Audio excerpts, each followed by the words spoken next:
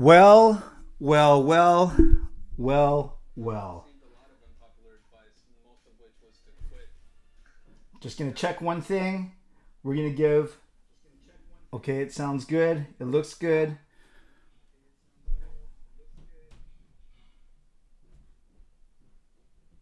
Hey, everyone. Welcome.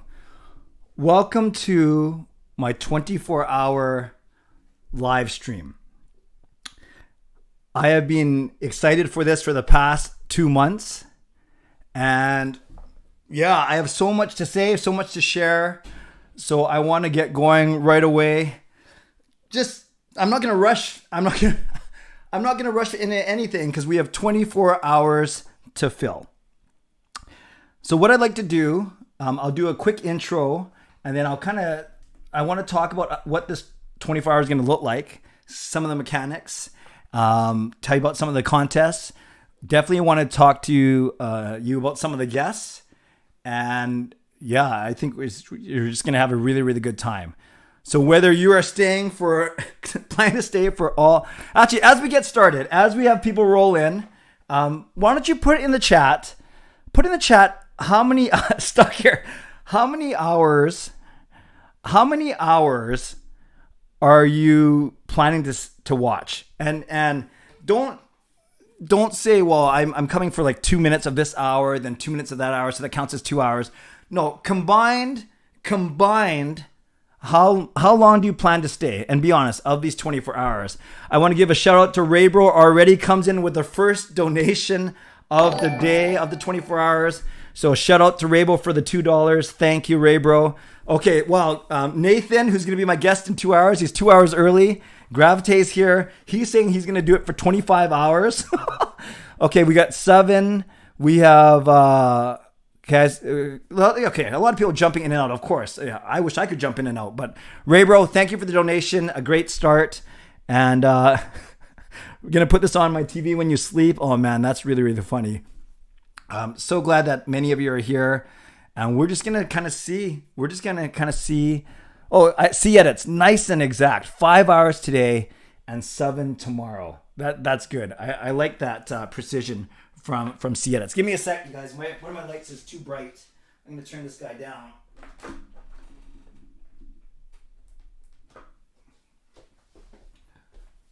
All right, let's try that.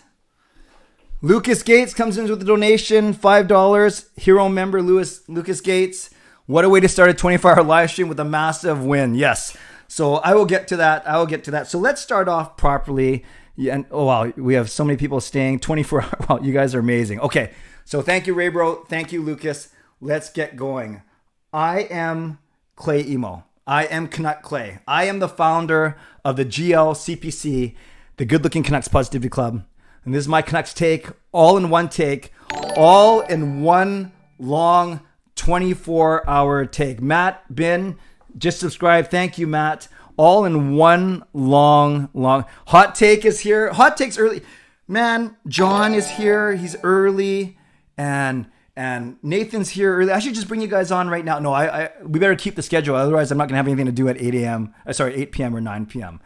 So let me just calm down. Don't want to burn all my energy in the first 24 minutes instead of the 24 hours. So let's keep on going.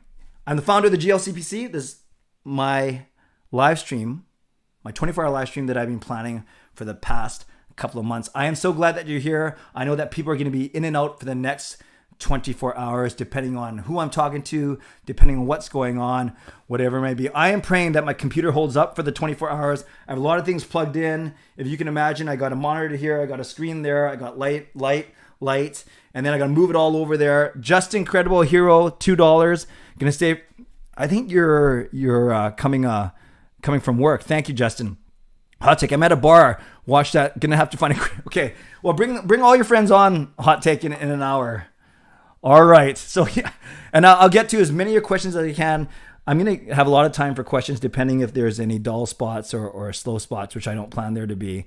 But let me kind of get through my intros, and then I'll tell you what's gonna happen for the next 24 hours.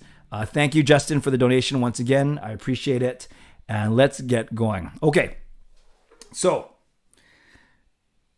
I want to give a shout out firstly to my moderators. We didn't schedule it out so like we have a moderator on at every time. I'm just going to trust that mods just do what you got to do. You guys know that I trust you a lot. You guys know that I always say, if you're not sure if you should delete something, just leave it and make another moderator delete it. It's fine if they're poking a little bit of fun or having fun, but anything, you guys know, anything sexist or racist or homophobic or anything like that, can it and zero tolerance, right? Time them out for a bit and then see what happens. So you never know whether it's now or in the wee hours of the night. So moderators, thank you in advance. I want to thank all my sponsors. Perform and Transform is my lead sponsor, personal training and weight loss. I'm down 13 pounds now, so I hopefully that doesn't go up over the next 24 hours. You think that thanks Nathan. You think you know that it might not go well. I don't know if I'm going to gain a couple pounds, lose a couple pounds. I don't know if I'm going to be curled up in a ball by the time I'm done. But yes, Perform and Transform. You can sign up for a free 7-day trial using that link that's on the screen. Oh, I forgot to update something. Maybe I'll do that in a second. So give me a second. Let me update one thing I was supposed to do before I came on here. Why don't you talk amongst yourselves and talk about your favorite moment of the Canucks win. It might be obvious. It might be game winner. But talk about your favorite moment of the Canucks win. And I just got to fix one thing on here. This hour.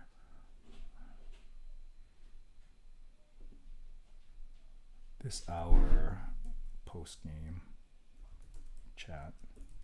Welcome. Next hour, John of Hot Take Hockey. Oh, yeah.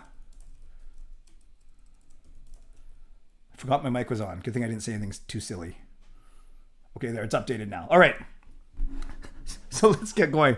Perform and Transform. They are my lead sponsor. They have been. You can sign up for a free 7-day trial using performandtransform.ca/CanuckClay. And yeah, I'm down 13 pounds. I feel good. I look better. Well, that's kind of conceited, but I'm the founder of the GLCPC. And even on my new video with Marie, some people were noticing that I look slimmer now, which is nice. You know, it's nice to have that kind of affirmation. And my wife Gail has lost almost 10 pounds as well, so we are happy with what is happening. So thank you. Oh, thank you, Samuel. Mr. Clay, you're looking great. Well, I appreciate that. I'm feeling great. It's more important to feel good than look good, but I'll take both if that's at all possible. Okay, so thank you to Perform and Transform and my trainer, Patrick. Want to give a shout out to Gassy Jack Art. He is the creator of all of these wonderful prints that you see, and he's going to be the one sponsoring the Kahoot contest at 10 o'clock, which I can't wait to tell you about that. So I'll tell you about that in a few minutes. That's the Kahoot contest at 10. And then Monkey 9 Brewing, of course, my eternal sponsor. They actually threw in a $50 gift certificate as well that I'm going to give away. And I'll talk about all those things in a few minutes. So thank you to the moderators in advance. Thank you to the sponsors of the stream. You'll notice that Raymond Zawada Mortgages, he is not on the screen anymore. We have decided not to move forward. It was all good. I actually saw him on the weekend, and we had a nice chat, a nice catch up. So that's I've removed that. But now, right in that spot is that where you've seen all the alerts come on right now. Okay. Oh, good. Matt's good at Kahoot. We'll see what happens. I don't know if you're going to be good at this game, but we'll see. Okay, so there's that. I want to give a shout out, as I always do, to my hero members. And that would be Nux fan number 29, Justin Credible, Lucas Gates, and Andrew Chang. And to my Hall of Fame members, Jens95, Sim Alexander, Chris Seifert, Adam Broomfield, and Shannon Hollingworth. We also have almost a dozen franchise members and 24 all-star members. So thank you to all members of all levels. You are listed in my video description. If you want to become a member of the CCC crew, press the join button underneath this or in the videos on the memberships tab on my YouTube channel. Thank you, Jamie, for the subscription. Austin, at $2.79 donation. Thank you, Austin. I appreciate that. And Chris Gary is here. Awesome. Thank you for the sub.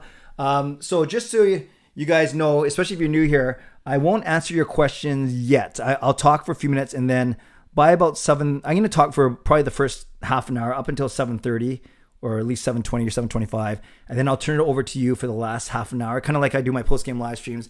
And then we'll be ready for John at 8 o'clock. Okay. So thanks again to all my members. If you want to come and member this channel, you can press the join button underneath this or in my videos on the memberships tab on my YouTube channel. Okay. Lastly, no matter where you're watching from, if you're in my beautiful neighborhood of Steveston in Richmond, if you are in the Lower Mainland, if you are in the province, in the country, on the continent, or around the world, thank you. I do not take you for granted.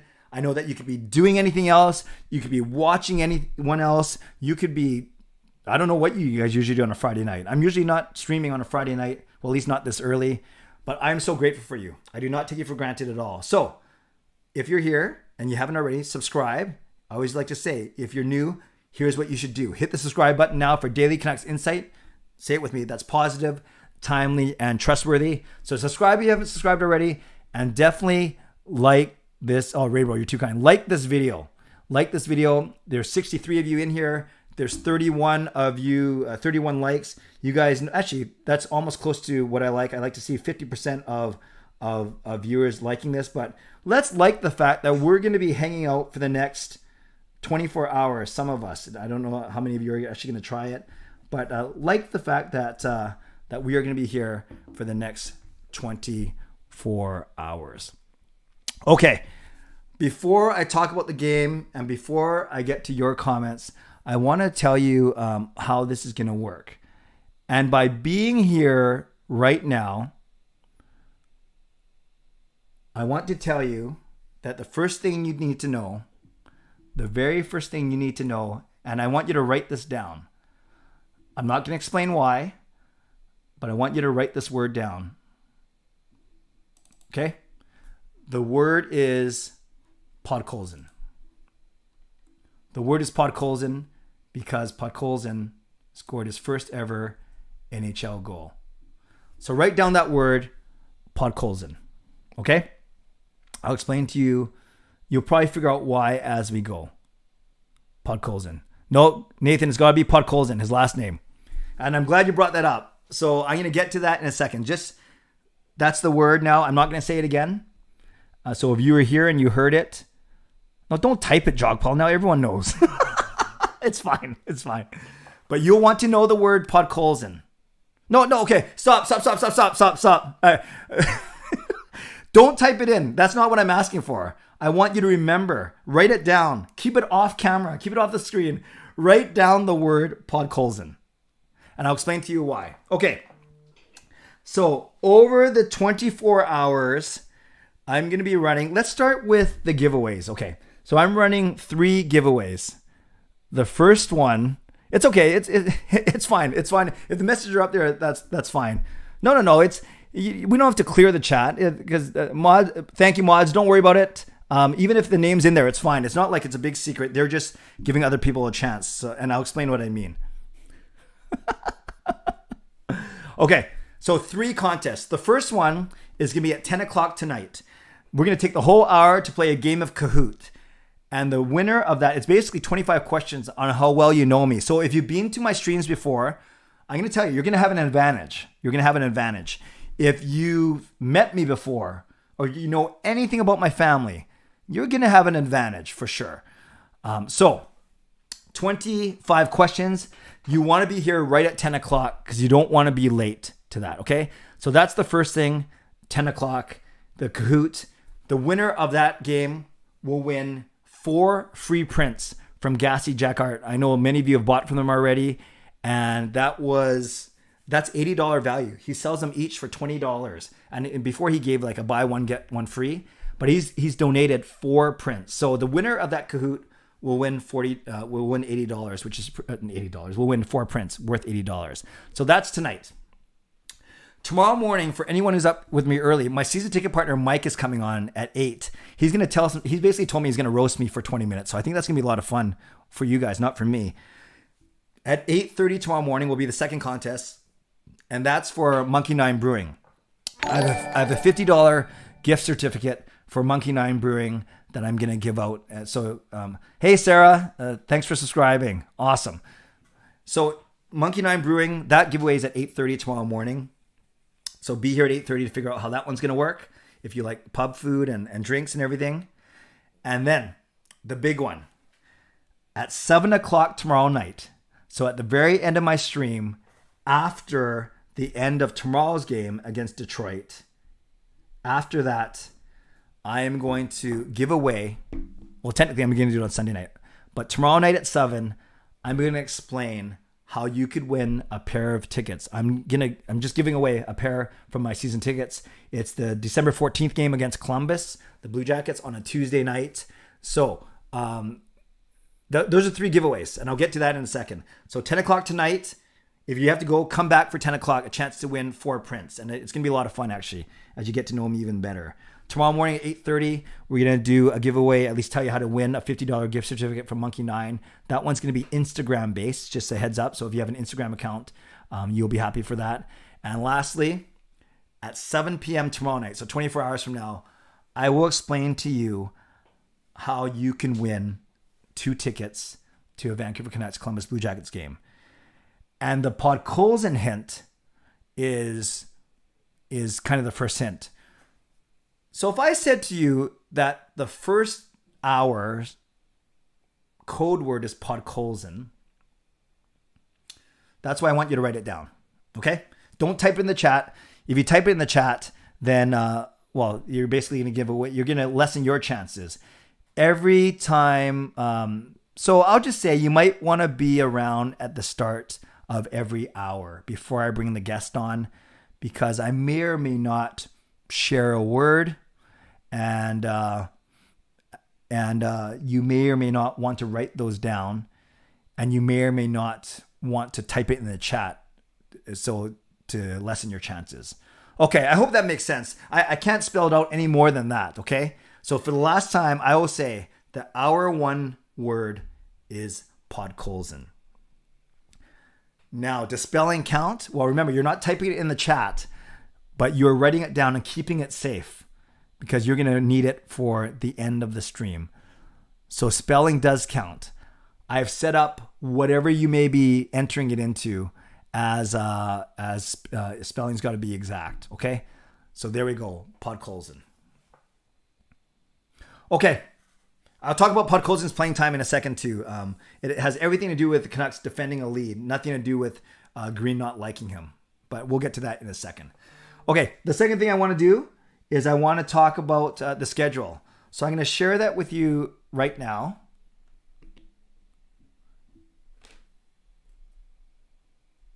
Just want to make sure this is working. Okay. So what you see on your screen, I want to walk you through this. So remember, all times are in, obviously our time right now, Pacific time. So right now we're going to talk about the Canucks game. I'm doing the welcome to the stream. I'm going to tell you everything that is going on, including contests and how this weekend's going to work. 8 p.m. So in 40 minutes, John of Hot Take Hockey, he often comes on these streams anyways, but he's going to come on. We're going to chat, and he's going to preview the Atlantic Division. And John's going to have to do a lot of the heavy lifting because I didn't get to do any research, admittedly. I was too busy doing other stuff. I had to write a paper. My paper's due tomorrow night, but there's no way I'm going to do it on the weekend. So I had to write it this morning. So John's going to come on at 8 p.m. Then, so going from YouTube legend to another YouTube legend, I think combined these guys have like 90,000 subscribers. Nathan is going to come, Graviteh, and he's going to help me preview. Well, he's not going to help me. He's going to do it. He's going to preview the Central Division. So I'm excited for that. And that's at 9 p.m. So John's coming up to us from Ontario, so that's 11 for him. Nathan's coming us from Texas, so that's 11 his time. Then at 10 p.m. is the Kahoot contest that I talked about. And then at 11 p.m., it starts the Imoo family chunk of the portion of the program, where my daughter Kayla is going to come on for the first half an hour. And then my brother Jason, who I want a lot of you guys to meet, very smart, very creative. He helps me with some of the Canucks music. He's going to come on at 11:30. So Kayla and Jason are going to split that hour, if that makes sense. Then at midnight, it's the long, much anticipated rematch of the Imoo boys. And we almost bought NHL 22 today, but we didn't want to muck it up or have any problem with our PS4. So we are going to play NHL 21. And we're going to have a tourney. We're going to have some live commentary. For any of you guys that have seen our tourneys before, they're a lot of fun. You remember, I almost won the first one, which would be ridiculous. And then I got killed in the second one. So we'll see what happens tonight. Dexter, all you got to do is show up at the start of every hour. That's all I've said. And I said that hour 1 is Podkolzin. I don't want to give away too much, but I did say that take note of many hour words as you can, because you want it at the end of the stream. 1 o'clock, so right after our tournament, win or lose, Sean and Jake are going to take over. I might take a small little break, and they're going to field any questions. Sean's coming back from a social at a pub. Jacob's coming back from a church meeting, 2 very different things. And we'll see what kind of mood they're in at 1 a.m. At 2 a.m., Chris Faber, he actually picked this time. Chris Faber of Canucks Conversation, of Canucks Army, and now newly of Sportsnet 650. He will be coming on at 2 a.m., and I can't wait to chat with him. 3 a.m., I have about 50 articles of clothing that I'm going to show you. I'm not going to try them all on because that would take more than an hour, but I want to show you all my jerseys, my jackets, my hoodies, my sweatshirts, my t-shirts, my caps, even my kicks, like these. So I'm going to do a show and tell with all my Canucks paraphernalia, and that's at 3 a.m. Thank you for the subscription, Carmsies. At 4 a.m., a new addition. So David and John. David's someone I've been on his channel before. They have a new podcast called Uncontested. Big hockey fans. I want to support them. And they're going to help me preview, well, they're going to do it, Team Canada for the Olympics. So we're going to have a lot of fun talking about that. That's at 4. 5 a.m., it's the alien Pope from the Church of Pettersson. He will be coming. And at 6 a.m., I'm going to do my Canucks point projections. Oh, I better look that up. I had that somewhere. I'm not sure if I still have it. And then I'm going to do that till about 6:30, 6:35. And then at the halfway point, I'm going to run upstairs and take a shower. So I'm awake for the second half. 7 a.m., Kim, the famous Isles girl from YouTube, she's going to come on and help me preview the Metro Division. And then at 8 a.m., it was the Dan Murphy slot, but I had to bump Dan Murphy. So if you guys saw, this is crazy. This is one of the things we were working through. Because of travel, and I think he has to, I'm not sure how he's traveling, but he's going to get into Detroit later than he thought. So I bumped Dan Murphy. My season ticket partner, Mike McBurney, is going to come. I say this could get ugly because he's a great storyteller, and I think he's just going to make fun of me for half an hour. So if you want to, laugh at my expense, come at 8 o'clock for Mike. At 9 a.m., Hannah Bernard. She is the former Canucks in Arena host. She did that up until 2 years ago. She's going to come in, and we're going to talk about her experience and what life's been like for her since then. And then at 10 a.m., my partner from Canucks After Dark, Parker, he's going to come on for the first bit. And then I think that's when Dan Murphy's going to slot in for the second half of that hour. 11 a.m., Rick Dollywall from Donnie and Dolly. You guys know that's going to be a lot of fun. Not sure if he'll be drinking Crown Royal already at 11. And then at 12 noon, my lovely and talented collab partner, Marie Huey, she's going to be here live. And we're going to do an hour 15 jam session. Some music, some talking. We're going to take you behind the scenes of how we put together that new skate song. Thank you very much for your feedback and your sharing of that. So yes, we're excited about that as well. So that's Marie. Then at 2 p.m., James Duthie from TSN is coming on. Can't wait for that. 3 p.m., Nick, another YouTube legend from Twisted Wrister Hockey. He's going to help me preview the Pacific Division. And at 4, I'm going to watch the Canucks game. So I'm not going to stream it, but I'm going to do a bit of commentary, a bit of play-by-play, and most importantly, just kind of talk to you.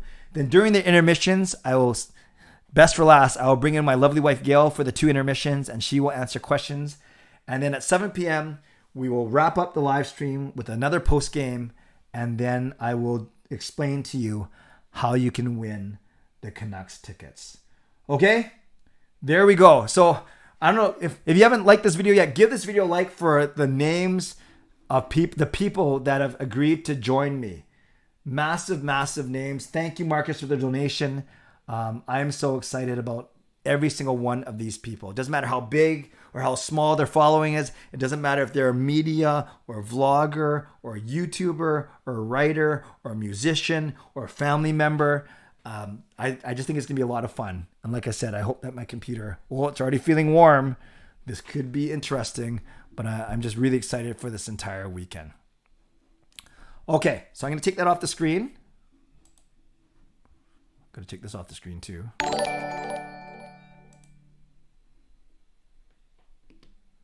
Thank you, Marcus, for that donation. Okay, one other thing. If it says, all these people that I have, they're not coming on for the whole hour. So one other mechanic I want to talk about is all these people, they won't be coming on for the whole hour.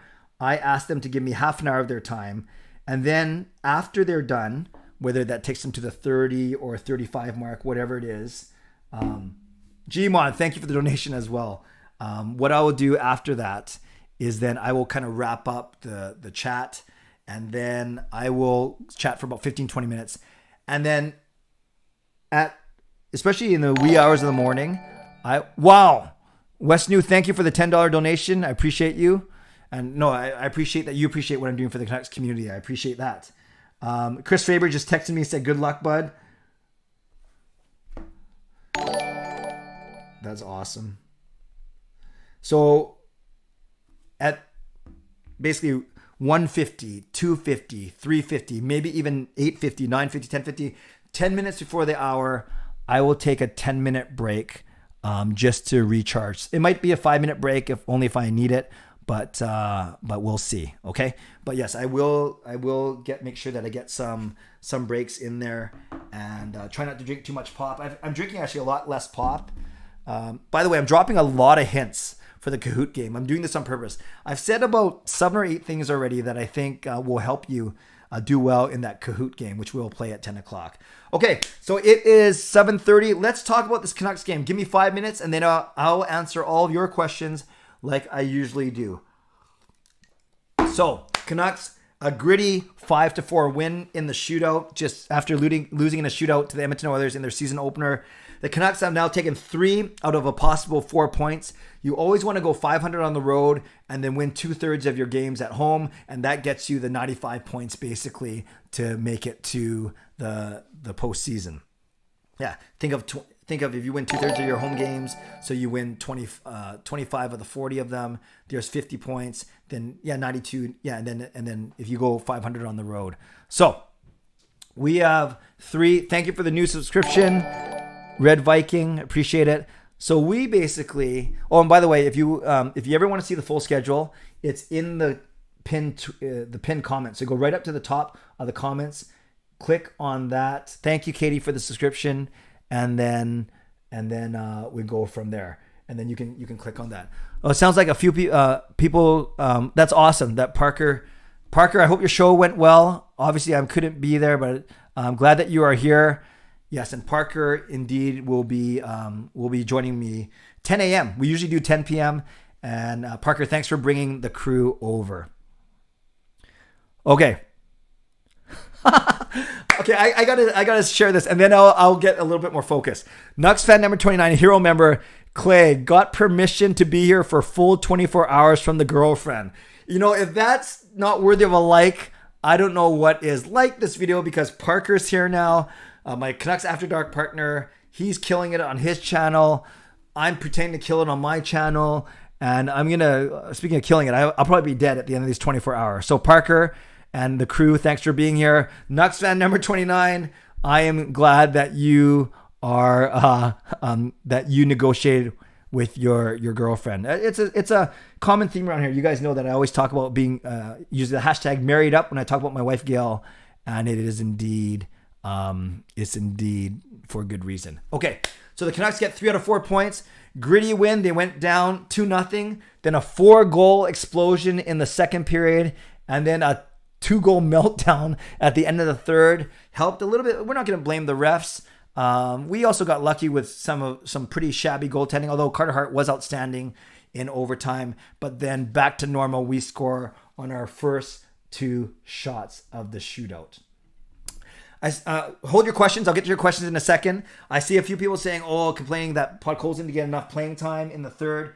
you guys, the Canucks were up. The Canucks were up 2 goals.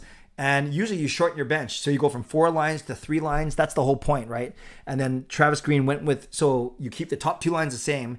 Then for the third line, Travis Green basically took the 3 guys from his bottom 6 that he thought could help protect the lead. So that's why you would see like Dickinson and Chason more than you would see a guy like Vasily Podkolzin. So no, he's not in the doghouse. He scored a goal.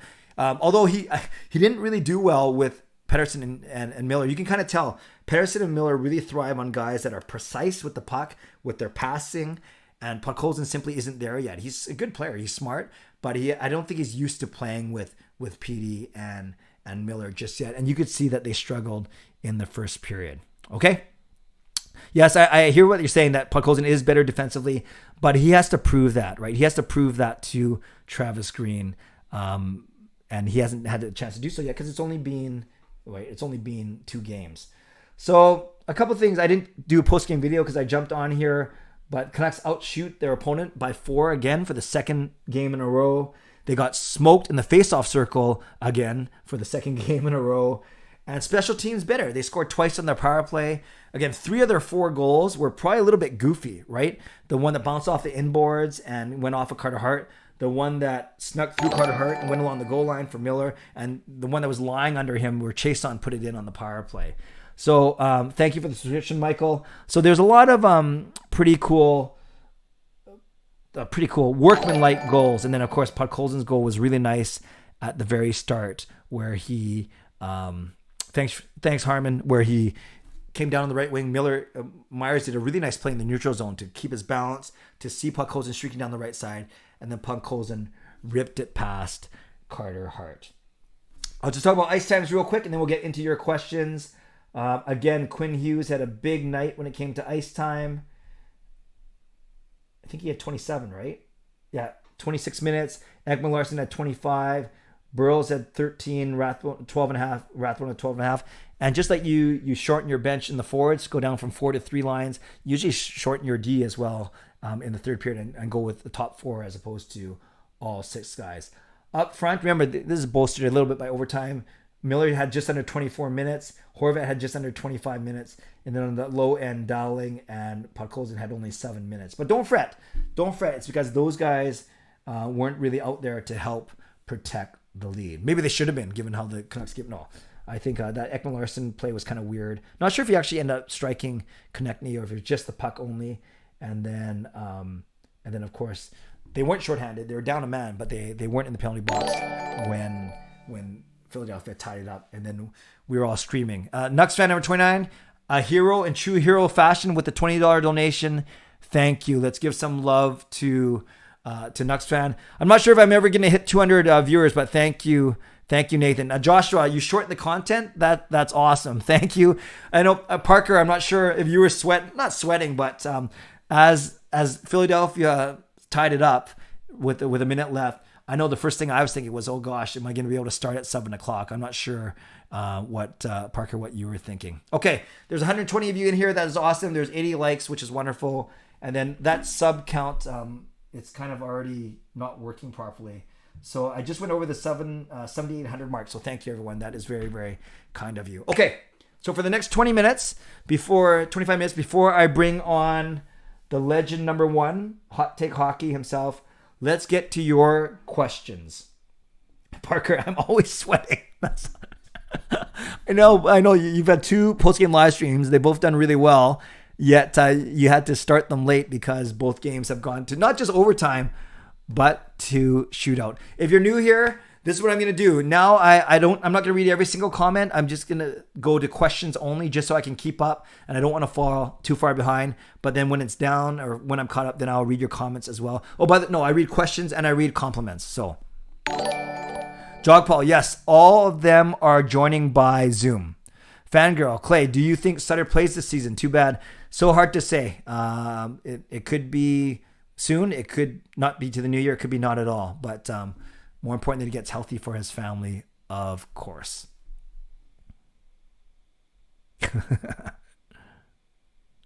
Yes, good point. Usually my numbers go up on my streams near basically when I'm about to leave, when I'm done at 11. So it's nice to see a lot of people in here. How many Pepsis are you downing tonight? You know, Dave, this was 2 months ago before I started with my trainer, Perform and Transform. Sign up for a free 7-day trial. I probably would have drank a full 2 to 4 liters, but now I'm going to try and limit myself to a glass now, which I'm finishing dinner. Probably a glass tonight. I'd say at the most 2 liters over the 24 hours.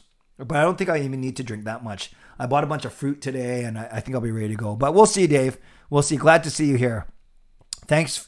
Oh, Melissa, thank you for the subscription. Lefty, do you think it's possible Sutter can't crack the lineup? No, I think given his contract, given how good he is in penalty kill, I think when he is completely healthy, he will still crack the lineup. Rainbow, thoughts on Hughes? I took a look at him tonight, and he seems like he's gotten better defensively. Do you think last year's was a wake-up call? Love the shirt. Thank you, Raybro. I appreciate it. Yes, Hughes has talked about how he wanted to be better defensively, how he wasn't happy with his play last year. We had this new assistant coach named Brad Shaw, who's supposedly really good at defense as well. Not supposedly, he is. So I think all those reasons. And I actually think Ekman Larson and Pullman are everyone that was crapping on them when we signed those guys, worried about how much we're paying them. They're good players. I think this is Canucks Twitter for you, right? Or Canucks fan base. I think they're going to be fine. And as a whole, the defense is not going to be as bad as initially thought. But man, if Wednesday night's game and tonight's game are any indication of the season, it's going to be very... I've already been entertained more in these 2 games, I think, than I was all of last year's COVID-shortened season. Darren, do you think Dickinson is not as good as expected? I think we got to give him time, just like we got to give Garland time as well. Well, yes, Parker, Melissa is awesome. Is Bowser playing on the strip? And if you mean Besser, there's a chance he plays tomorrow, but we'll see. Naruto, nice to see you. That overtime was awesome. I thought PD would have scored, but he tried to shoot it instead of deking. And I know they made a comment about bad ice kind of plays with your head, right? It makes you maybe not want to deke and at least get a shot off. Yeah, it was great overtime. Joshua, I'm fine. We know Travis Green juggles his lines a lot, and especially early in the season, if no line is absolutely clicking, then... But he kind of keeps pairs together, right? He'll keep Pettersson and Miller together. He'll keep Horvat and Pearson together. And that's kind of what we'll see, I believe. Matt, hey, Clay, what time do you think you'll struggle the most on the stream? Oh, that's a really good point. I think having guests is going to help a lot. If it was just me for 24 hours, I get very tired, and I think none of you would stay. But because so many people have been so gracious with their time, I still expect to crash. Probably, I usually go to bed around 2, which is horrible. So maybe around with Faber though, he's going to keep me awake. I think maybe around 3 when I'm showing all the jerseys. I'm pretty sure I already know I'll be stuttering, I'll be slurring. So, and then there might be a time tonight. I hope not. Maybe when Kayla's in here, I'll just beg off for. So we'll see. I'm worried that my computer is going to blow up, but so far so good. But we're only 40 minutes in. Great question, Matt. So I think if anything, it might be 3 a.m. and then maybe late morning as well when my body recognizes that I hadn't slept yet. But we'll see. We will see.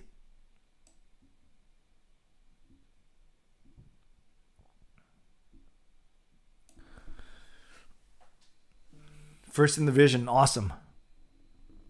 Yeah, I'm not worried about Dickinson, you guys. Marcus, show us your mini fridge of Red Bull. None. I've never had one before. Cole, how can they stop taking games to OT? It's early, Cole. It's early. One of the games they came back to force it. The other game they couldn't hold on. It's just way, especially the way that hockey is played at the start of the season. It's very loosey-goosey. Compare the Abbey Canucks as HL version of the Vegas Golden Knights. If he's talking about how they're stacked for a first-year team, I can see why that makes sense. Turn on airball. Hey, Martin. How's it going? What's new? Oh, I'm doing this. 1 more week of work. Nice. Nice to see you. Thoughts on Garland so far? Edits. He's been okay. I'm not particularly worried. When he's engaged, when he's fast and protecting the puck and fighting hard, working hard, I think he's great. But I'm not worried about his, quote, lack of production so far. I think he's just been okay. He hasn't been great, though. But I'm hoping for him, obviously. Is there room for everyone to be a star? No, but you don't need everyone to be a star. You just need everyone to do their jobs, Fillmore. Hot take, can you please teach me how to be a legend? No, man. Why do you think you're my first guest? I need to learn from you.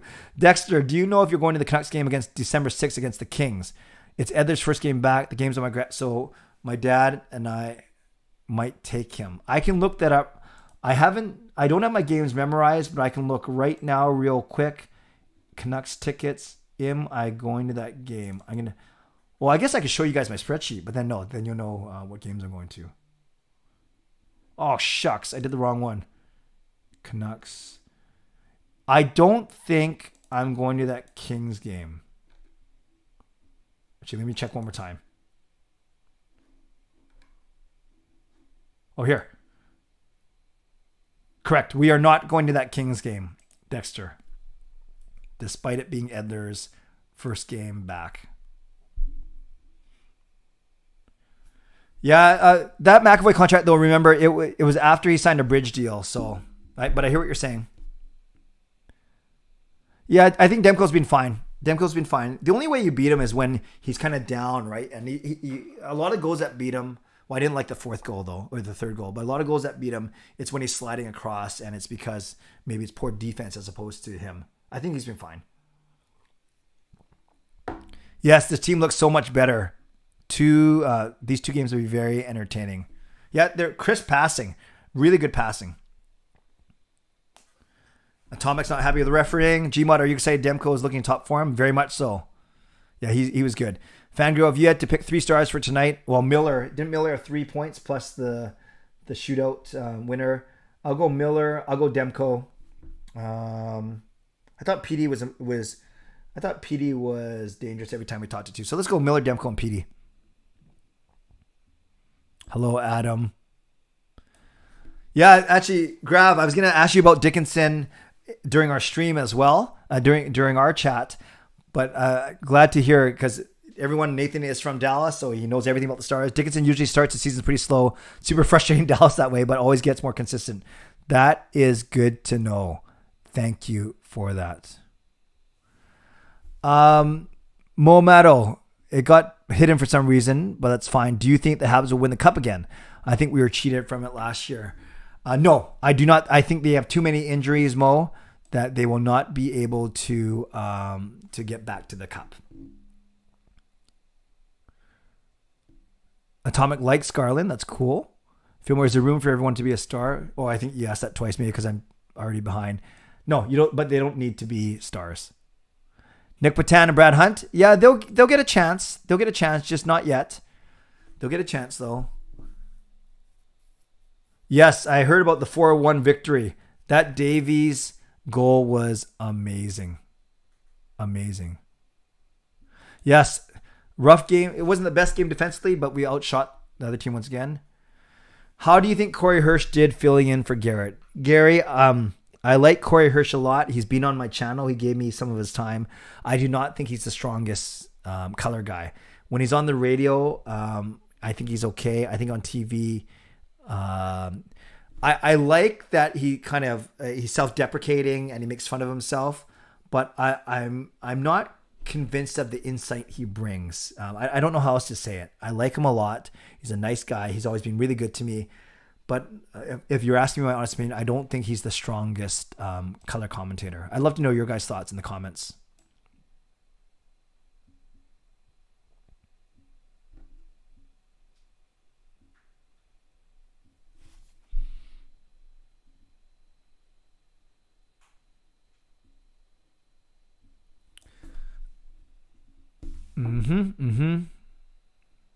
We see some rough stuff from Hogliner. Does he get in trouble in his career with the NHL? Nah, I'm not worried about that, Ray Bro. That's a good point.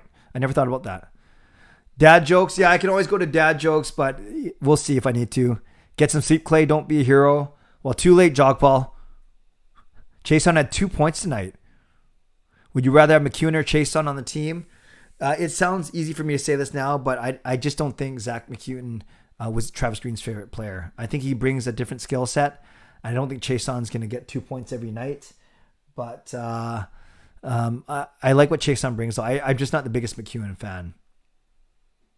Yeah, Dexter, the family knows to come check on me every time, especially if they don't hear me. Good, Sibby. Enjoy that mattress.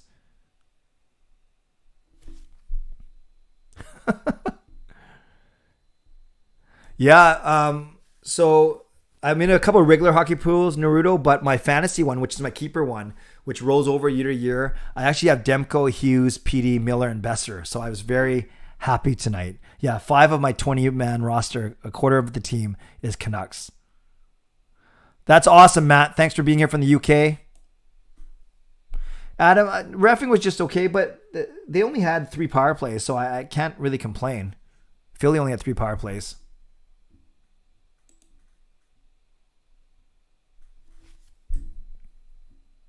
Terrible penalty call. Yeah, Tomic's still not having it with the refs.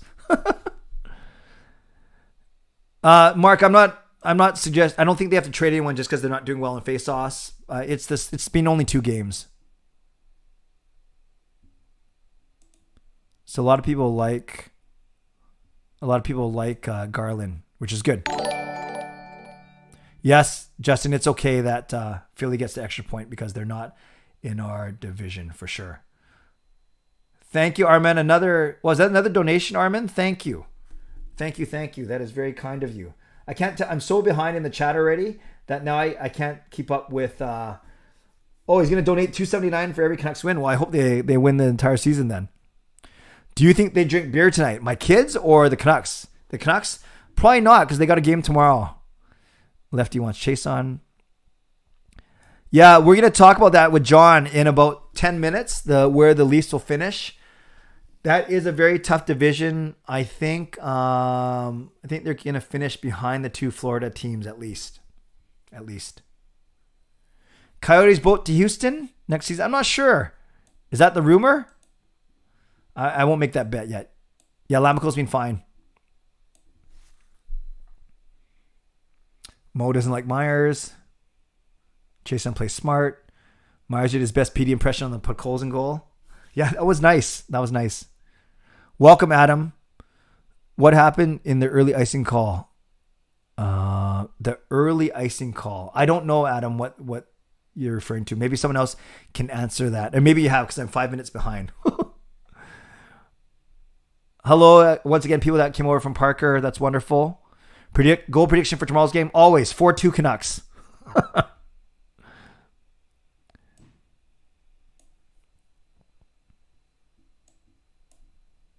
Just going to make sure I nail all the questions. Oh, Shannon likes Podkolzin's game. Did the team improve offensive puck position, milking the end of the second period to get power play and also an OT? Did they improve their offensive puck position, milking the end? I'm not sure, Fillmore, what you're asking. Can you re-ask that so I can answer it properly? Besser tomorrow? I sure hope so, Armin. No, I like Garland too. I like Garland a lot, actually.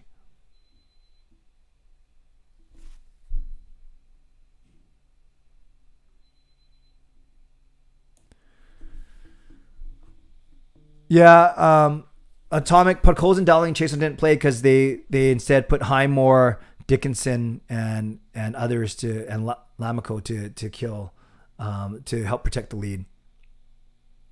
Oh, Sibby, Hirscher's trending on Twitter, not good.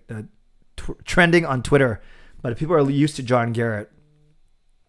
Yes, I know about Alphonso Davies playing here in Vancouver for sure.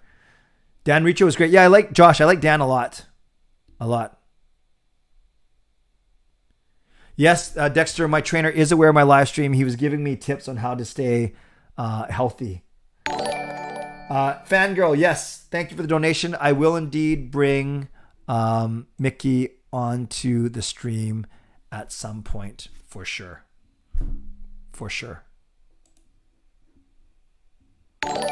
Just fixing something. Sorry, guys. And thank you for the subscription, Gilbert. That is awesome.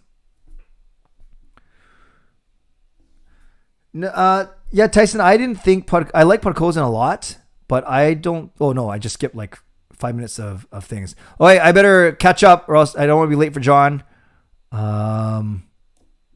Lucas, another $10 donation. With the arrival of Kraken in Seattle and the arena reno being completed, the NBA is keeping an eye on that market. Very plausible. Vancouver is on watch. Fine with me. I would not complain. Gmod, I actually agree about that constructive criticism for Corey Hirsch. Do you think Vancouver gets an NBA team? I'd love one. I was a big Grizzlies fan, but I just don't see it happening. Do you expect a high-scoring game considering Bertuzzi first game? I expect the Canucks to score a lot, not Detroit. I can't wait to see what Halak does tomorrow. Armin, why was your name removed from the list? Oh, if you're talking about the memberships, that's my bad. I think I used an old list. So no, I will correct that for later, maybe on one of my breaks. Armin, that was a unintentional mistake. So your name should be on there. I had so many, I set the stream up a long time, so I betcha it's an older list in there. So thank you. And I hopefully I did not upset you, Armin. No Larkin for tomorrow. Yes. Because of, and Lucas, another $2 donation. Thanks, Hero. Armin, please forgive me. Do you forgive me? Chase so much better than Zach. Was that good enough to play for Flyers? Tough to say. Yes, I heard about Chason's name. Okay, good. Thanks, Armin. He's probably talking about the list of all the members in my video descriptions. A lot of buzzing, which is nice. Thank you. Okay, I'm going to get to your questions. Which player matchups are you looking forward to seeing the most this season?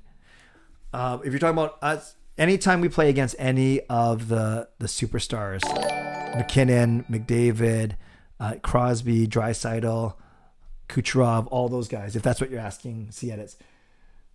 Hero, member, Justin, using my free membership chat for the night, going to support your stream for as long as I can, even though I'm working all weekend. Don't know for me, every hour I can stay, so hopefully at least 12 hours. Why, thank you. That's very kind of you. Garland's awesome. Armin. Yep, I agree about Garland and OEL looking good. Pods gets the single shot. Rios, what's going on, Clay? It's been a fat minute. Yes, nice to see you. Whoa, did I just see a big... Adam, Hero, coming through with... Adam from the Hall of Fame tier, coming through with a $20 donation. Thank you, Adam. That is very kind of you. Thank you, Rios, for being here. Nice to see you. Dave, I see a bit of Jarkko Ruutu in Lammikko. Yes. Except he can take face out. Yeah, that's a good point. Just kind of that whole kind of big body bowling ball type of body and type player. I like that too. How many Canucks do you think make the Olympics? I think 4 on USA. Truly, Hughes, Besser, Miller, Demko, outside shot. PD and Ekman Larson, Halak, maybe Bo, maybe Hoglander. So I'd say 7 for sure. Dark Horse Canucks prediction for the season. Good. Hi, Sarah. Nice to see you. Good question. How about Rathbone gets more Calder consideration than Podkolzin? I don't know. I just threw that out there because I like Podkolzin a lot, but I like Rathbone a lot. Highmore is good.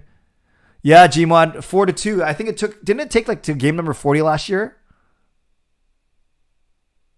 Larkin out for tomorrow. Yeah, he's suspended, right? Okay, I'm going to try and catch up a little bit. So, and if I missed your question, I apologize.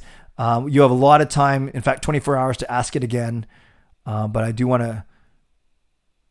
Tyson thinks that Podkolzin did look good with Petey Miller. I wasn't so impressed. Pullman has been underrated. Yes. Okay, Lefty liked Podkolzin with Petey Miller too. Maybe it's just me. Larkin is out. Kyle Burrows has been good. Yeah, that's a very young pairing, right? Burrows and Rathbone. Van down by the river. Spencer, I'm not tired yet. And hopefully we don't do a yawn watch. I'll have to make sure that I'm good at suppressing it. What's going on with Petey? What do you mean what's going on with him? He had 2 points tonight. I thought he was great. Although, yeah, kind of fluky points. But still. Thanks again, Adam, for that donation as I pass it. Jarkko Ruutu, I haven't heard that name in years. Indeed. Imagine that. Okay, so I think I'll caught up. You'll never yet to play scratch 2 games. Yes, he's like their 8th or 9th defenseman for sure. No, I did not see Barkley and Gretzky on TNT. I'll have to look that up.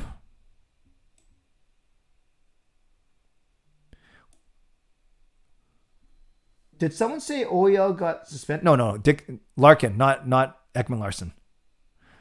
Why do you think Pettersson hasn't been in the lineup when he was the Canucks leading scorer through the preseason? You answered it, Atomic. Preseason doesn't matter. Honestly, when it comes to points in the preseason doesn't matter. Of course, I think that they want Chason's experience and his big body on the power play more than Pettersson. I think. But I did like Pettersson more than Chason. I've said that many times. I think he's faster and more dangerous. But maybe that's not what they're looking for. They're looking for more rugged guys for the bottom six, maybe. No, Shelvin, nothing to do with this with puck goals in celebration. Everything to do with matchups and playing defensive hockey. Tyson, no, I did not have a nap. I wanted to. I worked from home because I had to do some video editing, which is something I do for work.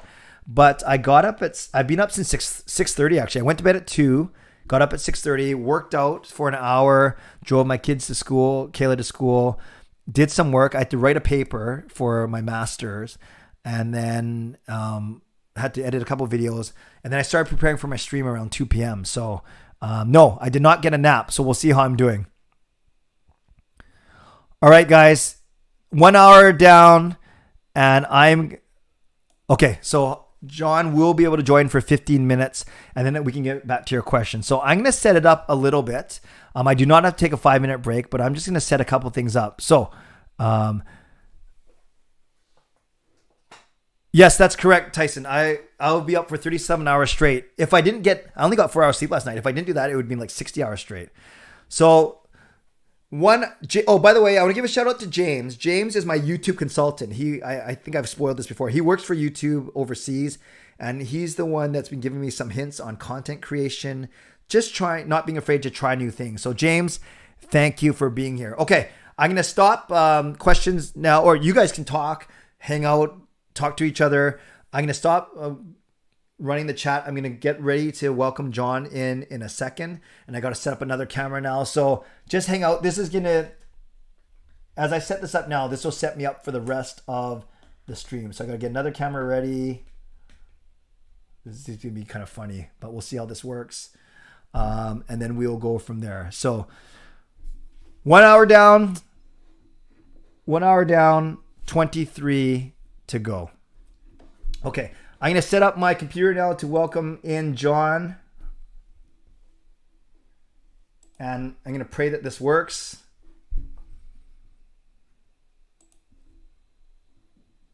So we are now entering hour number 2. Internet's still working. Computer hasn't died yet. Just have to bring him on. Give me a second. Join with computer audio.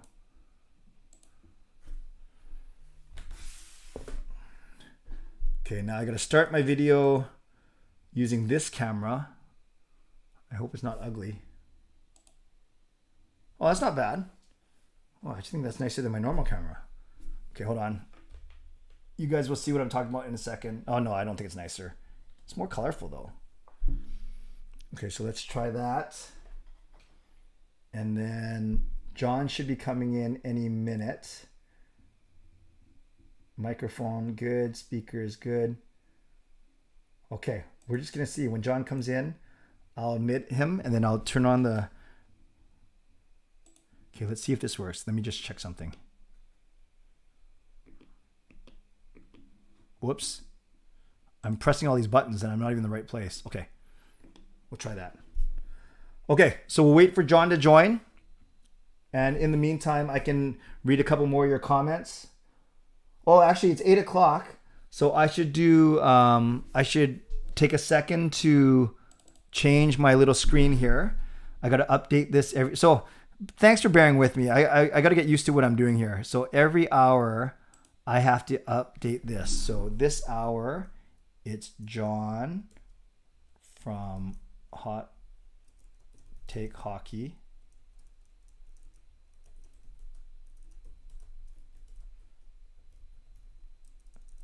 And then I will say Atlantic Division. Now you guys can see how slowly I type. And then next hour, Nathan Graviteh.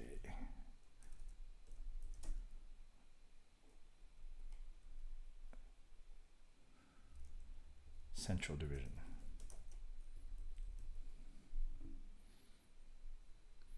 All right, friends. And in a second, John, Hot Take Hockey.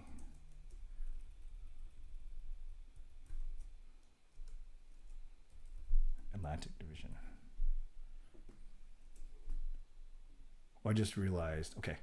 Okay, so I've updated the screen. As we wait for John, welcome to hour number 2 of this 24-hour stream.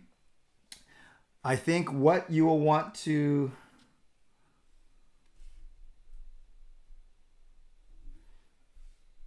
What you'll want to write down now... Uh-oh.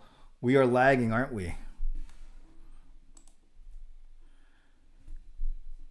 If you're still there, maybe refresh the... maybe refresh your... You're still lagging, eh? Uh-oh.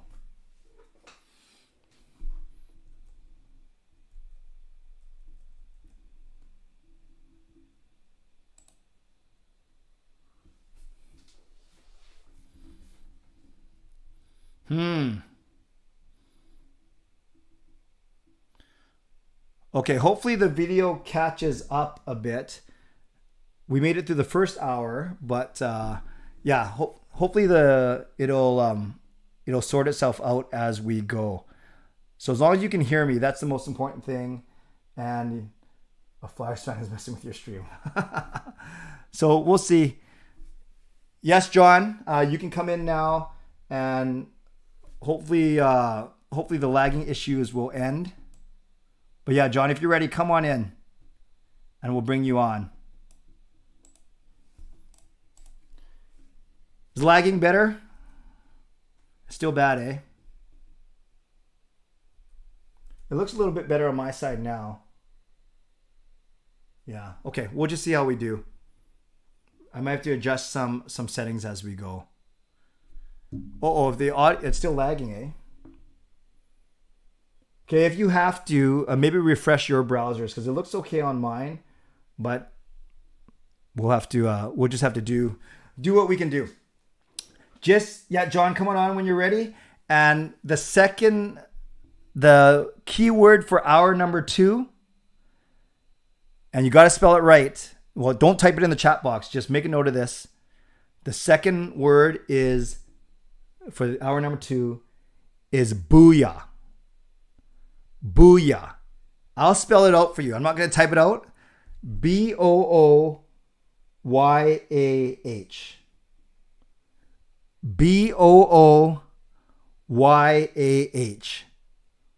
Booyah.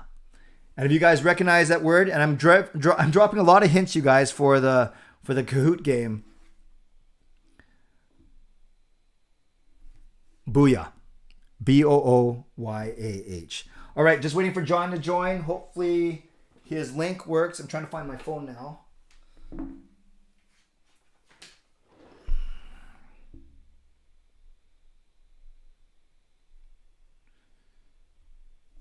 And in the meantime, I will read some of your chat messages while I wait for him. Oh, I think he's here. Hold on a sec.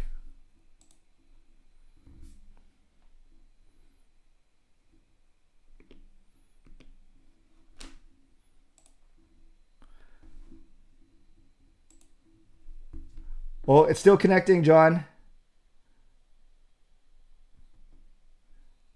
It says still connect. Oh, it's still connecting. Can you hear me?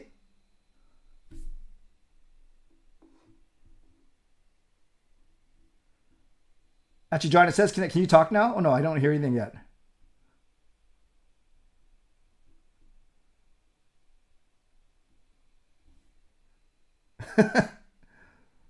So, John, I can see your lips moving, but I can't hear. Is your mic on? Everything's fine? I think when we able to hear it, it'll be loud because Don't worry, guys. We're gonna work out all these technical issues.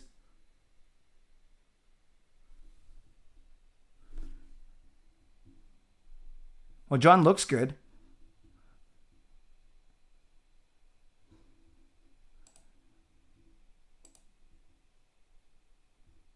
John, can you go out and come back in? Do you mind? Try it one more time. You can't hear me?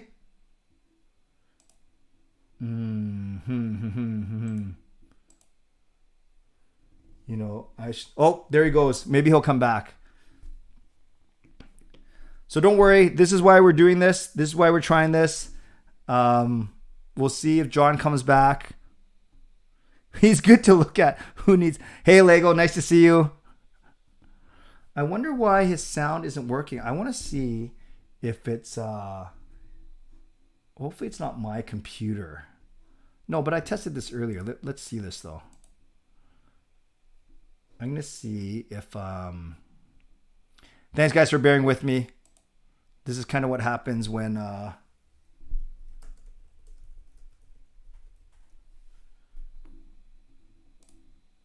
I'm going to test the audio on one other thing here. And I want you guys to tell me if you can hear it in a second.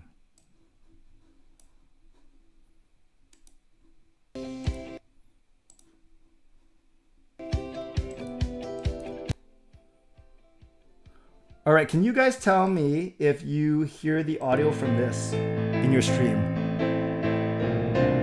Oh my, a read full of fans, a cheering from the stands, looking nice on the eye. Could you guys hear that?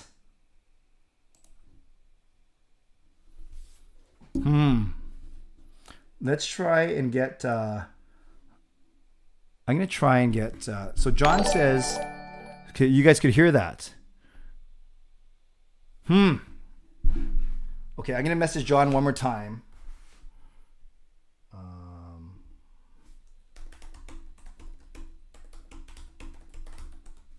Thank you for the subscription, Cyrus.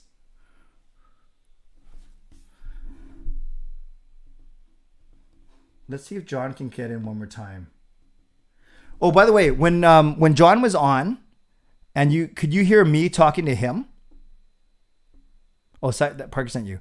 Yeah, you guys, when John was on, I know you couldn't hear him. Could you hear me talking to him though? Or did you not hear me speaking to him either? If you guys can let me know in the chat, that would be great.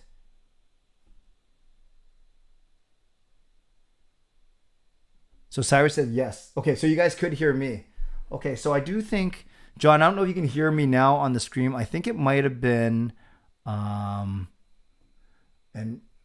issue with John's connection.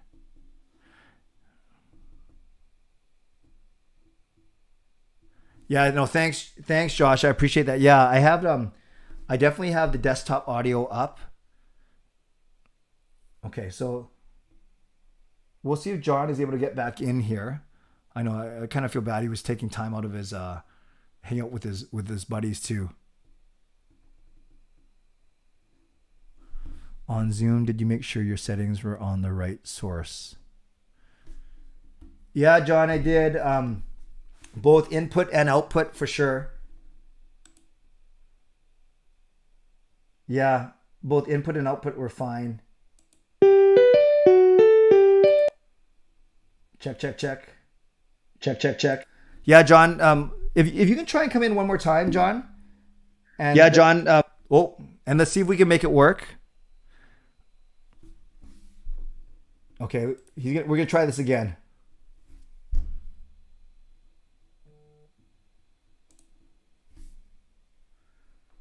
Please.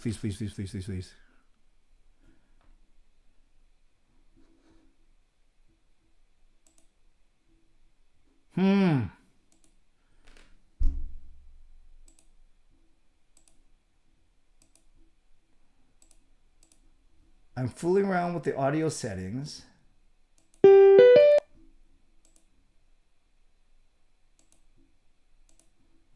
Yeah, I don't know.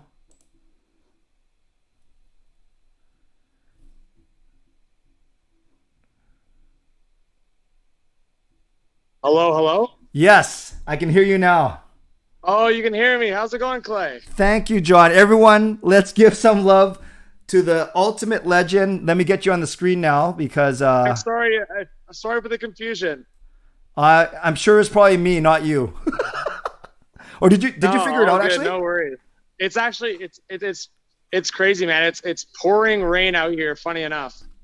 Wow. It looks like I found some shelter, so I'm okay right now. Well, we appreciate. So everyone, let's give some love to. I hope it's not loud around my surroundings. A lot of other people are trying to find shelter right now. No, it's actually perfect. It sounds really good, actually.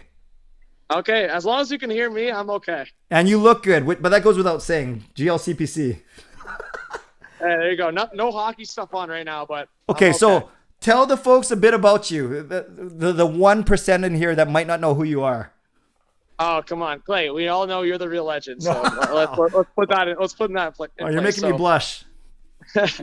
Yeah. So I'm from Toronto. I actually, funny enough, right now, guys, I'm on a little bit of a road trip right now with my friends. I unfortunately saw the Leafs stink the bed last night at the Canadian Tire Center in Ottawa, but that's beside the point. So played hockey all my life. Played AA hockey all my life. Started a YouTube channel in 2017 with a couple of friends.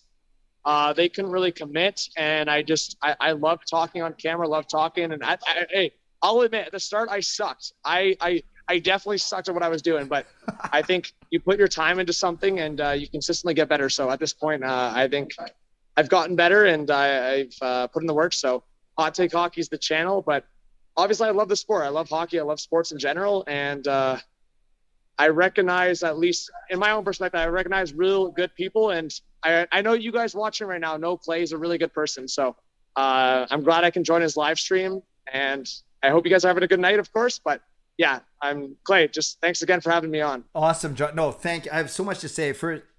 But firstly, I want to be respective of your time. How much time do we have you till without you going crazy? Man, you'll have me for another 10-15 minutes is good. Okay, if we can get to it's 11:15 where you are right now, right? Yeah, it's 11:15 my time, so I can go till 11:25, 11:30 my time. Let's aim for that. The next 10 or 15 minutes. Really quickly, John and I have been blessed to collab with him. Sometimes on his channel, sometimes on my channel. We did that whole season prediction last year. We were talking about the Canucks, why they're a sneaky good team. They showed it tonight. But John, you're too humble to say this, but I'll say this. How many subscribers do you have now on your channel? Just a little bit over 40,000 now. Wow, that's amazing. That's amazing. And you've been doing this for 4 years. Yeah. So like I said, 2017, about November, I started with my friends. We took a little bit of a break for a few months. So I'd say on my own, because I was like, I want to keep doing this. And my friends were just super busy. So about August, September 2018, I took it over myself. So about a solid 3 years on my own at this point. Awesome. Okay, so let's do this. In the next 10 to 12 minutes, tell us about your experience watching the Maple Leafs in Ottawa. Tell us about that. Then that was kind of an impromptu, pretty quick trip, right? Yeah. So obviously with COVID, things have been tough. And people that know me, I like to go to at least a couple of games a year. Everyone that knows the market in Toronto, Leaf tickets are very expensive. A lot of business people take up most of the lower bowls. So you're basically paying $150 to be in the greens, which is the third level. I'll be honest with you guys. I actually sat a few rows up behind the net last night for about the same price. And it was a really cool experience. You really don't see that in Toronto. You're dropping probably quite a few $100s to sit somewhere close to the net. So we sat close to the net, and we saw a lot of stuff happen around that net, but most of it was Anton Forsberg absolutely robbing the Toronto Maple Leafs last night. 48 shots, 46 saves. My overall experience, I had some subscribers, some people approach me. I also had other people approach me to talk a little bit of crap. A lot of people talking smack about the Leafs last night. So that wasn't great, but obviously at the end of the day, last year did not end well, and it wasn't great. My favorite player, Riley, had his last shot with 3 seconds left and missed the net. So it was a good experience. I'm with my friends right now. We're on the road for a couple more days here and just having a little bit of experience. We're going to go. I don't want to spoil it on the stream right now, but we're going to one more arena and then we're going to have a good time. But we're on the road right now. And Clay, I know we talked about this a month ago, but I told my guys, I was like, you know what? I don't do this for everyone, but for Canuck Clay, he's an absolute legend. I want to make sure I can win a stream and have a good conversation. Well, I appreciate that. As I see how shiny I look in this particular camera, but that's okay. I saw your tweet. So be honest, like once in a while when I go to games, and I think more since my channel's grown a little bit, I do get stopped at the games once in a while. Hey, Canuck Clay, or they give me the thumbs up. Do you like that kind of thing? Do you shy away from it, or is it just kind of, take it as it comes? Sorry, repeat that. I just missed it. No problem. Do you like it when people stop you? Do you find it surprising? Do you think more people should stop you? Like, what's your general feeling? Yeah. So, well, I'll expose myself a little bit. So a bunch of people were actually messaging me, and I don't know. I like people approaching me, but I think with my friends, I was a little awkward about it.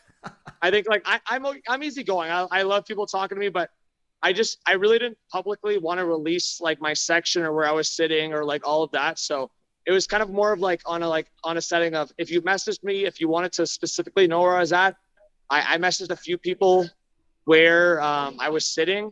So 3 people in total ended up having a good conversation with me at intermission. But outside of that, I think it was just like through COVID, I didn't really want to complicate things. I just wanted to have a good time at the game. If people messaged me, I told them where I was sitting. But outside of that, I just wanted to have a good time at the game. But you know what? I really like it. It really warms my heart when people reach out to me and tell me things are going well. I don't know if there's technical difficulties right now, but yeah, it's me. I tried to switch my camera and I probably broke everything. So as long as you can hear me, keep going. Yeah, I can keep hearing you. But yeah, so no, Clay, I think I'm in the same boat as you. I obviously love talking with all fans. I would say, I mean, some of my friends are really shy. But I would say I think I have like a very easygoing personality. So I love talking to like anyone. It doesn't matter. But yeah, I think like last night, a lot of Senators fans were talking smack, and I was pretty. I think I was a good sport about it. But yeah, I ended up talking to a couple of OGs last night that have been subscribed to my channel for a couple of years, and talked to some new Senators fans. So that was cool. But I mean, I'm sure you can relate that it's. Man, it's definitely refreshing to see like a lot of people just kind of approach you and be like, hey, I've supported your channel. I've watched your stuff, and man, it's really cool. Well, that's awesome. No, and I'm sure your friends are like, this guy's no big deal. What are you guys doing? Right. No, yeah. I mean, I obviously I've worked really hard and I want to appreciate what I've done, but yeah, I'll give myself credit. I think I'm pretty modest about it. I really don't like, whether, hey, Clay, I'm at a bar tonight, whether it's girls talking to me or like whatever it is, I'm not going to say, oh yeah, I got a big chance. No, like it's not like that. It's one of those things. I put in the work, and we'll see what happens going forward. But no, at the end of the day, I like growing a hockey community. And I think, I mean, you look at the other major sports like in the world, I don't think hockey gets enough respect. So, I mean, hey, people in the US, I'm hoping the ESPN gets a big boost in that sense. And man, I love this sport. It's the best sport in the world, in my opinion. I don't know if you're on the same boat with that, Clay. I think you are, but hockey's the best sport in the world, in my opinion.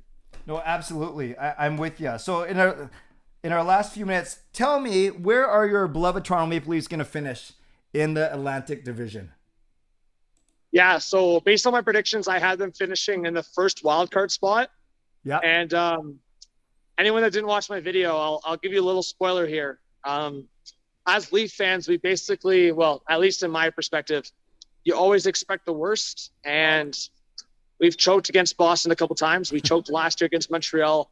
I think the last thing we need as Leaf fans to expect to choke against is the team that our captain used to be on. So in my video, I have the Toronto Maple Leafs against the Islanders in the first round, as the Islanders finished first in the Metro. The Leafs finished as the first wild card, and John Tavares and the Toronto Maple Leafs lose to the New York Islanders in 7 games.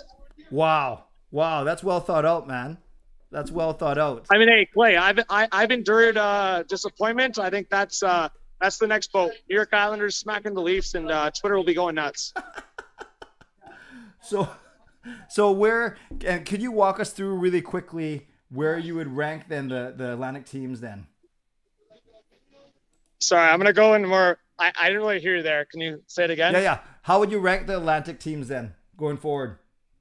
Okay, yeah. So I basically have Tampa and Florida as kind of like the 1-2 punch. I have Boston as 3, or like Florida as 3. So basically, yeah, Tampa, Boston, Florida, or Tampa, Florida, Boston, and then Toronto, and then Montreal, Ottawa, Detroit, Buffalo. I mean, Buffalo just smacked Montreal 5-1, which I guess kind of cushioned the pain of what I endured last night. But I mean, man, Montreal also has a lot of injuries and stuff like that. So I still think Montreal is going to finish somewhat decent in the Atlantic Division, but based on the Metro, I mean, I think Habs fans understand it's going to be a tough spot to be in to make the playoffs. Yeah, no, I think that's fair. And I agree with you. I think the two Florida teams are going to go neck and neck at top of that division.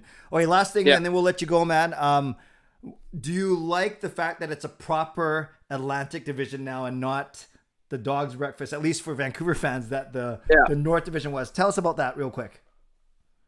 Well, Clay, so funny enough, I'm in a city a few hours away from Ottawa right now.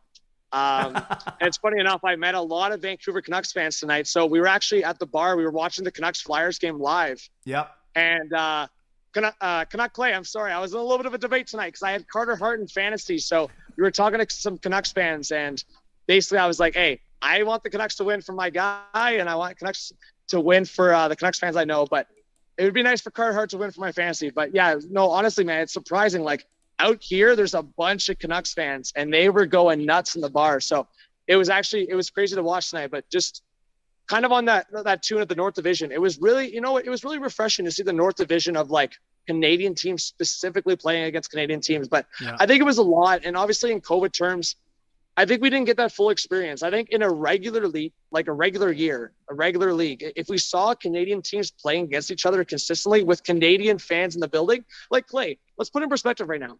If it's at Scotiabank Arena with Leaf fans and Canucks fans, or at Rogers Place with Canucks, like the fans would be going nuts. So, I mean, again, I'm glad it's at the regular divisions, but I think a lot of people are saying the same thing, just forgetting that what if the fans were in the building for these Canadian matchups? Yeah. Imagine the Battle of Alberta with Flames and Oilers fans in the building. It'd be insane.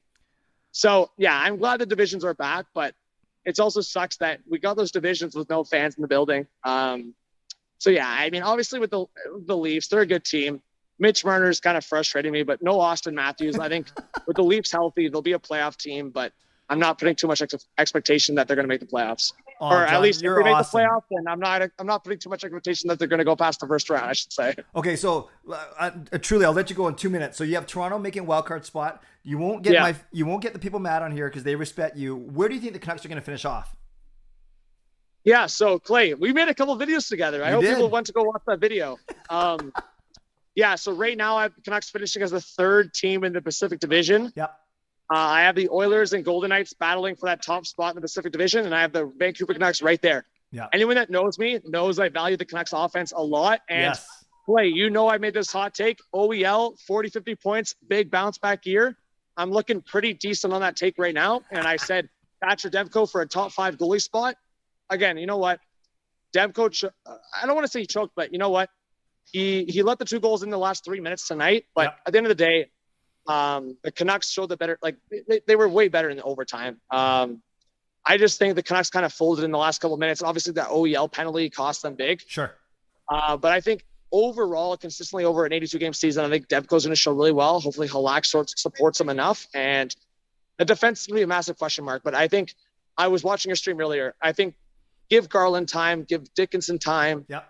I think the team's going to come together. I think that offense is really special, and I have confidence in this team. If not in the division spot, my prediction is the third in the division spot, but I think they're making the playoffs. And Canucks fans, be happy with your team right now, because obviously at the surface level, this team was very bad last year, but obviously a lot of things happened. And if this team can bounce back and show the city of Vancouver that they have the resilience, they have the kind of bounce back to make it a year, I think the Canucks, if they make that playoff spot, I think they can make some noise. And I mean, we could see something similar to what we saw bubble version of the Canucks. And obviously Demko, the bubble Demko, as we say, could make his return. So we'll see what happens. Awesome. And 2 rapid fire ones, and then you're out of here. Number 1, when's the last time you pulled an all-nighter, 24 hours? Wow.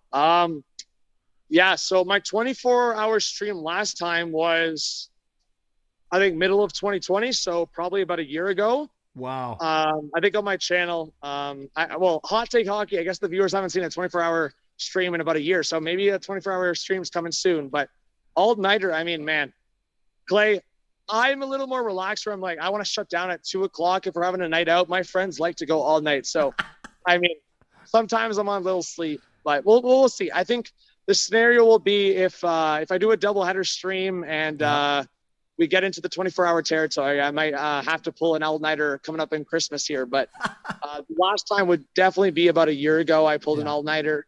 But I mean, Clay, if you talk to me during school, I probably pulled like 10 all-nighters in a few months just based on essays being due the next morning. So you have any tips for me? You have any tips for me how to survive?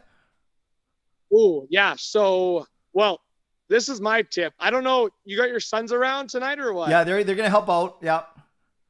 Well, I mean, don't take my advice on this if you don't want to, but what I actually ended up doing, which is kind of funny, I cheated a little bit. So maybe people can call it the 23-hour and 50 minutes, but I actually ended up taking a really cold shower at like 3 a.m. Yep. And I got a coffee in me and it woke me up for the next 6 hours. But if you can do something like that where you can get off stream for 5-10 minutes, get your sons in. I mean, I'm sure Sean can hype you up, Clay. So if you can do something like that. But at the end of the day, man, I was looking at your guest list. Like, guys, everyone watching this stream right now, appreciate Clay. Like, Clay, I have a lot of respect. I was even telling my friends, I was like, man, you got to make sure you watch this guy because so genuine, so inclusive, make sure everyone feels involved. And you have a connection with people that I'm telling you, like, not many people have. So give yourself credit. I want to make sure everyone watching this knows how special you are as an individual. I'd be honored to meet you someday. I think you have a lot of great guests coming on. I think they're going to keep you going. And obviously at the end of the day, it seems like you have a great family as well. So I'm sure they'll be able to help you out. And hey, if you can get a coffee in you, maybe a little quick cold shower as I did, but even a walk outside, I'm sure you got this, Clay. I mean, man, Clay, you got this. You got the energy 24 hours. It's going to be nothing for you. Come on. Thank you, brother. I'm glad my camera is not working right now. You won't see me blushing. So, John, thank you. Yeah. So I'm guessing the fact that you lived in Toronto, then you went to Ottawa, and then you drove a couple hours. I think we all know where you are. So have fun doing what you're going to do tomorrow. And I really appreciate you coming on today. That's awesome. And thank you for the kind words. And ditto back to you. Everyone watching, if you somehow don't know about this guy, Hot Take Hockey, daily, sometimes 2-3 times, streams all the time. And not just the Maple Leafs, the entire league you cover, correct?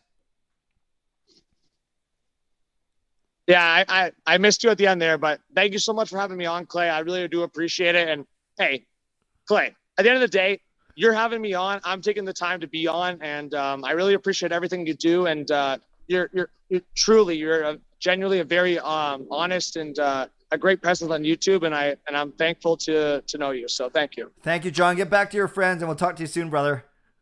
All right, guys, enjoy the rest of the stream. And Clay, you got this. 24 hours, man. You got this. I'm glad to start it off. You got this the rest of the way. Thanks, John. Appreciate it. Take care, bro. Hey, cheers, man. We'll talk soon. Peace. Thank you.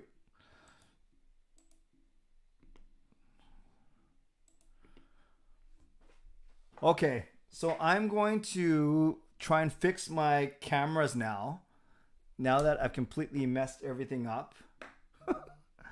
So put in the chat what you thought about John and what he had to talk about. The computer, I think I did completely destroy my, I got to figure out what's going on here. So as long as you can hear me, that's the main thing. It's funny how John started off with audio issues and then then I continue with video issues. So maybe just put in the chat real quick impressions of John. And if any of you have dealt with them or collabed with them or watch his stuff, maybe you can talk about John and the legend that he is as I try and reconnect things here and make sure that everything is working. My apologies, you guys. I knew that this was not going to be, it wasn't going to be a completely perfect stream. So I'm trying to get, okay, I think I'm back on. Let's try this. Okay. Sorry about that, friends. It's too bad too. He has such nice things to say. And then I was listening obviously because there's nice things to say, but then I couldn't see, he couldn't see me, but he could hear me and we could see him, which is more important. So yeah, keep talking about John in the chat and then I'll jump back on with you. I just want to make sure that I'm set up for Nathan. Nathan's a good looking guy too. So you guys will just be looking at him anyways, but I want to make sure that my Zoom's going okay. I'm stupid, you guys. I try to switch cameras. Obviously I have a different camera for Zoom and, right. Because I have this one for my main one for Streamlabs. And then I have a Zoom one, a different webcam for Zoom.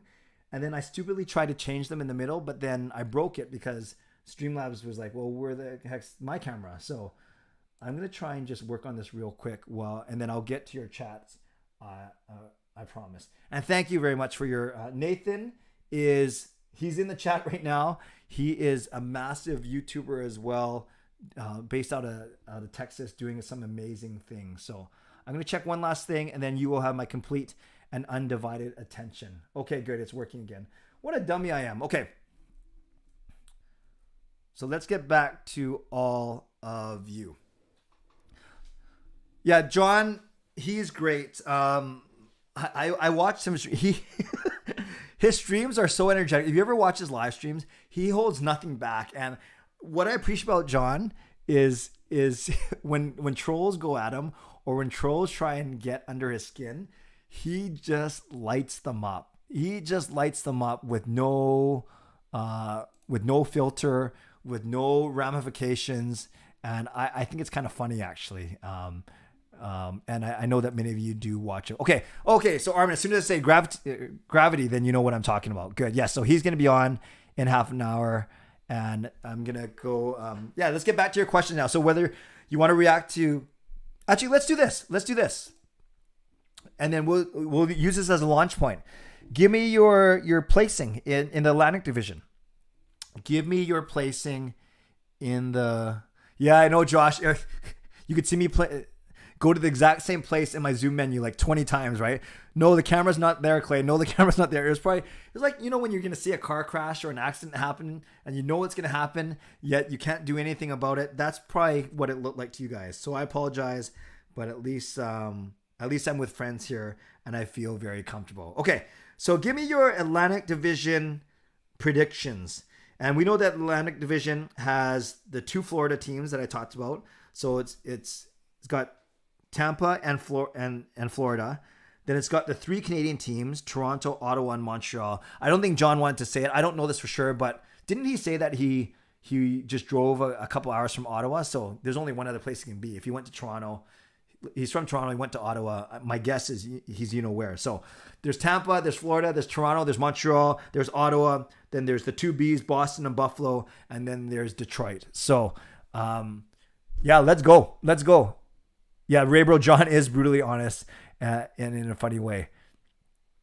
So yeah, Fangirl says Toronto get 3rd in the division. That's cool. Give me the whole all 8 teams. What's your prediction for all 8 teams in the? And Marcus, yes, we're if Nathan can stay a bit longer, like to the full half an hour, we'll do his predictions and then we'll take some questions from the chat as well. I want to let John go. I want to be respectful of his time. Not that I'm not respectful of your time, Nathan, but John was out with friends driving throughout the country. So I would love to do a Q&A with him, but we can do that another time. Okay. So Ray Bro says Panthers win the division and Bolts nearly missed the playoffs. Wow. So Ray Bro, you're going Florida, Pittsburgh. Wait, Pittsburgh's not in their division. So I want Atlantic Division predictions. The Atlantic Division is Florida, Tampa, Toronto, Montreal, Ottawa, Boston, Buffalo, and Detroit. Rank those teams for me. Here we go. Gabby says this: Tampa, Boston, Maple Leafs, and Florida. Okay. Marcus Sens could finish in the top 4. That's brave. Rome, Toronto. Here we go. Finally, someone with all 8 teams. Tampa, Florida, Toronto, Boston, Ottawa, Montreal, Detroit, Buffalo. Yeah, there's some pretty weak teams in there, right? Detroit and Buffalo are pretty weak. We don't know what Ottawa and Montreal are going to be like. So I think we'd all agree that the top 4 is going to be some mix of Tampa, Florida, Toronto, and Boston. Yeah, Nathan's got amazing energy in his videos for sure. I once had that energy when I was Nathan's age. I don't know if he'll divulge his age when he comes on, but yes. All right, Fangirls got this. Tampa, Florida, Toronto, Montreal, Boston. Oh, so Montreal beating up Boston. Ottawa, Detroit, Buffalo. And remember, it could be 3 teams making the playoffs from this division. It could be 4 teams. It could be 5, depending on the 2 wild cards. Buffalo first, Tampa last. Okay, Joel, don't bet on that, though. Alex, what do we got? Lightning, Panthers, Bruins, Leafs. So the same top 4. Okay, we'll take out the Penguins because they're in the other division. Habs, Sens, Red Wings, Sabres. Okay. Yeah, I think there's a clear top 4. Florida, Tampa, Boston, and Toronto, and a bottom 4 of Montreal, Ottawa, Detroit, and Buffalo. C edits. I can always count on a good prediction from C edits. Tampa, Florida, Toronto, Montreal, Boston, Ottawa, Buffalo, Detroit. I like it. I like it. Dave, nice to see you, bro. Florida, Tampa, Boston, Toronto. So same top 4. And then we have Ottawa, Montreal, Detroit, and Buffalo. Okay. Armin said Sabres winning the cup. Oh, Justin comes in with his Hour 2 donation. Thank you, Justin. Very kind of you. Gabby, Tampa, Boston, Toronto, Florida. Hab sends Wing Sabres. GSH Meek, Tampa, Florida, Toronto, Boston, Montreal, Detroit, Ottawa, Buffalo. I like it. Just incredible. I agree with you, John. Yes, thank you. Oh, I'm bummed out that my camera didn't work. I'm so stupid. Joshua, what do we got? Tampa, Florida, Toronto, Boston, Ottawa, Montreal, Detroit, Buffalo. Gabby, Pens, Isles, Caps, Kate. Okay, that's for the next one. Andrew, nice to see you. My buddy Andrew from church. Hockey pooler extraordinaire. What do you got? Tampa, Florida, Boston, Toronto. I love it. You just use the minimum number of letters possible. TB, flub, bow, and toe. Down by the river. I know that's that Chris Farley skit. Shannon, Tampa, Florida, Montreal, Toronto, Ottawa, Buffalo, Detroit. Think you're missing Boston. So where would you put them, Shannon? Adam goes Lightning, Bruins, Toronto, Florida, Ottawa, Montreal, Buffalo, Detroit. Marcus, Bolts, Panthers, Leafs, Sens. Habs, Bruins. Wow. Bruins as low as 6. Wow. Sharms is here. My agent. Yes. Hope all is well. Yeah, I could have used you when I broke my cameras. Tampa, Toronto, Boston, Florida, Ottawa, Montreal, Detroit, Buffalo. Okay. Justin, Florida, Leafs, Tampa, Boston, Ottawa, Montreal, Buffalo, Detroit. And then John, Toronto, Boston, Detroit, Buffalo, Sabres, Ottawa, Panthers, Tampa. I think you're missing Montreal in there.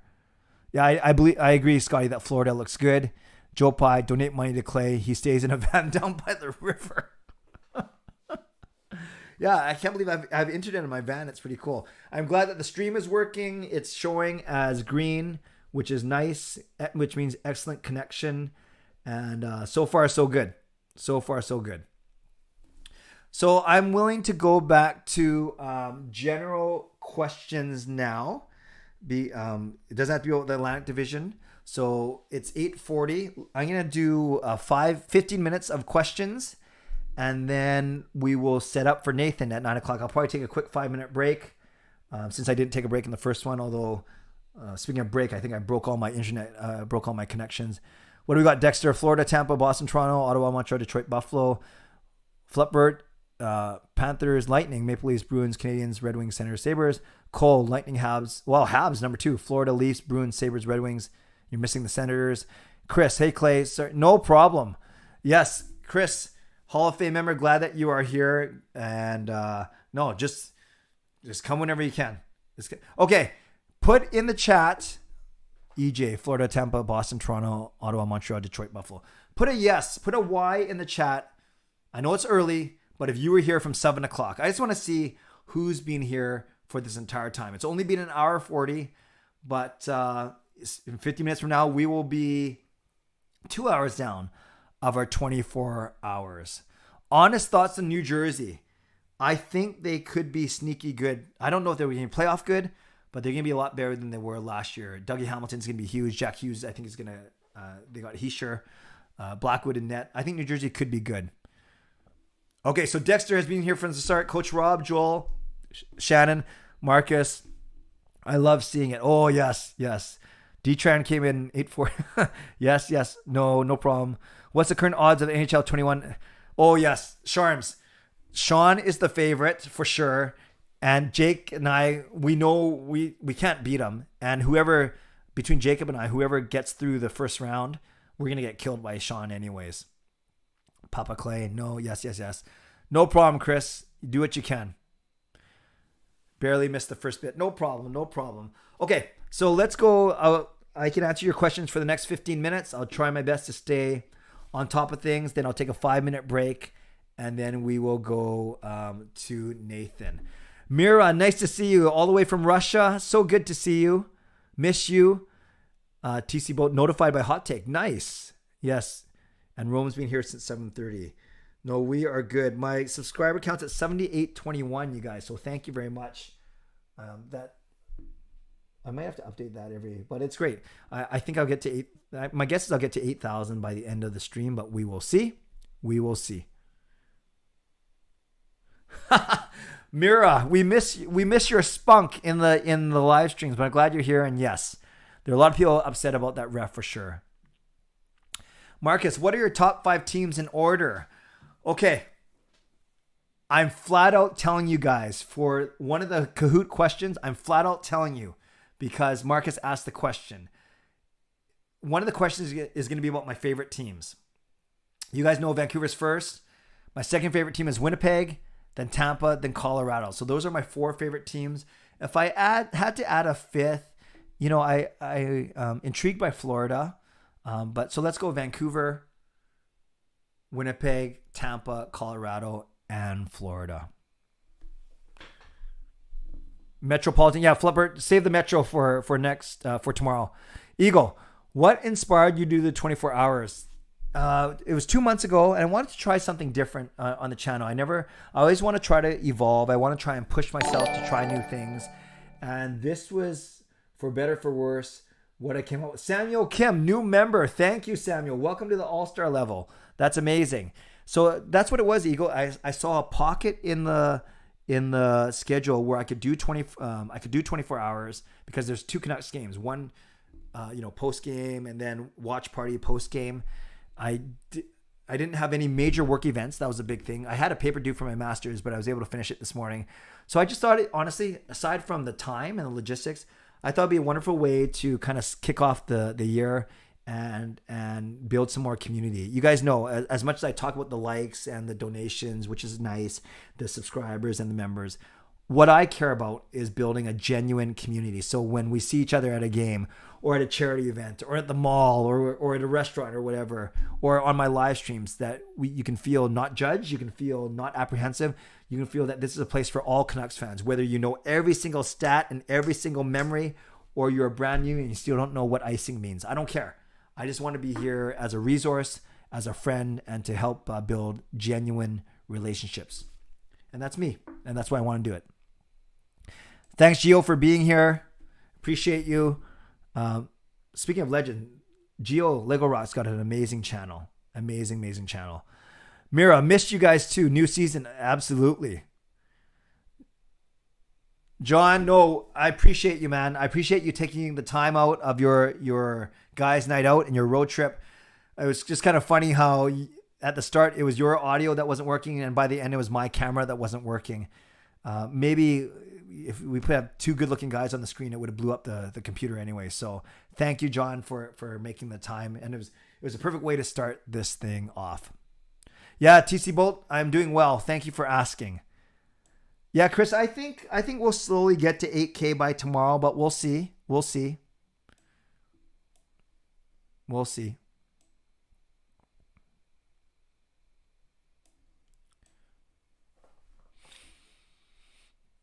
Coach Rob and I have you on my TV and chatting on tablet and phone. Oh, that works out well. Yeah, you're going to... Oh, by the way, actually, that's a good point. For Kahoot, you're going to need a device of some sort, whether it's a laptop or a phone. That's what Kahoot is, right? It's a website. If you want a chance to win 4 prints from Gassy Jack. This is going to be a lot of fun. Timothy, what was the reason for 24 hours? I'm not sure if you heard my answer just like 2 minutes ago. A chance to build community, try something new at the start of the season. Has the team improved puck possession? They were able to keep puck in the O zone. That's what you meant. I believe they have more skilled forwards, and that helps. And I think Ekman Larson is a good puck possession guy. And I think Quinn Hughes is improving as well. Why Florida? Yeah, there's always been a history between Florida and Vancouver trades. Bertuzzi, Luongo, Bure. No, was it Bure? Yeah, I think it was. I don't mind the team. I don't mind. There's no to me, there's no jerks on it. Although Mike Matheson was on the team when you hurt Petey. Yeah, I love Podkolzin's reaction. Yeah, I basically said Myers did a great job of keeping his balance in the neutral zone. Found Podkolzin streak down the right, a wicked shot, and of course he was happy. I thought that was awesome, Chris. I was really happy about it.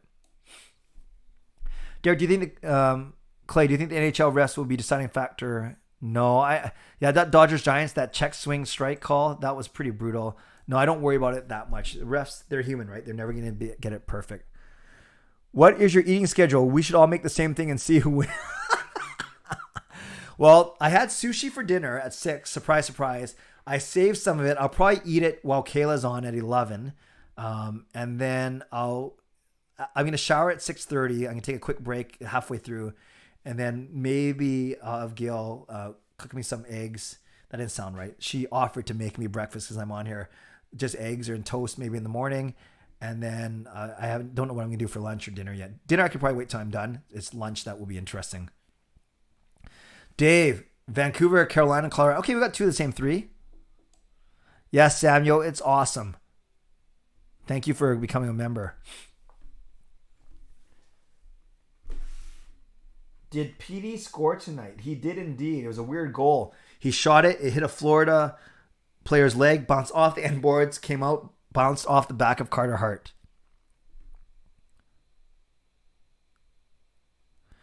Jarhead, I don't think I'm going to fall asleep on cam, but I know that I'm going to be yawning on camera. Like, how can I not?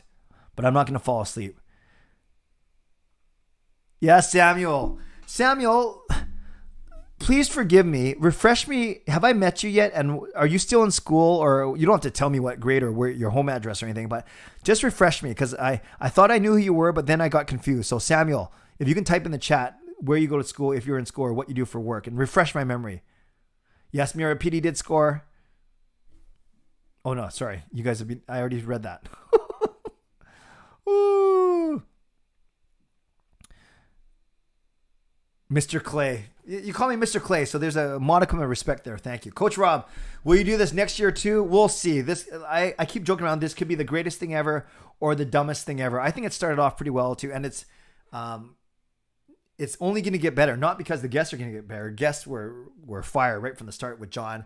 But I just think the variety, of course, the more hours we go, the more energy there is. I'm very curious to see. Actually, put in the chat for me right now. Right in the middle at 3 a.m. after Chris Faber is off, and then I'm doing my jersey collection. How many people do you think will be on here at 3 a.m.? Because that's 6 a.m. Toronto time. So if anyone's watching there, they may be up. But that's right in the middle of the night here. How many people do you think will be on at 3 a.m.? My son Sean and I we were talking about 15 people. 15 people. But I'm hoping there'll be more. But maybe we're only going to have 10 or 15 people on at 3 a.m. What's your guess? So what's your 3 a.m. guess when it comes to viewers? We're at 112 right now. Dexter says 36. Very specific. Okay, I'll get to those in a second. Demko was amazing, Mira. Beery was my favorite Canuck. Very good. Eagle, I love it. Got to study for midterms tonight, but I'll keep... Okay, you do what you got to do, Eagle. Hey, Jed, make sure I logged on. Driving to Banff. Woo, drive carefully. Thank you for coming on. Joe Pye, in a bar drinking, me and my friends are Canucks. We follow you. Good work. Thanks. One of my friends actually stays in a van. Oh, wow. Okay, so I'm not making fun. Thanks for letting me know, Joe Pye, and thanks for being here. Thank you, Shannon. Appreciate you as well. And thanks for the subs, TCC Bolt. Chris says Clay is the most humble Canucks YouTuber. I don't know if you can be humble if you put yourself out on YouTube every day, but thank you. Clay, I heard this guy that said he hates his job, which is crushing pop cans. He said something afterwards, and I was wondering if you know what he said. No, I don't know. No, I don't know if that's a joke or if that's a true story. I wasn't sure where you're going with that. Oh, sweet, Dexter. So you got the phone for Kahoot. John, thanks again for your support as always. Which Canucks player would you bring on a 24-hour live stream? Oh, I'll see edits. I'll take anyone. But I've asked the team, and they generally don't do a lot of that kind of stuff, or maybe they didn't want to give anyone to. I will take anyone. But I think someone like Brock, I'd get along with really well. Bo, all the guys, I think. But yeah, let's say Bo and Brock. You guys know that those are my 2 favorite players. I love PD, I love Hughes, but Bo and Brock are my 2 favorite Canucks players. That might be another hint for the Kahoot. I've basically given you half the answers in the first hour and a half already.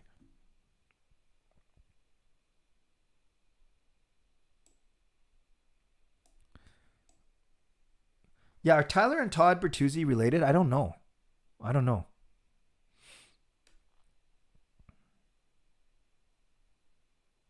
One greasy mullet. Duffman, the OEL call, it happens so quickly, right? You can't use instant replay. When you're swinging a stick that high, even if you don't make contact, it just looks bad.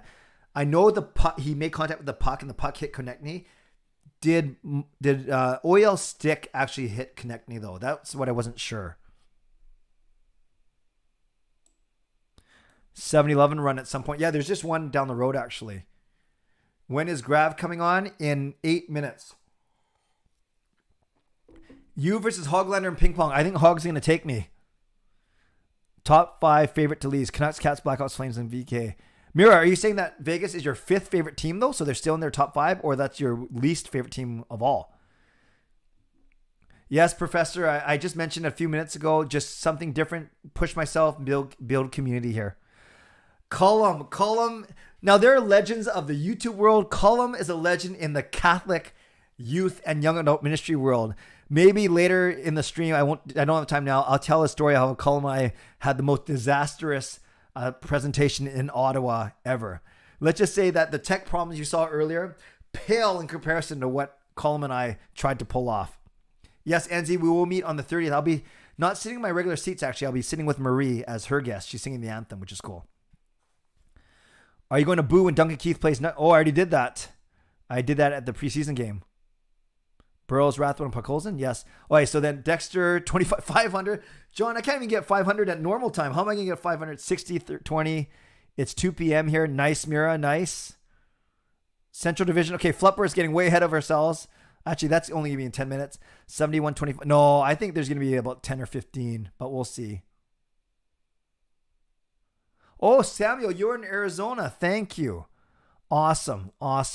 Actually, yeah, okay, that's cool. Keep my laptop running, get it some sleep. 60 in the chat at 6. One person. I hope there's more than that, D-Tran. Well, there'll at least be 2. Oh, it might be only 1. Andrew, hero member, representing the Canucks in Edmonton, even though we lost. Yes, and today, 70, 148. No, there's a little high. 92 for Podkolzin's goal. Okay, guys. Raybro says, how do you stay happy? Oh, interesting you mentioned happy. That might be one of the code words for the stream. Okay, so Grav's going to be ready in 3 minutes. Okay, this is what I'm going to do. I'm going to take a 5-minute break. I'm actually going to try something because Jacob put together some videos for me. So I'm going to see if this works. I'm going to take a 5-minute break and then I'll come back right at 9. So if I did everything right, this should work.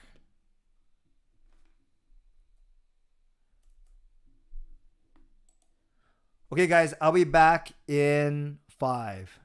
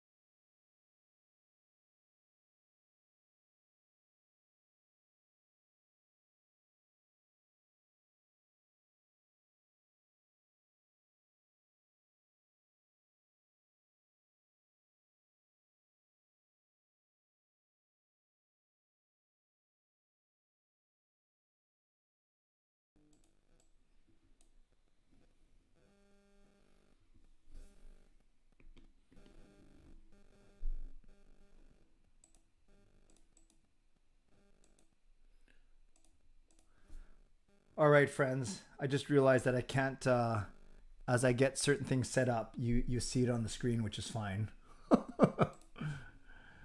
So let's get ready to welcome Nathan. I know he's in the waiting room already, which is amazing.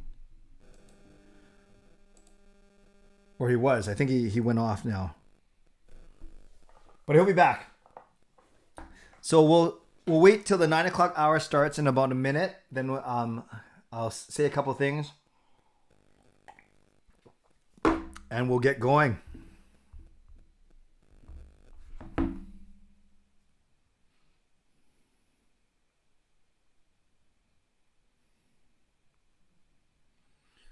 So we are 2 hours down now. 2 hours down. I don't know about you, but those 2 hours went by pretty quickly for me. Maybe you're not thinking that. You're like, this is the slowest 2 hours I've ever been part of. Maybe that's what you're saying. But for me, it went by pretty quickly, actually. So I was happy about that. So for those of you joining just now, welcome. Welcome to, we are hour number 3. Fangirl, hold on. I'll get to it. Relax. I got to build up the suspense. But I appreciate that. I appreciate the keenness for sure. Okay, so welcome everyone to hour number 3. We're 2 hours down. We have 22 to go, and I hope that you can still hear me okay. Grav, if you're still there, just give me a second. I'll bring you in a second. So let's bring in Nathan right away.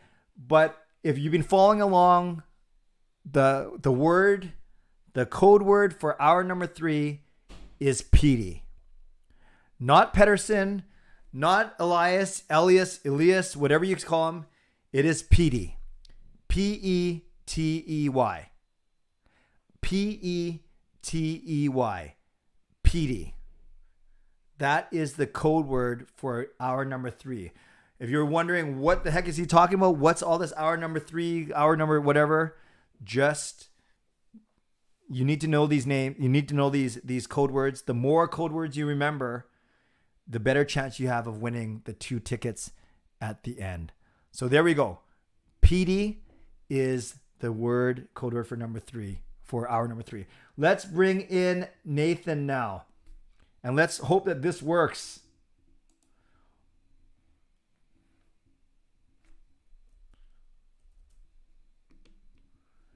All right, I can see Nathan. Can we hear him? That's always the key. He looks good. Oh, takes off the headphones.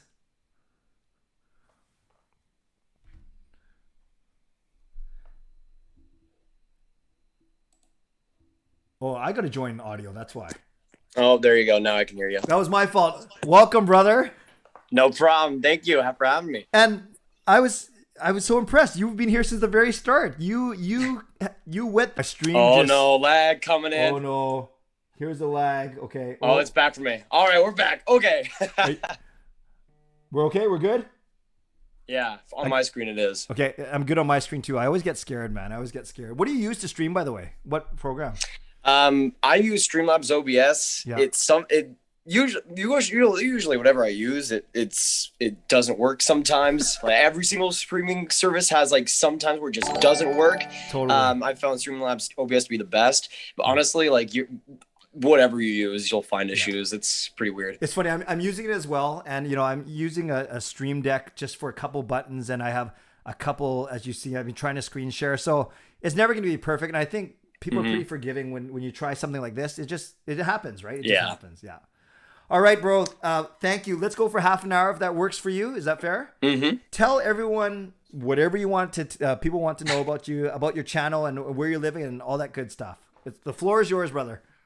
Yeah, so well, I was going back to day one here. If we're going to go all the way back, it was March 2017, and I was looking to start a YouTube channel talking about sports, and I started with Texas Rangers stuff all the way back when March 2017 was my first little bit. And after watching hockey YouTubers like The Hockey Guy and Post to Post, and getting inspired by them, I eventually switched on to doing hockey stuff pretty much full time. And with I think it was the 2017 season when hockey was starting, and hockey became my favorite sport over the couple years prior to it. So I was already kind of losing interest in baseball, and the Texas Rangers were horrible. So I stopped really covering them and focused on hockey. And over the past 4 years, I've just been trying my best to put the best content I can and make really just videos that interest me the most. Like, all the videos pretty much that I make on the channel are videos I would want to watch. That's a big philosophy for me. And just with live streams and different ranking videos and a bunch of different stuff on the channel, that's mostly what my channel covers. But coming from Texas, I try to represent USA hockey and just unconventional ways of getting into hockey too. And that's really how it started. Just trying to just talk about the things I loved, and then hockey quickly became that thing, and it's been still to this day and forever will be of everything to talk about for sure. That's awesome. And I just put your channel. I should have done that for John as well. I put your no channel problem in the comments, and you should all be subscribing to Clay. For real. You're at 49. I know it's not about numbers, but it is one indication of growth. You're at 49,000 subscribers. That's amazing, man. Congratulations. I can't even believe it. Like I just to have like a few people watching me, a couple, let alone a couple, like back when I was doing hockey content to start out, like I was fine with getting 20 views and just interact with a couple of people that would be in the comments. Like I never thought it would be anything really. And I think that's really the best way. Like you probably have the same philosophy too. I think it's the best way to look at things is not look at it as like a, hey, I'm going to be successful type of thing. More like, okay, let's make stuff. I want to make stuff on things I want to talk about. And I'd be doing the same thing, and I'd still be doing the things I'm doing, even if the results weren't really coming for me. Yep. So that's the thing that I try to just tell myself every day is that I like, it's such a blessing to be able to do this. And I like, it's crazy to me that people will give me a chance and have the light of day for me. But I just try to make the best videos I can on a somewhat consistent basis. Honestly, YouTube videos might be the most consistent thing I'm good at, which has definitely helped. But honestly, that's just been my philosophy the last little bit. And it's just so fun to do this. And I'm like almost 50K. That's an honor. Like I remember watching YouTube. I started watching YouTube back in like 2013, 2012. Yeah. And I remember just watching so many YouTubers just rise and get more and more. But like 50K was always like something out, like even if back then as a kid, when I thought of starting a YouTube channel, like 50K was always something that was like, that was never going to happen. Mm-hmm. And to see it potentially happening is crazy to me. That's awesome. And I love so many things about what you do, Nathan. I love what you said about that you actually think of the eyes and the ears of a viewer. If you were a viewer and you're not interested in watching the video, then why make that video, right? It's got exactly. That kind of drives your content, which is awesome. That's why your content is indeed so good. And I've always been impressed with how mature and how well spoken you are, because I won't divulge it if you don't want to. You're a pretty young guy. Let's put it that way. Yeah, I'm turning 19 this February, which is crazy. You're turning 19. Mm-hmm. And I'm 47. Hint, another question for the Kahoot coming up next hour. Oh, so, yes. Okay. I've basically given away 20 of the 25 answers, Nathan. I think these guys are going to all ace it, but we'll see. Yeah, everybody's got to start listening a lot more because it's coming soon. So that is wonderful. And you said you're in Texas. What's a good landmark for us? Like, what major city are you near or in? So I live about 20 minutes from Dallas. Okay. So it's a pretty good deal to just go to a Stars game 30 minutes away. And lower bowl seats are like 100 a piece, maybe, and you get pretty good seats there. So, yeah, I mean, it's having Dallas that close is like something that's always been a part of my childhood. But I'm a suburbs kid, basically. That's awesome. Well, let's do this. I'll ask you a bit about Jason Dickinson because most people on here are Canucks fans. I want to tap into your Dallas knowledge. Then I would love to go 2 or 3 minutes on each team in the Central. And then we'll wrap up with 5 minutes of questions from the crew, if that's cool. Yeah, sounds great. Awesome. Tell us I have what some we hot need takes to know. for today, by the way. Sorry, I have some hot takes today. Sorry to spoil it, but We'll see. The Central, I obviously I watched it the most because my favorite teams are there, but it is going to be so weird this year. Like most divisions, but the Central is going to be a tire fire. I'm so excited to see it play Awesome. out. And just before Ashley, I just was share one funny thing. As you know, I do all of my music with a wonderful and talented dear friend of mine named Marie Huey. What was funny, I'm not sure you have the stream on. We saw an alert saying Marie Huey just subscribed. Oh. And then she's so cute in the comment. She says, "I can't believe I wasn't subscribed to Clay. I feel like the worst friend." So, Marie, it's okay given that I Marie, ride how your have you not subscribed already? I know. Come on. Everyone, give Marie some love, but give her some grief as well. Okay. Nathan, tell us, especially we hear about Jason Dickinson. We signed him to a new contract. We not took advantage. Maybe Dallas couldn't protect him. What kind of player are we getting in Jason Dickinson? Well, going back to the Dickinson trade, I thought it was always a really interesting fit for the Canucks. And whether it worked out or not, I thought the potential was always there to really work out. Apparently, some people have said he's a little bit slow to start out, and I said it earlier as well. That's usually the case with Dickinson for some reason. Every single year, he seems to start off slow, but he's the type of player that once he's fully used to the season and once players start getting a little more tired as the second half starts going, that's when Dickinson really starts to put in his best hockey. And especially come playoff time. Dickinson is an extremely important player if you guys can make the playoffs, which I think you guys will, hopefully. That's the plan. But with Dickinson, I think he's going to be – I think once that season rolls in, you're going to see a lot of teams, especially in that Pacific. I mean, a lot of the Pacific teams are more on the physical side. We see teams like Edmonton trying to be that, as well as Vancouver taking strides to be more physical. Dickinson, I think, definitely lends himself, I think, to that division really, really well. But again, as a player that plays better in the second half, he's just a guy that does a lot of the little things right, in my opinion. Doesn't wow you, and I don't think he's going to make these big plays out of nowhere, but he just helps the team in a lot of ways. He's, again, especially face-off wise, he seems to always find his role after the first couple of weeks of the season. He's a guy that is a really interesting decision maker. If I had to put it into words, in both ends of the ice, not bad or anything, but he's a guy that can make either fantastic plays or great plays, but he's usually pretty calm, pretty collected. And especially on a bottom six role, usually sets the tempo, usually sets the tone, and keeps his other teammates a lot more calm around him, which I think is a great attribute. But he is a good leader. He's had a lot of big impacts on that Stars locker room. He's a fantastic player with the fans too. I mean, Canucks fans are going to love him with his fan interaction, everything. Just a down-to-earth guy, and I think in Vancouver, I think he's going to fit well eventually, even though that might take some time. I think he'll be perfectly good. So the way you explain him, Nathan, it sounds like good. You probably see him on the penalty kill more than you'd see him on a power play. Is that fair to say? Definitely. Let's hope at least. And then one other thing I remember when we first got him, Nathan, and I was learning about him, he was one with Tyler Seguin who kind of knelt when it was the whole Black Lives Matter movement in the bubble, and he was one of the kind of the voices, the advocates. Is that fair to say?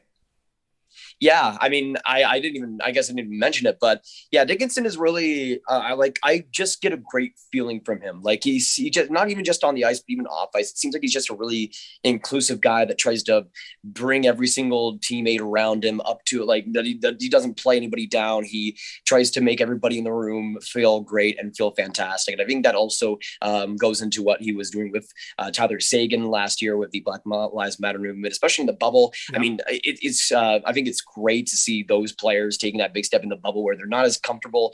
Like when it's playoff time, they're focused, but to still do that. I think it proves a lot of Dickinson's character and the consistency as a human he is. And that's another reason why I think he's just going to be a great fit in Vancouver. I think Canucks fans have a great eye for that stuff. I think I mean, you obviously got some good guys already and guys like Besser and other players, but I think Dickinson's going to have a huge part in fan interaction and like the room, but also off the ice, and fans treat everybody like they should be treated, which is fantastic. Awesome. Well said. And I know, given your channel and your knowledge, I know you could wax on about all 32 teams, but I'll keep you focused on the Central Division. We won't go in any particular order, but then at the end, and we won't do it as fancy as last year where I have mine because I didn't even think about it. I just want to hear from you. I'll just name a team, and if you could talk for a couple minutes on each team, and then at the end we'll get your ranking if that works out. Start with the Stars. Good. Start with the team you know and love. What can we expect from them this season? I have such a love-hate relationship with this team right now. I feel like the Stars are either the most underrated team or the most overrated team, because I feel like the consensus is that they'll be a playoff team in that Central. But I do still have my concerns, most notably, I think, with obviously the four groups can have a lot of facets. You're going to hopefully see a full healthy season of Rupe Hintz, which is going to be huge if he can stay healthy. We're going to see Tyler Seguin and Radulov, hopefully, as well as Rupe Hintz staying healthy. And I mean, Seguin and Radulov played like a combined 9 games or 10 games last year. So we're going to see those guys hopefully come into top 6 roles fully and fully take those spots in the power play, which is definitely needed with the Stars power play last year, which was not great. Now, one thing that concerns me is already the John Klingberg situation, even before the injury in that Rangers game. He's been a little bit of an interesting situation because he wanted to get a deal done before the season started, which and he said explicitly he wanted to stay as a Dallas Star, but that deal did not happen. And I feel like it's going to be maybe a little bit of a distraction for him. He already wasn't too consistent last year, and I feel like that's another just weird situation for him. But I feel like there's just so much that could go wrong and could go right. And I think that's best exemplified in the goaltending. I mean, Braden Holtby, Ottinger, Hudobin, you got so many good, I mean, it's a great problem to have, having all these good NHL goalies. But at the same time, Braden Holtby was great in that Rangers game. But who knows if he's able to do what he did in Washington. Obviously, didn't work out in Vancouver too amazingly last year. But hey, who knows in the Stars defense, which is a lot more consistent and more defensive and physical. Maybe he thrives in that situation. So far, that's been the case. But it's a weird situation where Ottinger was clear in the way the best goalie last year. And now he's going to be the starter in the AHL, which kind of rubbed me the wrong way. But I think the goaltending situation is like a perfect example of why the Stars are just so volatile this year. But I feel like with the Blackhawks so far, what they've shown, I'm not convinced they'll be a playoff team. We'll get into them, I guess, in a little bit. So I think the Stars are going to be around that 4 and 5 range in awesome. Central. Thank you. Well said. Yeah. Unfortunately, the Holtby experience, same as Nate Schmidt. There are a lot of guys that they brought in that they were hoping would help the Canucks and simply didn't. You mentioned them, so let's go to Chicago. Okay, well, it's not really too much of a surprise. I don't love the Blackhawks too much, but this offseason was obviously Stan Bowman's last hurrah, let's say. It was his last chance to truly build a team that could be excited, that fans could be excited for. And there obviously was a lot of excitement. So far, from what I've seen, mixed results. Seth Jones was great in this last game versus the New Jersey Devils, was sucking in the first game against the Avalanche. So we'll see how he does. Marc-Andre Fleury is obviously going to be a huge addition, even though it hasn't been as good, obviously, in that Avs game as you maybe expect. I think he'll be okay. I think with Chicago, they're another team like Dallas that so much could go wrong for them, yet so much could go right. You're also going to have like Jonathan Taves playing a full season. Kirby Dach, hopefully, if he's healthy after that Atlanta Scott situation, he as well be taking a full season. I think like if Chicago stays healthy, and even if Seth Jones doesn't have as great of a season as the Blackhawks are expecting, I feel like they could still be a playoff contender with that goaltending, with that 4 group, especially that top 6 is going to be fantastic. Yeah. And I feel like they have enough youth depth as well. I mean, there was underrated guys like, obviously Kubelik's come up pretty well, but also players like Kurashev, who were super underrated for the Blackhawks last year, could have even bigger years. I think Chicago will also be like Dallas, around that 5-6-4 range too. Yeah, when I think of Chicago, and I don't know them as well as you do, I always think of up top, you still have Taves and Kane, older, and then you got the Kubaliks and the DeBrincats that are quite young. But you're right, you bring in Jones, you bring in Fleury, you never know. That's a different looking team. And then I had Lankin in my fantasy pool, but as soon as I got Fleury, I dropped him, of course. Yes. Well, we'll see about Lankin. It wasn't too great tonight. Sorry, Clay. But yeah, no, that's all right. I believe in him. All right, Colorado Avalanche. Are they going to be okay without Grubauer now? If they don't win the Stanley Cup, I think they should just pack it up. Or at least make the conference finals, for heaven's sakes. I mean, I'm a Stars fan. I don't love the Avalanche. I don't hate them just because they're so fun to not just at least kind of sort of like watching. But it's just crazy, like how many times they've found ways to lose. And in that like 2020 series, for instance, against the Stars, obviously injuries played into it. But last year versus Vegas with a 2-0 lead, all the momentum on their side, and then they lose 4 straight. And that to me was huge for the Avalanche's group right now and how it's trending. I mean, Landeskog being signed and having that leader still in that cabin there was huge. If Landeskog went away, I think the Avs would be in serious trouble, honestly, especially off the ice and in the locker room. But I think they'll be okay without Grubauer. I mean, Darcy Kemper, if he stays healthy, I think will be, if he is healthy. He's always played great when he's healthy, and I feel like he'll be good enough. He's another goaltender that hasn't really had much playoff games at all, so we'll see how he performs. But I think the Avs should be just fine, especially once Nathan McKinnon comes back for them. Regular season-wise, I predict them to win the Cup. It's got to happen already. And it's just like Tampa. I'll predict them to win until they win, so just get it done already and don't disappoint us, pretty much. Very good. How about Kaprizov and his band of merry men? Is there anyone else there to help him? Absolutely for me, at least. Even though I would have loved them to go after Jack Eichel. Yeah, I think that would have been awesome. Minnesota's, I think, one of the most underrated teams in the NHL right now. Even though I think the biggest weakness is honestly their center group, and that's pretty much it. But they still have Joel Eriksson, who's one of the most underrated two-way defensemen in the league right now. And I feel like Kaprizov's already fit well with guys like Rask, who aren't fantastic, but they are good enough to play with Kaprizov, which is what you want in that situation.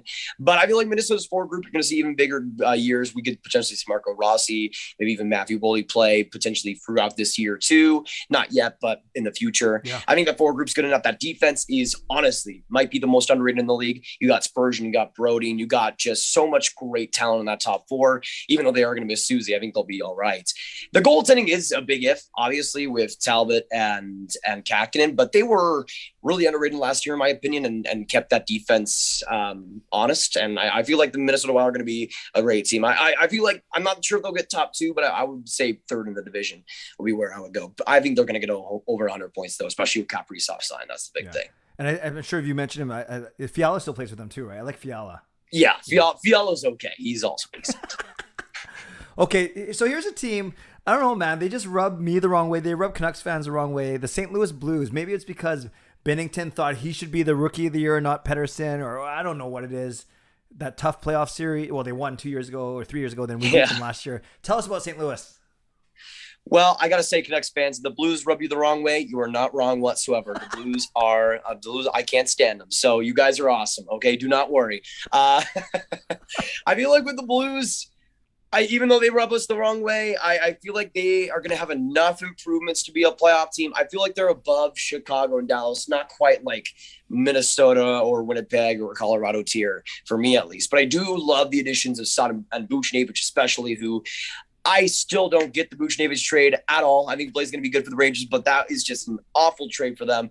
I think he's going to fit perfectly onto that Blues system, especially their power play is going to be improved. We'll see if Tarasenko, after the whole trade request fiasco, is going to be okay, and if he'll have a big role this next year. We're going to hopefully see even bigger steps from Robert Thomas and Jordan Kyrou, and you already have the established players there in Perron and David Perron and Ryan O'Reilly and all the other guys there. The defense should also be pretty decent. Krug didn't quite fit in too well last year, and he should have a rebound year. Goalie wise, Binnington's looking, I think, a lot better, just in terms of chemistry and confidence than I thought he was in the past couple of seasons, really since that Canucks loss, honestly. But I think the Blues will be just fine. I think the forward additions, though, are the biggest part. Buchnevich is going to be so good there, man. So awesome. Good. By the way, you're getting a lot of love in the chat, which is really good. A lot of people love. Yeah, it's very Appreciate good. It. I'm trying to stay focused on you and not get distracted. All right, three more teams. No. The chat's top right. No, the chat. That's why we do this, right? Nashville Predators. Tell us about them. I'm sorry, Preds fans, but I just don't really see it too much this year. I mean, they obviously keep in Ekholm, which is going to be huge for them. Yeah. I think Ustar is going to be fantastic. Could be in the Vezina conversation. I just feel like without Ryan Ellis, I don't think they're going to be a playoff team. Now, they might not be like a low 70 points team or a team fighting for a top 5 spot, but I think they're going to be one of those teams you just kind of look at the end of the year and like, okay, yeah, you were just there. You were just there for other teams to beat you sometimes. And I feel like the Preds are going to have some big advancements. We're going to see Tomasino play, hopefully a pretty big chunk. We'll see Tolvanen also playing a full season, which I think is going to be huge. I think Nashville's going to have an interesting transition transition year where we're going to see the youth come well with hopefully Faber as well, and the defense taking another step. But Saros, Tolvanen, and Tomasino, some other guys coming in there that will make it great for them. But I do think they'll trade Forsberg at the end of the year. I just have a feeling it'll happen. Even if they kept Ekholm, I feel like Forsberg's much easier to trade and will obviously get more value too. But I think the Preds will just be okay. But they're in a situation where they're trying to not openly rebuild, but also pretty much hinted at happening too. Yeah, it's kind of like they peaked in the mid 20, whatever, 15, 16, whatever it was, and lost a lot of good players, but they've always kind of just been around and pretty good, right? Yeah, I mean, it's really come down to I think one of the biggest reasons why in the past couple of years their regular season success hasn't been there is just the center situation. I mean, it's just awful how much they're paying Duchesne, how much they're paying Johansson for lackluster production. Even like it was funny because last year Johansson, for his standards, was doing pretty okay, and it was still like 20 points in like 56 games for an $8 million center. It's just one of those situations where even when it's going well, it's still not where you'd want it to be. And I feel like that's for the Preds is probably their biggest weakness, just how much priority they took into that situation and that position, and just have not gotten results yet. Well said. All right, two more. They're my second favorite team behind the Canucks. No, I'm not talking about the Louis Eriksson-led Coyotes. I'm talking about the Winnipeg Jets. The Jets, they have good players at every position. What do you think about them? Well, a little bit worried about that first game versus Anaheim, but let's just say that's a fluke and that's just a blip of the season. I feel like Winnipeg's also another underrated team. I feel like there's so many underrated teams in the Central Division. Minnesota is definitely one of them. St. Louis is one of them. But Winnipeg is definitely one of them. I really love just the subtle offseason they had. Like I don't know who I saw it from. I might have been like Pete Blackburn or something. But somebody on Twitter said that the Jets had a quiet offseason, and that's never really been the case. Sorry. There we go. We're good. Okay, my phone almost was on 20%. Never mind. I think we're good now. As I was saying, the Jets had a quiet offseason by their standards. We haven't heard anything about Lion A, and now that he's gone, we haven't heard anything really about a bunch of other guys and just drama there. It was quiet, and they made big deals for them and guys like Dylan and Schmidt, who I think both of those guys are going to fit pretty well in their system. Dylan, who can provide some more defensive physical play, and Schmidt, who I think in Vancouver was complicated. He was a player that I think could have worked with maybe some more patience, but I think in Winnipeg on a power play, I think he's going to do pretty well with Ehlers, with Scheifele, with Wheeler, and a bunch of the other guys there. But I feel like it's time that people stop doubting Connor Hellebuck at this point. Even again, he lost for Anaheim 2 days ago, but I feel like they'll be just okay. He's always in the conversation. He's one of the best goalies in the league, and he'll have another fantastic season. I could honestly see him being not just in the conversation for the Vezina, but also the Hart Trophy if he does have another fantastic year. Yeah, I know, I'm with you. And I just love the city. I love the players. My cousin Dusty was a goaltending coach there, worked with Hellebuck and Hutchinson at the time. So yeah, a lot of reasons why I like Winnipeg as well. Okay, now I don't know if it's Louis Eriksson. I don't know if it's Jay Beagle. I don't know if it's Anton Marcel. If those guys are gonna make a difference. They've lost Oyel and Garland. What can we make of this Arizona Coyotes team? Well, give me a second here because. By the way, everyone loves the only thing that we can make of this Coyotes team is the jerseys. That's pretty much it. Who's on the back? Besides that, I mean, Louis Eriksson could maybe score 15 goals, perhaps. But looking outside of that, I mean, I feel like Arizona's going to be just fun to watch in their own little way this year, just to see how crazy it goes for them. They're a team that I also is in transition. They've obviously gone fully into the rebuild and is trying to go in that direction, and it definitely shows. I still think the deal for OEL and Garland benefits both sides, and for Arizona, getting a Dylan Gunther in basically exchange for it, I think is a really good addition for them. There's going to be some good things to look out for. Jacob Chikrin developing into a top 10 defenseman is also a fantastic thing for them going forward, and him signing that big deal a couple years back is huge. But besides that, you got still okay players there like Schmaltz and Keller, who is inconsistent, but when he's at his best, is still very good. But it just feels like a perfect situation for them to go into the Central and just get destroyed. I mean, in the Pacific Division, they might still have some wins versus like teams like Anaheim, for instance. But it was definitely an interesting year to switch to the Central because I don't think it's going to be an easy time for them at all. Right. Okay. So you've kind of hinted at some teams that you think are going to be elite, some teams that are going to be bubble. So can you rank them for us, Nathan, 1 to 8, and which is it 3, 4, or 5 teams from the Central that made the playoffs? Because obviously whoever doesn't make it, those other ones go to the Pacific. So what do you say? Well, I think first off is obviously Colorado. Yep. Who again, like just like if they don't win the Stanley Cup, they're dead to me. But also, if they don't win the Central, I mean, I don't know how that's even possible for them. But I would have Colorado number 1, and number 2, I would have Winnipeg. I feel like with just Connor Hellebuck and the additions they had on defense, they're just going to be a solid overall roster and be consistent throughout the year. Number 3, I see being Minnesota. I think they're going to have a strong regular season. I think we're going to see a lot of the same things from last year transition and carry over and continue as well with the development of Fiala and Kaprizov and everything. Number 4, I would have the St. Louis Blues. I think they're going to have a strong regular season. I think they're going to start off pretty solid, but have a great second half. That's usually what the Blues do, but that leadership there is also been a big indication of that. And I feel like the forward group just being improved as it is huge. Then you also have at number 5, between Chicago and Dallas, I said in my standings predictions video like a week ago, it would be Chicago to get this spot, but seeing on what's happened so far with that team, losing how they did against Colorado, seeing how they lost against New Jersey, at number 5, I'm going to predict the Dallas Stars to get in, just make it, and Chicago just maybe a couple points behind, maybe 1 or 2 at number 6. At number 7, I have Nashville. I don't feel like they can have any other spot in this division unless Chicago just completely dies. I just don't see Nashville getting worse than that. I mean, they're not going to be as bad as Coyotes. I just don't see them being at the level as anybody else, kind of in their own little tier. Then Arizona at number 8, unfortunately. I mean, we would all love it if Louis Eriksson scored 50 goals this year, but unfortunately, I mean, Cole only scored 49. I love it. So Colorado, Winnipeg, Minnesota, St. Louis, and Dallas. So you got 5 from the Central making that. Is that correct? I'm seeing how, I mean, Seattle has been okay so far. LA's been pretty good. I don't know if the Pacific Division, I just feel like the Central is so close and so competitive at the top that we're going to see it kind of shuffle on for the rest of the Central and the Pacific. I just only see 3 teams making it, which, by the way, include the Vancouver Canucks. So you're going Vegas, great. Edmonton, Vancouver, maybe? That would be what I would go for. I think a lot of people are saying that, hoping that Vancouver can kind of separate themselves from the next tier of Calgary and Seattle. But no, I'm sure you just appeased 115 people in here right now by claiming that the Canucks will make it. So start writing the chat, you guys. You've heard Nathan's predictions of Colorado, Winnipeg, Minnesota, St. Louis, Dallas. 5 from the Central making it.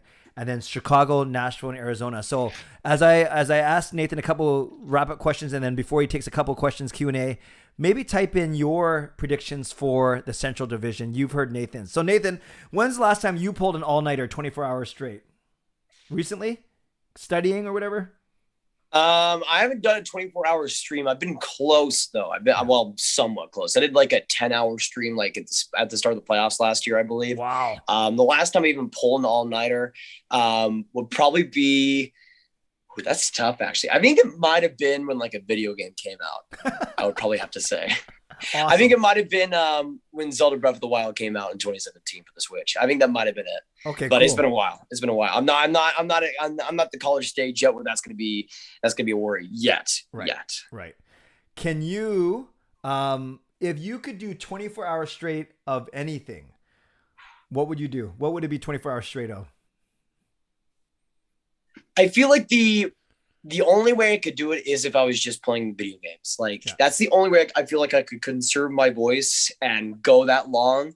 Because I've done it in the past, obviously, just by saying that. But I like doing what I would do now. Like every single time, even if it's like a 3-hour stream, like I put my entire effort into it and try to make it the best I can.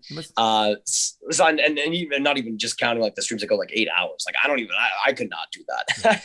I would probably die on the spot if that happened. But I like just streaming. I mean, I would still do it if I had the opportunity. But I mean, if the NHL in like 24 hours straight with just game after game after game after game, maybe. Yes. If the NHL is listening to this, then sure, why not? I'm sorry, that was a very poor question. I meant not stream related. What's something, anything in the world, whether it's eating or exercising, what's one thing that you would do for 24 hours straight? Mine is eating sushi, but then I don't know physically if I would be alive after that. Yeah.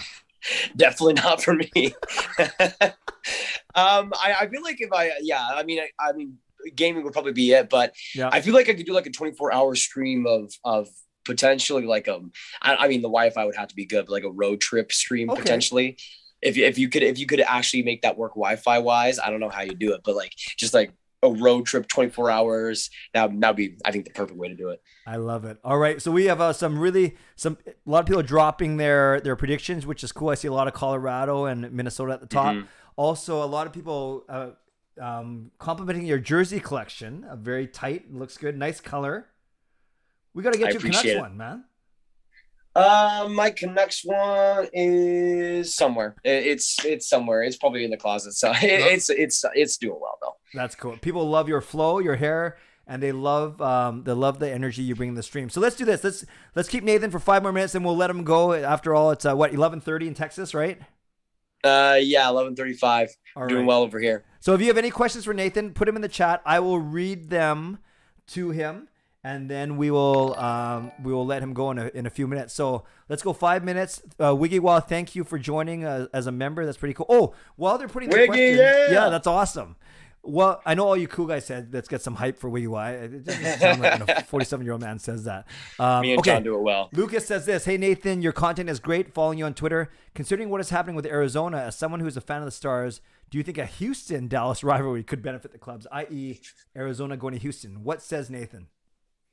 Well, yeah, I might be biased in saying it. I totally want it to happen. Now, I'll say this. If the Coyotes move to Houston, I will pretty much have to automatically hate them. So I'm sorry in advance. The Astros are one of my least favorite teams in all of sports. And I mean, the Dallas and Houston rivalry, it's just so good. It's just so fantastic. And seeing it in hockey, my favorite sport by far, it would be a dream. It would be an absolute dream. And I feel like Houston is the last city that truly deserves an NHL team, whether it be with relocation or expansion. Like I feel like Quebec City is a case, but I don't think they're like a slam dunk like Houston would be. I think Seattle, Vegas, they're slam dunks for sure. But outside of like Houston and then maybe Quebec City, I feel like that's pretty much it. And I feel like it would just be a perfect thing for the NHL to do. Now, I don't want to see anybody lose their team, whether it be like Arizona or Florida either. So I don't know how it would happen. They're not going to go 33 teams either in the NHL. That'd just be weird. But yeah, if it eventually happens, I'll be definitely here for it and cheering for the Stars all the way. Let's go, baby. Good. Dexter is one of my favorite people on my streams. He asks some of the weirdest questions, but he's asked this about me before to me. Nathan, what are your thoughts on David Perron's eyes? Luscious, beautiful, delicate. No, I'm kidding. Some great adjectives. Yeah. No, I know what he's talking about. Yes. I know what he's talking about. So one thing. I mean, honestly, David Perron's gone through a pretty interesting transformation. He used to be like bald with the Oilers, and I don't get what he's trying to go for, but he grew it all back. He's got it going, and yeah, he's doing pretty well. Awesome. Now, from another YouTube legend to you, so Lego Rocks, Gio's in here. Hey, good to see you, Lego. Yeah, and he says, when will DSFR return? So what does DSFR mean? Yeah, so when I started doing so I initially, like 4 years ago, started doing Texas Rangers content, baseball stuff, and I did like I basically let's be honest here, copied Steve Dangle, let's not sugarcoat it, and did that for the baseball. Then I started transitioning on hockey and mostly doing Stars there. I did it for one season. I look back, just every few months, I go back and watch one of those, and it's just the best. It's just the best. Now I'm thinking of maybe doing it for like an April Fool's or something, just to give you guys a sneak peek or something. I don't even know what I'd try to do, but I feel like I need to bring it back in some capacity. Like that definitely needs to happen. Awesome. And Lucas, a hero member, donates another $5. Thank you, Lucas. Don't have to do that. And he says he just hey, I'll check that out, Lucas. Yeah. Thank you. Awesome. Thank you, supporting the GOAT himself, Clay. Sharms wants to know your expectations for Podkolzin for the Canucks. Well, I've been pretty up and down with Podkolzin, but I feel like I feel like his training camp was a great step up, and we obviously saw him tonight score a goal, which is pretty great to see his first in the NHL, which was a beauty, by the way. Yeah. And Podkolzin's shot is underrated too, so it's good to see him unleash that puppy. But I feel like with Podkolzin, he's going to be a really interesting player to look at his trajectory, because I feel like he might be. I'm not going to make any connections between Brady Tkachuk and Podkolzin, but I feel like it's going to be the same situation where Podkolzin's a player that starts off really well, makes a big impact, doesn't maybe like improve tremendously. Like, I don't think he has the potential to be this first line power play elite player, but I do think Podkolzin is going to be a player that is ready for the NHL. It has a great style and a great sense for it, and just sticks and is a great overall two-way role player for the Canucks that just you'd want to have come playoff time, want to have when it counts. And I feel like that's perfect for the Canucks. I mean, at the 10th overall spot, you sometimes gamble with whatever, but I feel like to get that type of player, that's perfectly fine. And in Vancouver's stage where they have the big stars and Pettersson and Besser and Hughes, to have guys like Podkolzin also filling those roles, I think is super important. We see it time and time again with Tampa. I mean, if they didn't have guys like Killorn or Palat through the years, they'd be in a much worse position. I think Podkolzin kind of, I mean, maybe even Killorn a little bit kind of fills that comparison role. I feel like with Podkolzin, though, he's going to be a player that Canucks fans are going to love for a long time. He's going to stay there for a long time and be a super important player for a long time, too. Love it. And we'll ask you 3 last ones, quick ones. Number 1, do you play hockey or have you played hockey? Yeah, so I mostly play street because rinks aren't the most widely available in Dallas, but I try to get to as much as I can. Now, street-wise, I can dominate when I'm on the ice. It's a much different story. When it's street hockey, I can play any position. I can even be goaltender if the team needs. Though on the ice, I just try and see if I can backskate that day, and if I can, hey, that's fantastic. Awesome. So that's my answer. So technically, sure. Love it. Sergeant Pickles, thank you for the donation. It sounds like it's someone who Sergeant Pickles, good to see you. Grab. So Sergeant Pickles asks you, do you have any change of opinion now on the Kraken after their first 2 games? I would say they're kind of maybe a little bit. I feel like the Kraken have kind of been what I've expected so far. They haven't been dominant, but they've gotten, obviously that win versus Nashville was seriously important, and they got the job done throughout that entire game, I thought. Even when they were down, I think 1-0 to start that game, or 2-0. Actually, I think it might have been 2-0 to start the game. I forget. But I feel like the Kraken have been pretty similar to what I expected. But I don't think the depth forward-wise would be as good. Oh, excuse me. It's all right. My phone's gonna die. Hopefully we're good to see we're done soon a little bit. But as I was saying with the depth, I think that's definitely important for Seattle. We obviously know on paper the defense and the goaltending is going to be the big strengths, hopefully. But guys like Tanev being as good as they have, like I thought Tanev was going to fit pretty well in the Kraken system, especially with guys like Dave Hackstall and coaching. But I didn't think it was going to be this good. And this, like the Kraken, Geeky, and I was seeing a stat earlier. I think it was Geeky, Tanev, and somebody else. They were like the number 1 line in like expected goals for percentage throughout the entire NHL this season so far. And it's all obviously a short sample size, but like that depth has been huge for them. And forward wise, I knew it would be great depth wise on defense, but on forward, I wasn't quite as sure, but they've been fantastic. And Tanev's been fantastic with that headshot and everything. He's looking like an absolute beauty once again. Awesome.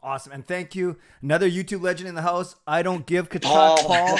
Thanks for being here. And yes, it could be the greatest thing ever or the dumbest thing ever. And lastly, Nathan, Ciedet's asked, you kind of hinted at least 2 goalies. Who are your Vezina finalists for this year? I know it's early, but who do you think for the entire I've gone back and forth on this so many times, because if you asked me at the start of the offseason, I would have bet and said maybe Linus Ullmark, I thought could be a pretty under the radar guy with that great defense in Boston and getting the starter role. But Jeremy Swayman's actually starting for the first game for the Bruins tomorrow. So, and by the way, I have both in fantasy, so I predicted this whole situation. I think Swayman's going to be a guy for the Calder potentially, at least in the conversation. But back to the Vezina conversation, my number 1's kind of all over the place now, because I originally thought it was going to be Linus Ullmark. Now, I mean, looking at the entire NHL, I'd probably say I think Hellebuck's going to be in the top 3 for sure. Could be number 1, though I think he probably has more of a shot at number 2. I'm actually going to say at number. This might be. This might be because I'm in the stream right now and spitballing, because we have some amazing Canucks fans in here. But even though he hasn't been fantastic yet, I think Thatcher Demko is going to have a strong season. Might not be top 2 or top 3, but I think he's going to be in the conversation for sure. I think we're going to see Marc-Andre Fleury do very, very well once again. Maybe not also winning the Vezina, but still being up there. I'm actually going to go out on a limb right now for my number 1, and I'm going to go. I'm going to go back to my original prediction and say Linus Ullmark. I think he's going to have a lot more games in the second half. I think he's going to get number 1. I'm going to say number 2 is Connor Hellebuck. And I'm going to say number 3 is Thatcher Demko. I think he's going to have a strong season throughout and be pretty consistent too. So that'll probably be my top 3, with potentially guys like Spencer Knight being in the mix as well. We also have Saros in the mix too. Potentially with the Islanders, you have Sorokin and Varlamov as well in that as well. And Carter Hart is going to be a super interesting goalie to watch this year. So those will probably be my ballpark guys. Carter Hart was very interesting to watch tonight too for the so wasn't Carter Hart not showing too well against the Canucks, but hopefully in the future he will. So I was listening. I just spaced out. You had Allmark at 1, Demko at 3. Who did you have at 2? Hellebuck? Yeah, so I had Allmark. So I probably have Allmark number 1, Hellebuck number 2, and then number 3 would probably be Demko for me. Yeah, well, it's nice. Obviously, you always want to hear your players get touted throughout the league, and I know that Demko's getting a lot of attention now from vloggers, media alike. It's deserved, man. He's gonna be so good, and I always have a soft spot for goalies, especially American ones. I mean, Jonathan Quick's probably my favorite goalie of all time, or one of my favorite goalies of all time. Just such a fun play style. But guys like Spencer Knight, you're gonna see Thatcher Demko get into that full role, and just so many other guys. It's gonna be a great future for guys like that, especially Demko as well. Nathan, you make my job so easy. It's this 9:45. We wrap up, and I only got like 10 minutes to kill to the next hour. So you've been amazing. One last thing, and then I will let you do your thing. Are you you're part of some NHL like youth ambassador? Like, can you tell? I want to know about this. What is it? What did you do, and are you still doing it? Yeah, so it's one of the hardest things in my life to explain, but that's what I'm here. That's what I do for a living. So I'm going to do it right now. Yeah. So not now, but in the past 2 years, the NHL did this NHL Power Players thing where they basically had 13 through 17-year-olds, or basically all the way until seniors in high school, and submits and apply for the Power Players program, which is basically a way of meeting some people in NHL marketing, meeting some people in the NHL in terms of social media, and talking with them, trying to brainstorm ideas, trying to make the NHL more appealing and more accessible and all that. So I've been a part of that for the past 2 years. Unfortunately, they only allow people to go for 2 seasons. So I was part of the second year as well with some other people from the first year. And we were also able to brainstorm new ideas with the new group as well. So I'm not part of that anymore, sadly, since they didn't go to year 3 with us year ones. But yeah, so I was part of that for the past 2 years, basically trying to give them ideas, mostly, who knows if they even did anything with them, but mostly just trying to ham in just how expensive hockey is to play, and just telling them to stop making it as expensive as it is. And that was like my main point throughout 2 years. Who knows if they told anybody about that and try to do anything, but yeah, I mean, that's basically what it is. And I think it's a great opportunity for kids around that teenage years to give big thoughts and to truly give them opinions that will get acknowledged, and hopefully will get used to. Well, no joke, man. There's no person between 13 and 17 or 18 at the time that better than I think that could have done that. So I'm really glad. I'm glad you got recognized for your hard work and your knowledge, and I'm glad that you were able to speak into what they were doing. I'm sure that's what they wanted, right? That's the whole point. So congratulations on that, man. Nathan, you're the best. Thanks for sticking with me for a good 45 minutes. And now I'm down 3. I'm done. I'm an 8th done now after this. Yeah, there we go. I mean, I was going to say this right now, Clay. Stop talking about me being the best when you are the person doing this, okay? Please do not. I'm just here for 30. You are here for 24. You've already done for 3. You're already done 3 hours. You are so good to go, man. You're so good to go, brother. You're gonna absolutely crush me. People have already been saying in the chat and doing. I mean, you are killing it right now. And this is gonna be the biggest live stream on your channel for sure. And I can already feel it. It's just been a great energy throughout the chat and everybody talking. And you're gonna crush it, dude. I mean, do not worry about 1 a.m. 2 a.m., 3. They're gonna go like that. Yeah. Especially with the schedule you've already put up, you're good to go, brother. No, it's a nice mix for sure, and you're a big part of it. So Nathan, everyone, make sure you follow him. I put it in the chat. I'll do it one more time. There it is, Graviteh Sports. Thank you. Yeah, I mean, if anybody wants to subscribe for more hockey content on top of Clay, appreciate that a ton. Awesome. And any big plans for the weekend? For me, I'm going to a college football game tomorrow, which will be fun. Who's playing? So my family's way into BYU, so I'm going along with them. to mostly cheer for them, but also support the family as well, because my grandpa loves it quite a bit. So I'm also going with him as well, which is going to be fantastic. So yeah, that'll be a lot of fun. Well, enjoy. Thanks again for your time, Nathan. Keep up the great Thank work, you. and I'll see you on YouTube sometime soon. Thank you, brother. Have a great day, everyone watching the stream. I'll be in the chat in a little bit, but Clay, you're going to crush it. Thank you for having me, man. Thanks, Nathan. Take care. Appreciate it. Thank you. See ya. Bye. Wow, isn't Nathan the best? You know, it sounds like I say that to all my guests, but truly, I'm so blessed, and you can tell Nathan, he just knows his stuff. He is so, and he's wise. I should have said this about John too, but I was more worried about why my Zoom kept breaking. Nathan is wise beyond his years. He's so articulate, and he's so confident in a good way, like not cocky. He's confident because he knows his stuff. He's able to, he rattled off basically rosters of all 8 Central Division teams. He knows about the Vancouver Canucks. I'm just very impressed by him, and I'm so grateful for his time. I'm grateful for everyone that said yes. I'm even grateful for Marie Huey. I've known her for 20 years, and she only subbed to my channel tonight. So Nathan, if you're still on there, thank you very much. You're wonderful. And I want to give a shout out to John as well. John, he was so good, taking time out of his road trip to be the first guest on, and knowing that we were going to fight through some technical difficulties, which we did. But hey, you guys are pretty forgiving. So thanks to John and thanks to Nathan. That time went really fast. Thank you, Fangirl, for the donation. The $279, I appreciate that. Yes, we're at 7830, so we might get to 8,000 by the end of the weekend. We'll see. Also, I saw a donation from Justin. I'm respectful. I don't want to acknowledge every donation while I'm talking to someone, but I do see them flash across the screen. So thank you very much. Okay, let's go for 5 more minutes. I think it's good practice that I build in the 5-minute breaks, even if I think I don't need them, or even if I think I'm feeling good. I think it's just really good practice. So, and it helps me kind of set up, go for a quick walk, grab a glass of water, go to the washroom, and change a couple things on the stream. So, we'll talk for 5 more minutes, and then I will take a 5-minute break. And as you've seen, as I come out of each break, out of each hour, I'll give the code word for that hour, and then we'll get right into it. So let's talk for 5 minutes. Yeah, John, no, Nathan was awesome. You're awesome. And you can check in. We actually had my Zoom didn't break on me. So, pretty cool that everyone is in here and still chatting, and we're almost done our 3rd hour. What else we got here? I don't give a chuck. Grabs Hope B for the first. Podkozen goal was a beauty. It was indeed.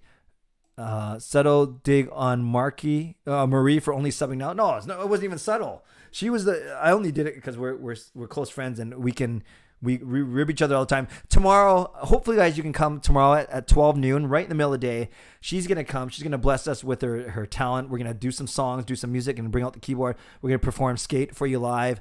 And I want to take you behind the scenes of what it's like to record music with Marie, because there's some pretty funny stories that we have to share. So yes, no, Marie and I, we rib each other all the time.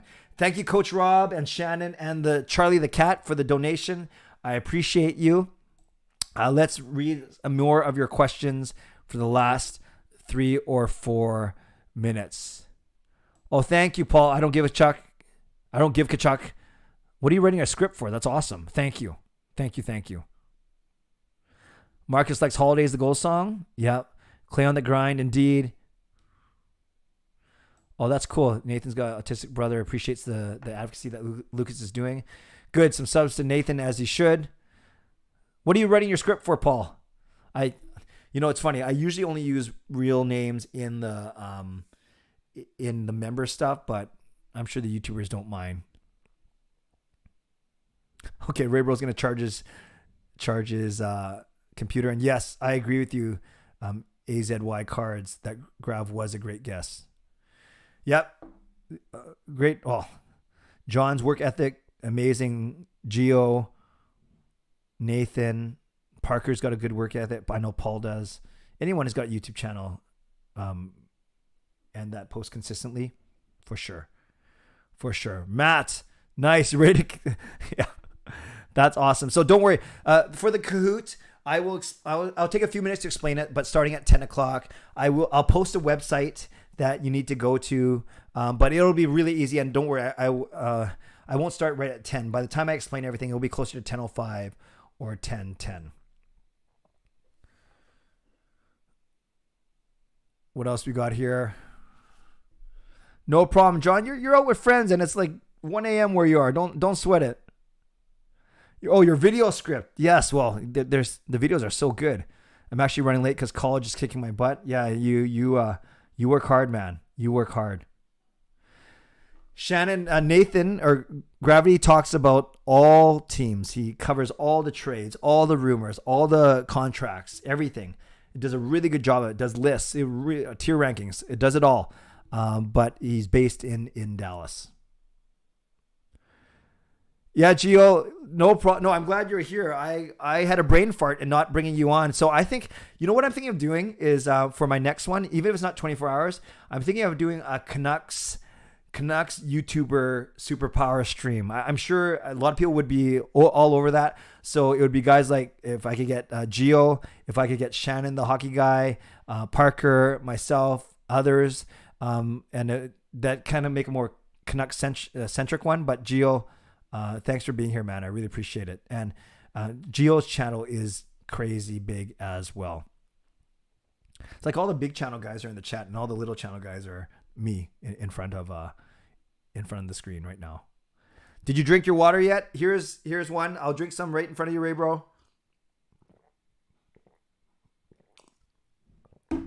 Oh no, it's not one of those ASMR things again. Midterm on Monday. I'm glad you're here, Marjorie. I'm doing well. I hope you're doing well as well.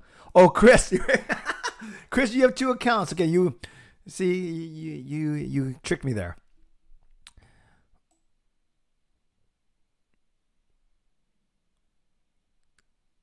Lego is on here. We need yes, and Moroki, exactly. Sergeant Pickle's not even a Canucks fan, and he would watch that Canucks YouTuber super chat. All right, let's go. It is 5 to 10. I'm gonna take a quick break. Gonna stretch. Make sure I know what I'm doing with Kahoot. So I will put up the other screen, and we will come back in 5 minutes. You're welcome to stay active in the chat. Thanks, everyone.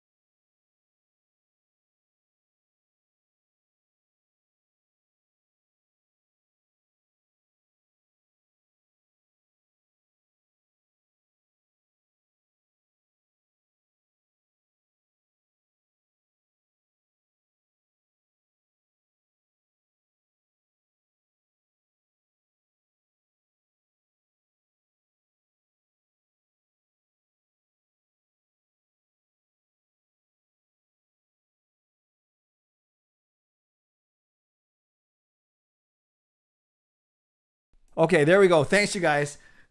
See, man, we're starting hour number 4. You think I know what I'm doing. So for my 5-minute break, I always turn the microphone off, which is a good thing because I said something to my wife that I probably shouldn't have. And then I realized that my daughter was in the room. So that was a little bit embarrassing. Okay, so you can hear me now.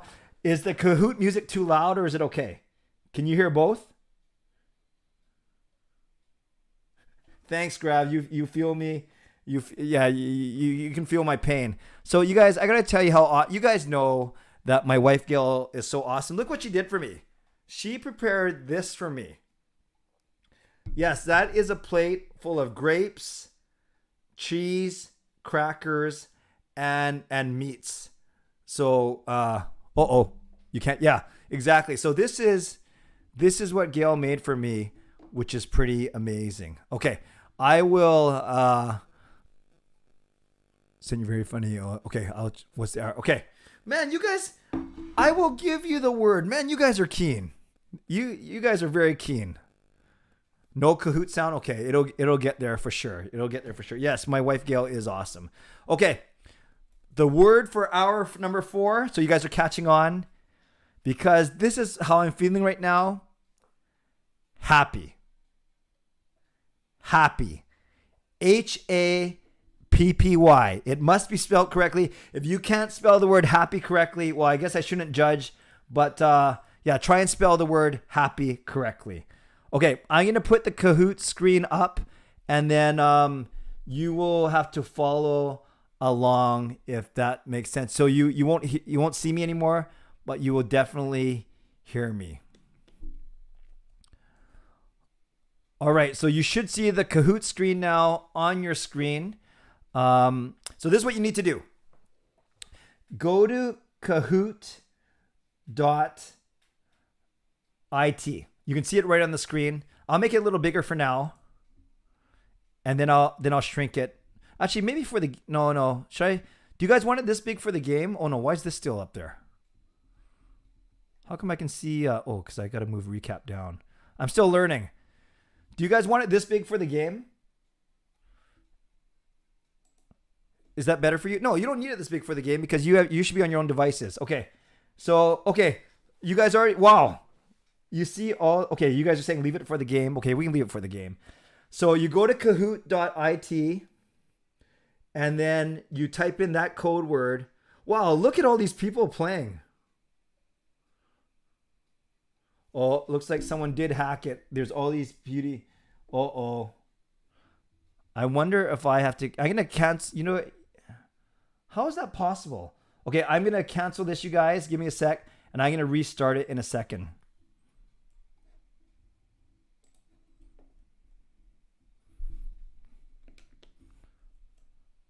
Okay, so how does that happen? How does someone hack the Kahoot? I'm going to try and fool around with it now because I really want this to work. But how did someone get into it?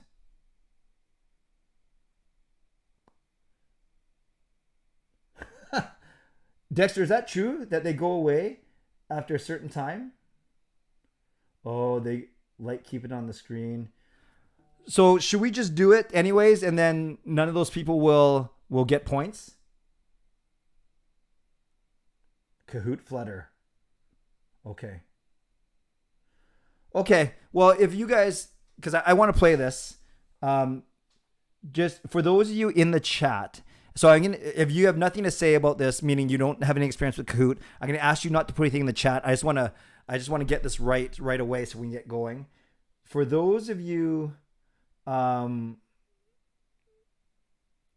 Yes, Kahoot Reborn. For those of you that know Kahoot, should I just start it anyways, and then those people will just kind of make they just won't place, right? Okay, so some of you are saying, yeah, this is a first for me, imposter Kahoot player. Some of you saying that they're going to go away. There's a lock feature, but Raybro, if I lock it, how do you guys get in then?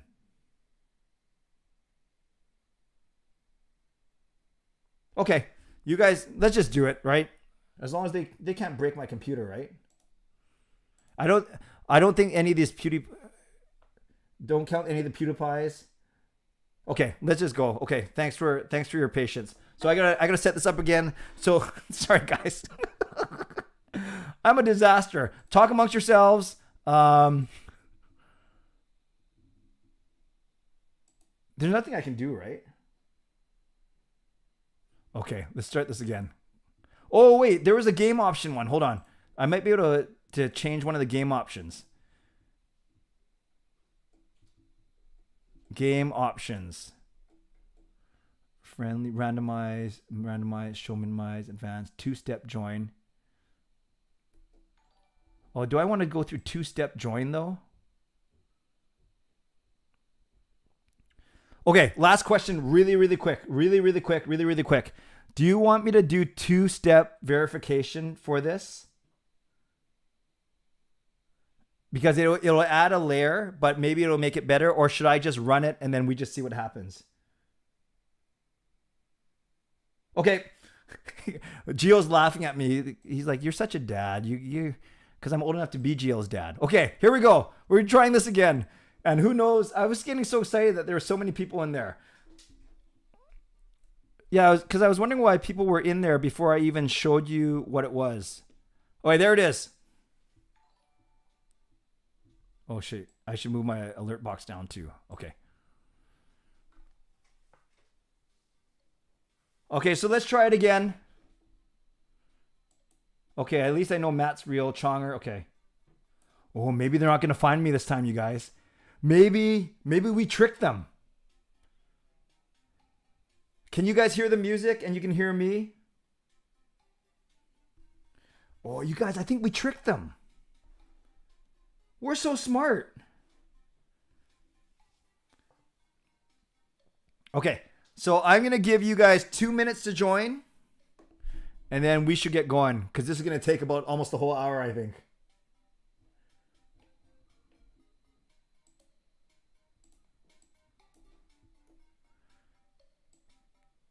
Do you guys need more? Oh, no.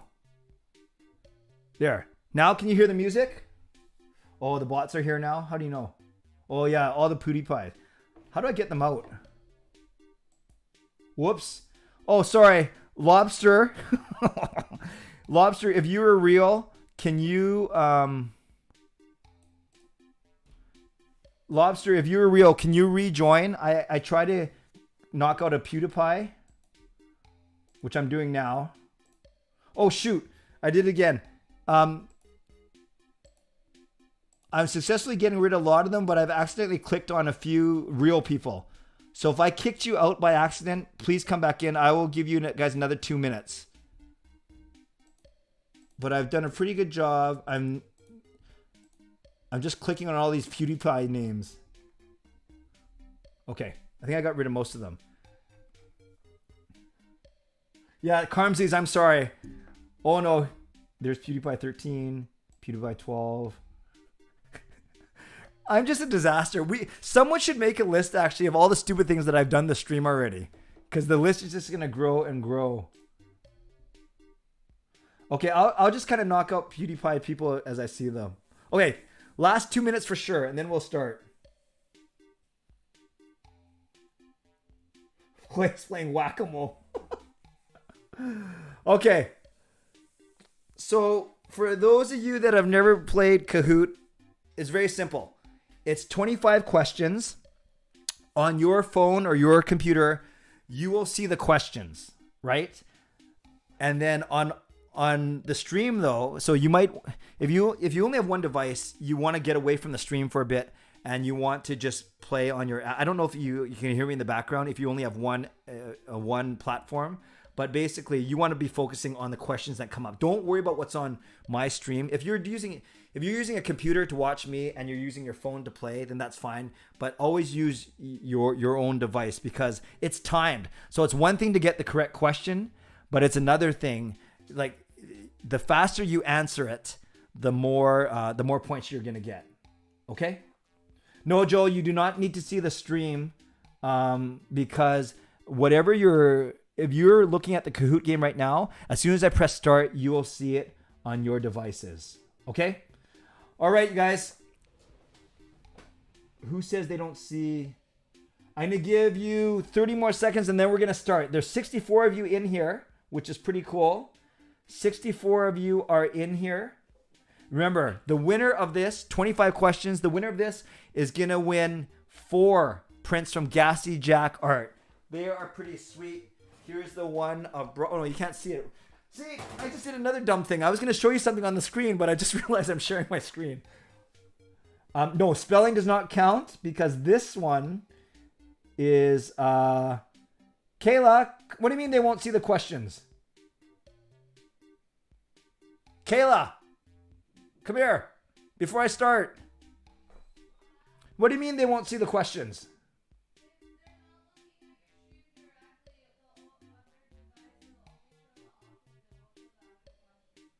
They only show the options? Really? Okay. Okay, yeah. Joel and Kayla said the same thing. Okay, so in a perfect... Okay, I'm going to give you guys 2 minutes to figure this out. Okay, we're starting this at 10:15. Sorry, guys.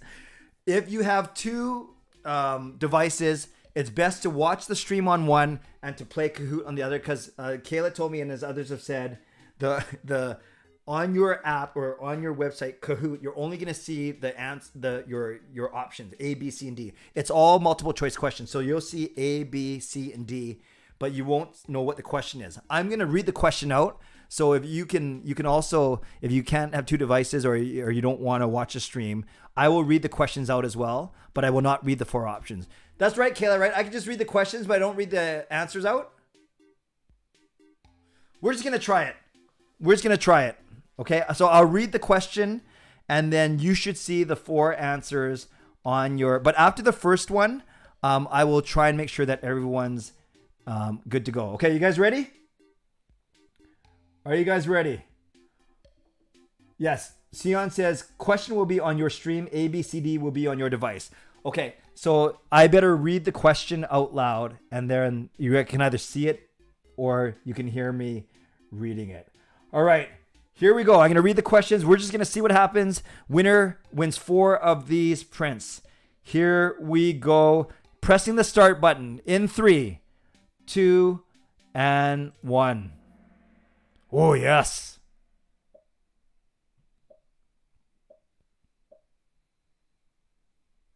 What is the name of the club that I founded? What is the name of the club that I founded? What is the name of my club? Hurry up, 5 seconds, let's go.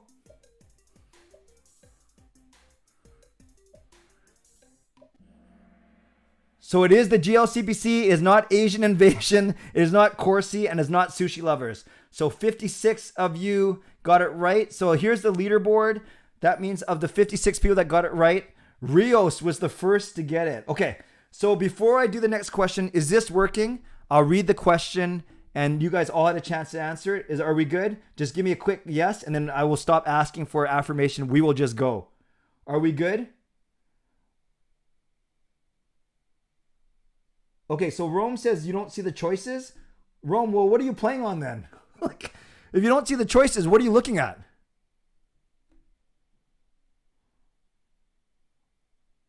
Delay is too long. Oh, Justin says...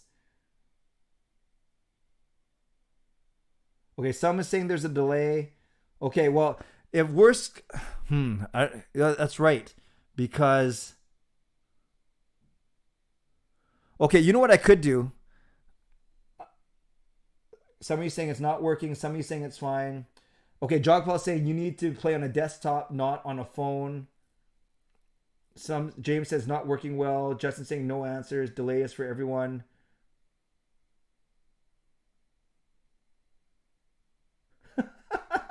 Okay. I'll just say this. In a perfect world, you have 2 devices, and so you're playing on your phone and you're watching on a computer or vice versa. So for those of you that it's not working for, I apologize. For those that it is working, we should probably keep going, and then we'll see. Oh yeah, Lego says it right. On the device you're playing on, you only see shapes as the answers. You'll need to have Clay Stream open. Okay, so it'll even out over 25 questions, but I'm going to give you guys 2 minutes now to open up my stream on another device. And if that doesn't work, then you just got to do your best, I guess. But some of you are seeing the questions too. So I think it really depends what you're watching on. By the time you hear the question, it's too late for the answer. Let people with 2 devices, rest will watch, can't play. Yeah, okay. So I'll give everyone 2 minutes to open up the stream on another device. But I get it because the stream is 5 seconds late. So you know what I'm going to do, you guys? I'm going to ask the question first. I'm going to ask the question first, and then I'm going to press go. And then you got to read the answer. Should we do it like that?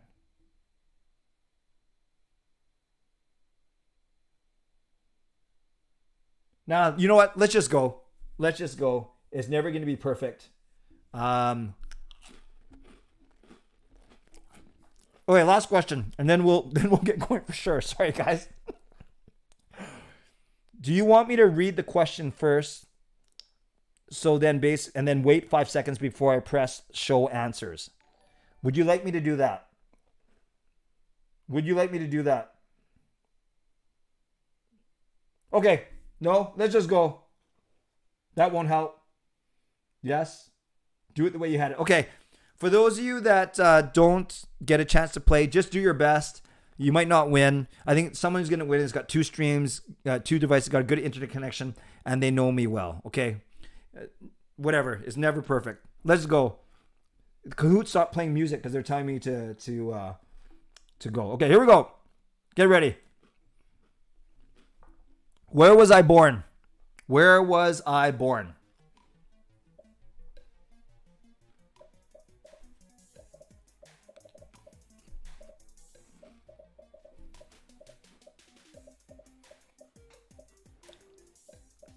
Okay, even with the 5 second delay, you still have 15 seconds to answer it. I think we're okay. It is indeed Vancouver, BC.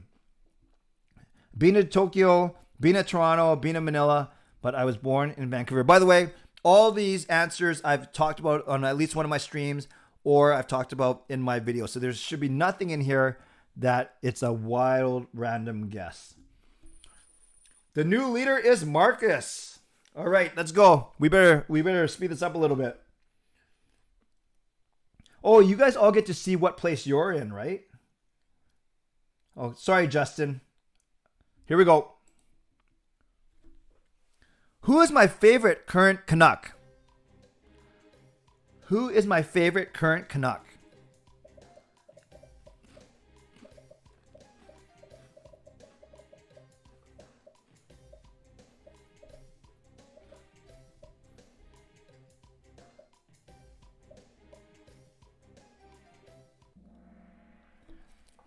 It is indeed Bo Horvat. 44 of you got it right. Let's see the leaderboard now. Isn't this exciting? Okay, so someone said, so Gio, I'm supposed to remove this guy for sure?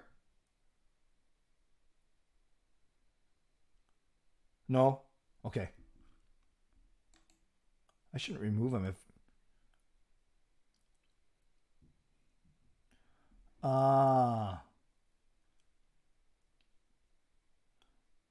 So I don't even know what that means. Oh, okay. Now I know what it means now that I've said it out. For sure, this guy's... Okay, he's gone. Thank you. Yeah, we want it to be relatively clean. Yeah, he's gone now. Okay, here we go. Thanks for that. What's my middle name? What is my middle name? Oh, God, what a good looking baby. God, that guy is so good looking.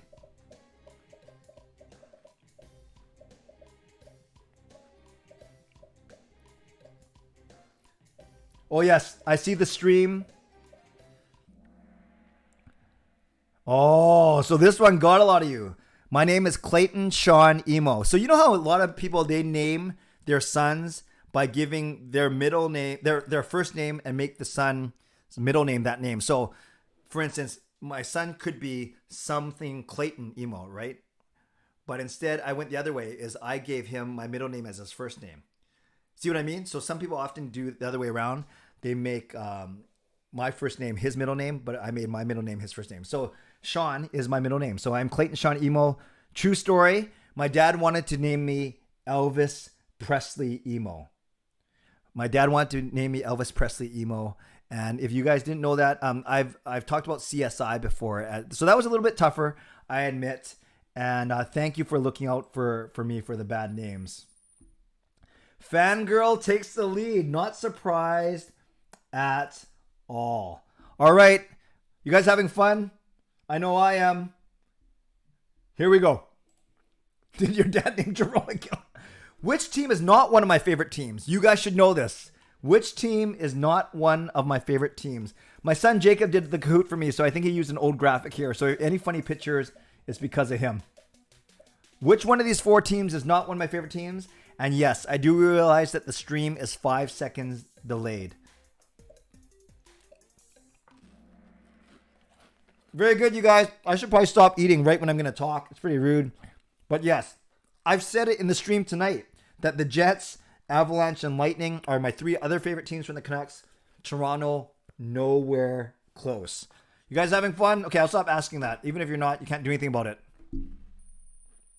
Lucas, I'm not going to ask you for the logos. I asked my brother I asked Jacob just to do a quick thing. He made this for me while he was studying, so I'm not worried too much about one graphic. But thank you for the offer. Fangirl still in the lead. Here's the next question, you guys. Here we go. When I say in my videos, if you're new, here's what you should do. What am I asking you to do? If you're new, here's what you should do.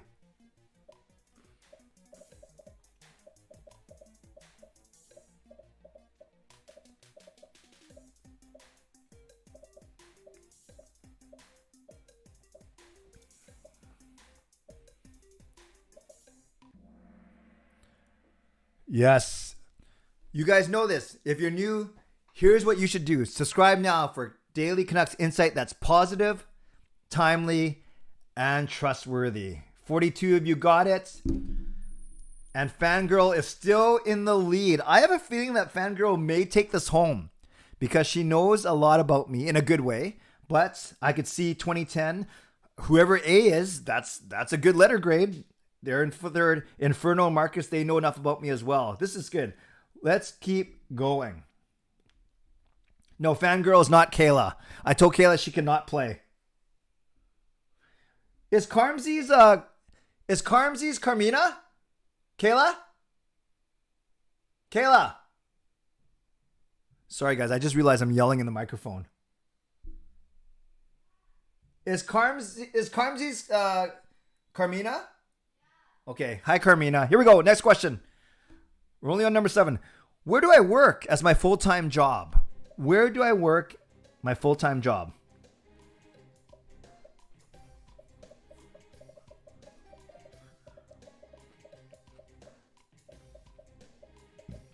Come on, guys. Let's go 100% on this one.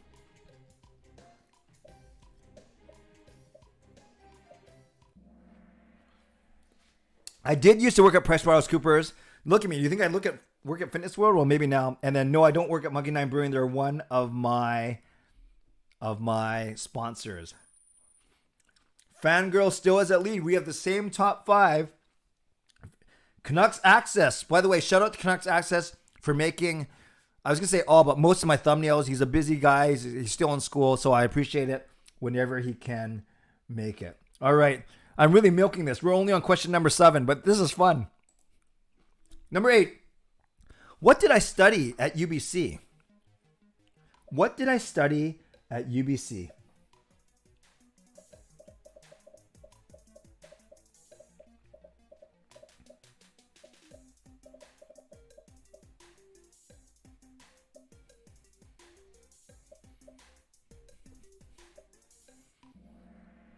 Yes, I have a business degree from the UBC Business School, from Commerce, in accounting. Although I failed my accounting exams, but that's for another story for another day. So yes, that is indeed correct. Let's see how we're doing. We have a change in leader. Wow. A. Not sure who A is. Does A want to identify him or herself in the chat?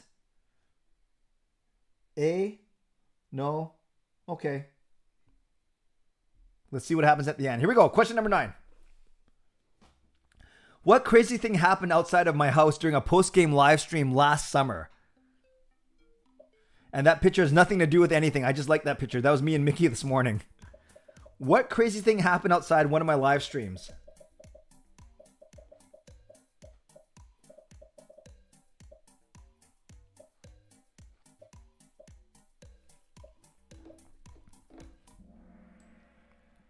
Check, check.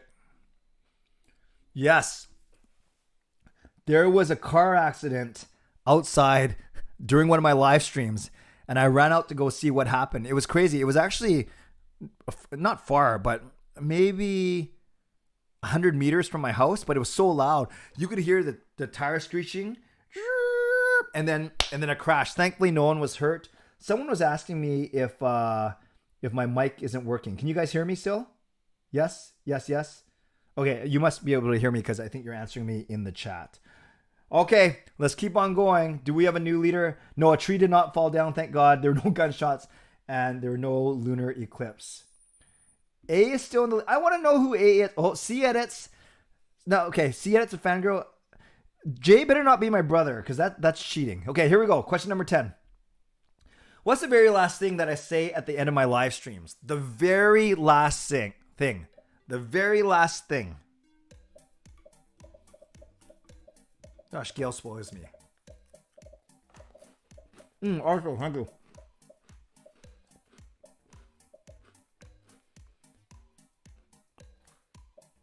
Oh, thank you. Unless Jay's me. Good. Yes. I say good night, God bless, and go Canucks go.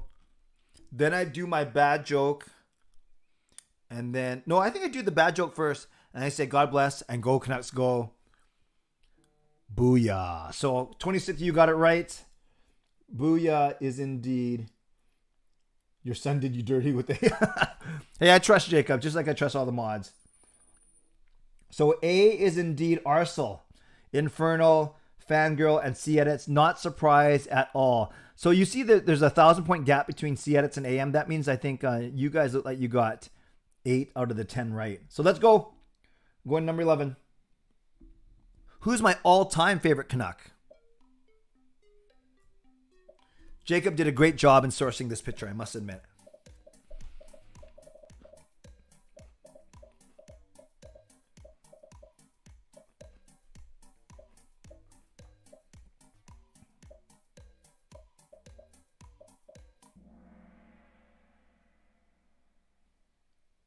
It is indeed Luongo. I've talked about him a lot. He's over there. Oh no, you guys, I'm such an idiot. I'm pointing to stuff around my office, but you can't see me. And yeah, you guys, you can put the answers in the chat once it's done, but please not until the answers come up. That'll be very, very helpful. Thank you. And Kyle, the game code is 2868243. It's right on the screen on the bottom right, but you might find it hard to catch up, Kyle, because we're already 10 questions in. Yeah, so you guys, thank you for your keenness. Let's not type the answers in because you're going to see it on the screen and you're going to hear me mention it as well. Kyle, it's kahoot.it. It's right on the screen. It's right here. I'm kind of going over it with my mouse right now. Next. Yeah, Chris, no problem. I know you don't know how to get into it. That's fine. But maybe just wait until I give the answers if that's okay. All right, here we go. Next. Oh, Fangirl's coming back. This is exciting, you guys. Next question. Where do I go on Tuesday nights? Where do I go on Tuesday nights? Again, not related to the picture. I just like this picture of our family. Where do I go on Tuesday nights? I never trust the Bros. That's good. You guys like the Kahoot music? Indeed, I bowl. And you guys know that if you watch my videos, because Wednesday morning, I always give a very detailed, some would say too detailed breakdown on my bowling game. No, I'm not a model. Whoever voted for me, thank you. Roller hockey, used to, but never, always on Tuesday. And you guys, what are you guys saying? That I don't swim? What are you guys saying? Oh, well, the same top 5. I like it. Here we go. Next one. We're halfway done. Where did I first meet Elias Pettersson? I've told this story many times in my streams. Where did I meet Pettersson? Easy there, Kyle. Easy there. Thank you. You guys like the modeling one?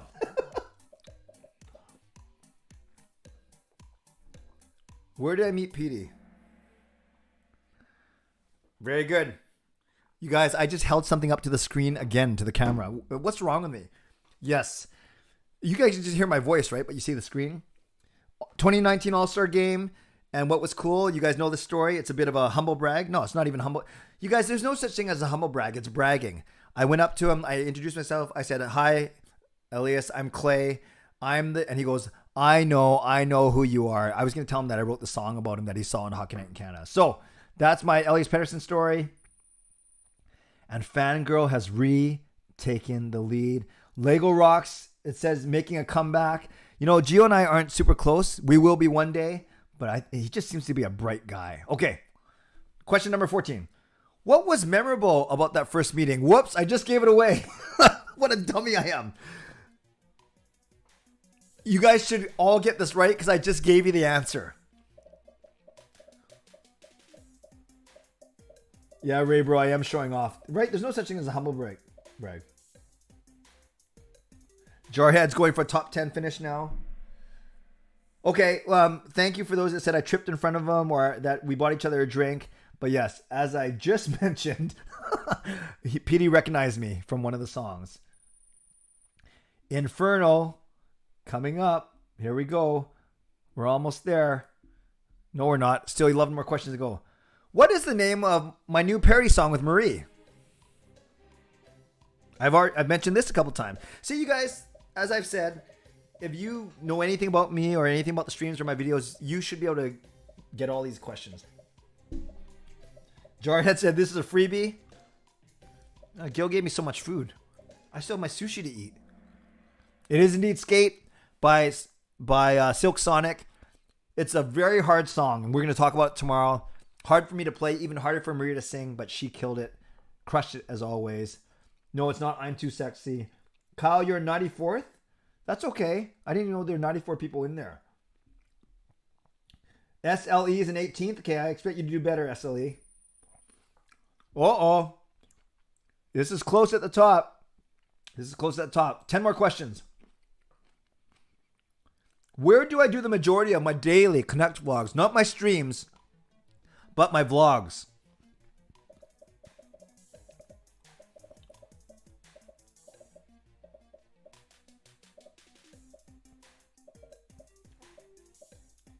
This one's easy, you guys. If you watch any of my videos, you should know this. Yes. In my car. In my Honda Civic. Not in my office and not in my garage. Office is where I do all my streams. No, sorry, that's my work office. This is my home office. That was easy. Any dent in the standings? No, top 5 remains the same. I have a feeling C-Edits might pull this one out. We'll see. Here we go. How old am I? I've said this on the stream. I said it basically with Nathan an hour ago. I appreciate Jacob not putting a picture of me like bending over and not being able to get up or whatever.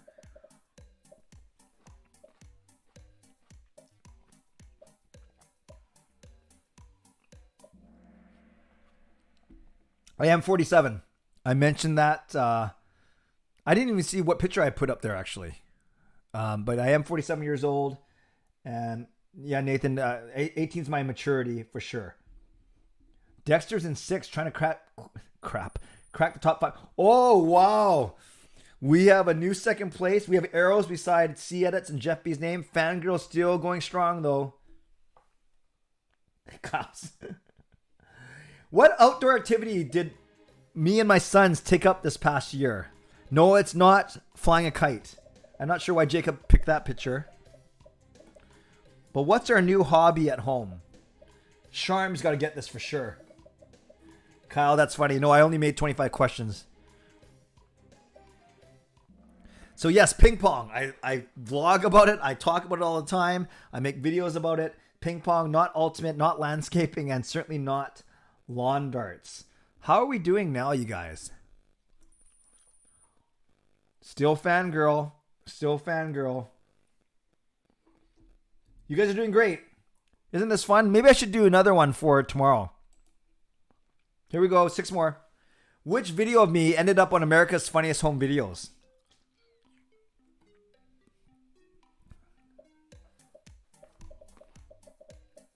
Lawn darts are illegal.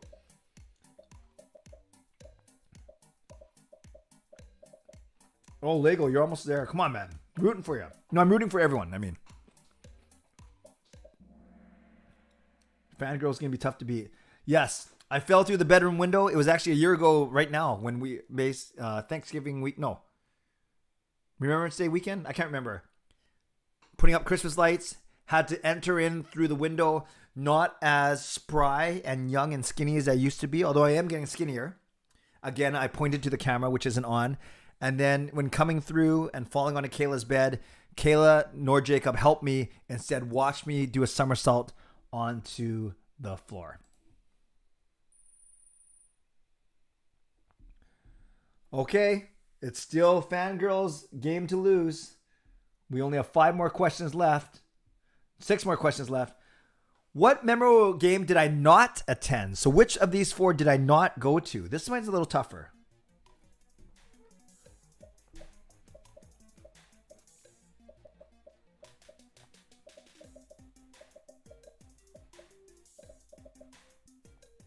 Kyle, I'll save your challenge for another time. Tonight it'll be just the 3 of us, but thank you.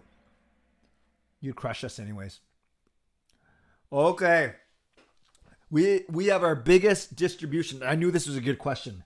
So I did see Burrows slay the Dragon, Chicago 2011. I was at the Citians' final home game when they scored in overtime. I was at the retirement ceremony when the Canucks hosted Chicago. That was actually my last game of the year before COVID. But I did not go to the gold medal game. Sidney Crosby's golden goal. Yes. All right. Here we go. Fangirl opening up her lead even wider. It's going to be tough to catch. Last 5 questions. Where were Clay and Gail supposed to travel to last summer for their 20th wedding anniversary? I've talked about this a few times in my stream.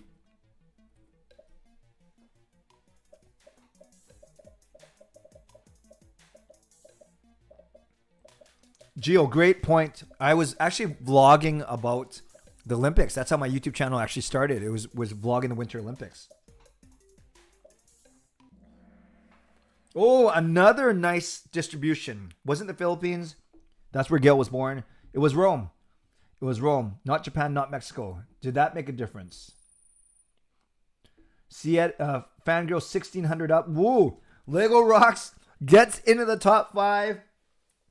Dexter and Inferno, basically 2 of my original live stream viewers. So this top 5 makes sense to me actually right now. It really does. Lego is our only hope. And no, Fangirl is not related to me, although a dear friend and someone who takes an active interest in my life, which I'm grateful for, as I do hers. Let's go. Last 4 questions. How do you properly pronounce my last name? Is it Imoo? Is it Emu? Is it Emo? Or is it Podslovens? Inside joke there. Not really.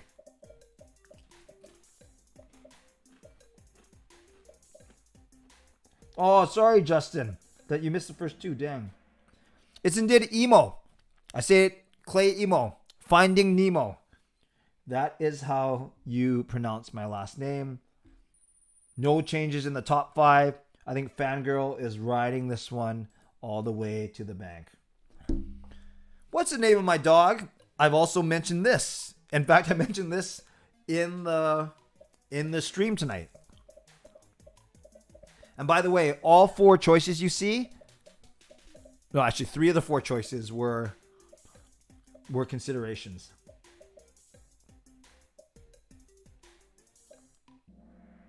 It is indeed Mickey. It's not Ricky, and Maui and Presley were also options. So we were deciding between Maui, Presley, and Mickey. And Carmsies, when I volunteered for Clay in high school long ago, he said he'd name his kid Geronimo. Very good, Carmsies. Very good. There was also Eskimo. So, you know, those are some options. Okay. We are down to the final couple questions. I don't think anyone's going to catch Fangirl, but it's a nice little battle for second, third, and fourth, and fifth. You know, I'm going to talk to Gassy Jack Art, and I'm going to see if maybe he'll throw in a prize for second place too, but we'll see. Okay, here we go. Last two questions. Which of the following have I not done?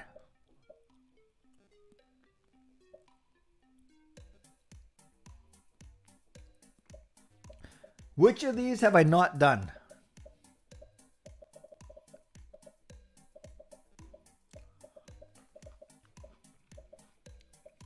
This one might be a little trickier. And Church of Pettersson, they are going to give a prize for tomorrow as a giveaway. I didn't want to spoil it, but yeah, I'm so grateful. And it sounds like they're going to... Okay, so Church of Pettersson, before I analyze this question, if I can't get a second place trophy from Gassy Jack, will you donate something for second or third? Okay. Hold on. So yes, I have played the organ at a Canucks game. It was during warm-up and just before the anthem, so that was pretty cool. I was in an NHL commercial. That was with me, Sean, and Jake saying, "Go, Canucks, go." It was when the NHL was coming back. I have filmed a music video with Canucks players. It was Jake Virtanen and Ben Hutton, both gone now. And I have not ever won the 50-50 draw. And Chris did indeed buy some Gassy Jack art as well. Okay, so while Lego, a late push, Rome. Didn't Rome start late too? Okay, heading into the last question, I believe that if Fangirl does not get this one right and C-Edits does, because you get up to 1,000 points, right? Actually, I don't know how many points you get. All right, here we go. Final question. I'm very excited. I'm actually sweating. Here we go. Which former Canuck does Clay want absolutely no part of going forward?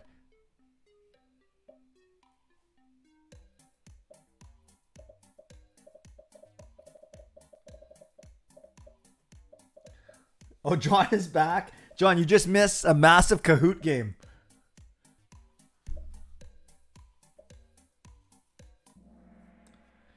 It is indeed Nikita Trampkin. I like Troy Stetcher. Good Richmond boy, just like me. Tyler Toffoli, I was fine with. I wish we could find a way to keep him. Nate Schmidt, I liked him. I almost bought his jersey. Thank God I didn't. But Nikita Trampkin, overrated. Drama queen. Oh, I shouldn't say that. But just not worth the trouble. Okay. I guess you guys see the placing even for me before I do. So I want to give a congratulations to Lego Rocks, comes in at third. C-Edits comes in at second. And Fangirl wins the whole thing.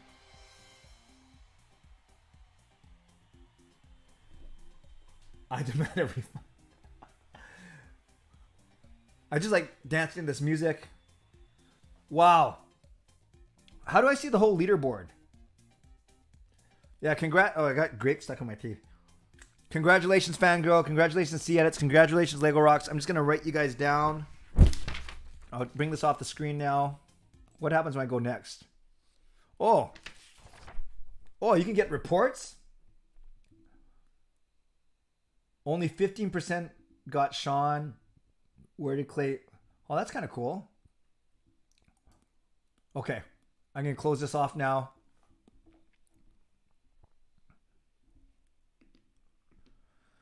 Wow. Thanks, everyone. I hope you enjoyed that. Congratulations to Fangirl. I will connect you with Gassy Jack Art. Congratulations to C-Edits. I will do something nice for you. And congratulations to Geo Lego Rocks. I will do something nice for you. Congratulations, everyone. Yeah, that was a lot of fun. Thank you. I'm sorry for the technical difficulties, but hey, I think that's the running theme of tonight. It worked out well. It worked out well enough. Dexter, you came fourth. Okay, Dexter, I'll do something nice for you, even if it's just sending you a voicemail. Yeah, I might have to bump my shower up earlier. That's true. And you guys, it's only going to get better. I'm not saying the guests are going to get better. The guests are all going to be really good, but there's going to be a nice variety for sure. So we peaked at 150 people there. As soon as Kahoot ended, we lost a few people, but that's fine. Maybe they got mad because they didn't win. But you guys, thank you. So I made up all those questions last night when I was supposed to be studying for my writing my paper for my master's, and then Jacob put it all into Kahoot for me earlier. So I'm seeing a bunch of. Harry came in last. Okay, I might just give you a pat on the back. Yeah, we're at 150 people. I think there was one stream where I got to 175, but it doesn't matter. I'm just happy. Thank you for the donation, Fangirl 279. Appreciate that.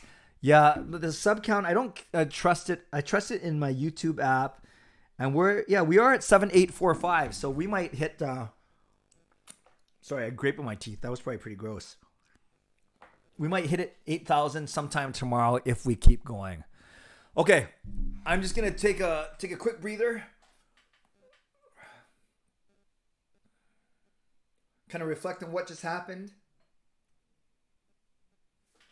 That was a lot of fun. I should stop saying that. I'm glad you guys had fun. Thank you for playing along, and yes, I will get to. Let's do 7 minutes of your questions, and then I will take a 5-minute break.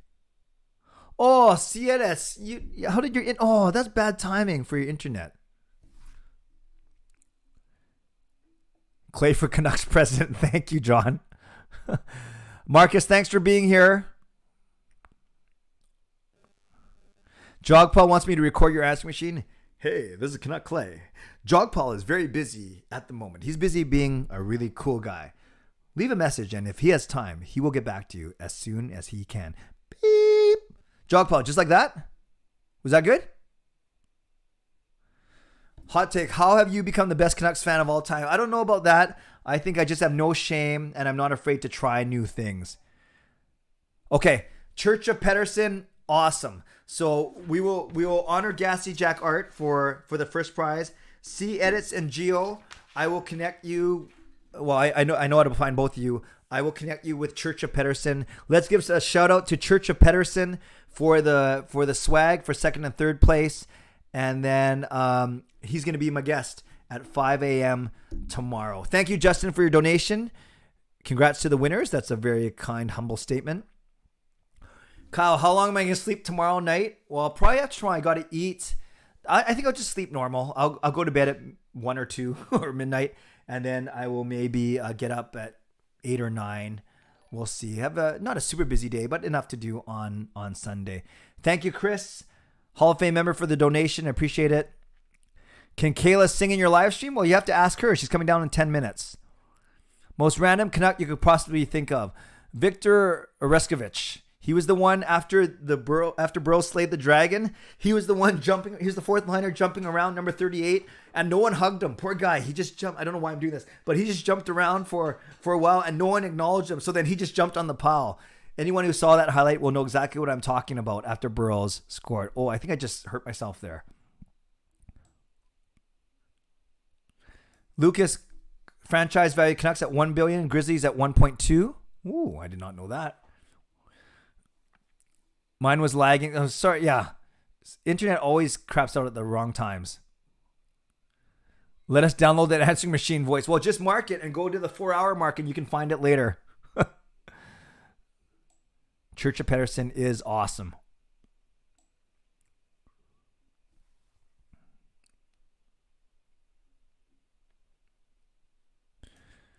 Hot take, would you rather have Tyler Ennis or Pierre the Giraffe Engvall? Hot take, I love that you keep trying to sell us on Engvall. So I'll say Engvall. I don't even know if I'm saying his name right. John, that's awesome.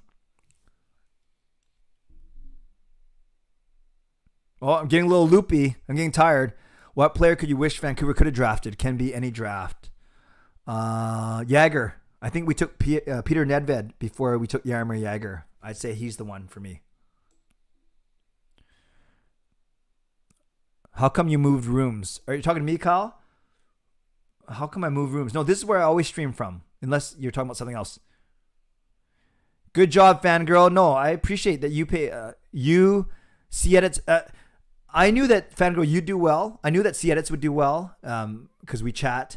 Gio, I pleasantly surprised that you did so well. Like I know we watch each other's stuff and we know of each other. We're two good looking Richmond boys. But coming through, Gio, I'm impressed. Who's in the lineups tomorrow for the Canucks? I bet you're going to see the same thing, but you'll see Besser in if he's ready to go. Okay, you know Oreskovich. Okay, awesome. Leighton, could you react to my Horvat YouTube video? Well, I won't do it live, Leighton, but I will take a look at it after the stream. Trump went to North Korea. Take Cece from us for Hughes. No way. We like Hughes. We have our own draft and Myers. Can we have an office tour? There's really not much here. But yeah, I could show you real quick. Were you working as an auditor? Yes. And then I failed my accounting exams. And then they put me in human resources. What time's puck drop? 4 p.m. Okay. I'm going to give you a quick tour of this. I'll just use the webcam. Give me a sec. It's pretty messy. I'll warn you now.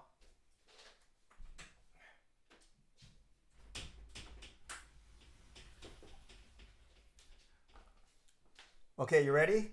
So on this side, here's my setup. So I have this primary ring light here, or not even a ring light.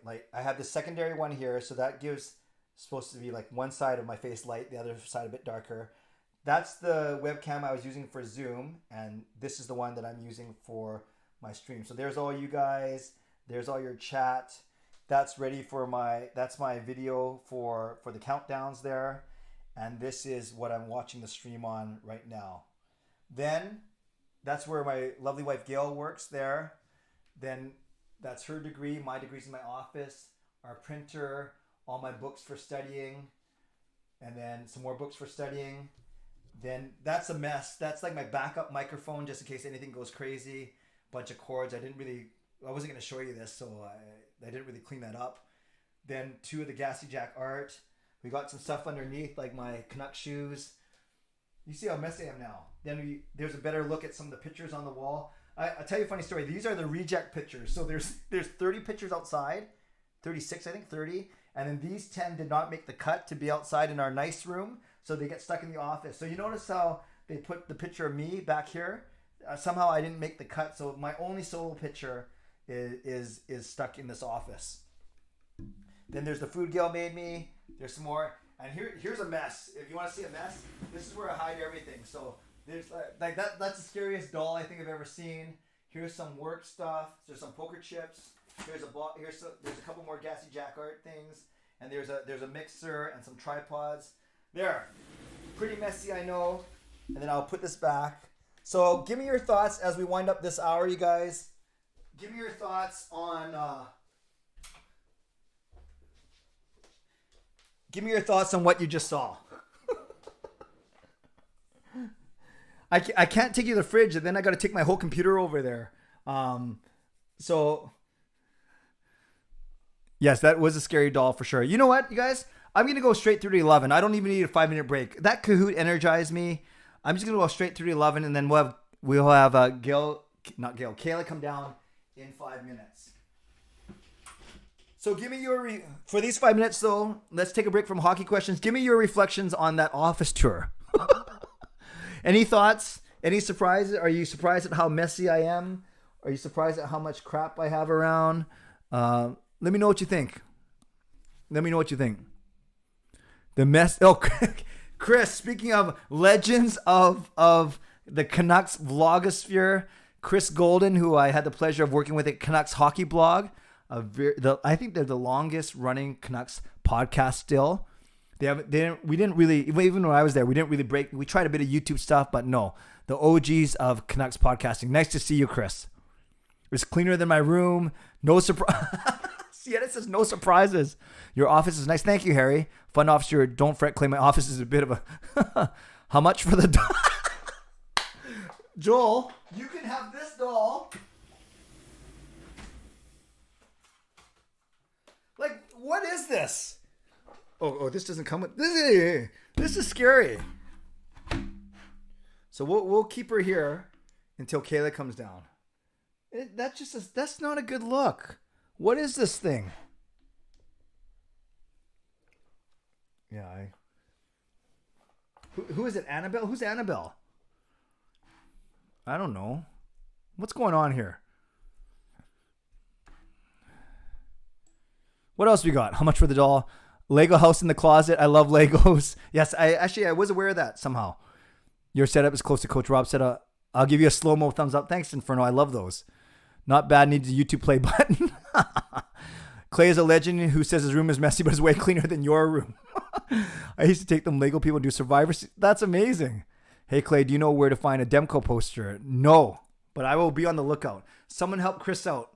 It was great to look around and see your setup. See, that's kind of why I want to give a house tour, but as you know, and I talked about a previous stream, my family voted it down, which I think makes sense.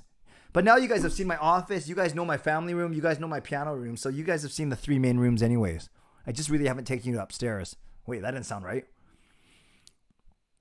Is that Hannah Montana? I don't know who this is. I don't like her. I think you should go. I think you should leave. Why am I talking to her? She's not going to talk back to me. She better not. Better looking than David Perron and his googly eyes. I like people who are non-pretentious. I'm not sure if you're talking about me or that I should be more. Nightmares forever. Yes, I agree. Where's the rest of her? What do you mean? Oh, I don't know. I don't like it. I'm putting her away. Rapunzel, let down your hair. Hannah Montana. Get Lego rocks on the stream on Zoom. You know, they're, yeah, I only have a couple openings. You know, if Gio wanted to, I'd bring Gio on for sure. But if we didn't really plan for it, I'm welcome. There's no pressure, Gio. I have guests packed all the way until my first opening is technically 3 a.m. But then I want people to be able to, and then I have a 6 a.m. time as well. So Gio, if you want to come on at 3 a.m. or 6 a.m., you're welcome to. Otherwise, we can save it for another time. Okay, I'm going to set up a chair. No pressure, Gio. It's up to him. I just send you my Zoom link. Yeah, no, I'd love to get Lego on, but out of respect for what I have coming up for the next few hours, it'd have to be sometime tomorrow. Although, yeah, Lego, I'll message you later. I don't know when, but I'll figure it out. Is Gio still here? We don't want to pressure him. Not clickbait, never. Okay, I'm gonna set up so Kayla can come down, talk amongst yourselves.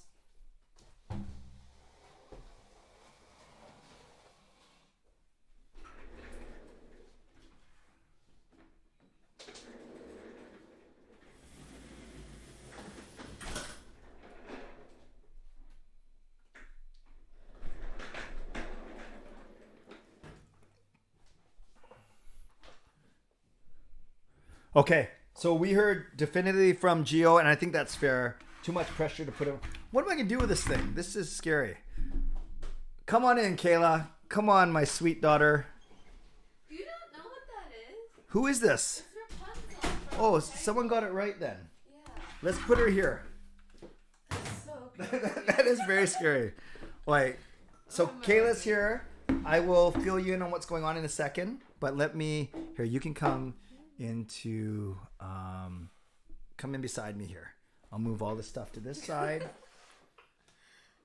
All right. Hello. Hey, yeah, don't wait. It's not your turn yet. Just hold on a sec. Fine. Relax. Okay. We are done 4 hours now. We are amazingly into hour number 5. So before we hear from my... Okay, very quick votes. Put in the chat.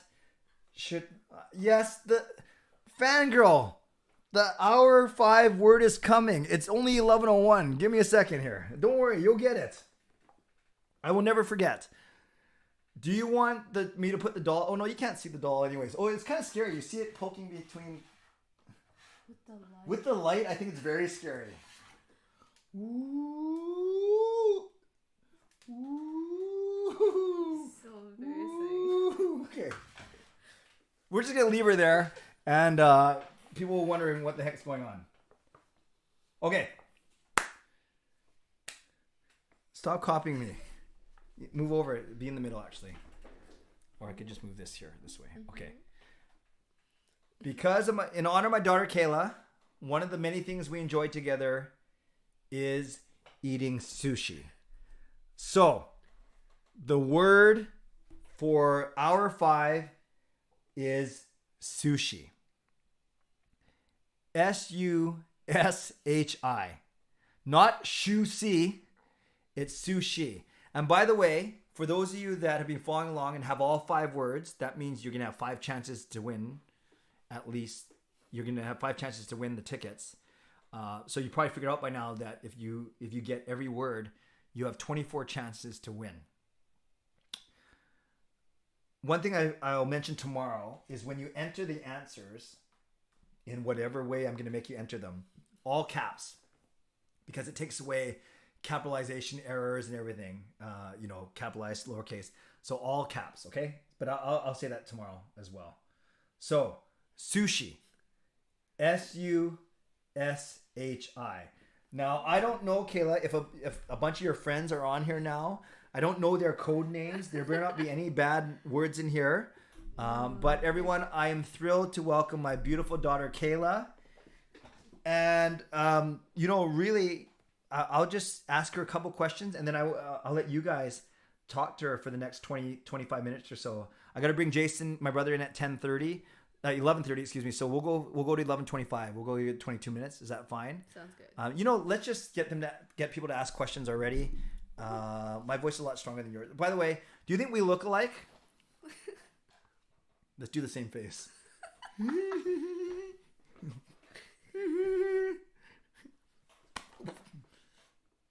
Did anyone see our TikTok? Oh, jeez.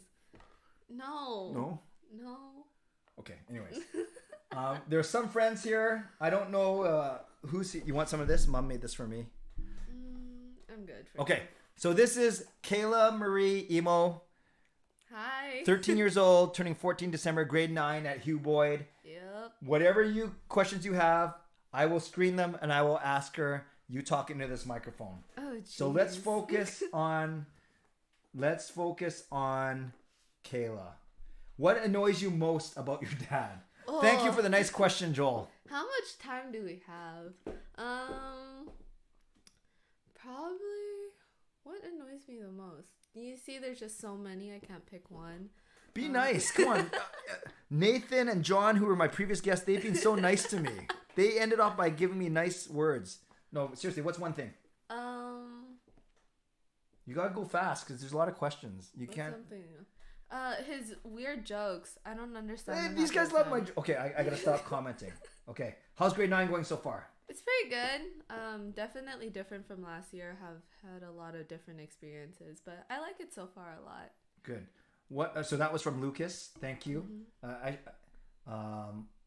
Joel asked what annoys you the most. Lucas just asked. Well, we have 130 people watching you. Wow. I think 80 of them are your friends, but that's fine. Clay's got moves like Jagger. Yeah, like when he's gonna. Okay. Hot take: the legend. So John was my first guest. Mm-hmm. What brother do you fight more with? Oh, me and Sean get more in like angry fights. Me and Jake bicker more though, so it's kind of even. What do you mean angry fights? What's an angry fight? Well, we just get annoyed with each other easily. Me and Jake just bicker and joke around a lot. I thought you and Jake fight more. Yeah. Edmund, Probably. how are you liking grade 9? Pretty good. Yeah. Like it a lot. Dexter, Kayla, what place do you think you would have come in Clay's Kahoot? One. So you think you would have won? Actually, I was watching it. Actually, I got 2 wrong. Which one? You say booyah? Yeah. I I had say no my clue. joke. Like I say, where do astronauts go for a drink? The space bar. God bless and go Canucks go. Booyah.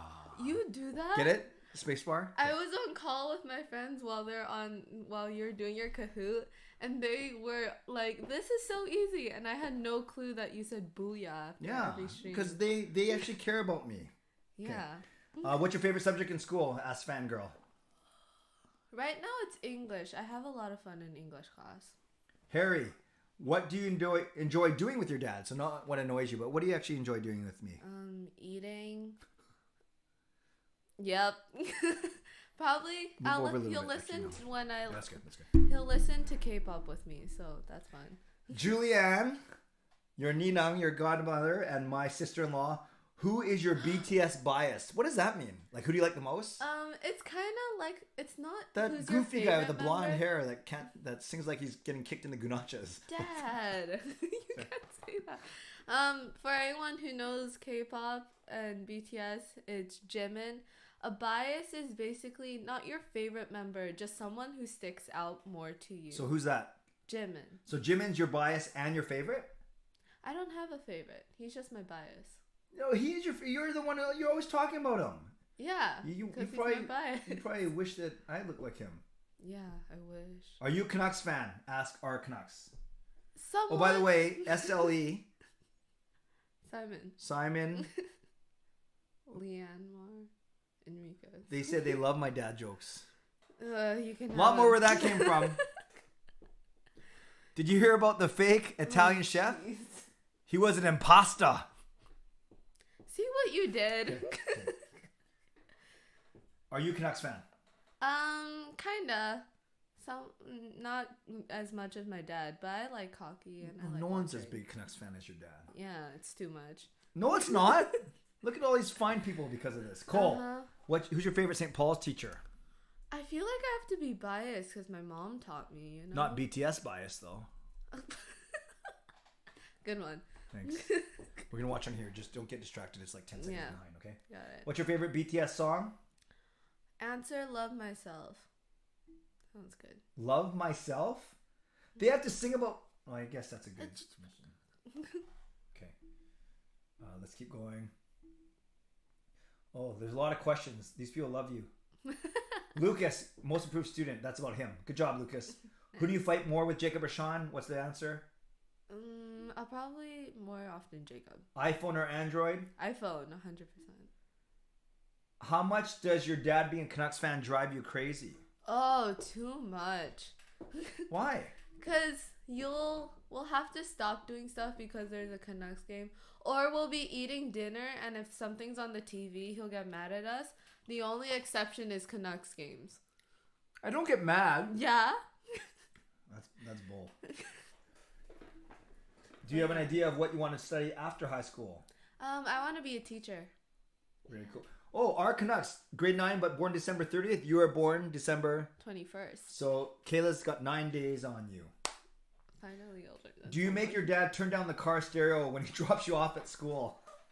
Actually, no. He's pretty good when he drops me off. Once in a while, I'm listening to my own stuff though. Like, Yeah. I dropped you off today. We were listening to Skate, right? Yeah, that was quite embarrassing. He Slide plays your his way songs on a lot. over, slide your way on over. You guys can tell I'm getting a little bit loopy now. A little bit. Edmund, do your kids at your school ask you about Canuck Clay? Oh my gosh. I like this answer. Take as long as you need to for this one. I have like 4 friends recently who are best friends with my father, but it's okay because I'm best friends with 2 of their moms. So, actually, 2 of them, their mom, they're twins. But yeah, they love my dad. They wanted to watch the stream more of my dad than me. They also wanted to come over to our house to hang out with you. Are you saying they want to watch the stream more than you want to watch stream, or they want to watch the stream my stream more than they want to watch you on the stream? That. Okay. The second option. Well, I don't blame them. But Ray Bro, does Clay embarrass you on purpose in public? It's not just me, the entire family. Like in anyone Whistler. around What us. was I singing?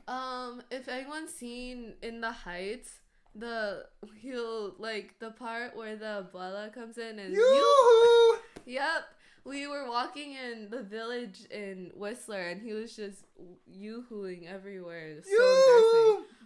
I ran away and pretended like I did not know this man. Do you play any school sports? I play volleyball currently. Oh, I forgot to update all the stuff. By the way, this hour it's Kayla and my brother Jason. Next hour is NHL 21. You think Kayla's funny? Wait do you see the two turkeys I have to play against? Oh, yeah. I'm the calm one. Carmsy says, I have to agree with Clay here, but I don't even know what I was talking about. Maybe about BTS. Julianne, sister-in-law, my sister-in-law, your Ninang. Do you watch your dad's videos regularly? I don't Oh, watch that's them not bad. regularly. Dad watches his own videos regularly. That's how I get my views up. It was a lot worse when we were younger because every morning during like your shower, you'd blast your own music videos. Shh, quiet. SLE says Jim out, not Jim in. That's a good one. All right, can you sing a BTS song? No, Raph. That's No. Raph? Yeah. I'll sing for you, Raph. No. Dynamite. Okay, I'm leaving. Drink something nightlight. I don't even know what they're singing because they're not even singing English. All right, so what's your favorite activity to do when you have free time? Watch K-pop. Yeah, that was the easy answer. Are you gonna walk? Are you going to the Canucks with your dad sometime during the season? I don't know, am I? Do you want to? Sure. Okay, fine. What's the current trend in high school these days? I remember it being smartphones back in his day. Current trend? Yeah, like what's not popular much right now? TikToks. Trend, I guess, but no.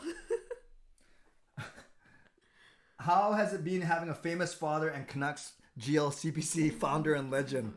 I would. Many people had asked that question, not just John. Oh my gosh. I wouldn't call him famous. A lot of friends would call him famous, I guess. They always tell me, your family's so famous, but I don't see it. Well, it's not because of mom, that's for sure. That's true. Loopy Clay. Everyone's calling me Loopy Clay. Mm-hmm. Kicked in the... Oh, no, that was the Gunachas. Clay would be the best looking BTS singer. No. They'd call me... No. No. Okay, you're not. Okay. Kyle says, can you adjust the audio? It's up as loud as I can, I think. Can you turn up your computer? I think it's pretty loud. GLCPC Pride. Favorite movie? Oh, I've watched a K-drama. Oh, not a K-drama, but we watched it as a family. It's called Train to Busan. That was good. That was good. Yeah. Maybe BTS were the zombies in that show. Most zombies would go, but you can't really understand this, so they'd be going. So bad. Who's your favorite Hugh Boyd teacher? Favorite Hugh Boy? Mr. Young's fine. Carter Giesbrick, one of Sean's friends. Hey, Carter, nice to my. see you. Who's your favorite brother? Neither. Do you listen to 80s music? Not as much 80s, more 90s probably. Who's your bestie? Oh, my friend's mom. Her name's also Julianne. My female friends only listen to the K-pop boy bands. Why is that? Some of the girls groups are great. They're good. I'm just not as into them. What grade would you want to teach? 1 or 5. Very different. Your thoughts on the Dear Evan Hansen movie? It was pretty good. We watched the musical, so we knew what happened. So I found it not boring, but it was kind of slow. But Yeah. I still liked it. I think I liked it the most out of everyone Yeah. in the family. Favorite family member? Mickey. Not even well, he's family. Oh, this is a good question. And answer seriously. Don't try and be funny. Okay. On a scale of 1 to 10, how up to date am I on pop culture? You're actually 1 to 10, probably 6, Okay, I'll take that. 7, maybe even. You're quite in it more than most fathers, I find. Have you played Siakam yet in volleyball? What's that? Oh, it's a school. Who dat? Who dat? The Oh my CLAY. That do that. That do that. Okay. No. Everyone's saying that they like my singing. They're enjoying this too much. Oh, sorry. Catching up, you guys. Oh, yeah. Carmsy says she agrees with me about BTS. Clay is the founder of the GLCPC and BTS. Julianne. Oh, this is a good question. Spoken like a true godmother. What are some things that you and your dad have in common? We have big noses. We're very chubby. We love food. Yeah. Sushi. Sushi. We have glasses. We have fun together. We're blind. We do have fun. Is that a bad word before I read it? Or is that fine? Or is... I don't know what that means. I don't know if that's a bad word, so I'll say, what is something cringy your dad does? Everything. He tries to be cool. I'm gonna That's try. amazing. You know, when you're natural, you don't have to try. You're not naturally cool though. That's the problem. I'm very natural. Au naturel. Kim, Isles Girl 3. Welcome, Kim. Another YouTube legend. Wow, we've had multiple YouTube legends pass through tonight. I'll be talking to Kim at 7 a.m. my time, 10 a.m.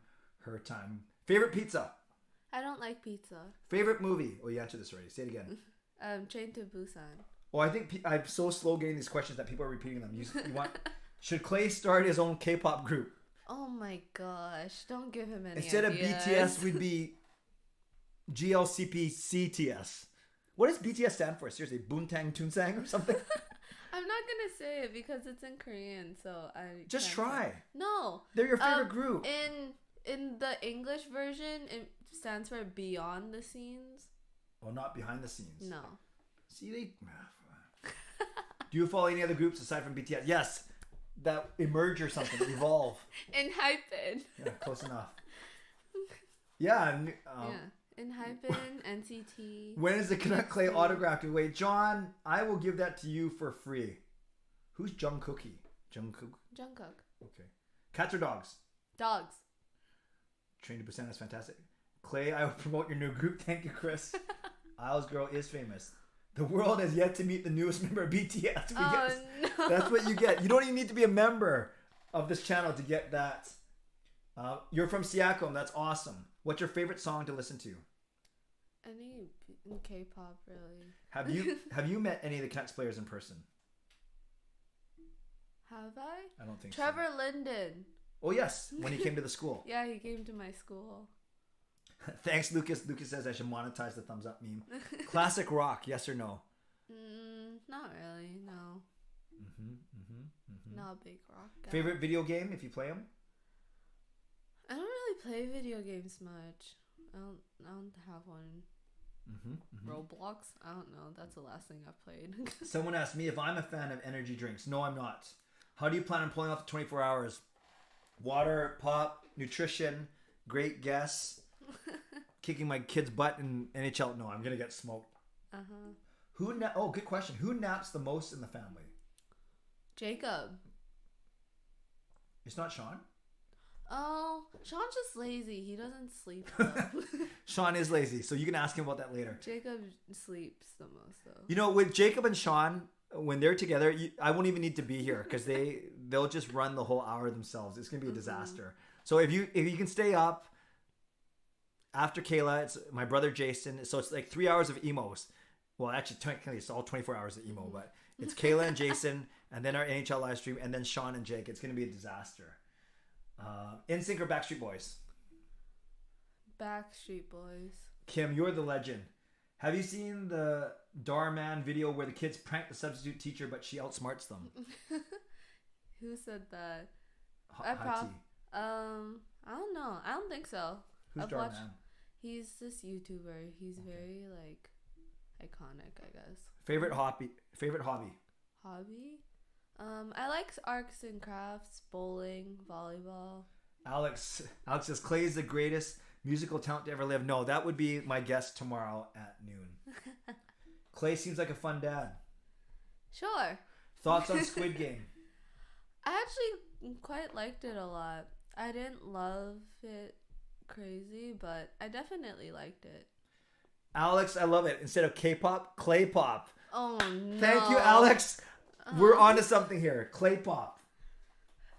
I was actually saying you should do a parody of Dynamite or Permission to Dance or Butter. They're parodying themselves. Why would I have to? Okay, no, I'll do it. Okay, I'll make it right now.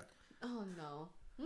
Smooth like Sutter. Get it? Because, yeah, it wasn't that good, right? Yes, I get it.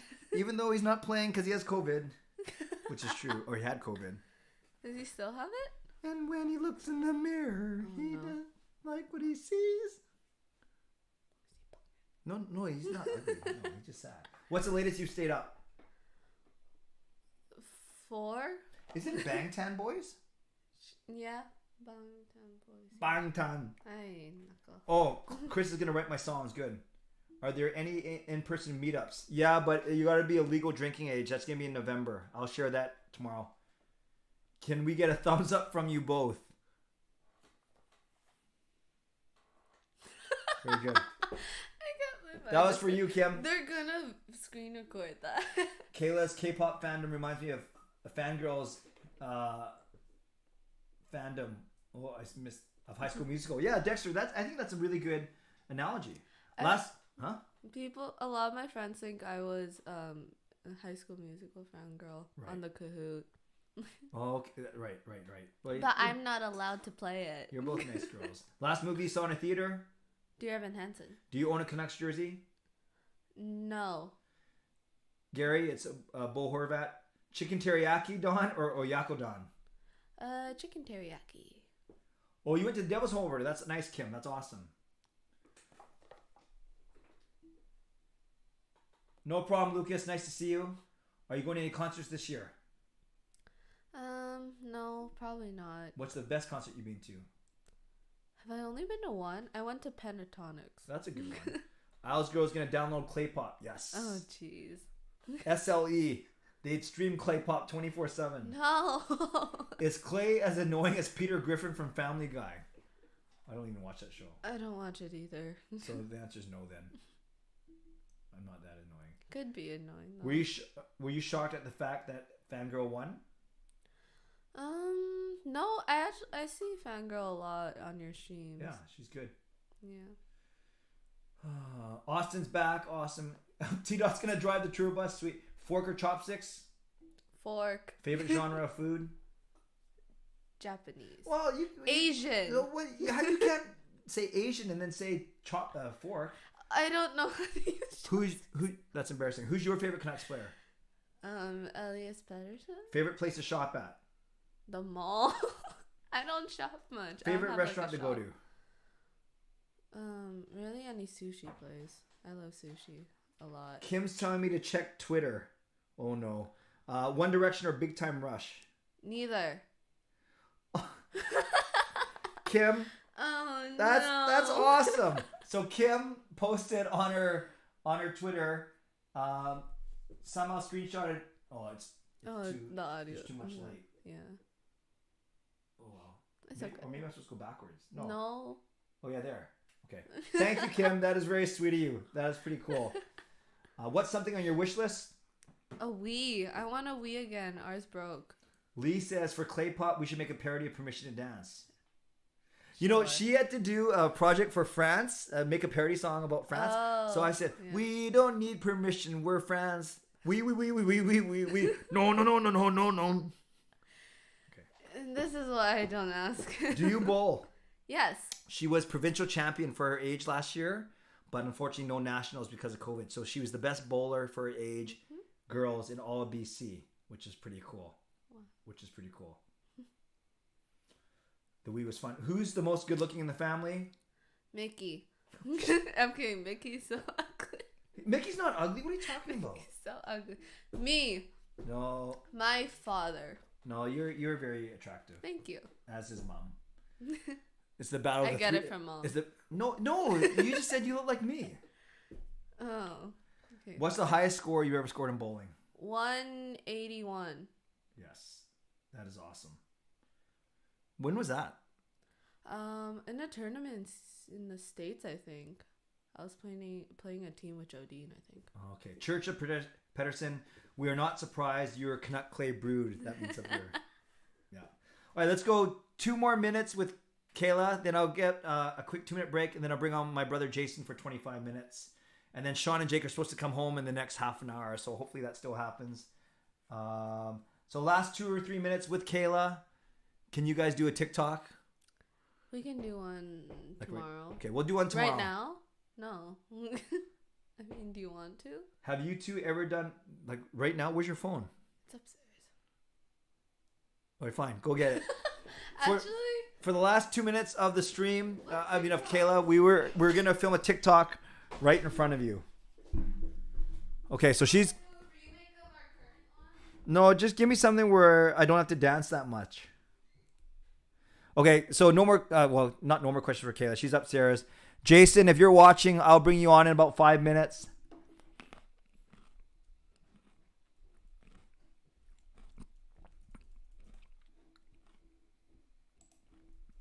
Just waiting for Kayla to come down. Okay, thanks, Church Pettersson. What's your TikTok account?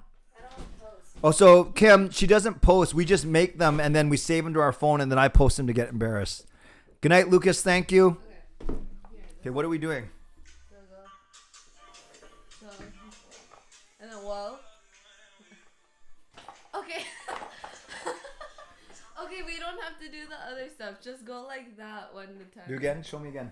You put your arm up and then you like sway to a side. You're supposed to do it like standing like this. Well, let's stand up then. Will we be in? Turn on the light. You're supposed to be very like mellow and I am mellow. motionless, and then when that part you're supposed to go crazy. Ready?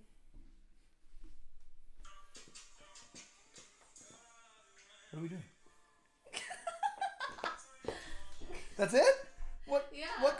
That's too short. Let's do another one with more moves. What is there? This is embarrassing.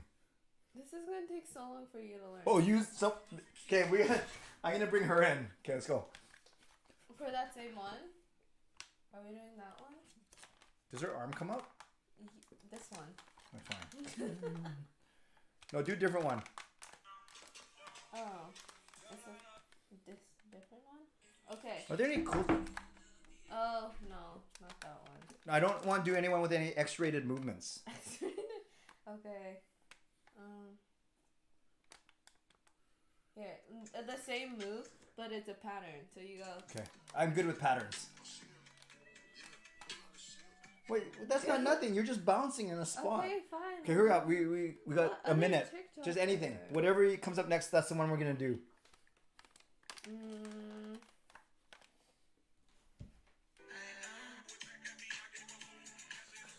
Oh, we should do this one.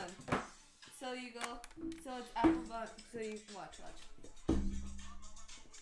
You go up, down, and then we go like this. Okay, which arm are you gonna do first? This one. Okay, I'm ready. Okay, let's go.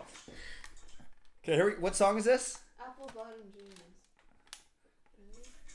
Right, you go up, down. Go up, down. Yay! Yay, okay. Kayla, say thank you to all your fans. Thank you to all my fans. Okay, thanks. Bye. See you later. Are you gonna keep watching? Huh? Thanks for coming on. Turn off that light, please. Yes. Okay, that was painful. No, the interview with Kayla was great. My dancing was painful. Okay, that was. Did you actually record that? Yeah. Okay, send it to me later. Okay. Oh, now I think I really need to rest. Okay, so thanks to Kayla. Yeah, interesting. Oh, my camera. Interesting thing that I'm learning as a parent.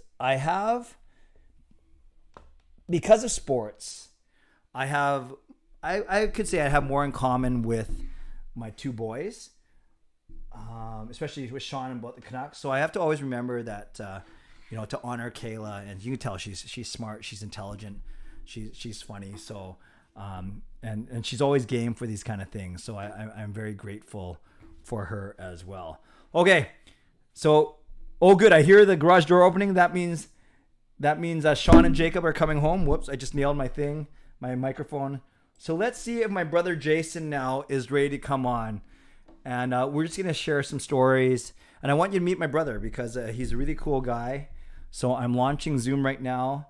And we're going to see. Yeah, she didn't fall far from the. Yeah, that was probably the craziest half an hour for sure. But that was a lot of fun.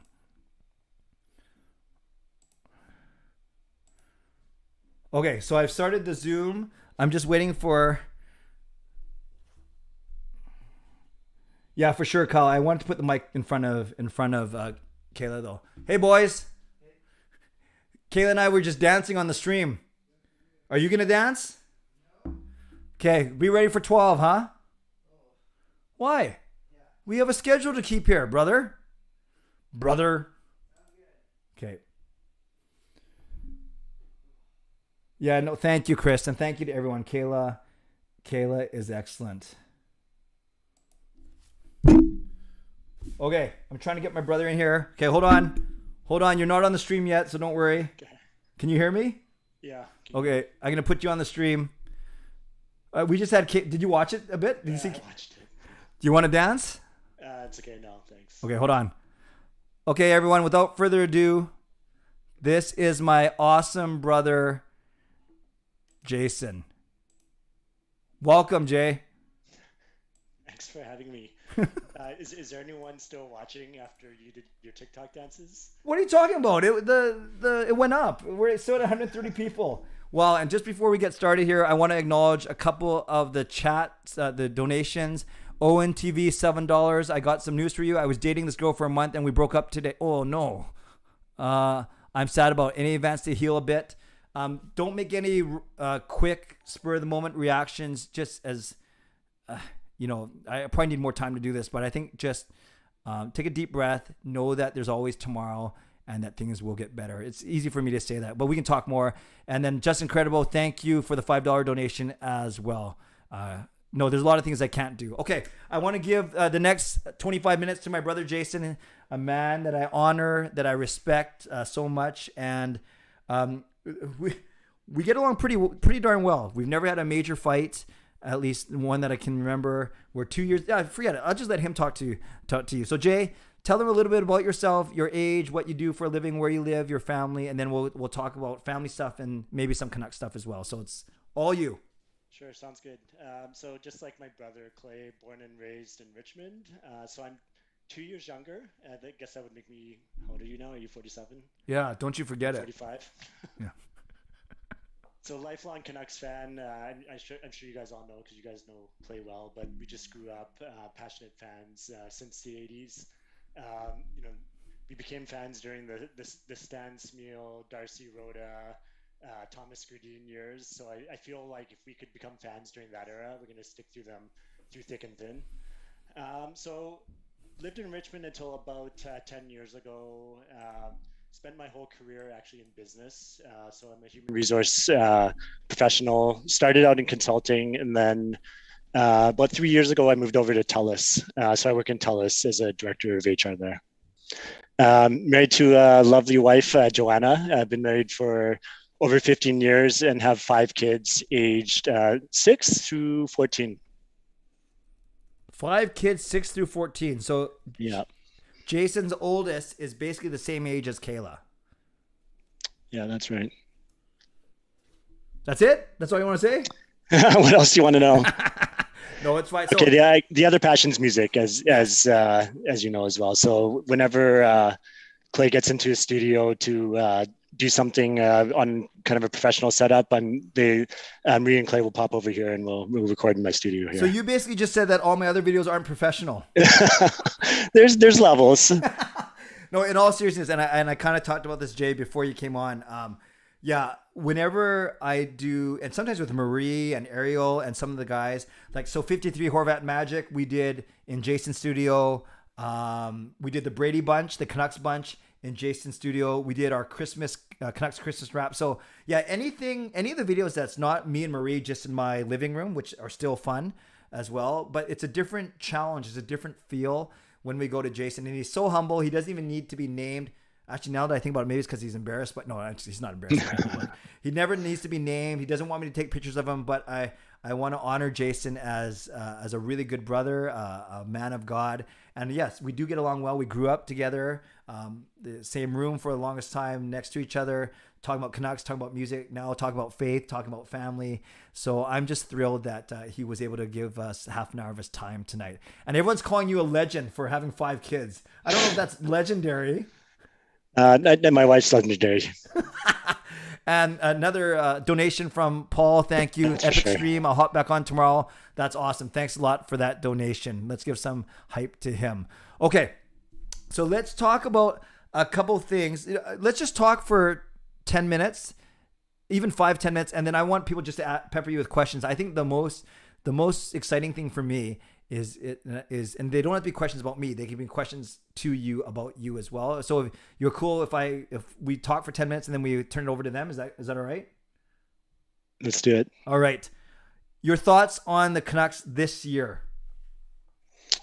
I think that what we've seen over these 2 games are going to be a lot of what the season's going to be about, which is lots of ups and downs. It's going to be a roller coaster, high event hockey, offensively and defensively. And I do think we have enough skill and enough depth that we're going to come out on the right end of the scoreboard more often than not.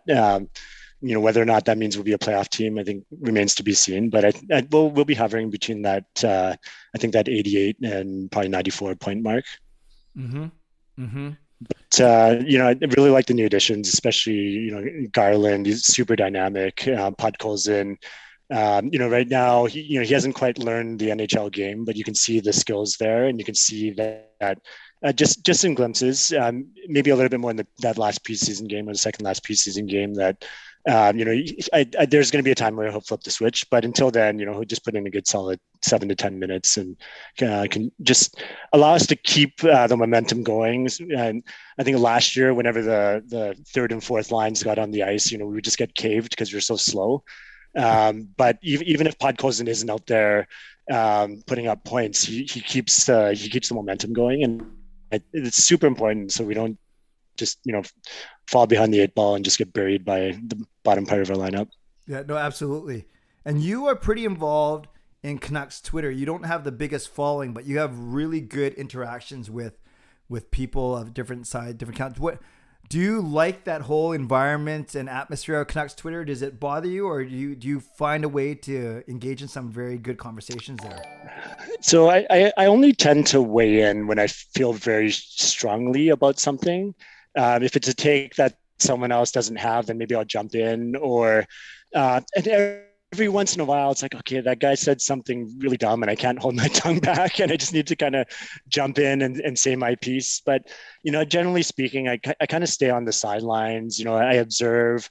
I don't consider myself, either a Benning bro or a bitter bro. I see points on both sides, and I do think though, like wading kind of both feet into that pool can be it can probably take up a lot of headspace that you don't need to, I don't need to be spending. I have enough headspace taken up by my kids and my job and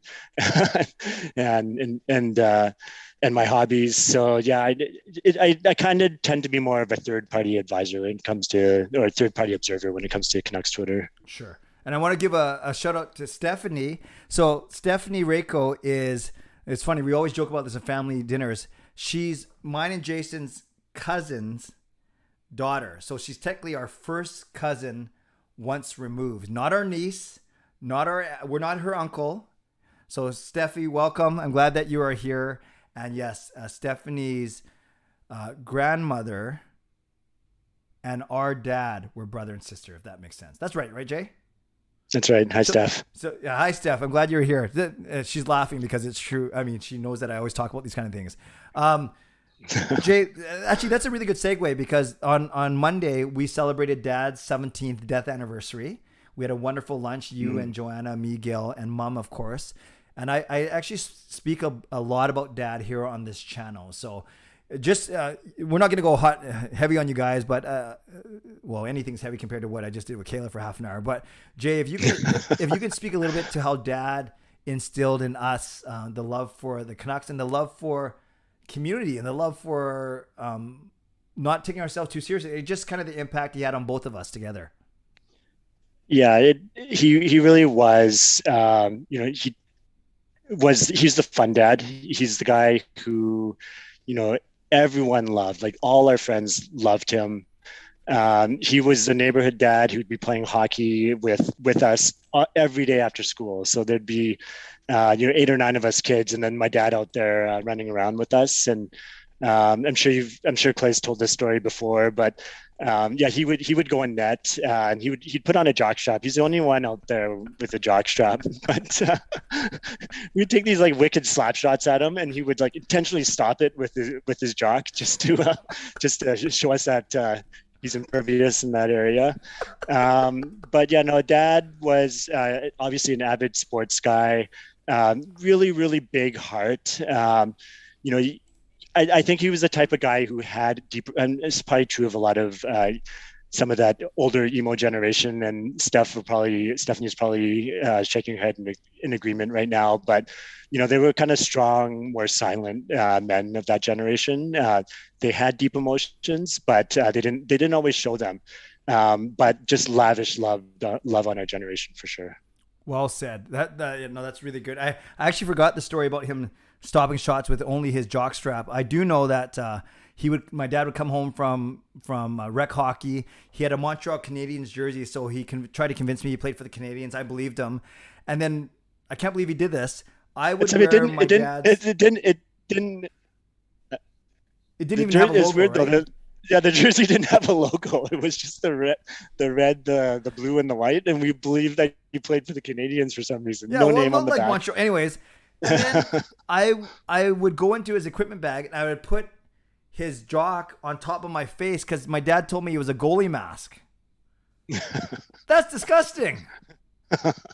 Who does that? So, two sides to Dad. So actually, let's get into questions already, if that's cool, because people are asking stuff. So if you have questions for my brother, his opinion on life, on the Canucks, he's just as knowledgeable as I am, just doesn't have as big of a mouth. So Chris says this: thoughts on a possible Podkolzin, Miller, Garland, or Besser line? So Podkolzin and Miller with Garland and Besser. Would you like to see something like that? You know what? I like the center alignment right now with PD, Horvat, Dickinson, and the new guy. What's his name? Yep. I think as long as I don't remember his name is, but the guy's been playing on our fourth line center. As long as he can kind of hold up, Lammikko. As long as Lammikko can hold up his end of the bargain, put that good 8 minutes to 10 minutes in. I like the depth of our wingers by keeping Miller on the wing. I do think, though, as injuries pop up, and we are going to go through, I'm sure, times during the year where the offensive well runs a little bit dry. Then, yeah, for sure, let's put Miller in the middle and let's spread the wealth out. Mm-hmm. I do think it's going to take Podkolzin a little bit longer to learn the NHL game than, say, Höglander or Pettersson. I don't know. I just feel like his style is a little bit more bull in the china shop, whereas, and he's cerebral as well. Don't get me wrong, but Pettersson and Höglander are kind of like next level cerebral. So, yeah. If it takes half a season for Podkolzin to hit his stride, maybe it's something we can look to at the end of the year. Awesome. Yeah, Miller was good tonight, and you can, when he's on his game, he's fast, he's smart, he's a good player. Yeah, no, he is. I think the thing that I don't understand though is he does tend to get careless with the puck and stop moving his feet, and it seemed to be just an issue that popped up last year. And his first season here, I never noticed it, but it's almost as if there's something inside of him that I don't know if it's a pride thing or whatever, but. He tries so hard to make like the most amazing play, and then when it doesn't happen, he just like beats himself up. So I don't know. I just hope that whatever it takes for him to kind of get past that, he can, because when him and Pettersson and Besser, when they're on and they're confident, they're unstoppable. Well said. Favorite thing to do with your kids? For sure. One near the top would be sports. I coach basketball for 3 of their teams, and one of my sons plays hockey as well. So whether it's playing sports or watching sports, top of the list. We also love playing music together and singing together. Awesome. Yes. No, very talented family, just like you. So speaking of which, Raybro asks, who's the smarter one of the two of us? We're smarter in different ways. My brother is super savvy in terms of just making things happen, inspiring people, leading. I'm more the hey, wait a minute guy, where I'm. Yep. So we actually make a really good team. Like if when we do work together, whether it's hosting events or weddings, or we did my mom's 75th birthday, we're a good team because he just gets the sparks going, he gets things moving, and then I'll be the guy who I'll take the time to kind of like think through all the logic and all the details of the script, and so I think we're a good complement. That's a good way of putting it. Your thoughts on the North Division? Did you prefer that, or do you like it now that's back to regular divisions? I prefer the regular division. I think the North Division was nice as a little diversion during COVID, but I prefer the geographic rivalry, where the teams are closer together. And I just got sick of seeing those teams. I mean, obviously in an 82 game schedule, you wouldn't be playing them for all 82, but I also like the fact that Canadian teams could meet in the finals, whereas if you put them all in one division, you're only going to have one meet the semis. Yes. Who's the more handsome of the two of us? Well, I'm definitely taller. And I definitely have more hair. So it depends on if those are things that you put in your category of good looking, then I guess it'd have to be me. If you want eyebrows, though, you have to go to him. He's got better eyebrows than you have. That's well said. Eyebrows. How many wins, or maybe say how many points do you think we'll get this year? I'm going to go with 92 and make the playoffs. Making the playoffs with 92, so a very low 92. Yeah. Okay. Low 92, low bar. I mean, I do think that Demko he's getting his feet under him as a starter, and he hasn't had to play the 50 games, but I do think when we get a good solid 50, 60 games out of Demko, and with all the depth that we have in scoring, you can see it that over these last 2 games, we've really been able to drive play. Like those are the things that make a difference over a season. Whereas over the last 2 years, when PD and the other guys were younger, we relied on skill, and we'd have to pop for a goal after being outshot 2-1. But it's just the way that hockey works, and that's why people focus on Corsi and all those advanced metrics, is because there really are a good measure of flow of play, and I think that we're just going to drive play more times than not this year. Mm-hmm. Hi T asks, what's your thoughts on a Canucks player being benched after scoring a goal? This keeps on happening. We were having a discussion of, I said Puckholzen didn't get benched because he scored a goal. He got benched because Travis Green shortened his bench. Is that fair to say? Yeah, totally fair to say. Yeah. And Green talked about it. And okay, I give him the benefit of the doubt. I mean, he knows how much rope to give. When PD came into the league, he showed that he could play in all situations. So he got put in all situations. And Besser, besides the first 3 games, I think he got scratched. And Hughes, lots of responsibility, like not PP1, but he got there within 15, 20 games. And I have no doubt that he'll give Podkolzin as much rope as he deserves. Good. Favorite current Canuck? I have to go with Hughes. Mm-hmm. Yeah, possession monster.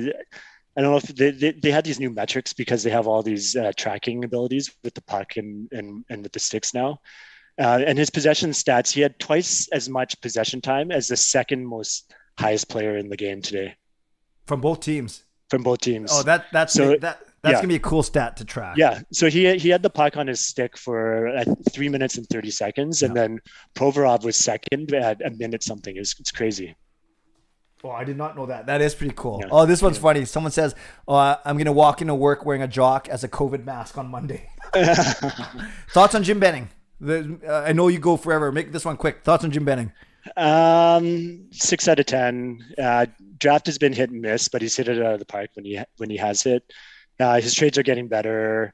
He learns from his mistakes. The problem is that the mistakes that he's fixing are ones from 5 years ago, so people keep bringing them up, but I do think he's getting better. Your favorite Canuck memory of all time? Slaying the dragon for sure. I ran around the house like screaming my head off. Here's a good question. Would Clay score a goal if he got a breakaway on Dusty? No, absolutely not. Well, for sure not in ice hockey, possibly in street hockey. Fillmore Wax, yes, he grew up with us. Hey, Jay, do you used to wear hats in Colchina? I probably remember seeing you as you were 2 years older and Clay is 4 years older. Yeah, I've been wearing hats all my whole life, so possibly. So no problem. You're gonna focus on questions for Jason, but very quickly, is Podkolzin gonna be like an early Horvat? I think he's more advanced than what Horvat was in his second year. So, sky's the limit for Hoglander. I like everything I said. How long did it take to write the Sedin tribute song? Well, very good. So actually, that was one where we collaborated on. Yeah, so Fangirl, she's the one who won the Get to Know Me Kahoot. So Fangirl knows your stuff. She watches all my stuff. So she probably recognized your just the vibe from your place. So we wrote together and we performed together. I can't remember how long it took, but that was fun. That Sedin song was fun. The Coldplay song. Yeah. We don't know how long, Fangirl, but thank you for bringing it up. Sorry, that was a bad answer, but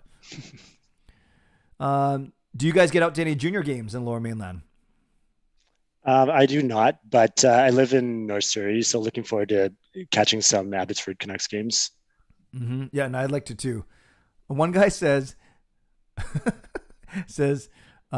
if you think more about logic, then doesn't that mean that Clay is a loose cannon? He could be, yeah, he's a little more loose, definitely more loose cannon than me, for sure.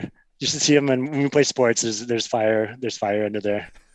Yeah, when we play sports, when we play sports, it's just like our personality. So basketball, Jason's very good, cerebral, extra pass, safe play.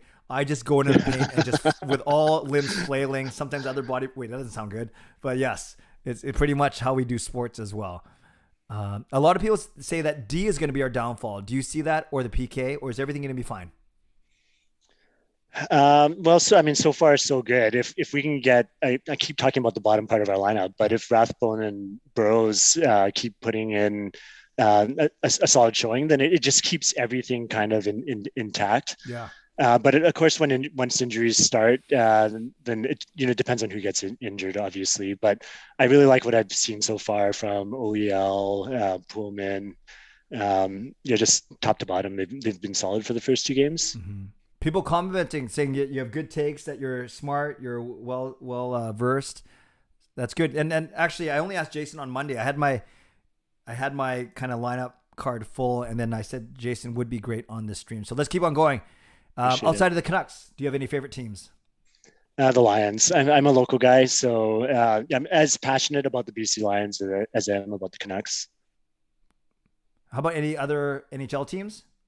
No, I'm a homer through and through. Jogpaul says, is Jason the one who worked with NHL goaltenders? No, Jogpaul, that's our cousin Dusty, our first cousin Dusty. Yeah. Favorite video game? Big Contra fan growing up. Super Mario 3, one of my favorite of all time. And I was thinking about it. I've owned every single NHL since NHL 92, since the very first one came out in 1992. I've not missed buying one. So did you buy the new one today? Yeah, we got the new one. How is it? Yeah. The kids have played it. I haven't. Okay. We were going to buy it in time because, as you know, next it's me versus Sean versus Jake. Yeah. We were going to buy it, but then we thought just in case it doesn't download right or we don't know how to play or we got to mess with the settings, we're going to go with NHL 21. If it's NHL 21 and NHL 1921, this is going to be the same. I'm going to get killed. I'm going to get killed. So would you have had a better chance if it was a ping pong tournament? Against Sean, yes, but not against Jake. So rank you, Jake, and Sean in bowling, ping pong, and NHL. Okay, bowling, Jacob, Sean, then me. Ping pong, Jacob, me, then Sean. And then in what's the third one? NHL. NHL. Oh, Sean for sure. Then me, then Jacob. I'm gonna prove that. I'm gonna smoke Jacob at least. That's the plan. Can you be a fan of the Kraken? Would you be a fan? Of the Kraken? No, absolutely not. Yeah, I'm with you. Thank you for tuning through. I'm with you. CBC Gwen says the passing is way harder in NHL 22. Did the boys say anything? No, I haven't talked to them yet. Okay. Got a couple more minutes with my brother. Very grateful for his time and for his knowledge of the team and his fandom. We have time for a couple more questions. If anyone want to ask Jason anything, it doesn't have to be Canucks related. You can ask him to relate a funny story about growing up or what we used to do as boys or as brothers or as kids. Are you planning a Seattle road trip anytime soon? You know what? I don't even get out to enough local games. I don't think I would travel down to watch them. I'd rather watch them up here. Yeah, that's true. I should bring you to more games then. Favorite thing to do with Clay? Let's go with something now as we're adults and men and fathers and husbands and when we were growing up. Honestly, as we grow older, it's just the dinners. It's whether it's as family, like when all the family gets together, or whether it's just me, him, and Mom and Gail and Joanna, like we did last weekend. For sure, it's the dinners. Growing up, keep coming back to sports, or actually wrestling. I think that was the other thing is we had these two neighbors that the older. There's one who was how much older is Jay? Probably 4 years. 4 years older than Clay. He used to babysit us, and he had a younger brother that was between me and Clay in age. So my mom would give Jay all the instructions for babysitting. My mom would hop in her car. As soon as we hear the car leave the driveway, we'd set up a wrestling ring in the backyard. We'd literally set up ropes around. We had entrance music. Yeah. We had our own characters. Ketchup for blood. Yeah, ketchup for blood. Our longest match ever, was it 3 hours? Yeah, we had a 3-hour match, almost as long as this live stream. We had a 3-hour match. Every 5-10 minutes, we'd run out and look at the clock to see how long it had been. I think the biggest challenge though was that me and my tag team partner, we never held any of the belts. So Clay and our other friend Ivan, they would have the World Championship, they'd have the Intercontinental, and they'd have the tag teams. And then once in a while, they would let us win the tag teams just to kind of throw us a bone. But they would win the tag teams like back immediately, like within days. Good times. Last 3 questions. Thoughts on Travis Green? He's a good coach, but honestly, I wouldn't mind seeing what another coach could do with this lineup. There are certain things that he does that kind of drive me nuts sometimes, like whether it's deployment or some of the line combinations. And all in all, he's fine. But I mean, just if you think about how long Benning and Green have been in their positions, they're becoming some of the longest tenured GMs and coaches in the league for guys who have not had a lot of success. Yep. Good. Yeah, interesting. He's one of the more tenured ones. Yeah. Okay. And not a lot of 4 years. Not bad. Last 2. Thoughts on having me as a brother? Basically, did I drive you crazy or did you find a way to get under my skin? I found a way to adapt to your world. I figured that out really early on, but I mean, it helped. I was a really quiet kid though. And so Clay, as you can tell, is not as quiet, but he literally came out of the room that way. So people didn't even know that I could speak until I was probably around 15 years old because, Clay would do a lot of the speaking for me. Yeah, I was Jason's mouthpiece growing up, for better or for worse, and then found out that he was even more creative and more talented than I was, but we didn't hold him down. We just never gave him an opportunity to shine because Big Brother was always trying to take the spotlight. Last question. Good setup. Who was more popular in high school? Oh, I mean, definitely him. I was the quiet one. So when we were in junior high, when I entered into grade 8, he was student council president and Mr. Athlete and Mr. Win all the awards for academics and super popular guy. And I was really quiet and shy. So I kind of stepped in and I did the student council thing and I played the sports anyways, but it was more just because it was almost a lot of these things were actually just kind of handed to me because my brother left such a big wake that I opened the door that I just had to step through. But people just assumed that I was smart or that I was responsible just because he was. Well, thank you. That's a very nice way to end. I didn't do that on purpose. No, but thank you, Jason. I'm so appreciative of your time. Thank Joanna for us and the kids.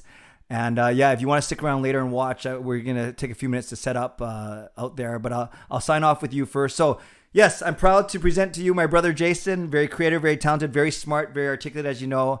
And we are blessed that we are still close after 45 years still. And it's a real blessing to be living in the same city and being able to see each other as often as we do. So, Jay, thanks again.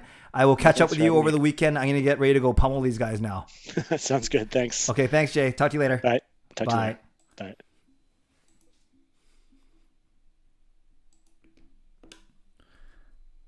Thanks, everyone. That was kind of chill, especially compared to with Kayla, but I thought that was really good. I really like Jay. Obviously, I love him. He's my brother. We get along really well. So this is what we're going to do. I need about 5 minutes. So take a quick stretch break. I need about 5 minutes to move all my equipment to the other room, right? I don't have a second setup there. So I'm going to do that. And then at around 12:05, I'm going to come and then I'll give you the 6 hour word.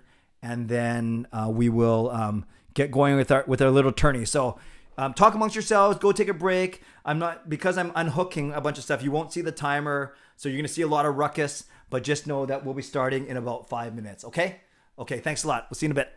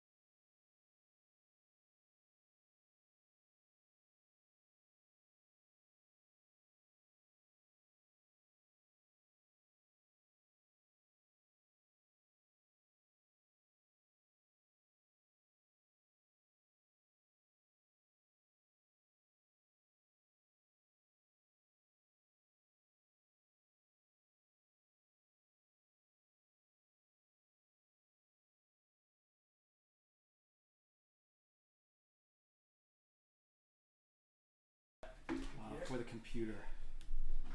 Are you okay, Sean?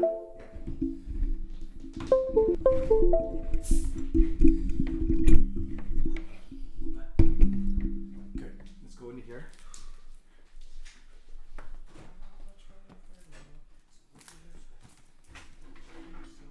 don't like the way Sean's breathing. Woods is so funny when he's driving. Let's do a shot. Let's get connected. Hold on. Let's do a shot. So the original mini USB was iffy, so we got Jacob to put in one, so now we have two. Okay. So this is on. So it's on. Cool. And then Worst case scenario, me and Jacob play from the couch. Yeah. Well, we're playing 1v1s, right? I don't know what we're doing. What are we doing? Do 1v1s until all three charge properly. Because right now we have 1.5 up, so. How did we do this before? I don't think I've played since our last live stream. Yes. I don't even know how to play anymore. Well, You you ever never, know how to you play? never look like you know how to play. Stream's been good so far? Yeah, it's been great. Oh my gosh. Nicole and I caught like the last of the third period and we were so sad. What a joke. Can't believe people are watching you Okay. past midnight on a Friday night. You know, so how we can do this because of it's. Can you turn off the light? Just like put it in the middle. But now it's because of the like sucky camera. Is there glare? Yeah. Worse? Yeah. And oh, you know what? I think I just gotta move closer. Oh I should do that again. That's so dark though. Maybe I need a better camera because I think. Doesn't mean Can you epoch cam your phone? Oh, that's gonna take forever. Great. Jake, talk to everyone in there for a sec. What's up, everyone? How's it going? Oh, that's good. How's your day been? No, you can read that. Hold on. I'm gonna try the other camera. Very nice, very nice. At the camera. What's up, everybody?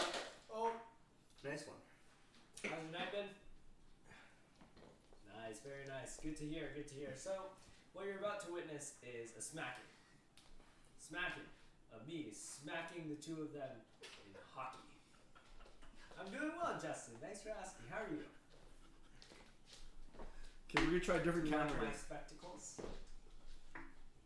We're gonna try this camera. My favorite kids. That's right. So while my dad is putting a separate camera in for some reason, in the meantime, I will entertain. Wait. We want to see if this actually.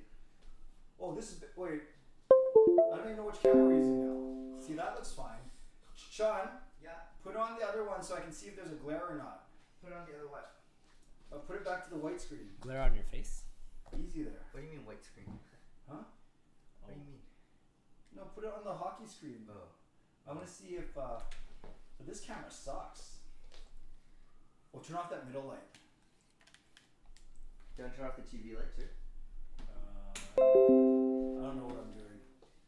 No one knows what you're doing. Oh, actually, this might work. Is this better? Oh, Or wait, this might better? actually work. Is that better? I don't know what's better. I just want it to be able to. Who cares? I'm gonna whoop both of you anyways. Doesn't Oh matter. no, that looks good. Actually, turn off the Turn off the light. light. How's that? Yeah, that looks nice actually. I'm gonna move it closer. All they see is the top of my good-looking head. Your bald head. Okay, I think that's the best we're gonna do right now. Oh, but it's got the blacks. It's got the black lines. Where? Well, like across. Wait, is that better? I wonder if I have to go farther away. Well, now they're gone. Wait, that might be good. Okay, let's play till our controllers die. Why, do you think the controller's gonna die? It might. Oh, that's not good planning. It's okay. We'll be fine. Okay, we gotta turn on some volume. Get this turned on some. Yeah. I'll bring the. Jacob, entertain the people. Hello, people. Back again. Jacob out here. So, if you don't know what hockey is, hockey is a sport. You see this? This is me controlling it with my finger. Where's the TV? I'm just kidding. Oh yeah, So, it looks good. it's You can past see. my bedtime. It's a fisheye. Yeah. I really want to sleep. Oh, Sirius has a good night. But I'm going to sleep after this. No, don't we have the 1 o'clock slot too? Yeah, you have the 1 o'clock slot. I'm going to sleep later than expected. Who's gonna be up at 1 o'clock to watch us talk? Poor people. Yeah. Okay. Okay.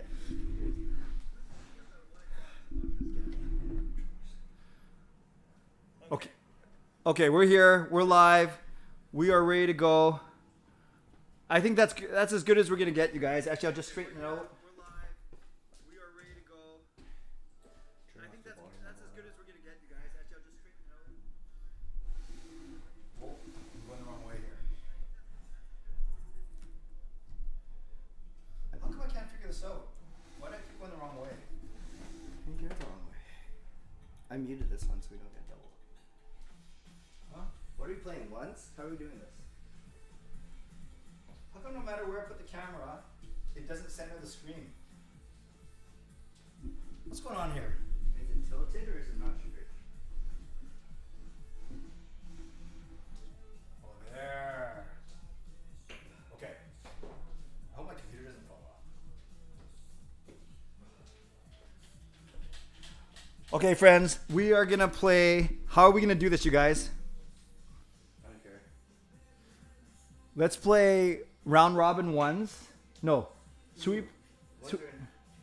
No, we're not gonna play like 5-on-5, right? We just play 3. Isn't 3s the most fun? We can do ones, 2 and 3 play. Play ones and 2 and 3 get a bye. Or one gets a No, five, yeah, okay. five on We'll play five. one game of ones. One game of 5. One game of 3s. Between 2 and 3. Yeah. And one Jake, game you of fives. you up for that? So this first game is for seeding. So we're going to play ones now? Yeah, so set it up. Turn off the sound for a sec because I got to talk to them for a sec. Okay, friends. It is the start of hour number 6. We are at the quarter. We'll be a quarter of the way done after this. And you can look forward to after this. It will be Sean and Jacob with you. Take over. Taking over the stream for the 1 a.m. hour. But for now, Some entertainment. but for now, this is the third ever NHL tournament. The first one, I almost beat Sean in the shootout. Remember that? No. Lock that. I don't think Sean can remember anything because he was out with some friends tonight. He might, who knows what he's going to say tonight. No, he's fine though. I think he's still going to beat us, but we may have a chance. Then the second time, Jacob whooped me in the semis, but fell to Sean. So Sean has won both times, but I think things are going to be different. So this is what we're going to do. We're going to play a game of ones, and then whoever wins this gets a bye straight to the final. Second and third will have to play a game of threes, and then the final will be a game of fives. So here we go. For this first game, you'll hear all three of us on commentary, and then after that, the odd man out will be commentating. All right, here we go. Which guy am I? Click X. There you go. You're blue. I need a guy who just hits everyone. I need to assign it. Huh? I can do it. Oh, Oh, you can.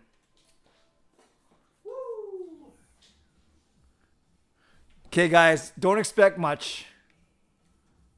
Okay, I'll be Connor. Jacob. Where's all of our players? Oh no, wait. I want Forsberg.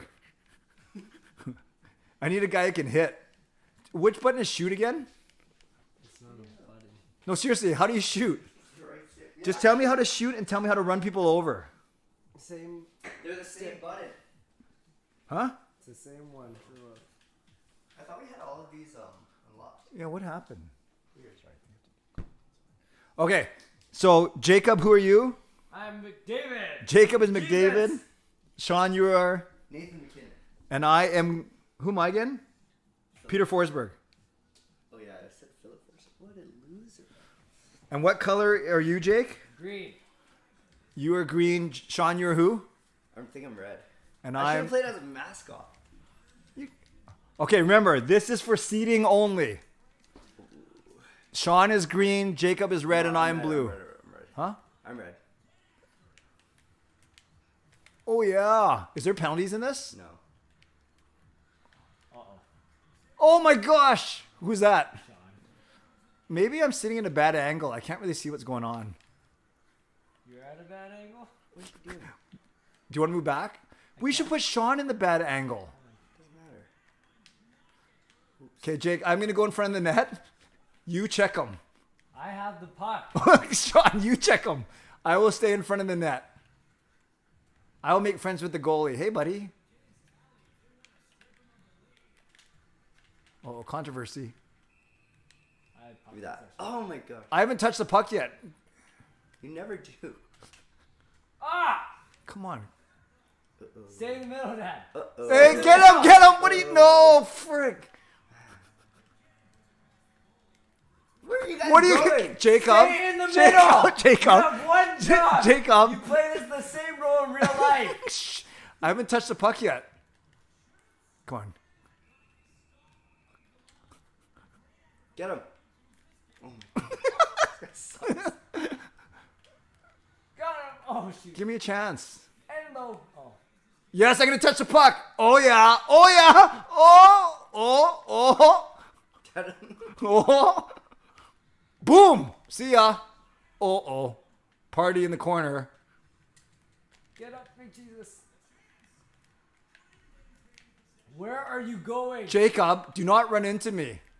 Jacob. I got that. Uh-oh. Oh, this is easy now. Oh, Why don't you shoot the puck? Thank you. dang it. All right, Dad, rebound. Okay, I'll be in the front. Good. Cody Garland.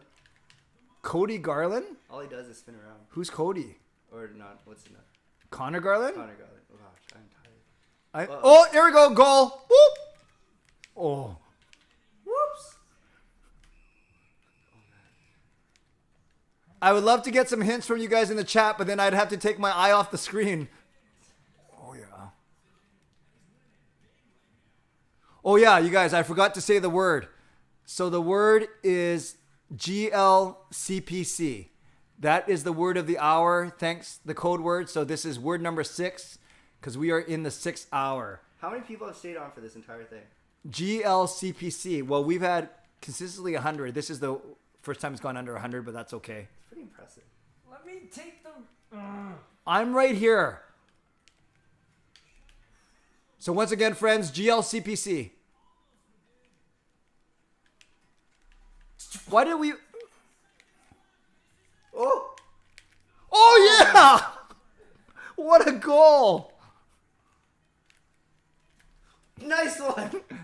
Oh, Okay. Dad versus Jake in Game of Threes. You how move back. surprising. Use that. Yeah. Thank you. Let's move. Okay, you. Sorry? Okay, hold on. Let me get a different angle here. Is this fisheye lens bothering anybody? Why? We don't have time to change the camera now. I think it looks pretty good, actually. Shiny switch over. This is the closest we'll get to a Twitch stream.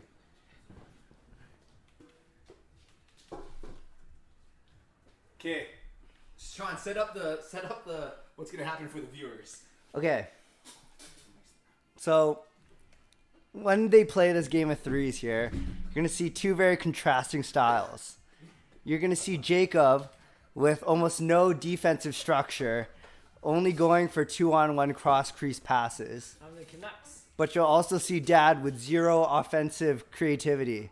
They look just kind of like a bunch of old men in pickup beer league who only know how to play fundamental hockey. So it really comes down. Explain the random picking of teams. The three. Are we doing that? One, right? Okay, so how are we going to do this? We're going to do a rock, paper, scissors for home. Jacob won. Chose rock. So he's going to pick home. Home's on the right. So Okay, I'll go first. who clicked X? Click X. Click circle. So we go 3 randomize. You can pick any of the 3 teams. And if you don't like any of those 3, you can go 1 random, but you have to stick with them. Okay, here we go. Let's say mascots and all-stars are not allowed. Okay, here we go. You ready? Go. First one. Oh no! Arizona. Those guys suck. Second one. Oh, Those no, guys also Minnesota. suck. Wow. Those guys suck. Okay, I am gonna spin the wheel. I'm taking no matter whatever the next team comes up. Oh no! Are they bad? I mean, they have no goal. Their goalie looks like a CHL player. Okay. Alright, my turn. Oh no! Oh, wow. Capitals. I'm sure they're alright. Flyers. Nah. Red Wings. So we play the Red Wings tomorrow. We beat the Flyers today, so I'm gonna go with Washington. Oh my! I'm gonna get killed. Where's Washington?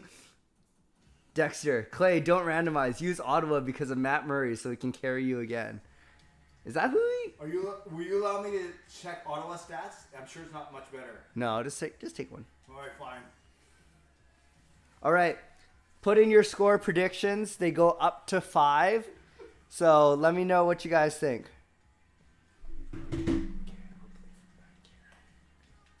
Again, Jacob, the Washington Capitals, lots of kind of creativity, looking to bring the D-man up, go for a lot of 3-on-0 rushes, not very defensively sound. Yes. Dad, on the other hand, just no offensive creativity. He's going to just go for rebounds, pucks in deep, try to play a So it's strong, only a 1-game match, right? fundamentally sound game. We're going to play a best of 1. Here we go. We got a 5-2, 5-2. It'd be really great if you guys could tell me who's winning. 4-2 for Clay. The game goes up to 5, but that's all right. 5-3 Clay, 5-3 Jacob, 4-2, 5-1. These scores are interesting, guys. Come on.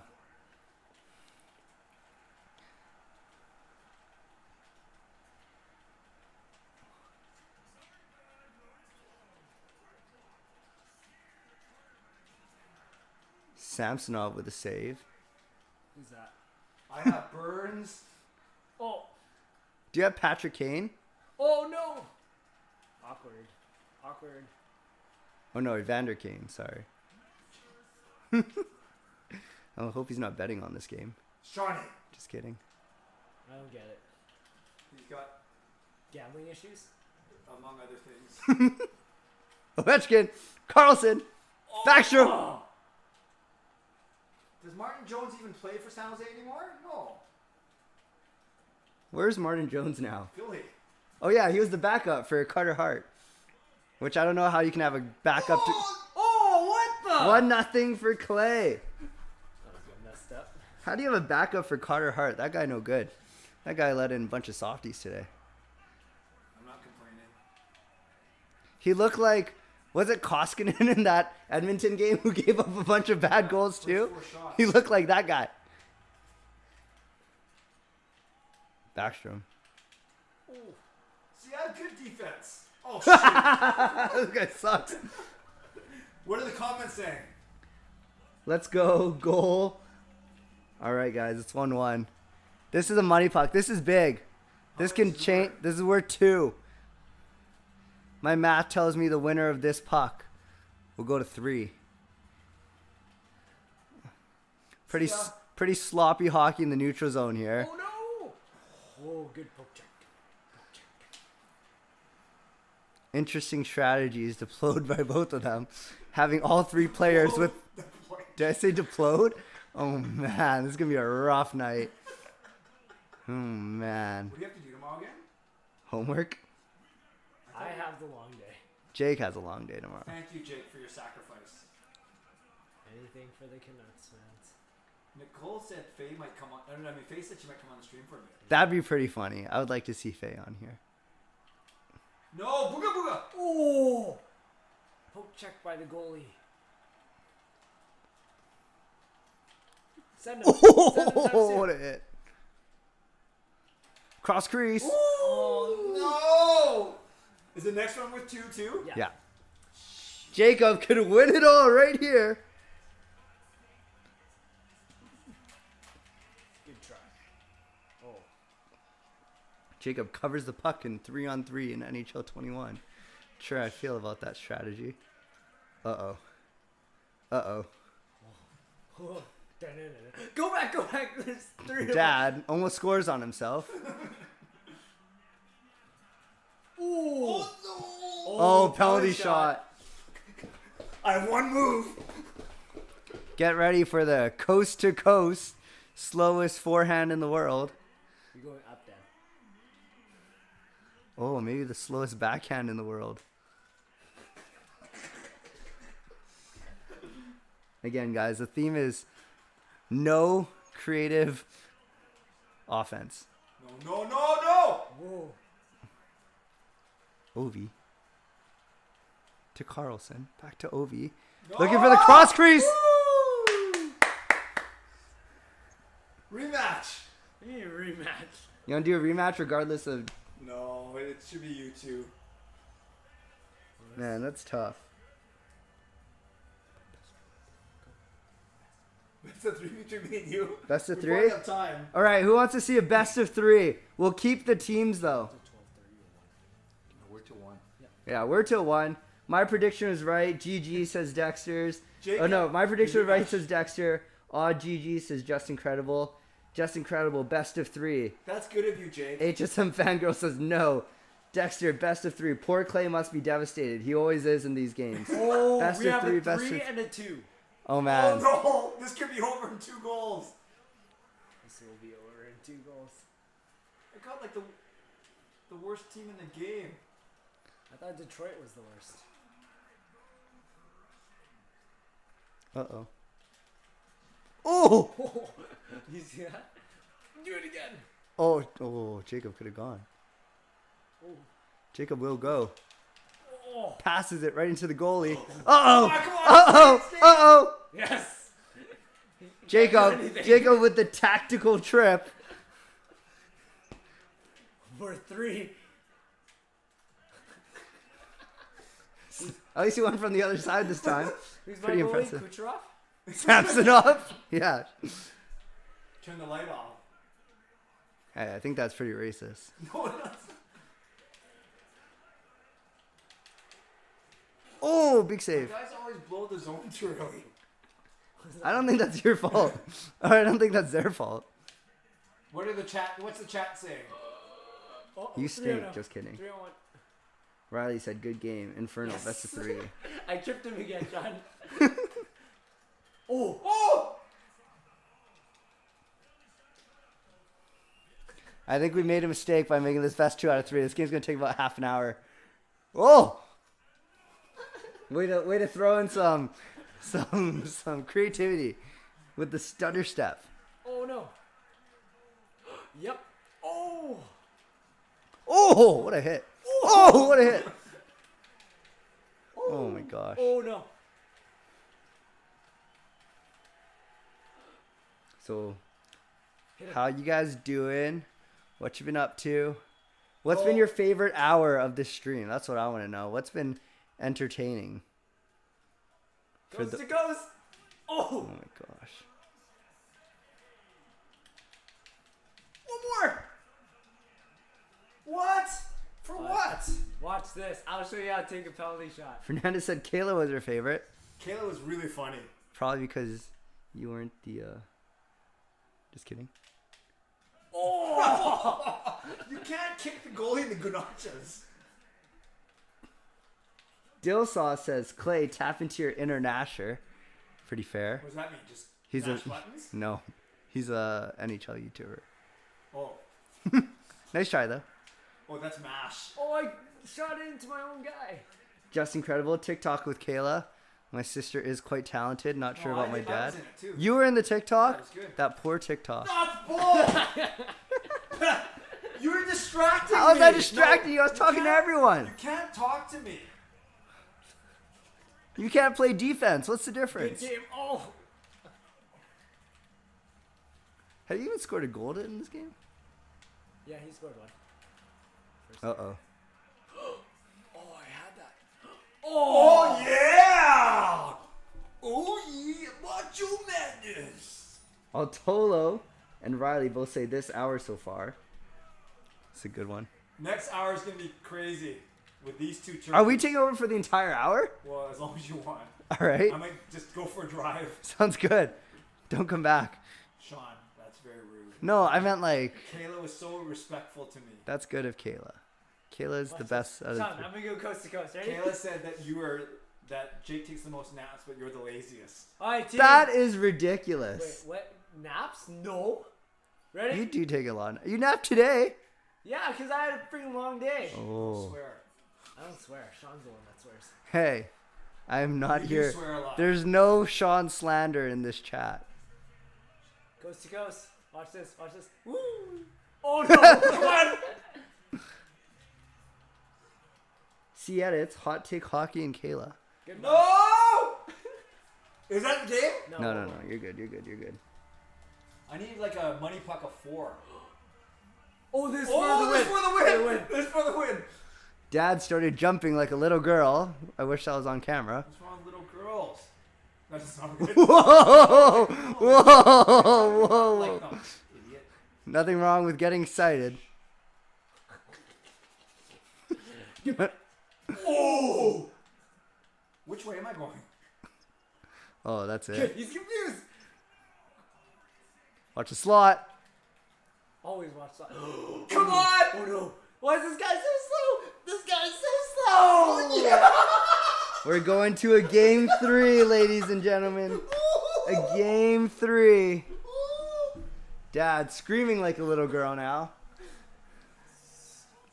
Giving me a best of 3 is going to be your biggest mistake, Jake. Comeback My Clay. biggest mistake is going on the stream. Good one. Sudden death, game 3. That's right, friends. Here we go. How are you guys feeling? I'm very confident right now. It's good. Let's go. Go, Clay, go. That's awesome. All right. So we got no money puck, a 2, a -1, and a regular puck. So no big hacks in this game. Interesting pass to the corner. Oh! Dipsy Doodle! Yankee Doodle! Pursue. Oh, pass it right. Nice to him. giveaway. Looks like the Canucks there. Canucks are good. That's bull. See that? That's tough. Everyone lined up perfectly.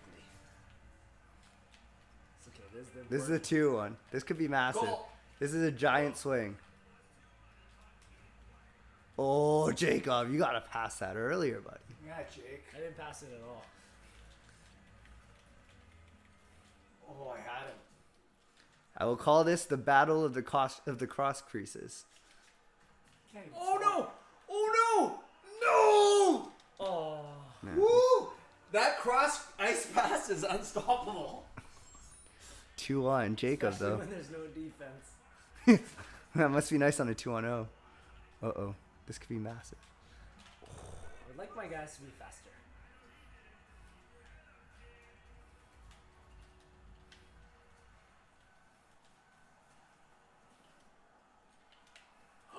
I just gave it right to him. Oh! Pass That the could've wrong been so guy. big. That would have been so massive. Wow! What a play! Ovechkin, the grade 8. That's Oh, almost picked that. Cross crease clay. Somebody hashtag that. there's clay pop too for my new Korean pop group. Clay pop. That stop talking to me.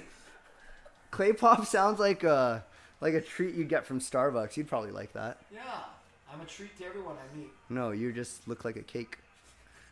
Alright, this one's for the win. Oh man, I get to play Jacob in a 5-on-5. What are you talking about? You're gonna play me. Wait, a 5-on-5? Yeah, no. With like rules? Oh no! No! No!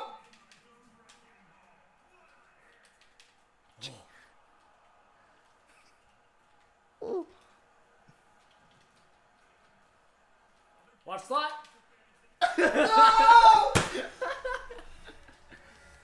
Jacob even called it with a watch slot. I don't even know what slot is. Jacob, not sure what the slot is, but still found a way to get there. Horrible. Another pitiful performance by Clay. Okay, I will resume commentary now. Welcome to Clay's NHL commentary. Ah, you guys. I tried my best, but So I'm gonna take that controller because it's been charging. Should I play as any team in the NHL? Let them choose. I feel confident. okay, Sean is so confident that he'll take any NHL team you can choose for him. This is last year's rosters, remember? Well, people are cheering for Jacob to pull off the upset. Would you guys go Canucks versus Coyotes? Because that's tomorrow. That's not tomorrow's game. Never mind. Tomorrow's Detroit. I mean, Detroit. I'm gonna do Canucks Detroit. I don't know which team they both.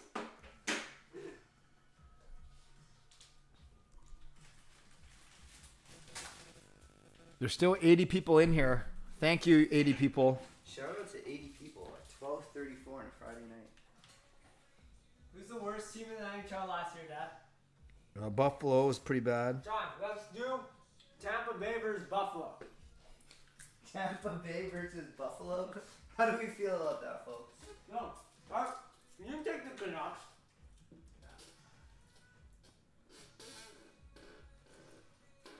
What should we do? What should we do? Buffalo's actually not that bad.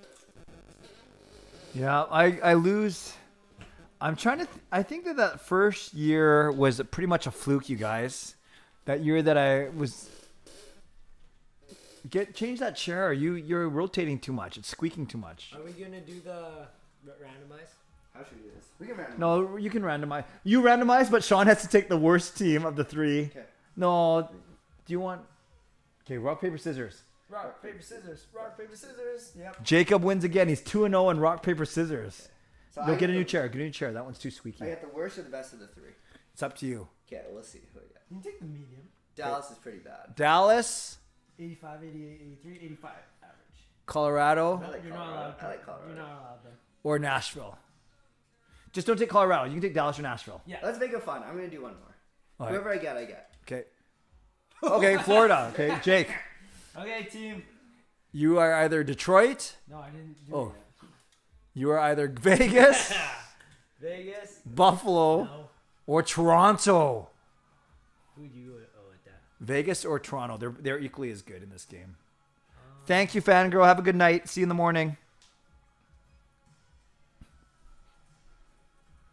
I'm gonna go. I'll go Vegas. You'll go Vegas? Okay. What jersey should I wear?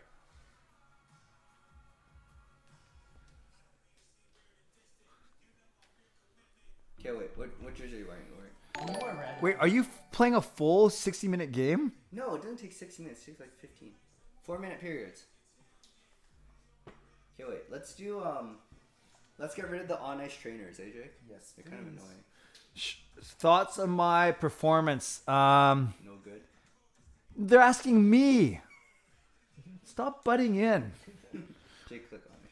I was okay. I actually felt good after the second game. I felt on top of the world. And even in the third game, when I went up 2-1 on them, then reality set in. I think if I capitalized on my 3 penalty shots, that would have helped. Okay, so we have an interesting matchup. This would be an interesting matchup this year, too. We have the Vegas Golden Knights hosting the Florida Panthers. No? Yes. Vegas will be staffed by Jacob. Florida will be Sean. Sean is the betting favorite. Yeah, see, that was not good. Vegas would be such a fun place to watch a hockey game, though. I have watched the game in Vegas. How was that? It was fine, except they were playing against Minnesota. Icing. Okay, we are 21 seconds in, and there's already an icing call. Did you see the Kraken on ice projector they did? Yeah. Jake, that? did you see that? No. In Vegas, they had they projected a Kraken coming through, and then they had their little night guy Chris, I think Vancouver's going to win. tomorrow. Yeah. Clay, I got robbed. Thank you. No, Okay. stop it. All right. Someone say in the middle. So we have Florida already dominating possession. I hate to see the possession numbers after this period. I think Fleury Oh, shoot. is going to need to stand on his net. Stand on his head. Stand on his net. Didn't Fleury change teams? Yeah, he's in Chicago. Well, you're smarter. You're smarter than you look, Jake. What happened? Yes, Armin. Of course, I'm still going. It's a 24-hour stream. It's not a 5-hour stream. Sam, you see the picture I sent you. Where did you send the picture, Sam? Eat it. Stop. Sean scored. Sorry, I wasn't even looking, but I don't think Jake has got out of his zone yet. That is accurate. Oh, that's awesome. I just got a message from Joey Kenward. Oh yeah. Oh, no, from 9 o'clock saying, good luck with the 24 hours. Make sure the coffee is fresh. You didn't even drink coffee, do you? Yep. Well, I thought it was penalty. Okay, Vegas. I thought you were gonna fight me. Vegas has still not entered the zone yet. What a save. I did that. Jacob, you're going to have to change some of your strategy, I think. He has to get the puck. First time. Dexter, I'm going to get through the stream, no problem. I have a lot of energy for a 47-year-old man. Have you ever pulled a 24 hours before? Yeah, I've pulled on ladies in university. And truly, any time that I travel for work, at, let's say a 6 a.m. flight, international, have to be at the airport by 4 a.m., then often I wouldn't go to bed. I would just pack and get my stuff ready, catch a cab to the airport at 3:30 in the morning. And then if I usually go to bed at 2 or 3, what's the point? Just stay up. Then I sleep on the plane.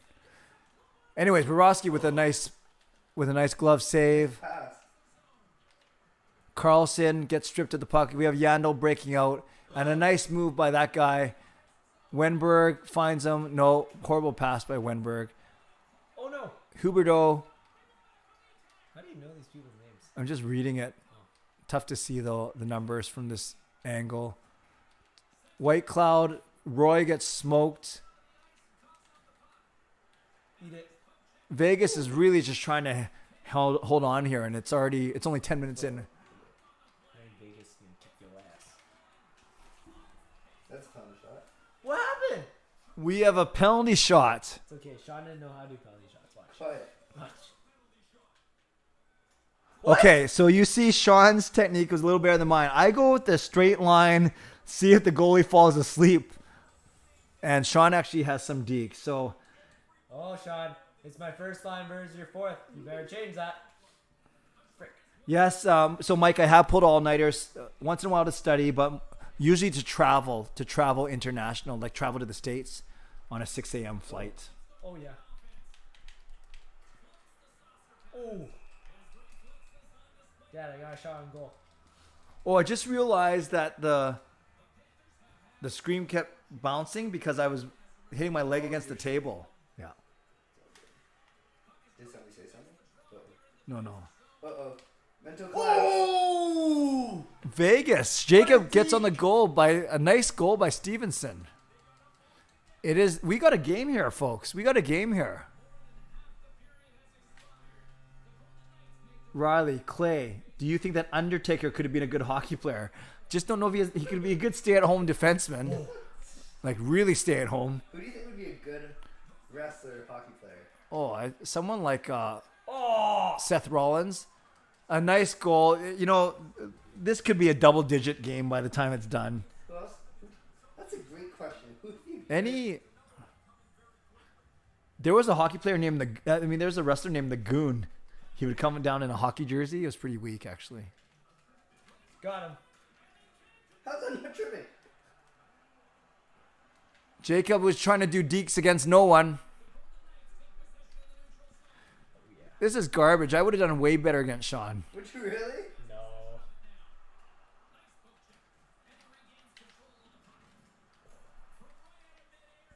Clay, any advice for me? I'm trying to grind on YouTube late nights and early mornings editing, but not gaining subs.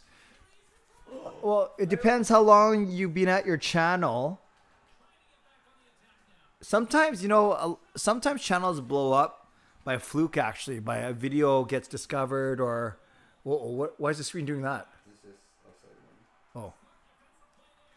How long have you been at it, though? Because I find it's easy for me to say, but don't worry too much about the subs just yet. Just make sure that you're enjoying what you're doing. And if you're enjoying what you're doing, it'll come out in your work. The one thing you don't want to do is put too much pressure on yourself to grow too quickly. Stretch pass. Spin move. Oh. What? Yep. With 3 seconds, that's a soft call, ref. So Vegas will enter the second period on a power play. Being outshot 14-3, but an excellent shooting percentage. Oh, no. 1 out of 4 now. So, Jacob, your thoughts on the first period? Let Sean have his early confidence and crush him. Sean, your thoughts? I'm embarrassed he scored a goal. Do you feel... No problem, Arman. Do you feel threatened at all, Sean? Me? Yeah. I would. No. Hey, it's my power play. Stop it. Stop it. It's my power play. Eat him. Mistake shot. Oh, frick. Oh, this is bad hockey. Oh, this is good hockey. Look at that. Breakout.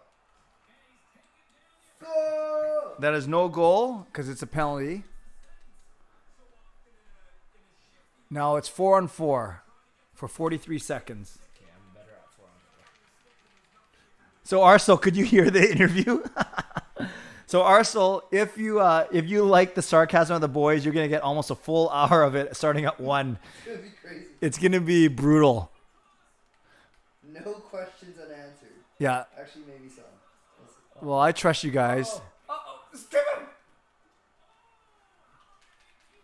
What? This is embarrassing.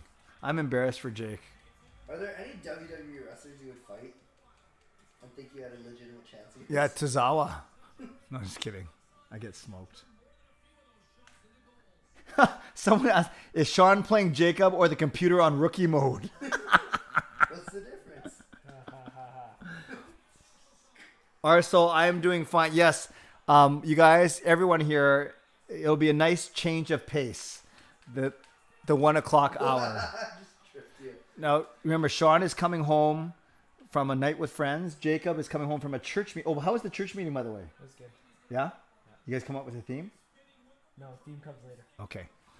Justin Hero coming through with another $2 donation. He's been donating $2 every hour. Thank you, Justin. Oh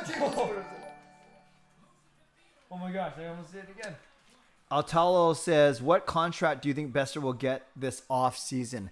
Well, it's interesting. Besser has to be qualified at 7.5. He's under the old rules where it's the 100% of your third year salary. And we know that even though Besser's cap hit is 5.8, his... Yes, sir!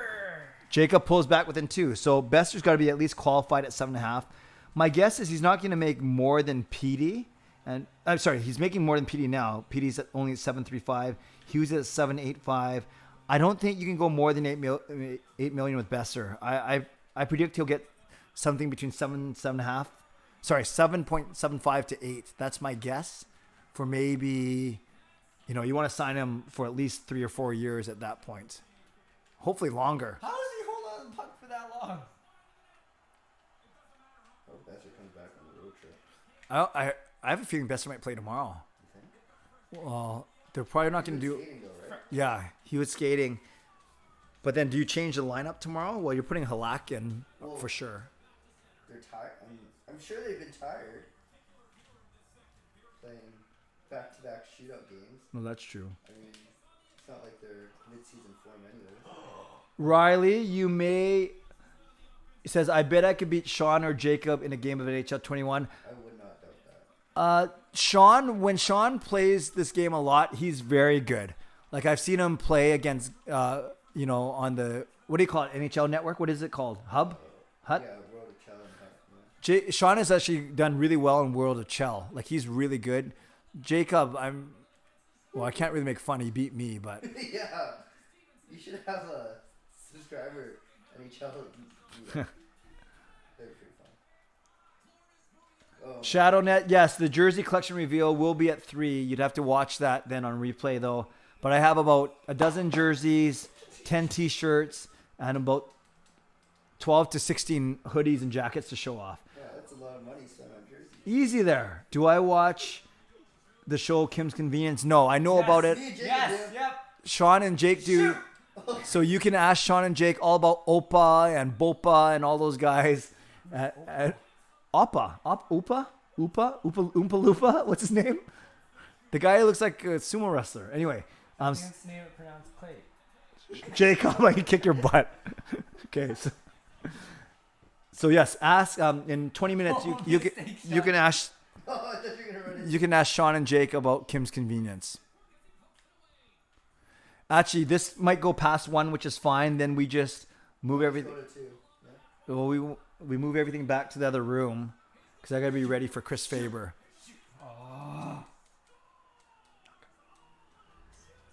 So, anyways, continuing this discourse as we watch Jacob go down 3 again to Sean. No, 4. I missed a goal. Jacko says, love you, Clay. Thank you, Jacko. Love you too. CBC Gwen. If Brock plays tomorrow, that would be best. Yeah, it would be best. ShadowNet, I see no reason to rush Besser back. Even if he just came out. Yeah. And they obviously haven't rushed him back given that he didn't start the season, right? NHL Network. Yeah. Jogball, how much do you think Canucks gross in ticket and concessions on an average home game? I think 1 million. 1 million in ticket sales. Concessions maybe add a... Well, it's not... Oh my gosh. Sales every game? Ticket sales, yes. When you fill a playoff game is $1 million in revenue. Well, think it's 18,000 seats, right? Yeah. And if you average $60 a seat, right? Yeah. That's $1 million, It's only $60. No. right? 18,000 times 60 is 36.5. Yeah, 1.08 million or whatever. What 12 jerseys? What's your favorite out of them? My black Quinn Hughes flying skate jersey. Riley Clay, what NHL team do you think Oscar would play for? It is 7-2. I just don't know if Aska would be a good NHL player. Ask me anything. Ask me anything Sunday. Bopa, the Korean in me is dying. No, I was on the breakaway. Just incredible. saw Finn Balor live. How jacked he looks. Jacob is putting my second team to shame. Oh, ShadowNet, Vegas used to be your second favorite team, maybe. Jacko Clay, who will lead the Canucks in points this year? No, don't apologize. It's going to be Petey. Between 80 and 85 points. Oh, I better pull up my point projections spreadsheet. Over under Sean makes 10 goals by the end of this period. Not by the end of this period. 8-2. This is embarrassing. Do you want to play the third period for me, Dad? You'll commentate? I'll comment. Okay, fine. You versus Jacob is the most entertaining. I'll probably come back. Oh my god. It is not. Oh my Okay, gosh. Jacob, your only goal is to not let him get 10 by the end of this period. No, I'm going to score 4 right now. Clay, has anyone made a meme out of you yet? Just the thumbs up one. That's pretty well used now in the Canucks world, which is fine. Yeah, actually, you're right. $60 just starting price. If it's $100, then you're looking at 1.8 million right there. Good point. Stop. Oh, here we go. Oh. Okay, pretend it's 0-0. I am playing the third period.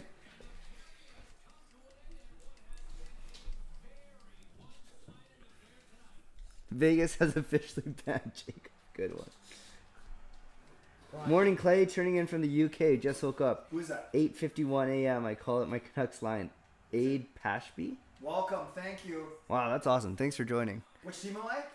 You can figure it out. You got it. There you go.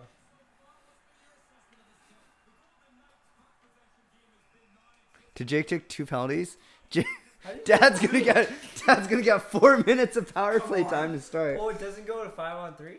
No, it's a double. No, I think it's the same player tripped the guy twice. Embarrassing. Dill sauce. Let's go. Cross crease Clay. All right, here we go. What do you want to see? Oh. CCC, cross crease Clay. Oh.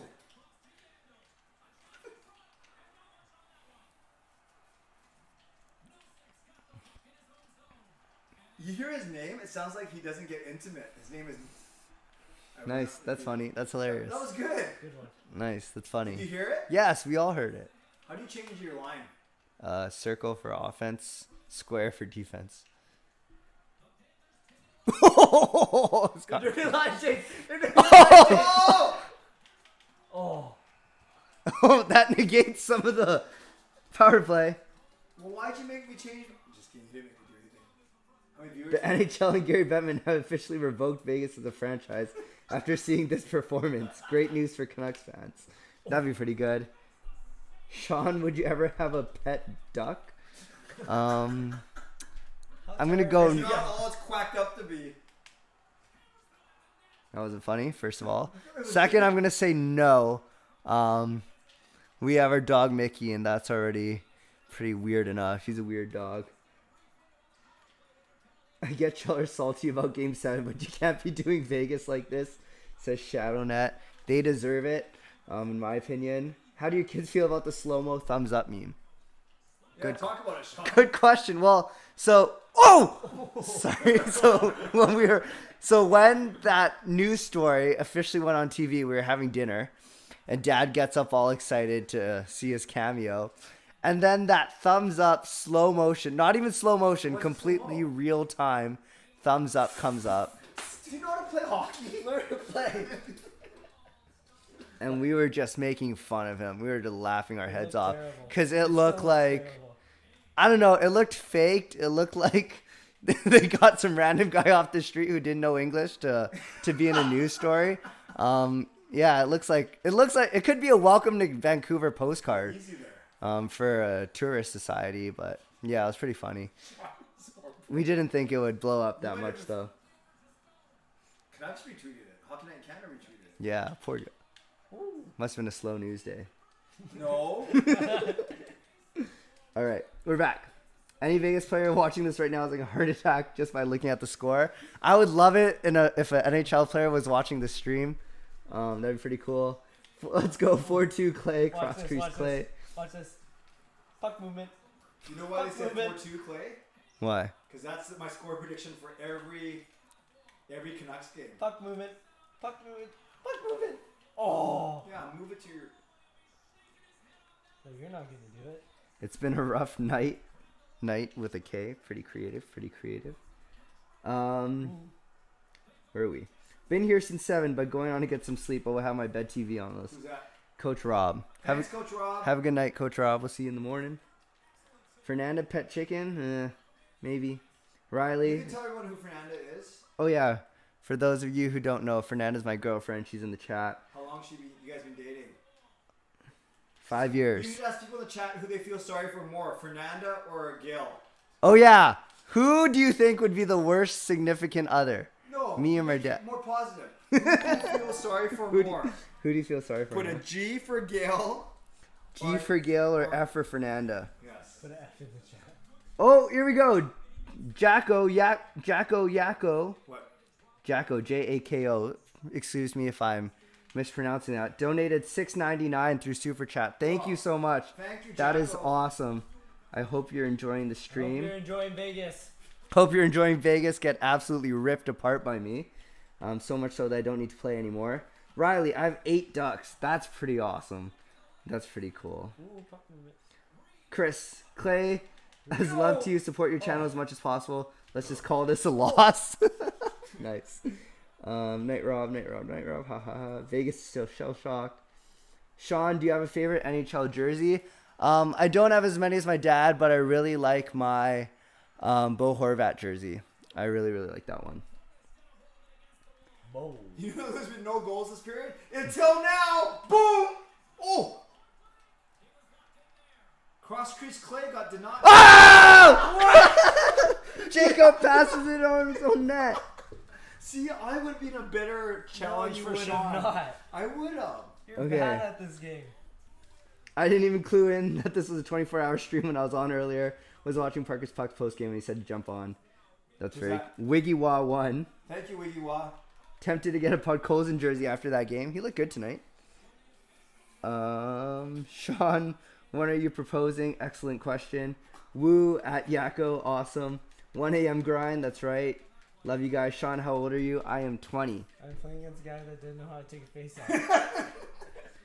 Vegas next game has officially been canceled due to the embarrassment. In this game, can you run over your opponent until there's only one line available? That's a pretty interesting strategy. I think I've taken more than 10 penalties. Sean, what would you do if you met the Aflac duck? Probably take a photo with it. It's a celebrity at this point, I think. Break No, out. okay, no! Watch this. Oh! So I shut Jake out. That's something you couldn't even do, Sean. So that means I'm the best. You keep Quiet calling third yourself. place.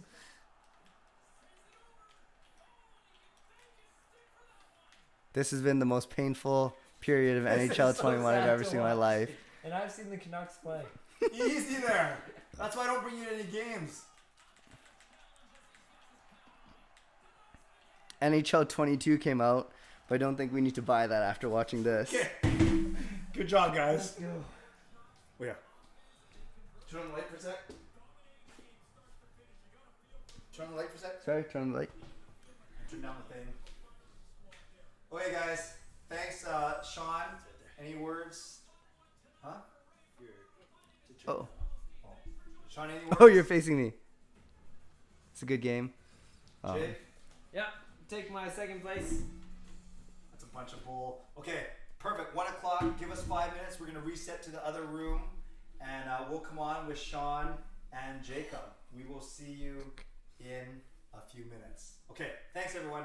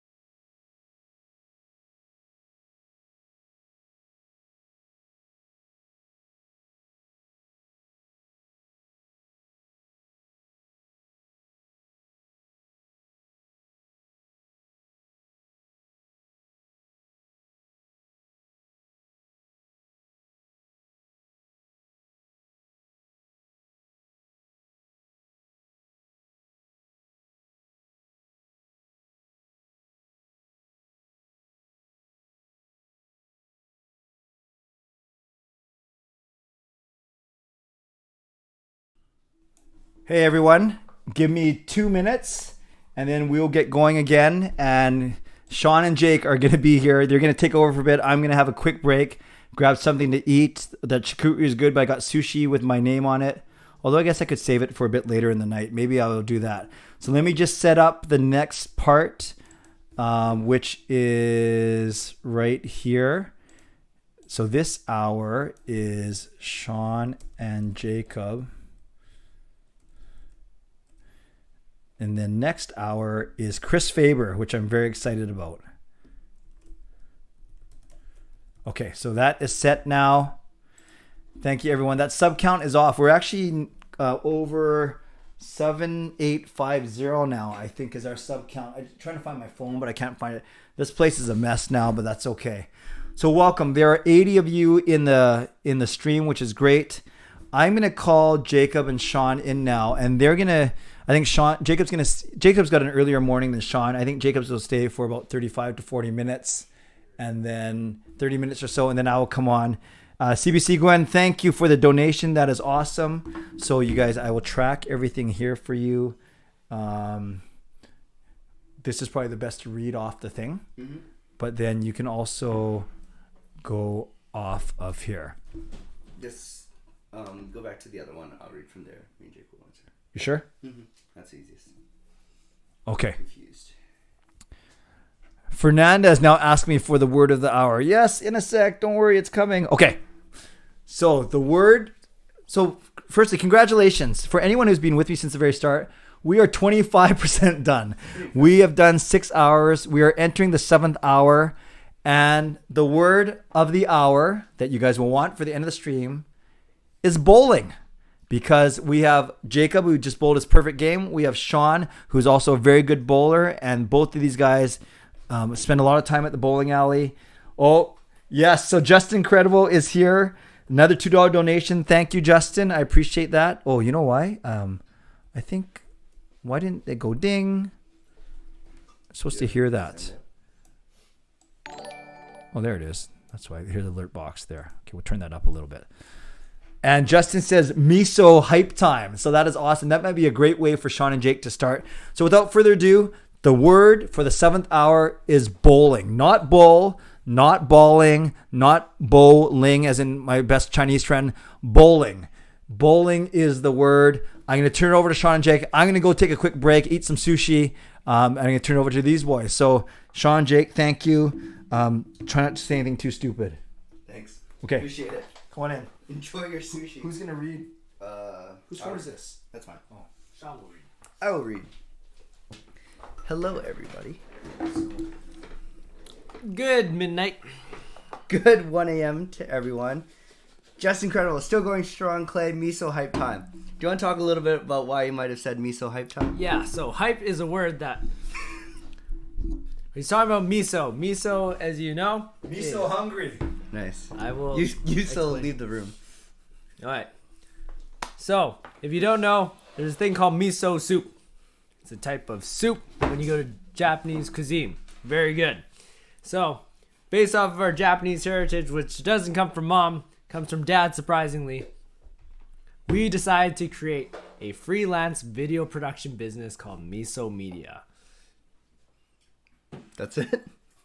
Miso Media is a freelance business that offers video production assistance. See, I just said it in a different way. Good job. We do weddings, we do small short films, we do any contract work. We've done music videos. Pro shop vids, of course, YouTube videos. And from time to time again, we help bring the magic to Dad's channel as well. Why are you into film production? Film production is my thing because I am currently studying film production for university, my first year. And I got into it in grade 10 when tasked to do a personal project. I created a bowling documentary and got really into all the filmmaking and production side of filmmaking itself. So why are you part of Miso Media? Tell me, what are you doing these days? A little. I think most of it, while I'm not as technically gifted as Jacob, kind of being a marketing student, I really like storytelling. And I think videos is a great way to do so. Obviously with the Pro Shop channel, maybe less storytelling, less scripted, more just kind of reactions and reviews. But we just did a wedding. It was a lot of fun. We were able to kind of bring that night and relive it and give them kind of hopefully a memory that they really enjoyed. So yeah, Miso Media, I think what are we on Instagram? Miso Media Vids. Yep. Yeah, definitely check us out. Check out our website. We're getting going. And if you ever need any freelance videos, please feel free to let us know. Yeah. All right, that's enough talking about us. Please feel free to drop your questions. Like Dad said, we'll be here for at least the next half hour or so. Anything you want to ask, just to make sure. Oh, Mickey's here. That was scary. Mickey, say hi to the people. This is Mickey. This is our Shih Tzu. Say hi. I didn't get that. Whoa. Could you try again? Sorry, Siri. But yeah, this is Mickey. I'm Sean. This is Jacob. Feel free to ask any questions directed at one of us. And yeah. See you, dog. We'll see you later, buddy. I'm not sure I understand. Okay, you're going to have to relax there, Siri. Let's go back to the top here. Yep. So, after Miso Hype, see you soon, Clay. Bye, Clay. Blah, blah, blah. Dono Hype, Justin. Yeah, that's awesome. Going to head off. Tubby. Hi, Uncle Clay. Hope your stream's going well. Shout out to my friend Tubby. Thanks for tuning in. Who's Tubby? Terrence. His name's Tubby? Yeah, he goes by Tubby. Okay, I'll leave you guys. Ray Bro, take a power nap. Wow, it's amazing to hear about your family's bowling Dad could skills. go by Tubby. Wow, that's really mean. Don't fall asleep eating sushi, Clay. Hey guys, hello, hello, hello. Oh my, Sean and Jacob. That's right. Good game, Sean. Good game. What do you have to say about your NHL performance? I played exactly how I expected. Which is...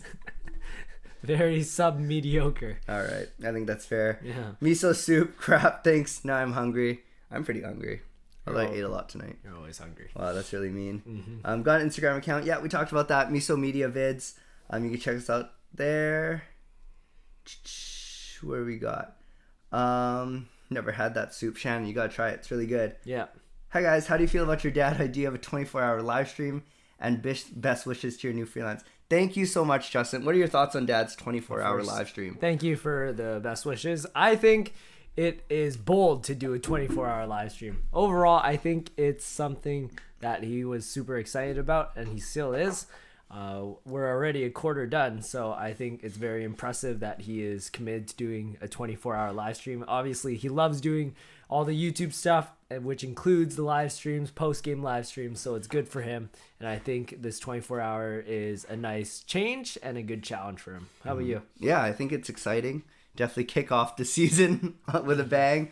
He's been really, really excited for the past couple months. He's always talking about it. Today, he was a little bit scrambly, but it was just because he was excited. He created this entire schedule, so... Again, thank you so much to everyone out here. Make sure to leave a like for him. Let's try to, what are we at right now? 202. Try to get that to 210 maybe. Have something good for him to come back to while he slams down his salmon sashimi. Sounds good. Tubby, wait, isn't Sean a D1 running back? I wish. Right now, I'm just mediocre fantasy football player.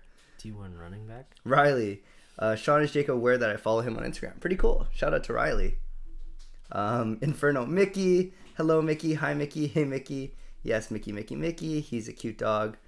Yeah, Shannon, you should try out miso soup. Favorite brand wear? Okay, what's your favorite brand to wear? Brand to wear? Are we talking shoes? I think just like... Clothes. I'm basic. I really like wearing the Uniqlo stuff. Really? Super clean, super simple, basic. How about you? I don't know. I don't really have a go-to brand. I do like Uniqlo, though. I just bought a pair of like dress pants from them. Actually, very, very comfortable. And yeah, Uniqlo does all the Disney collabs, which I think are pretty cool. So yeah, Uniqlo. That's where it's at for both the emo boys here. Would you guys be able to stay up for 24 hours? No. I only pulled my first all-nighter this past year, so probably not. You? I don't know if I could do 24. I feel like I could get pretty close to it. Do you remember there was that one world championship, the junior championships they played in like Russia or something? Yep. And every game was at nice try. But every game was at like 3 a.m. and I tried to stay up for that. But that was quite a few years ago. Favorite Canucks this year? Who's your favorite Canuck? Could you name a Canuck? Yeah, I know all of the Canucks. I'm still committed to Quinn Hughes, short and fast like me.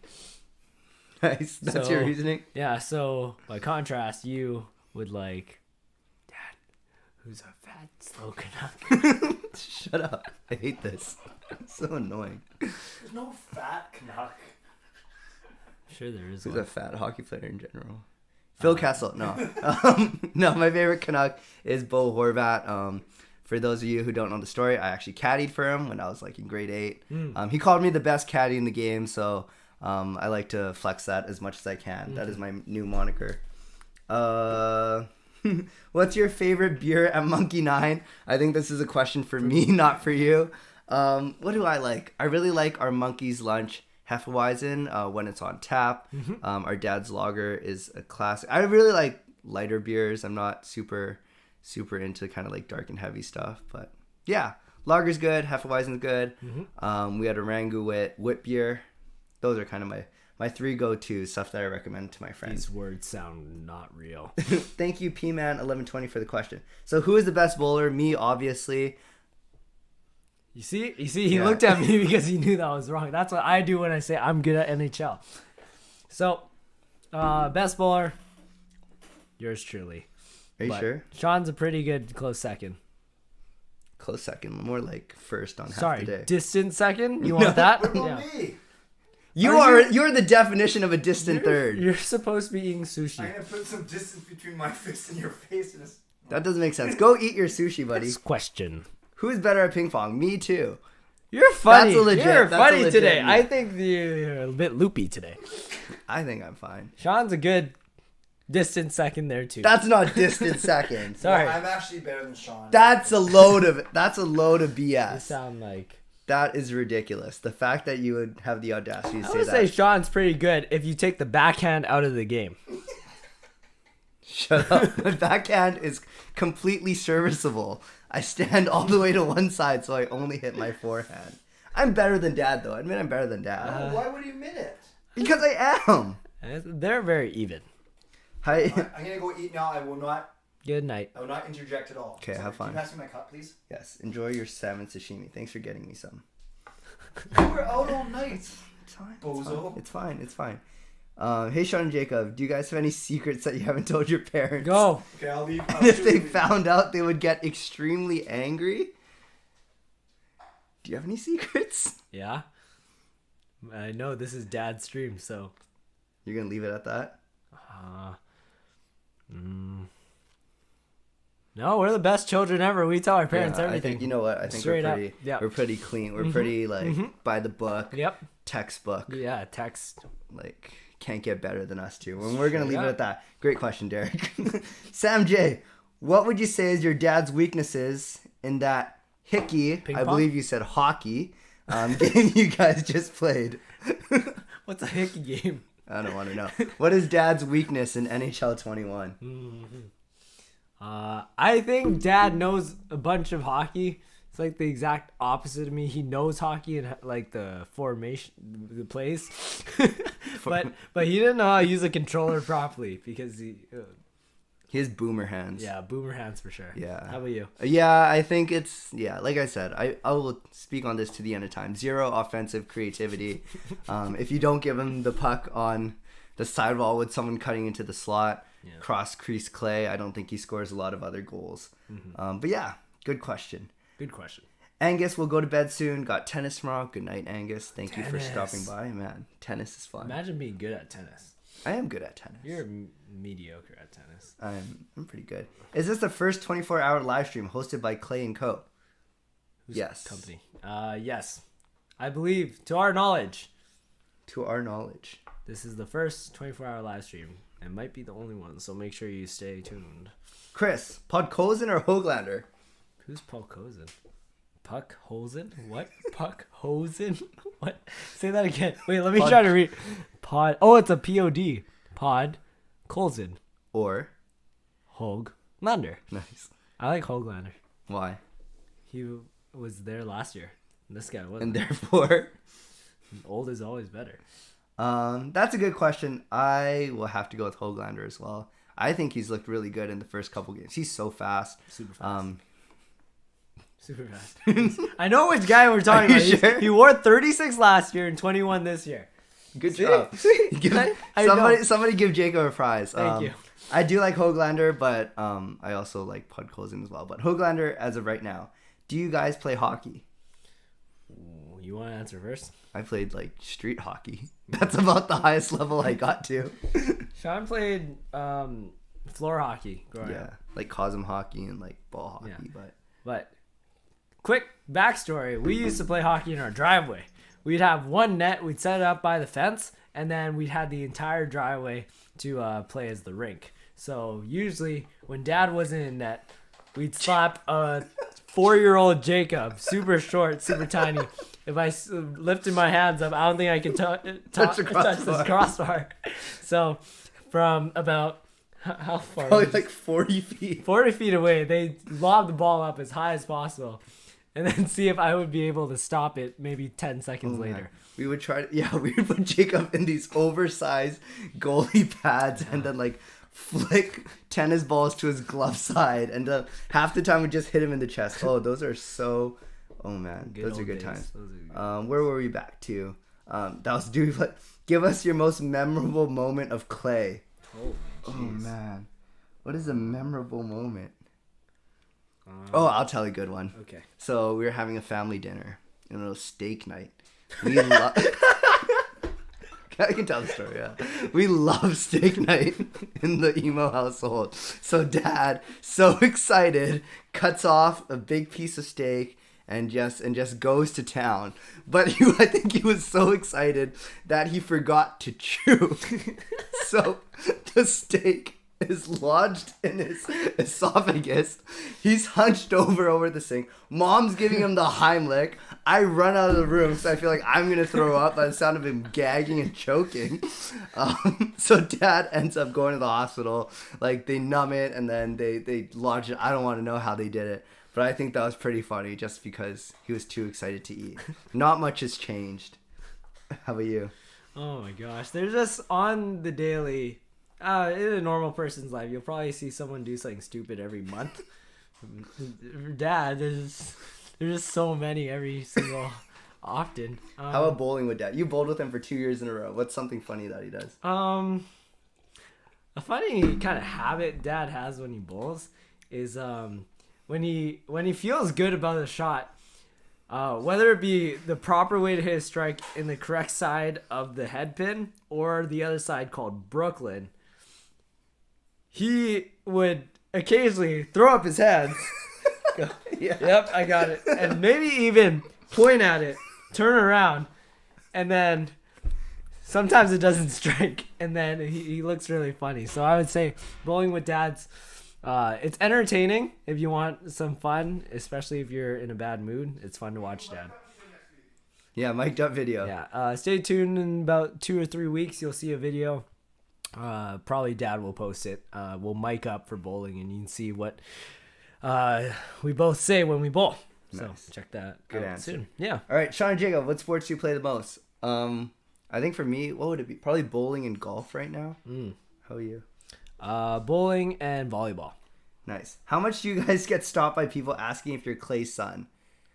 Ooh. Not super often. I think it's more when we meet like new people, like new groups of people. One of them will usually be a Canucks fan and be able to like make the connection. Yep. Like when I went to university, for example, a lot of people found out, and that was kind of cool.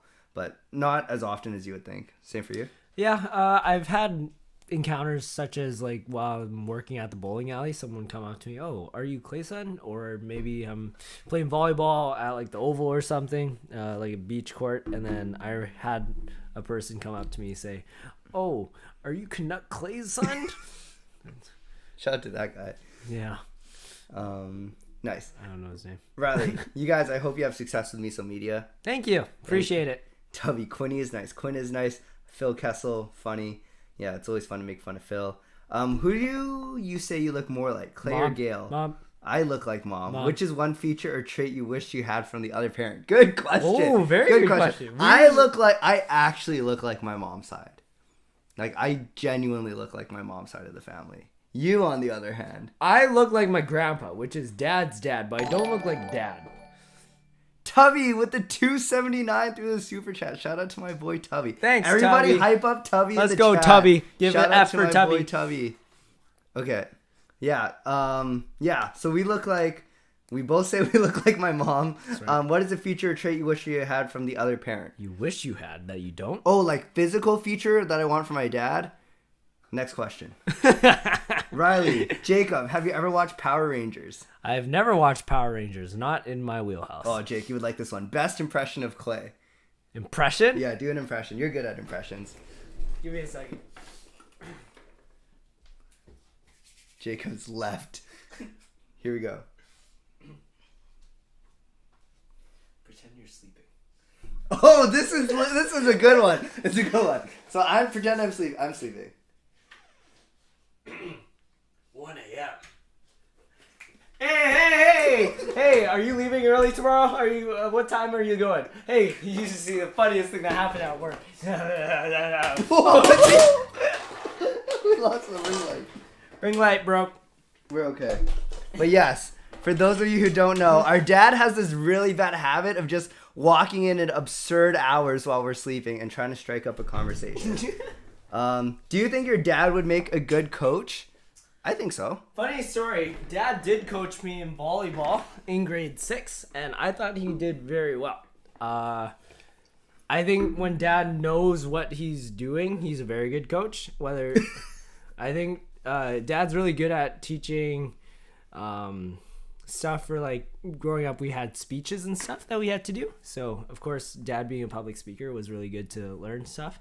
And in terms of, just growing up and planning stuff, it's good. Good stuff. Yeah, good coach. W's Uncle Clay coming tomorrow night. Not sure about that. Inferno, do you guys like loopy clay? What's loopy clay? Dad? Oh, man, I think he's gone. What's a loopy clay? I don't know. I'm going to say yes. I'm sure it's pretty funny. What's loopy clay? So when Kayla came on, I think I got a tiny bit tired, just a tiny bit. So I wasn't, and I was. You have to show. I was dancing. I was singing BTS. I was making BTS names. Oh, no, we were doing so TikToks. It was pretty funny, actually. So embarrassing. By the way, just a quick. Kayla said that you nap the most in the family. We heard you told us this already. I want you to react to it, and that you're the laziest in the family. Okay, I'll leave again. It's good for Kayla. Well, what do you think? Wrong. I think She he's wrong. sleeps the most and the laziest. Yeah. Take that one, Kayla. How about that? If you were in an auction pool and had $300 to spend on 16 players, how much you would be willing to pay for McDavid? I would put probably close to a third, like probably close to $100. Hey, give all 300. Oh wait, on 16 players. I think I would probably put close to $100 on McDavid. I think he's that good, and I think like with our auction pools at least, it always ends up being somewhere around there. The biggest McDavid is worth about $10 million if you don't know. I'm just kidding. He's a good Chris, not sure what you mean by that. See edits. What are your predictions for the Pacific Division standings this season? Where do you think the Canucks finish? Who's in the Pacific? We're in the Pacific. Us, Edmonton, Yeah. Calgary, Vegas, Well, Seattle. I've seen posts. People predict that we will come third or fourth, which I would say. I don't know enough about the Canucks, so I'm going to say yes, sure. That we'll come third this season behind Vegas and Come on, give me another team. not Edmonton. We'll beat Edmonton. You think so? Yeah, We haven't beaten. I'm positive. Okay, interesting. Yeah. I think the Canucks come third behind Vegas and Edmonton. I know that's not a very bold take, but that's genuinely where I feel this team is. You sound exactly like him. Not sure who you're talking about. Hope Mickey. Yeah, I hope it's Mickey. Sean J, did you watch cartoons when you were younger, and which ones were your favorite? Oh, good question. Cartoons. I mean, does like Sweet Life of Zach and Cody count as a cartoon? Yeah, if you're talking like little Disney XD shows, we were all about the Sweet Life. We were about, Wizards of Waverly Place. If we're talking cartoons, I love the Backyardigans. I loved Franklin. Yeah. I loved Sean loved Blue's Clues. And then there was Wiggles. the Wiggles. Oh, of course. if they're cartoon. Yeah. All right, 91 in here. Let's turn this up. Let's get more likes in the Turn chat. up. Let's go. 210. 210's a goal.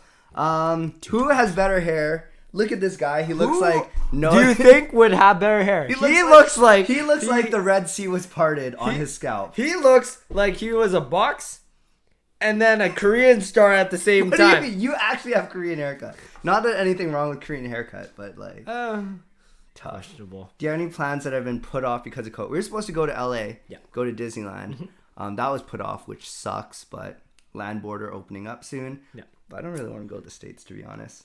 Yeah. Oh man, it's good to stay. Sean, do you ever pet a duck? I've never pet a duck. What's up with Sean and ducks? Jacob, do you want to read this question and answer it? Between Podcolson and Podslovins, who's Podslovins? Podslovins. Just answer the question. Who is the better player? Obviously, the person that I can actually pronounce. So Podcolson. Wait, you couldn't pronounce either of them. Okay. Next question. Love these types of throwbacks. Yeah, no problem. Brian, many. Shout out to my friend Brian, my CVC VPX. What's yes, up, that's Brian? me. Brian and Tubby are together. This is hilarious. We need more of you guys. Sean looks just like Clay when he was. Whoa! That is highly offensive. Who said that? I'm gonna donate you money. You know what? Quiet. That first half of the comment was really, really nice. The second half was completely out of pocket. Caught me off guard. That's how I ate steak too, chewing a big chunk while doing the happy dance. You and my dad should go to the keg or something together. That'd be pretty funny. That would be nice. That's too funny. Isaiah, what's up, Zay? Emo fam. Oh man! Shout out to all my friends coming through. Appreciate it. Who is the best Wii bowler? Me. I'm actually good. Actually, wait, no. Dad. Dad's has He has a 300 game. He found there's a really important notch when you bowl Wii bowling, when right at the end of the release you hold it for a second, and Dad sets it up so well.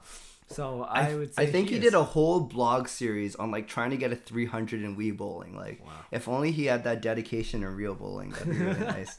Hayden, falling asleep, boys. I'll be back on the morning. Thanks for tuning in, Hayden. Good night. We'll see you. Jacob, Sean, what would you do if you met the Undertaker? Is this like Undertaker in character or like the guy Undertaker? Let's say, all right, I don't know Undertaker, but for you, if you met the guy himself, like I feel like I would strike up a conversation. I mean, he's a legend. Yeah. But if I met like the genuine Undertaker trying to tombstone me, I think I would have to run away. That's scary. Michelle Fung just subscribed. Shout out, that's another one of my friends. Man, everyone's coming through. Thank you so much for coming by. We like that. Tubby hype. Hey, Tubby, what school do you go to? I go to UBC. I go to the Sauter School of Business. I go to SFU in the School of Contemporary Arts. Yeah, everyone hyping up Tubby. Appreciate it. Sorry if we're a little bit slow. We'll try to speed up a little bit here. Where were we? Clay is my hockey dad. How much do you appreciate having Clay as your dad? What a wholesome question. What a wholesome. I'm just kidding. Clay's great. He's good. Shout out to Clay. Shout out to Clayton. No, he's pretty cool. He lets us go on his YouTube channel at 1 a.m. in the morning. Not sure how many other people are doing that. Yeah. More Tubby height. Love it. If the Vancouver Canadians owners decided to make a Major League Baseball team, would you support them? Who's the Vancouver Canadians? They're a baseball team. That's not a thing. They're like what are they? Triple, double A, single A? What are they? They're a minor league baseball team. Oh, are they? If they made an MLB team, would you support them? I would. No. Why not? I don't like baseball. Baseball's fun. We went to a Dodgers game. Yeah. We almost died of heat stroke. Yeah, that was a fun. good time.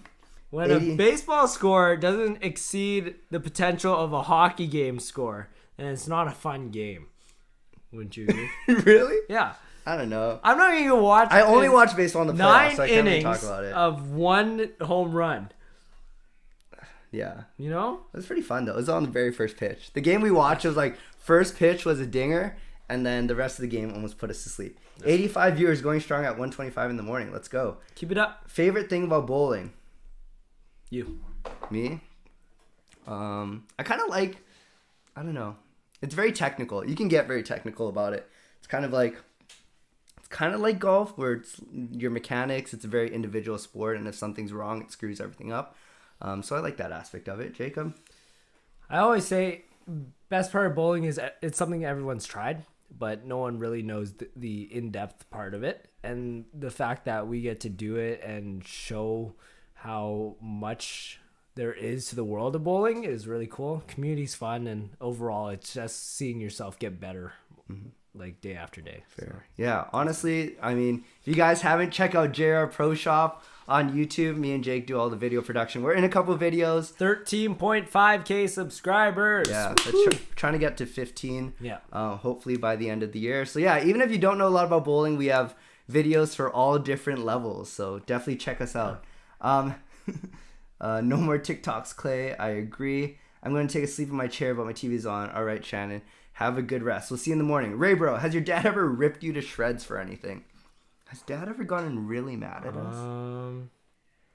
Oh, I have a specific one. So I remember about maybe 8 years ago or something. We always, our family drinks pop, but Oh, this is such a good story.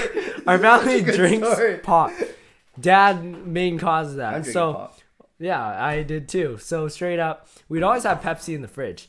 But this one late night, it was the morning late night. I believe it was in the, I'm gonna say late night. It was a late night.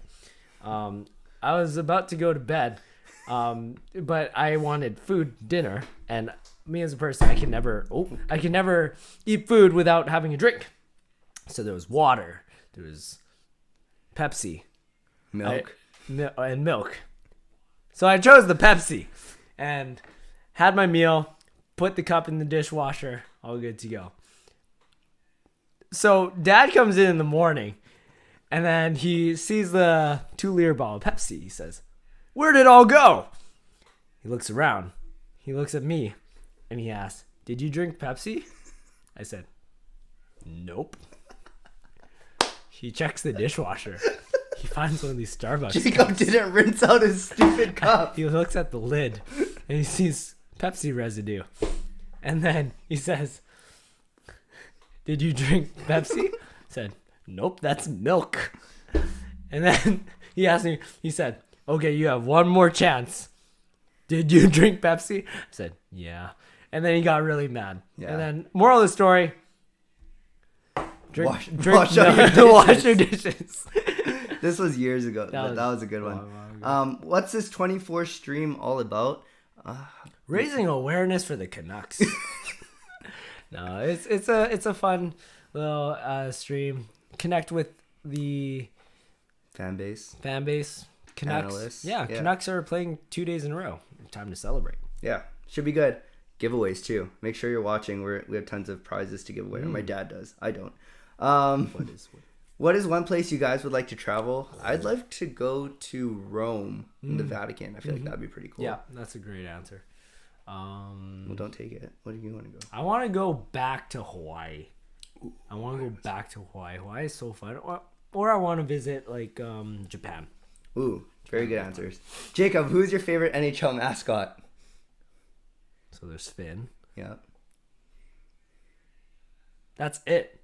Gritty? You don't like Gritty? Gritty is ugly. He has Gritty's two pretty. big eyes. Gritty's ugly. Wait, no. There's Do you like the reptile from the Golden Knights? Like the weird snake thingy?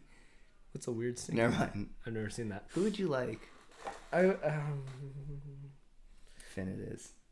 Yeah, Finn. Finn. Definitely a Finn. Backyardigans was awesome. Theme song was so catchy. That's right. You even made it come back on. Yeah. Oh no, it didn't come back on TikTok. It was a remix. Super Spy. Oh yeah, Super yeah. Spy is hot for that. Do you like roller coasters? This guy. Love roller coasters. This guy's nuts. My favorite. I would do the most death-defying roller coasters. Yeah, Jacob loves it. I'll go on a couple. Not the crazy one. I'll go on like very. Not like kiddie rides. Like I'll go on a couple good ones. Sean's been to Six Flags. I've been to Six Flags. I went to Six Flags in Mexico with my girlfriend. Good time. Crazy roller coasters there.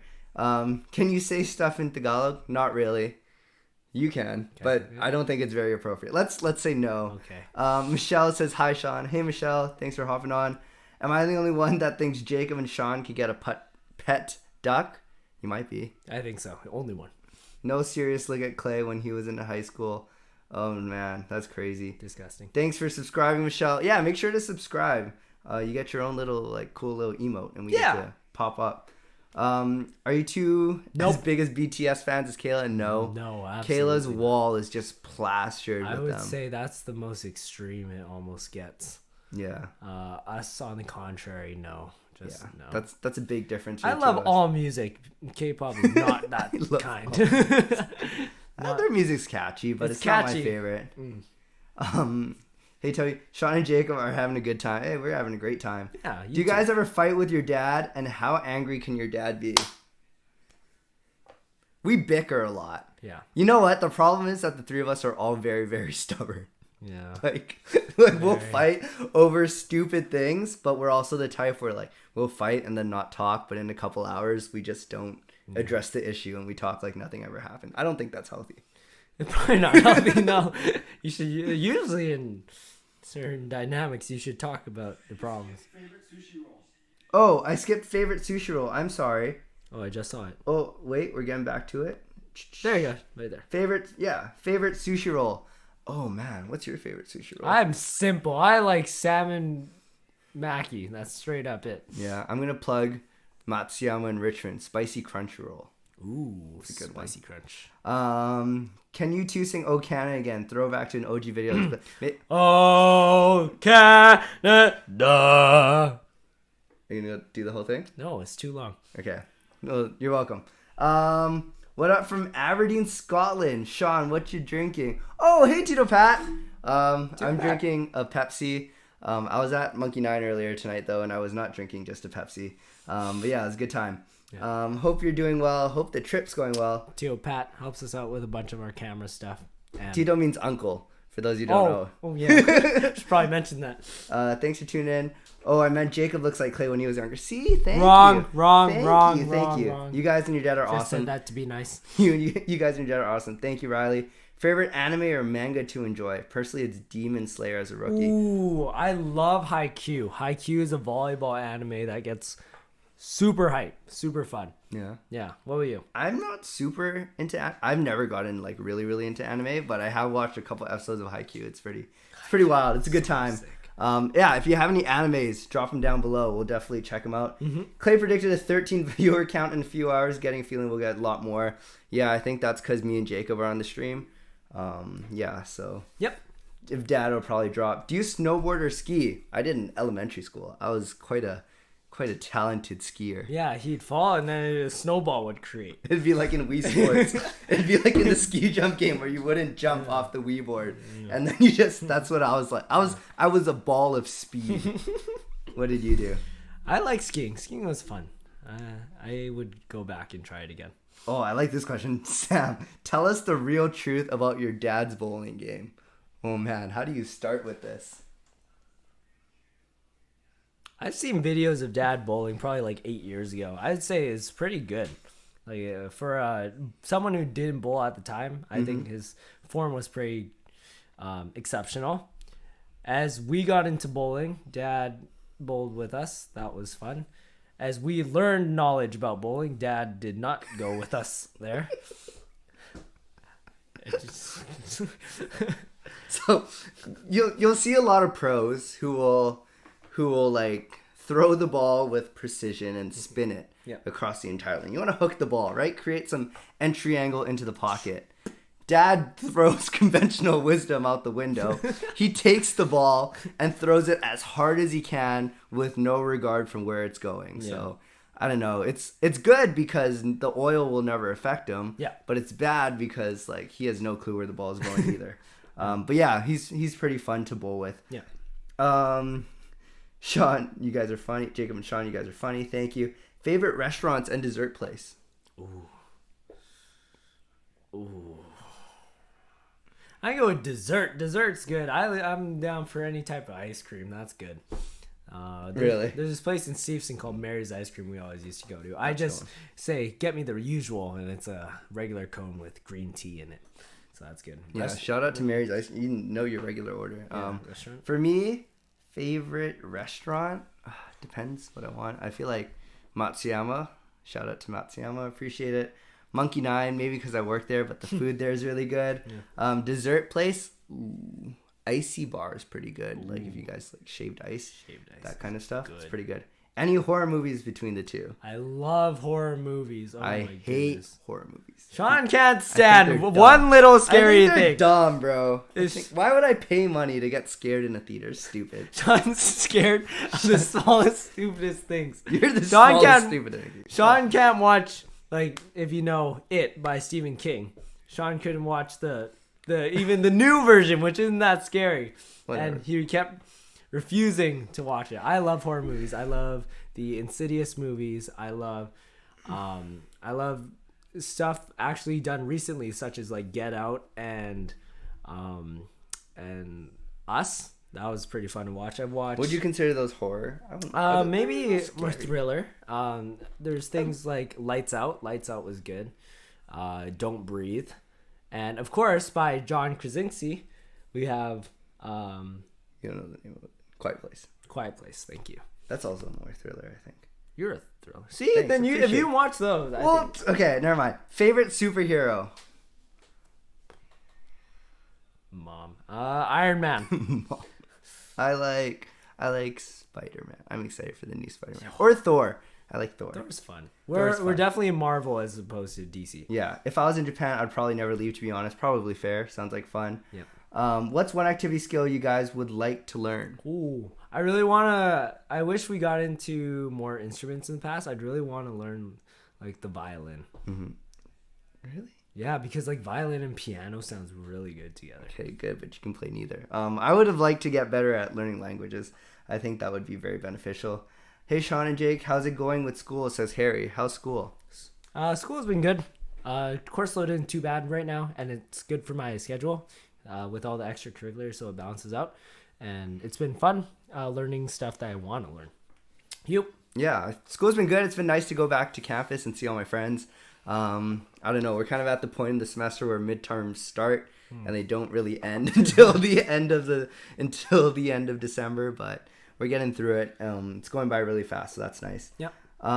Hey guys, what's something you can tell us about your dad that we may not already know? I don't know. Dad talks a lot about any and everything, so we're gonna have to think about this one. He has really bad handwriting. I'm not sure if you guys would know that. That's a good one, yeah. What else? I feel like we can't say anything without like really, really calling him out for stuff.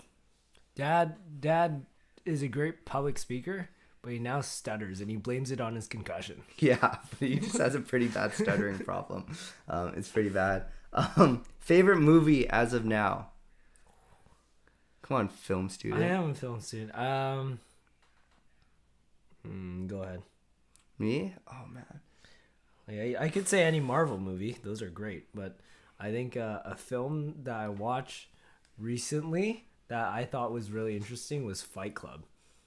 Fight Club. You just watched that recently? Yeah, I for like my Fight Club. first time. It was really good. What do I like? I like Whiplash. I think Whiplash is a really good one. The drumming move.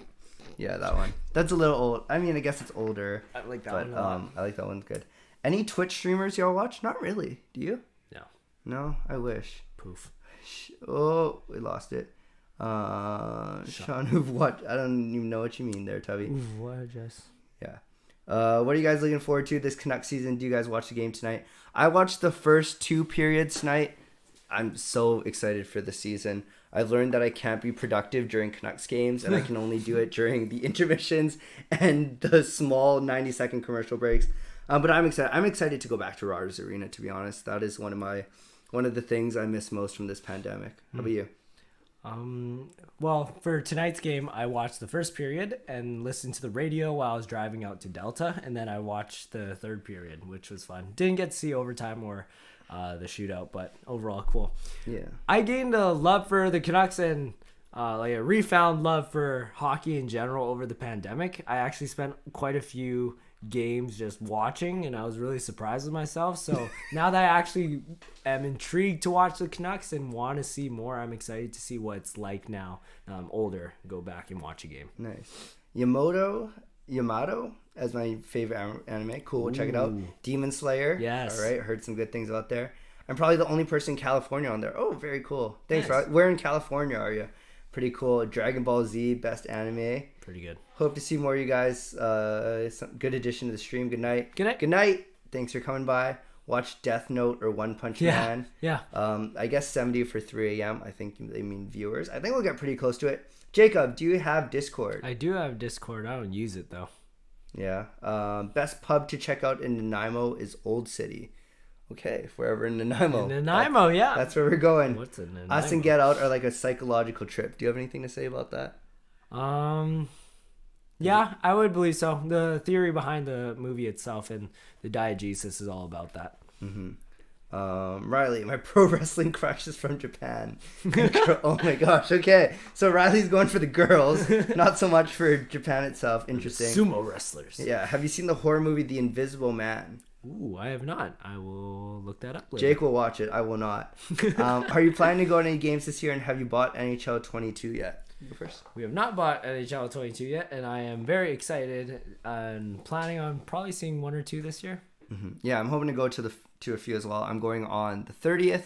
I think that's against the Oilers, and hopefully getting to a few this year. So yeah, Oilers that'll be fun. again?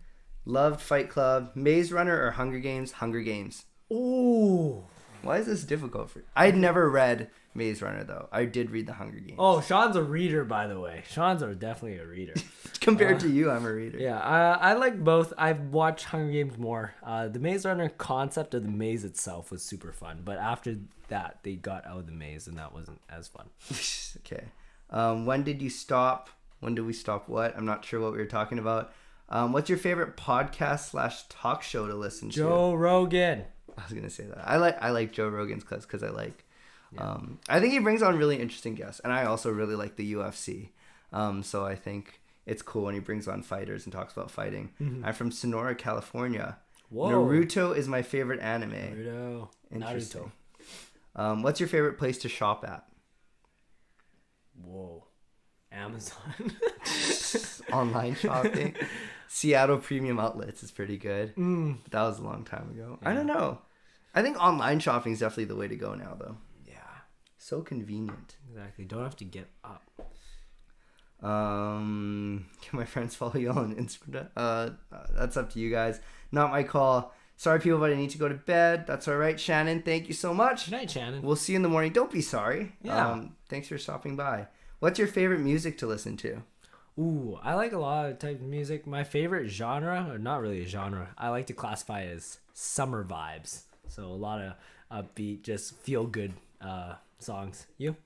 What are some examples of summer vibes? My favorite song for the past 2 years is called Magic in the Hamptons by Social House. Other songs are Marmalade, Kids in the Summer. Love those a lot too. Or A-OK by Ty Verdes, if you know that one. Jacob likes songs where you just like roll down your like windows and then blast it. And you blast it. Yeah. No, yeah, for me, I don't know. I'll listen to anything. What you do? I think I like more kind of hip hop, R&B type stuff. Yep. Yeah.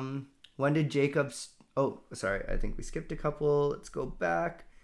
Say goodnight to your dad. Don't worry, Shan. I think my dad saw it. I think Jacob would enjoy The Visible Man. It's written directed by Leigh Whannell, who's also written the Saw movies and the Insidious. Invisible Man. You're gonna watch that. I'm definitely. I'm gonna get back to it. I mean, when did Jacob stop watching the Canucks? Ooh, I would say probably around 7 years old. Right? Yeah. I did. If you check my dad's YouTube way back, I have something called Jacob's Startling Confession. I won't give it away, but it's startling. And it was... It is a bombshell. Yeah. It's something you'll never expect. And that's when I stopped watching the Canucks. All right. What time is it? All right. So it's 52. 1:52. We got 213 likes. Let's try to get that to 215. We're going to go for a couple minutes. So any last minute questions, please get them in now. We'll try to get to it. Speedrunner. Thanks for borders opening soon. Planning on coming down to watch the Kraken. My beer league team of 15 years, 90% of the team got together to get season tickets. That's awesome. Man, I would love to do a Kraken road trip. I think that'd be so much fun. Yep. I wonder what the environment's going to be like, but also I'm kind of scared to go to the States right now. Do you think it'll give like Vegas vibes? Maybe. But Vegas is more like theatrical, I think. If you could have one skill you currently don't have, what would it be? What kind of answer? I have very poor navigational skills. I would love to have some good navigational skills. I get lost. That works for me too, actually. I wish I had a better palate. Do you want to talk on that for I'm a very picky, 30 seconds? I'm a very picky eater. I don't eat a wide variety of food. When I go to restaurants, it's all about what I can eat, not what I want to eat. So what do you like? Chicken nuggets? Chicken nuggets, instant noodles, spam, rice, mac and cheese, all the things a 5-year-old would eat. So I would like to branch out, try new foods. and Jacob like 'em. is a country guy. I feel it. Interesting. yeah. Is I Monkey sing Nine country. sold in liquor stores? We're usually in a couple BC liquor stores. I couldn't tell you for sure right now. But yeah, usually we're in a couple of the ones. Royals just subscribed. Shout out to Royals. Everybody hype that up in the chat. Ooh, this is a good question. Who is the most athletic? Jacob, Sean, or Clay in his prime? Prime. We It's don't. me. The thing It's is, me. we don't know how good Dad was when in his prime. Yeah, but it's me. It's me. No, it's me. Well, your prime was probably like 10 years ago. No, my prime. No, My prime's still coming my up. athletic prime. What do you mean it's still coming up? I haven't hit my prime. No, Jacob peaked in grade 10, and I that's haven't- proven I fact. have not You hit. peaked. I just hit 300. You peaked. I'm Yeah, still like it up, growing, people. Favorite teachers from Boyd. Can we answer this? Just say what they taught. Yeah. AP English, Chem 12. Yeah. History and social studies. Okay. Here we go. Who's your favorite former and current Canuck player? My favorite right now is Bo Horvat. My former was Henrik Sedin. Oh, that counts? Yeah. Oh, yeah. former. Favorite current is Hughes. Former is Luongo. Roberto Luongo. Would you guys become Kraken fans just to wind up your dad? Heck no. Never in a million years. I would. Yeah, Jacob would. That's something he would do. The Jacob jerseys. Shaw, did any of you hit each other in the crown jewels playing hockey? We had a couple. I feel like we might have gotten a couple like sure. low shots, but nothing that caused significant damage. Thank God. You guys are doing a great job. Thank you. Which fictional character would be the most boring to meet in real life? Who? Character? A fictional character. That's a Boring? good question. Probably like Ferb. Ferb from Phineas. Ferb would be pretty boring. Good answer. Good answer. Thank you. Isaiah, gotta be Sean in his prime football best. See, Isaiah went to me and Isaiah went to high school together. Isaiah just saying that Athletes to of make the you- year. Me and Zay, athletes of the year. in Isaiah high just saying school. that to make you feel better. Shout out to Zay, man. Casual flex. Favorite bowling. Oh, Alex On's in the chat. Favorite bowling ball. Me, it's the proton physics. I'd say Axiom. What are your favorite colors? Mine's blue. Green. And if you could have dinner, Canucks. if you could have dinner with any celebrity, who would it be? You go. You have one? No, I mean Celebrity? I don't really think that's a good question. Olivia Rodrigo. Really Yeah. nice, good answer. My girl. It's kind of messed up. If you, what's your biggest fear? Balloons. Sean's scared of balloons popping. Isn't that Legitimately funny? balloons. Mine, public transit. Nice. All right, we caught up. Thank you so much for listening to the crap show for the past hour. Wow. Dad. Yeah, that went by fast. Then you go to bed. Yeah. Yeah. So enjoy. Thank you so much for having and listening to us. Enjoy the rest of your night. And if you're tuning in tomorrow, make sure you watch the Canucks game at 4 p.m. when we play Detroit.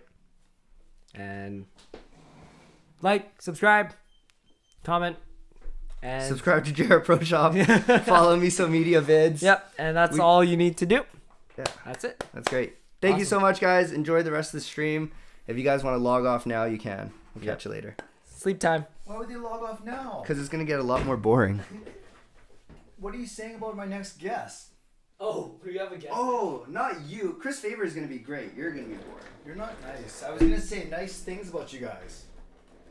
Thank you. Bye. Oh, Sean. You gotta go eat that Instagram post ready, the text. Right?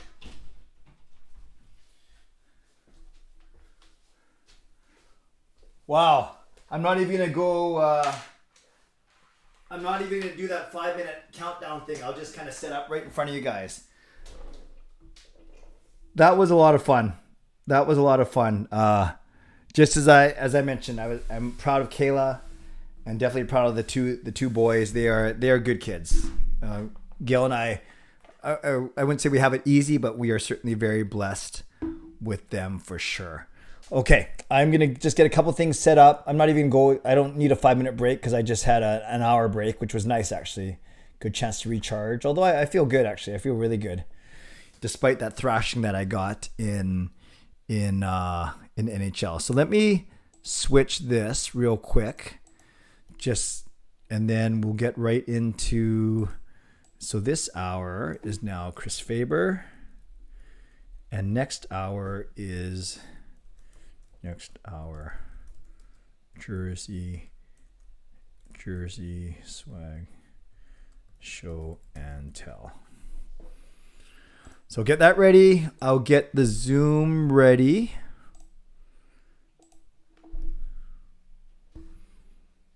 Thank you. Good job. Okay, so I get the Zoom ready. And be ready for Chris in a minute.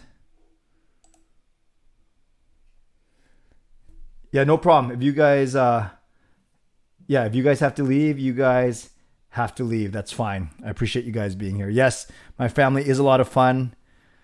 Just last as long as you can last. No expectations, no requirements. I'm just going to plug a bunch of stuff in here and see if it works.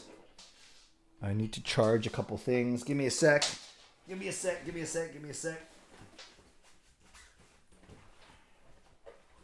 Almost ready.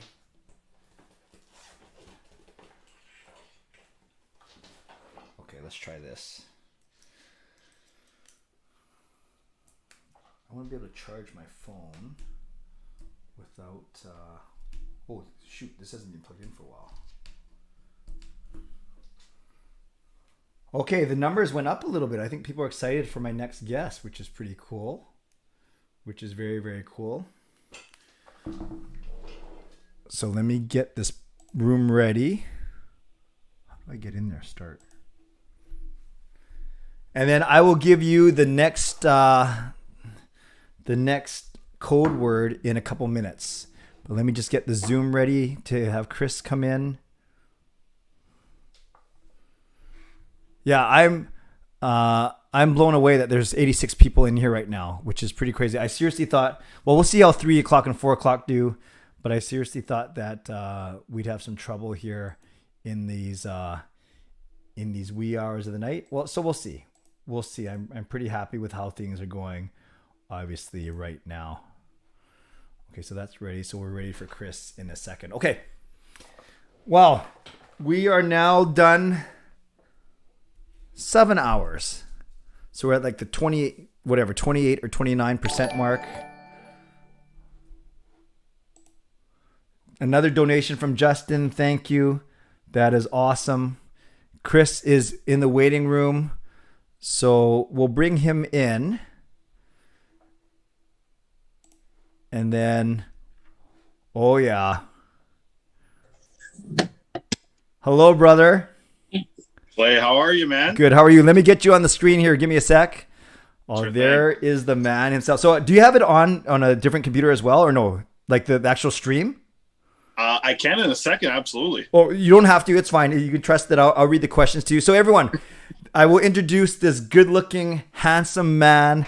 And we have a funny story, actually, of what we were going to try and do. But I'll let Chris tell that story in a second.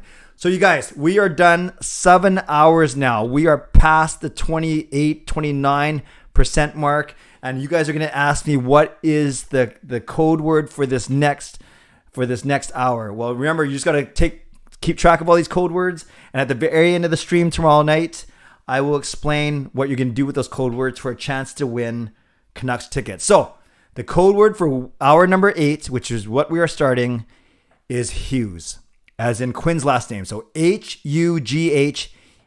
Once again, the word for hour number 8 is Hughes. Hughes.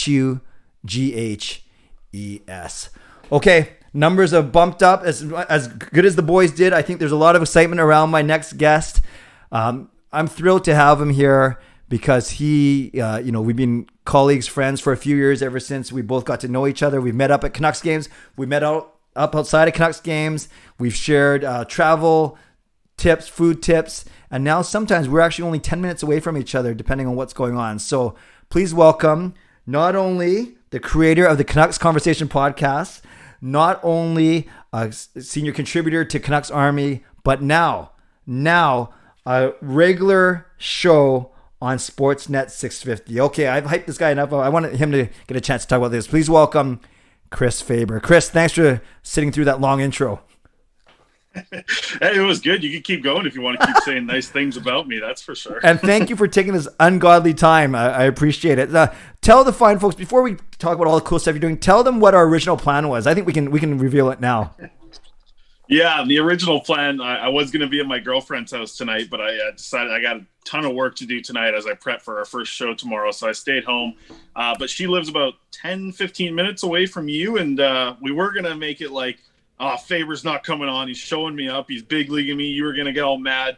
Then I was going to come busting through the door there and just chill with you for half an hour or so. But I don't know. Zoom should be okay in the end, I think. Yeah, we'll make it work. But yes, I would love it. We had a nice seat ready for you. But yes, no, I think this will be just as fine. And then you don't have to worry about, you can just kind of do whatever you need to do. Are you going to go to sleep or you still got more work to do for your show? I'm literally like in the midst of posting our podcast for tomorrow morning right now.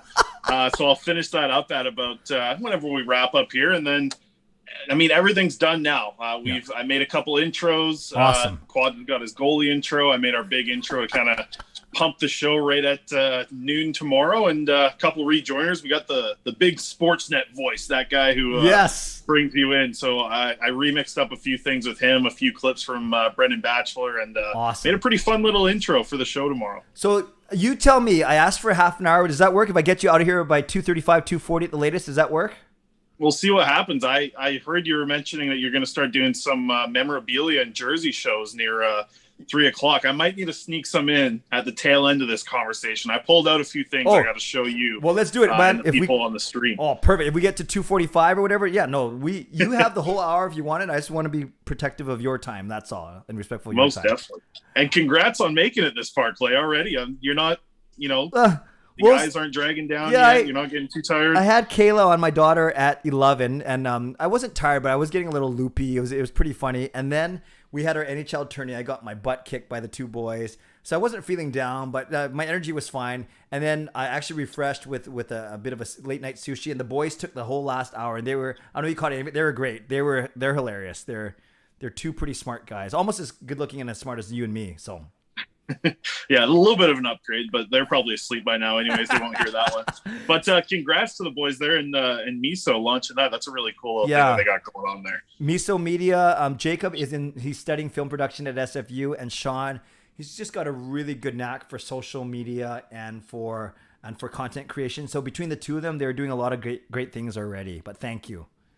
That's awesome, man. That's good to hear. Good to hear they found something. That's something that a lot of people struggle with, is finding something that they want to do for their lives and have fun with something. So that's good. Good for them, especially figuring out so young. I mean, those guys are young guys still. Yeah.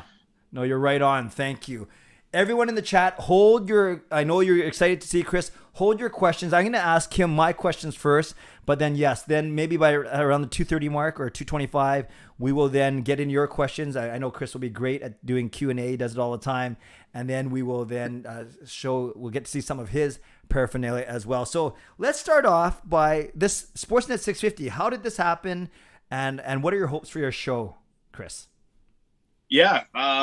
I think it's been a long time in the making. Honestly, I mentioned to Art Factora maybe like a year and a half ago, right when I moved here. And I mentioned like, hey, I'd love to intern at Sportsnet if it ever happens. And didn't hear back for like 10 months. And then in the December of 2019, I guess it was. I'm still so bad with the years, like through the pandemic year. It's so hard. But December 2019, I started off just learning how to run a radio board, do some producing with the shows. And it was a lot of Vancouver Canadians games, Vancouver Giants games, the weekend stuff, and worked my way up to start producing some of the midweek shows. I've do the People Show normally once or twice a week with Sat Randeep and Dan there. So that's a lot of fun. And from there, I was going to the rink one day, and there was a text that popped up on my phone, and it was from Canberra, and he's our new boss there at Sportsnet 650, taking over for CMAC. And Cam was like, hey, are you going to be at the rink tonight? And I said, yeah, I am going to be at the rink tonight. I'll be there in like 15 minutes. And then he was like, okay, I need to talk to you about something. And I was like, oh no. I was like, what did I do? I was like, I forgot to podcast a show, or I, had a bunch of misspells in one of my tweets that I sent out from the 650 account. And then he's like, so I get there and he's like, why don't we go down the hall? And I was like, oh, I'm in big trouble. Like I did something really bad. And then he brought up the idea to take the Saturday show and bring Canucks Conversation and the podcast that Dave and I do to be the pre-game show for Saturdays. And yeah, I didn't think about it for a second. I said, hell yeah, let's do it. And that was basically like maybe 10 days ago when he told me that. And yeah, it was at a preseason game. And yeah, we just sped everything up, made everything happen. And we're going to launch in less than 10 hours from now, which is really cool. You'll still be streaming, Clay, when I'm launching my show. No, I wish, when I saw that your first day was October 16th, I said, dang, but hey, there's a lot of room for good content creators in the city. And that I'll be listening next week for sure. I'll catch up. What have they told you, Chris, in terms of creative direction? Are they basically saying, hey, it's your show, do whatever you want? Or have they've asked for certain things or certain direction or certain vibe?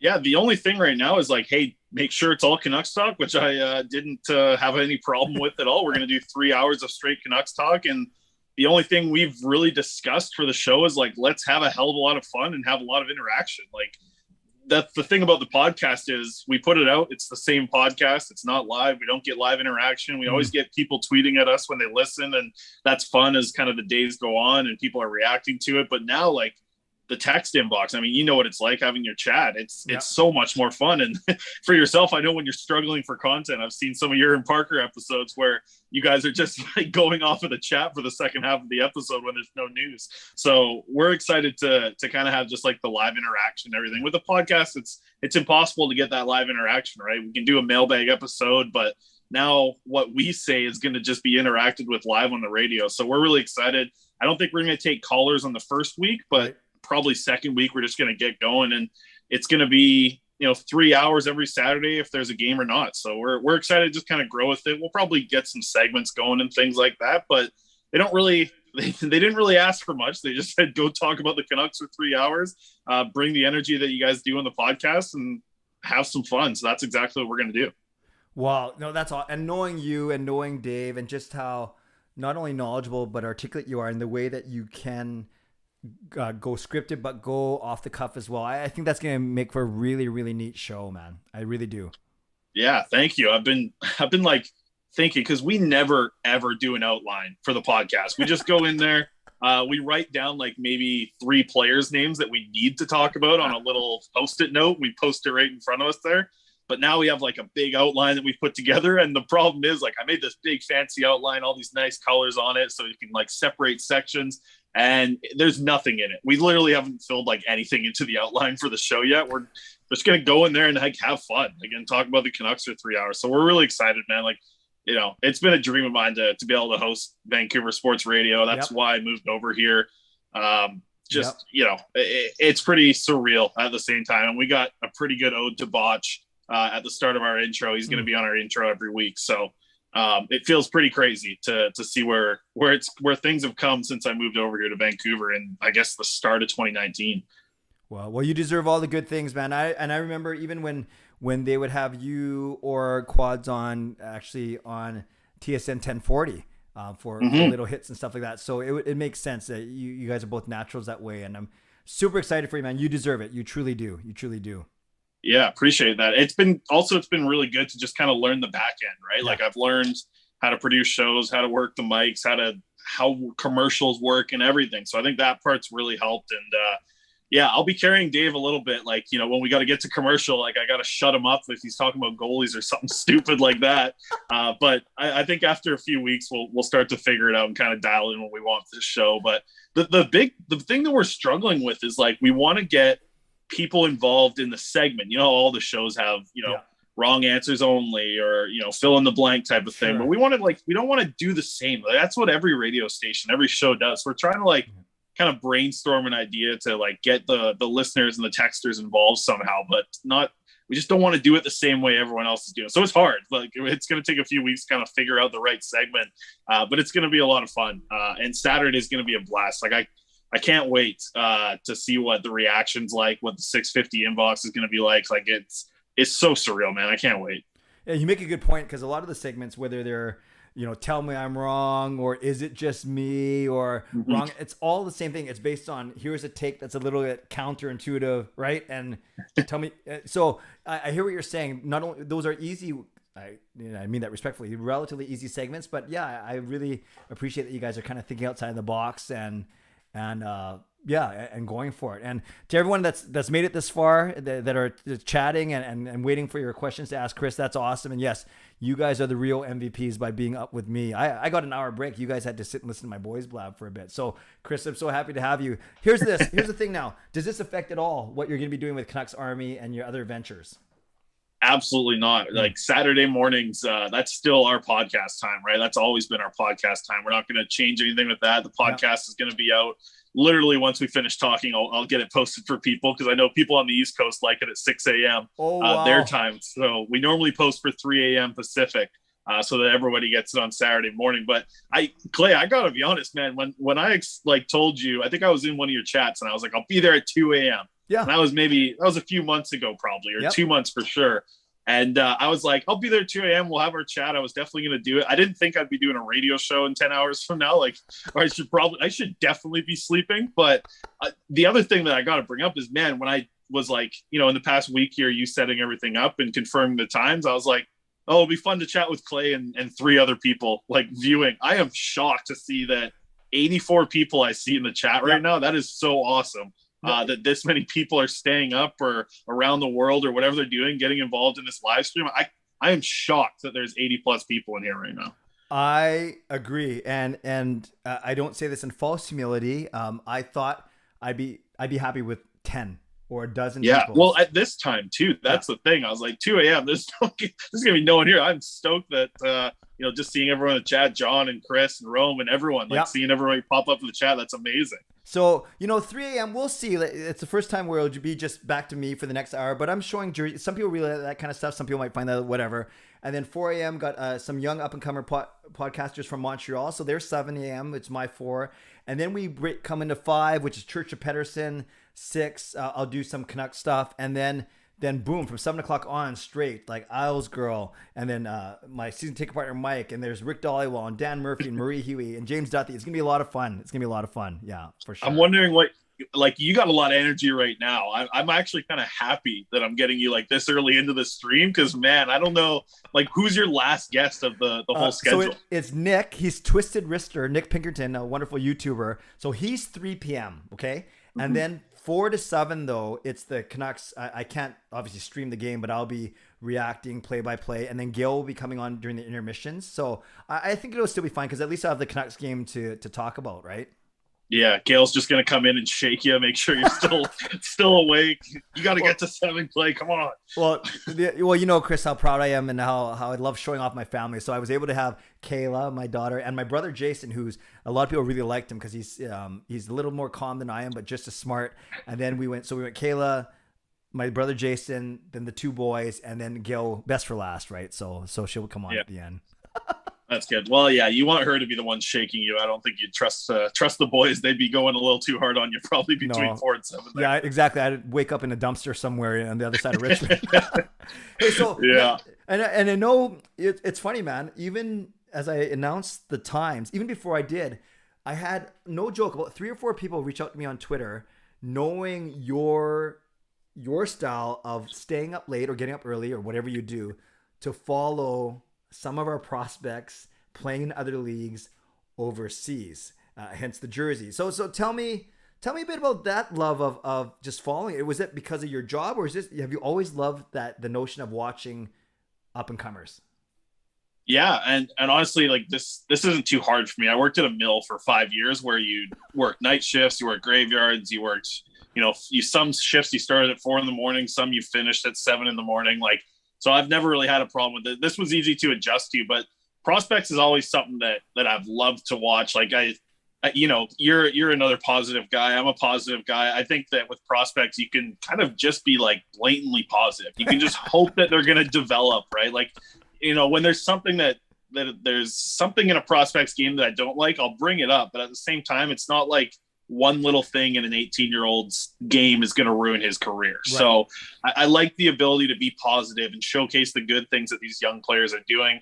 Just having conversations with them over the past couple of years has been really cool to see how they act and kind of what the way that they see the game, because, you know, these 18 and 19-year-old kids that are such high-level hockey players, like they have such a strange outlook on the game compared to like what I do. So it's been cool to kind of just learn through them and chat about things with players. And I enjoy watching the prospects. I love when I wake up at 2 a.m. and I watched the Vasily Podkolzin game last year and he puts up 2 goals. Like it makes it so worth it after that. And I know that, Twitter obviously loves it as well. So it's a lot of fun. And the big thing that, like, the reason why I did this was when Ryan Beach got hired by the Vancouver Canucks, he was the guy, right, doing this. And there was a huge hole in the market after Beecher got hired by the Canucks to basically do the exact same thing, but give them the video instead of Twitter. So I thought that role was something that had to be filled. And even having conversations with Ryan, he even said, like, go out. If you're going to do this, do it hard. Don't half-ass it, go out there and knock it out of the park and do it really hard. And I think I've done that for the past couple of years here. It is nice, like just having one Russian now to watch with Dmitry Zlodiev. His games, some of them are 3 a.m. Most of them are 6 a.m. But all these Swedish guys, you love it. It's 10 a.m. starts. Like it's not as brutal as it was watching some of those Podkolzin games last year. So this year's been a little bit easier. Last year, I'm not going to lie, like there were some nights where it was just try and fit in 2 hours of sleep here, 2 hours there, 2 hours during the day. And then I'd be like, yeah, I can go for 6 hours. If I sleep 6 of 24 hours every day, that's not bad. Oh, that's awesome. That's all you need. I think combined between you and me, we might get 10 hours of sleep a night, right? So well, I'm always shocked that my phone will get a text at like 2 a.m. and it's you for some reason. I'm like, how does Clay stay up? He's got a family. What's he doing up at like 2 a.m. when I'll send out a video and you'll just send me a text, like a little comment on something, and I'm like, go to sleep, Clay. Like, you're not. What are you doing? How do you like? What do you like? Because you're a late night guy, obviously. Yeah. It's really funny you mentioned that because, in all seriousness, in the 20 years that Gail and I have been married, coming on 20 and a half years now, if you take away family vacations, if we're at home and we're in the middle of our regular routine, no joke, I've probably gone to bed with her. Don't worry, this is gonna be dirty. I haven't gone to sleep with her. Keep it PG here. Yes, of course. Well, it is 2 a.m. Probably less than, no joke, 5% of the time since we've been married. And you might think, well, that's not really great from the relationship standpoint, but she's a teacher, so she gets up earlier than I do, but she goes to bed. She'll come home, help do dinner, we'll hang out for a bit, but then she'll be going to bed around 9:30. And honestly, man, sometimes that's just when I'm getting home from a meeting or a Canucks game, or that's when I'm ramping up. So I do my best work vlogging. That's why all my streams are at 10 p.m. I do all my best studying for my masters, all my emailing from 10 to 1, like in the morning. That's kind of like my sweet spot. Then I go upstairs and I read like stupid websites and Bleacher Report and Athletic. No, not that those are stupid, but I'm stupid. So I'm sometimes hanging up, turning off my phone at around 2, and I'm getting up at 6:30 for my workout right at 7. So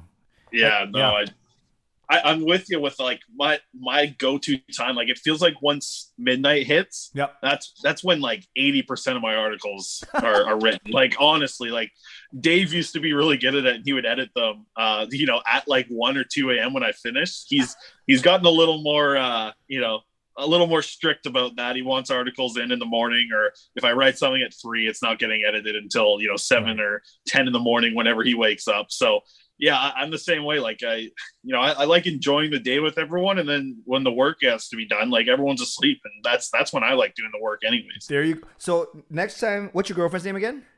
Nikki. Okay, Nikki. So next time you're over at Nikki's and she decides to go to bed early and you're bored and and then you know that I'm here, let's go out midnight, man. We just go out for a walk or for a drink or whatever. Yeah, most definitely. I mean, you got to show me around Stevenson. We've been there a few times, and where you got to go? We really liked. You got to go to Monkey 9. So I've never been to Monkey 9. Okay, you'll love it. It's pub food, but it's good. Massive screens, bowling alley right there. Monkey 9. We're gonna go to Monkey 9 next. Okay, that's me and you. That works for me. The only thing I've had that I've really liked in Stevenson was the They were Dole Whips, I think they were called. They're on the corner there. They're like pineapple slushy mixed with vanilla ice cream. Absolutely. Well, those things were pretty deadly. I know that. And we've enjoyed our time in Steveston. She loves the water, so awesome. We go down there for walks every once in a while. A couple other nice little spots around Richmond too. But Steveston, we've enjoyed and checked out some of those patios there. Where you just get like on the third floor of the buildings out facing the water. It might not be the prettiest water, but it's it's still water in the end. yeah. If you walk a bit further out, it looks really good. So I want to ask you about Podkolzin specifically, about the Abbotsford Canucks, and then we'll take some questions from the people. Does that work for you? Absolutely, man. Cool, man. You are the one person in this market who I would say honestly is the Podkolzin expert. I remember when I had you on my channel, you talked to me about how how he's kind of like, if Hoglander is the good on offense and maybe not so great on defense yet, Podkolzin's the opposite, probably good on defense, still developing his offensive game. You told me that if you could put Hoglander and Podkolzin as one player together, they would cover all 200 feet of the ice. So having watched Podkolzin all season last year, his ups and his downs, great playoff, all those things, and now a good preseason and slowly getting more acclimated, scoring his first goal. What can we expect from him, and how quickly, to be honest? Yeah, I honestly, I think he's just in first gear right now. I don't think that he's really cranked things up yet. I'm sure that coming over to the NHL is a massive thing for anybody to do. But for him, I just didn't expect him to come in and, it's funny. I'm going to start talking negative about him off the top, but I didn't think he'd be this timid coming into the NHL. I thought he would be a little bit more fired up, and there's certain times, and Travis Green's kind of talked about it, where Vasily Podkolzin needs to skate more. I thought today when he got the opportunity to play with Miller and Pettersson, he needs to skate more. He needs to get involved. I said it on the podcast today. I hate to say this, but somebody needs to punch him in the mouth. And then you need to see him crank up, get pissed off, and be aggressive, because when he does that, when he's playing for Russia in the World Juniors and Canada's beating them, or when he's playing for SKA in the KHL in a playoff game and his team needs a goal, the guy is on another level. He's in fifth gear at that point. And I don't think we've seen him kind of shift out of first gear yet. There was a couple little ones in preseason where you saw he's moving his feet, he's getting involved, he's throwing hits.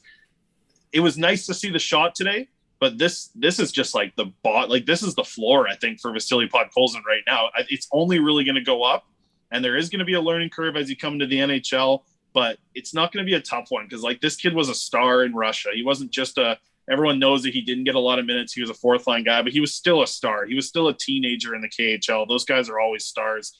And yeah, like I said, this is just first gear for him. I'm excited to like I said, I'm excited for someone to piss him off. Somebody to go take a shot on one of his line mates or get a dirty hit on him that he gets up and gets all pissed off about.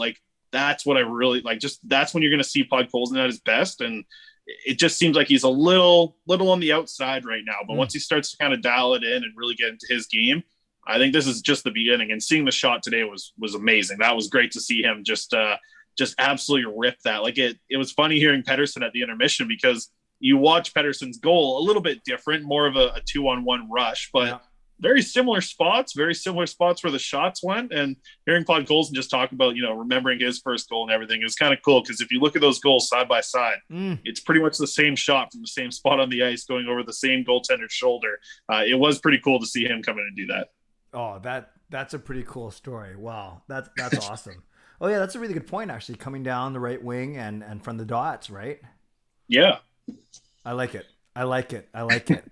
So, there are a couple people were saying they're worried that they felt he got benched. No, it was a matter of Travis Green shortening his bench, trying to protect that lead. And you're taking you're combining your third and fourth line into one good line. You're taking the three guys that are going best out of the six, right? To protect that lead.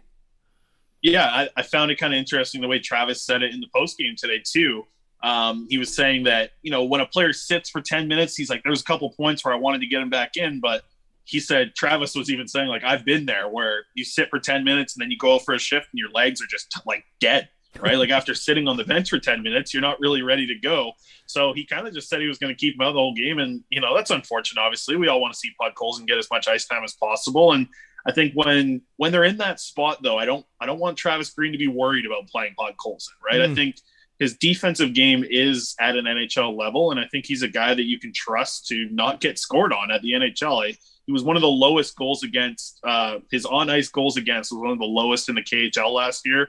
The guy just doesn't get scored on. He does such a good job of moving the puck up and blocking shots and everything in the defensive zone.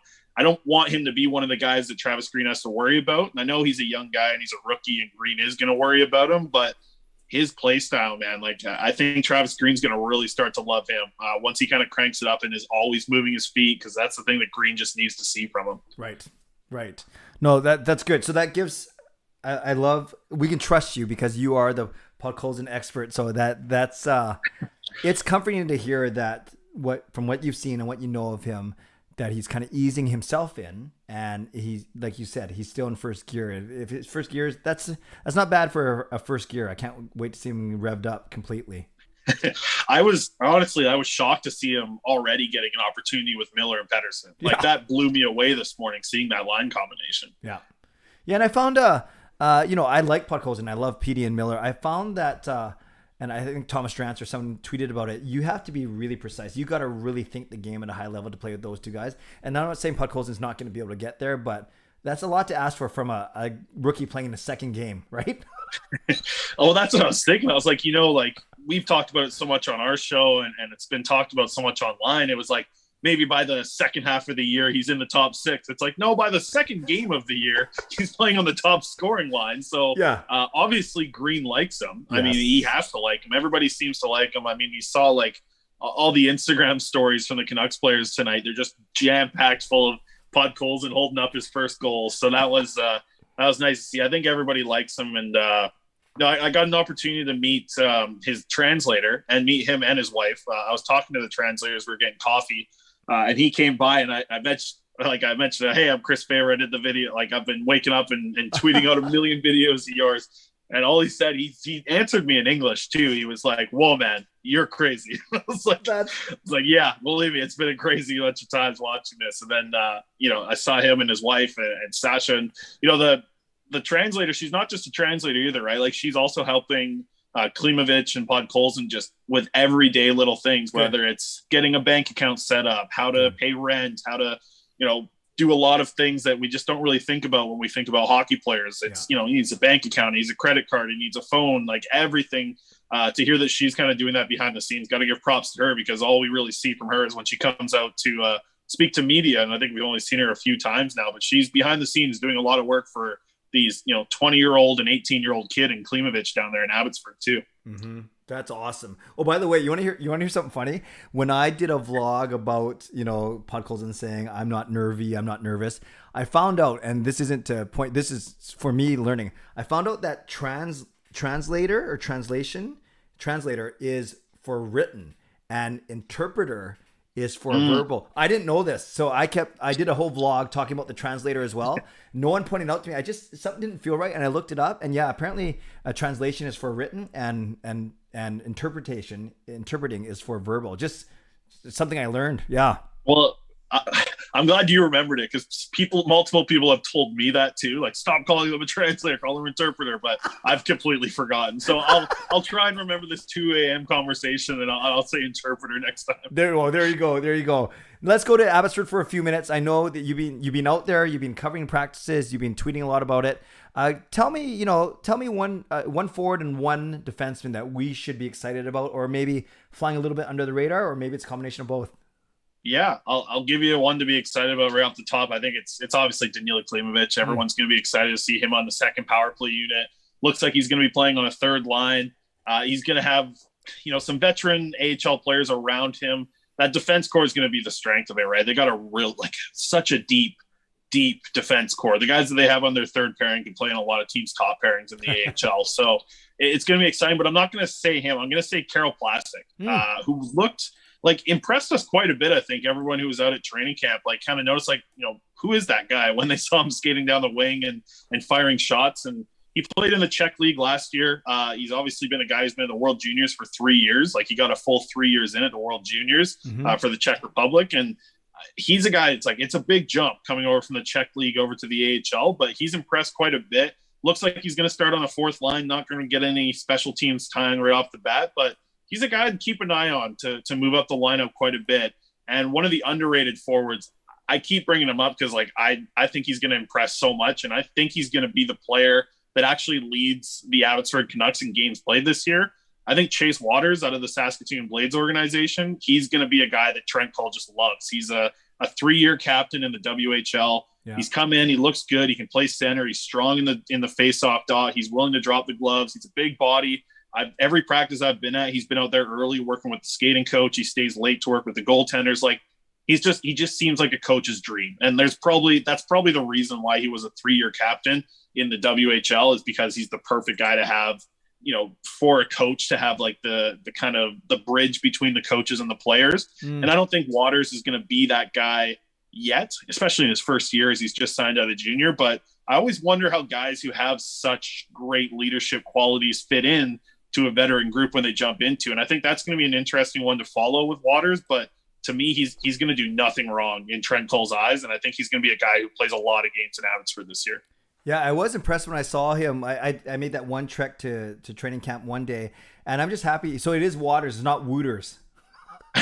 It is Waters. Yeah, I chatted with him right after he was signed, and that was the first question I asked him off the top. I'm like, before I mess it up like 15 times in this interview, is it Waters? And he's like, yeah, you got it. Most people do Wooters. And I was like, no, I watched some goal clips from Saskatoon before I interviewed him, so I had that going. I still hear Thomas Drance on the Vancast, and he's saying Wooters every time, and I'm like, it's not Wooters, man. But it looks like that. I think a lot of people are making that mistake, but maybe that's something that people can learn at 2:34 a.m. It's Chase Waters, though it very much looks like it should be Wooters. So Chase Waters, interpreter, not translator, man. We are spitting knowledge tonight or this morning.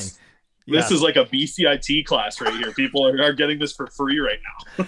Best value in town. Okay, friends, we've gone over 30 minutes with Chris already. It's gone so fast. It's giving me energy at 2:30 in the morning. Let's have Chris answer some of your questions. For the next 10 minutes, let's go to 2:45, and then we'll end off with Chris showing us some of his jerseys. If you have a question for Chris, leave it in the comment section now, and I will dictate it to Chris, and we'll let Chris answer them. So any questions for Chris Faber of now Sportsnet 650, of Canucks Conversation podcast? Let me sneak in a question to you, Clay, right off the top. You're not going to change clothes throughout this, are you? You're just going to be in there. Like, are you showering at any point during this, or what's the deal? I had an idea of changing my shirt every hour, but that's kind of gimmicky. No, 6 o'clock hour, I'm just doing Canucks points predictions, and then projections, and then at 6:30, it's basically the halfway point. I am going to take a 30-minute break and shower. Yes. There we go. That's good. And the food is like, I know you took your food break there. Yep. Are you going to have any sort of what are they called? Mukbangs? Is that what they call them on YouTube? You're going to have like a big platter of you for like an hour and just go nuts? My lovely wife Gail, she brought me a beautiful charcuterie board with some meat and some crackers, some cheese and grapes. So I downed that. I had leftover sushi. Now I think I'll be fine till maybe right after my shower. I think Gail will. She'll probably just make me some egg whites and toast, just something relatively healthy. So I'm on this health kick too. You might have heard me talk about perform and transform, weight loss. So we're trying to eat better. My trainer wasn't exactly thrilled when I told him I was going to go 24 hours without sleeping, but yeah, there'll be a Clay workout hour at some point in here. Just get a sweat on. Exactly. Right okay. Before the shower. No, awesome. Thank you, Chris. Thanks for the concern. Truly. Let me give you some questions from people. First one, guys, which line do y'all think Podkolzin falls to when Besser comes back? Yeah, that's going to be interesting because I'd like to see him. I'd like to see him play with Dickinson. I mean, everybody wants to see the Huglander, Horvat, Podkolzin line. I don't think it's going to happen this early in the year, but I think having him play with Dickinson and Garland, that makes a lot of sense for me in the end too. If you kind of move Garland around or can figure out someone else to move in there. But the line that I'd like to see happen, and I think it's very possible when Besser does come back, would be Huglander and Podkolzin being on the same line with Dickinson. I think that's something that could really happen. And I think that would be a third line that, I want to see Podkolzin and Huglander play together. They seem like they're good buds off the ice. They were always together at practice. They mentioned that they were going out for dinners in the preseason and training camp. I'd like to see them play together on a third line. And that's a strong third line to me. So you go Lotto, Bo, Pearson, Garland, and then Podkolzin, Huglander, and Dickinson. Yeah, I think I'd go that way for sure. Very good. Podkolzin, bigger version of Bure. Any truth to that? A little bit of a different player. He's bigger than Bure, that's for sure. But Yeah, I mean, the things that Podkolzin is going to do excellent, the things that he does the best are just his defensive play. And I think the big thing that people, I think, are going to start to understand over the next few years, obviously Corsi's kind of taken over the hockey world quite a bit. A lot of people know what Corsi is now, but I feel like Podkolzin is going to help people understand how possession metrics work. I mean, he's a guy who is just going to dominate possession numbers in a similar way that Niels Höglander does. So, like I said, to kind of go back to that last question, you get those two guys on a line together, that's going to be a lot of fun to watch, and it's not going to be a lot of pucks in their zone for a long time anyways. And I'm learning something from you. Is that the proper pronunciation? Is it Höglander? Like hug? Yeah. Oh, Höglander. Man, I've been saying it wrong all the time, man. I think everybody's got it wrong. But when I asked him, he told us how to say his team name. He told us how to do his own name. And this was like right after the Canucks drafted him. So it was Niels Höglander. So I've just been saying it that way the whole time. Awesome. Dang, I had Marie sing the wrong lyric. Okay, that's okay.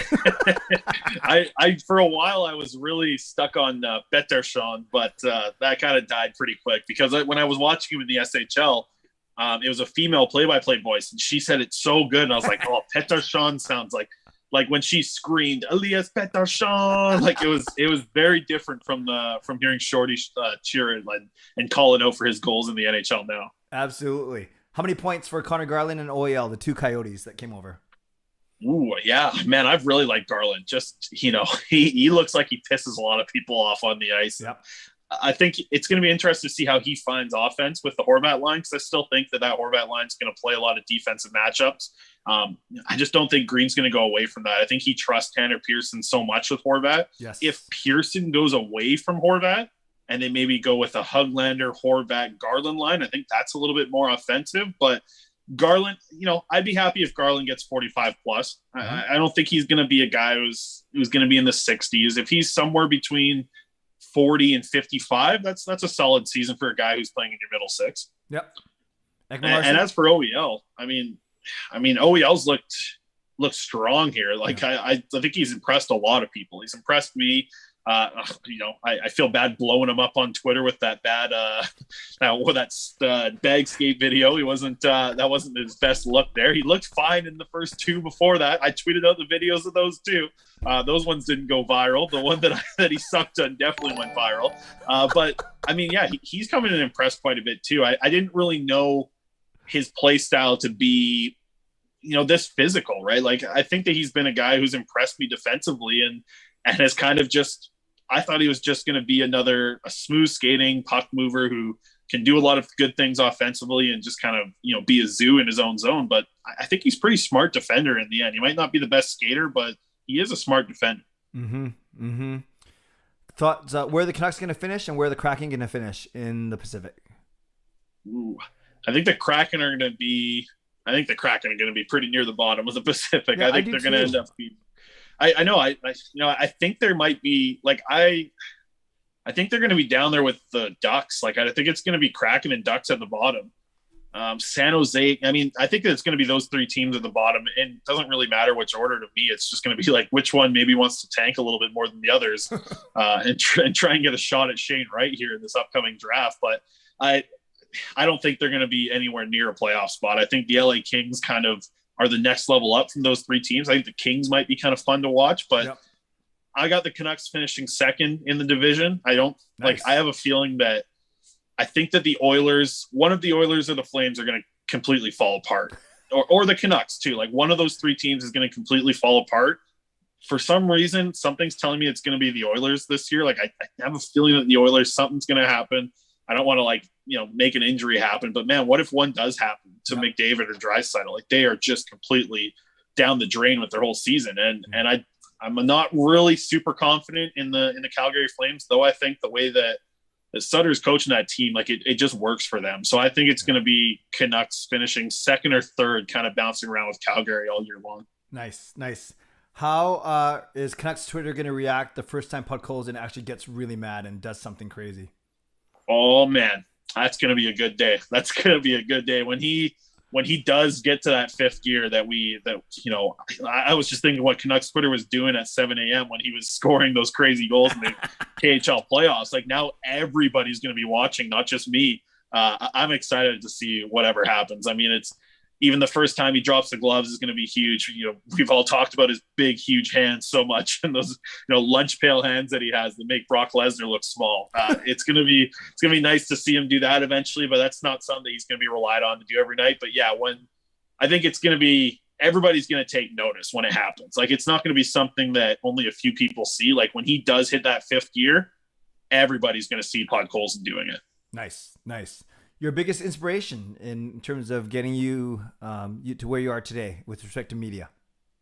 Actually, easy. Yeah. Okay, go for it. Just Jason Botchford, 100,000%. He was the first time I tuned into sports radio. I was getting tired of listening to pop music. I put on TSN 1040, and the first guest that I ever heard on sports talk radio was Jason Botchford.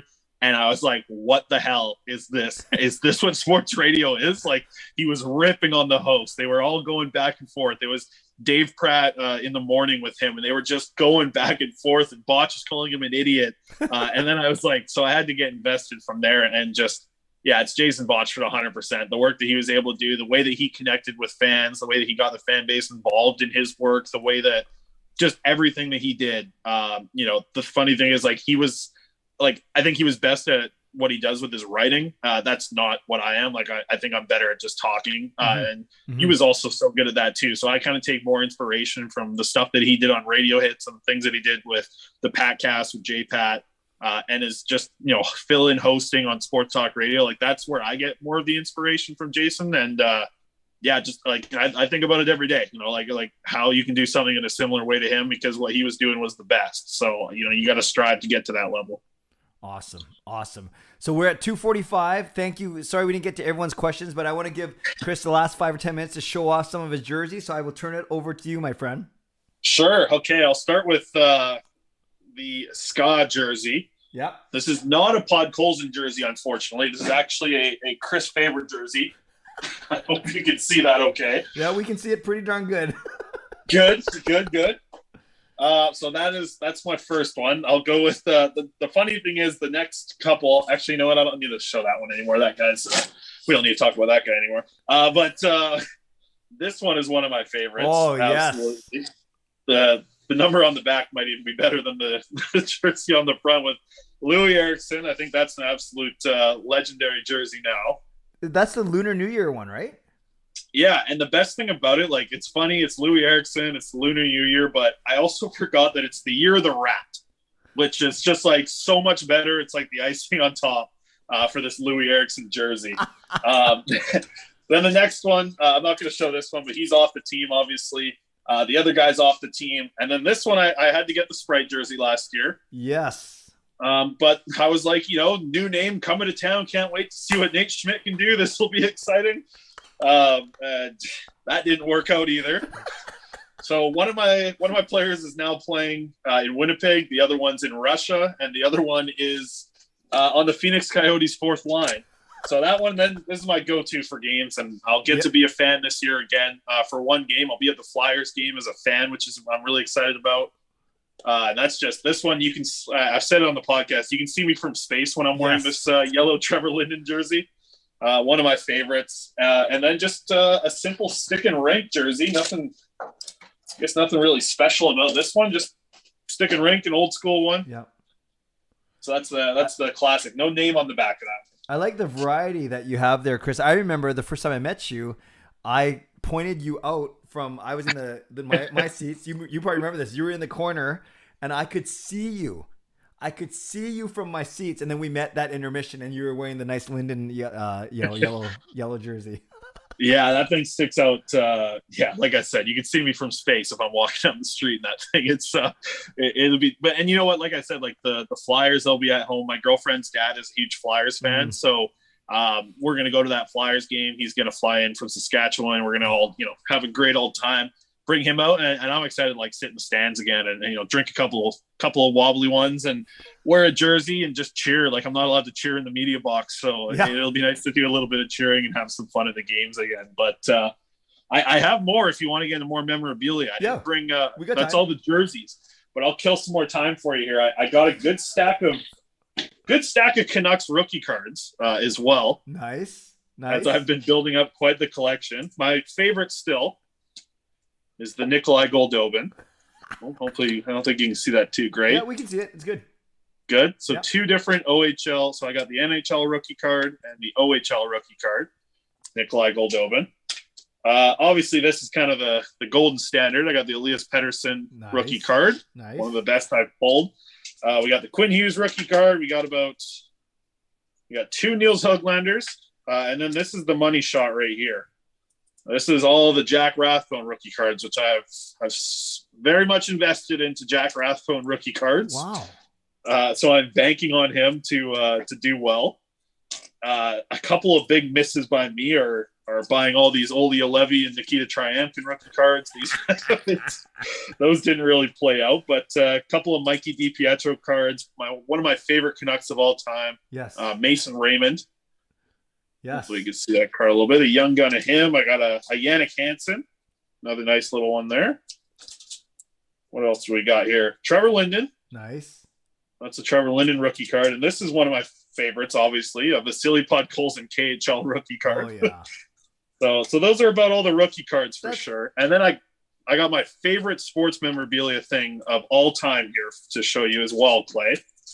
So when I grew up, I played baseball. That was my sport that I think was best at. It was the time that I spent the most time in. So baseball is kind of my favorite sport. And this is a little controversial, but my favorite player of all time is Barry Bonds. I think Barry Bonds is the best baseball player of all time. I think he had the best swing. And this is my favorite pieces of sports memorabilia. I've got all 3 of the San Francisco newspapers from the day that he broke the record.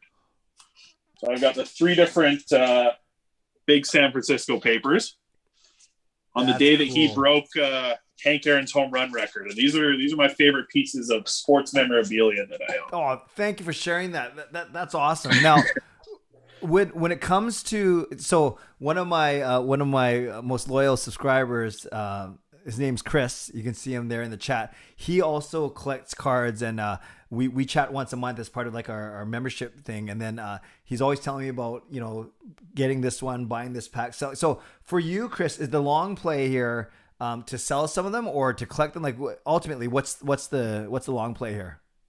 Right now, the long play is just to show them off on videos when I'm on Zoom with people. Seems to be working pretty good. But no, I have no real idea what to do with them. I like having them. They're cool to have. I think I'll end up just keeping them in a drawer somewhere and doing that. Maybe if for some reason cards go through the roof, like maybe they'll have the bump like Pokemon had over the past 10 years and the hockey cards will be crazy expensive. Maybe I'll sell some of them then, but for now it's just fun. I bought all those Jack Rathbone cards I bought maybe a few months ago when his value was very low. I was buying those for like $3-4 a piece. So I just kept buying them and building up a little nice pile of them. So for me, it's just for fun. I don't collect or anything. We obviously have a great sponsor, a great card company that sponsors our show. So yes. It's awesome to kind of get free cards and just have the fun, like pulling them. And when you get a fun card, it makes it all worthwhile. It's more about that for me. I'm just excited when you get the card that you've been looking for and you pull that in a pack. No, that's good stuff, man. No, that's pretty cool. So let's do that get together pretty soon, man, especially when you're in Richmond and we're only 10 or 12 minutes away from each other. Absolutely. Yeah. I still need some restaurant recommendations. We always just end up at Earl's getting spinach dip. I gotcha. Monkey Nine or Matsuyama, my favorite Japanese place. That's where I ate from tonight. Yeah. But Perfect. I'll text you. Well, Chris, we're going to let you get to your podcast. You got to post that for your subscribers, and good luck. Your first show, what time? And it's okay. We can tell, even if maybe they'll listen to you and have me on at the same time. What time's your show tomorrow on Sportsnet 650? Yeah, you can, keep your video on, but listen to my audio. So you get Clay's beautiful face, you get my beautiful voice. What else could you want? There you go.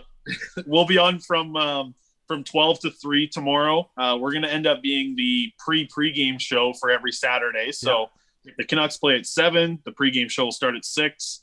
We will be the 3 hours before that. So we're going to have our time slot kind of moved around quite a bit, but we're always going to be the pregame show when there is a game. Otherwise, we'll be some point in the afternoon. But yeah, I mean, Sportsnet 650, super excited to get tomorrow going. It's going to, like I said, we don't have a plan. We're just going to go in there and have a hell of a lot of fun. So I can't wait for it. That's awesome. Well, Chris, you and Dave deserve it. And thank you.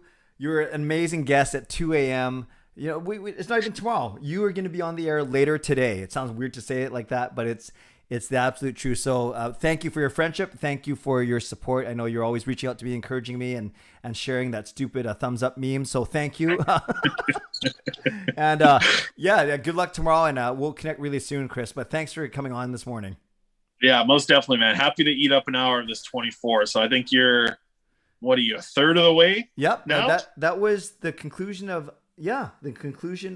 hour number 8. So our third done. Look at that. So you're just going to keep telling yourself you're getting so close. Once that halfway point's going to feel good. I'll check in on you tomorrow after the show and make sure you're still awake and not just shoot me a text or come on and just start typing and make sure I answer you. Yeah, most definitely. Awesome play. Well, best of luck, man. This is quite the expedition you've put yourself on here for 24 hours. And a huge shout out still, like I said, man, 3 a.m. you got 75 people in here still. That's amazing. So to see that at 3 a.m. Yeah, that's awesome. Even though Nexus is in here, I don't know about him. You gotta be careful with him. Yeah, but, I know. Now it's the kind of the 3 a.m. crowd that I have to kind of suss out over the next few minutes. But thanks, man. Good luck with everything. We'll be listening somehow, some way. Yeah, thanks a lot. Have a good one and good luck, Clay. See you later, thanks, man. brother. Thank you. Wow, these guests have been amazing tonight. So that was Chris Faber, and I'm gonna take that 5-minute break because I gotta move all my jerseys and stuff in.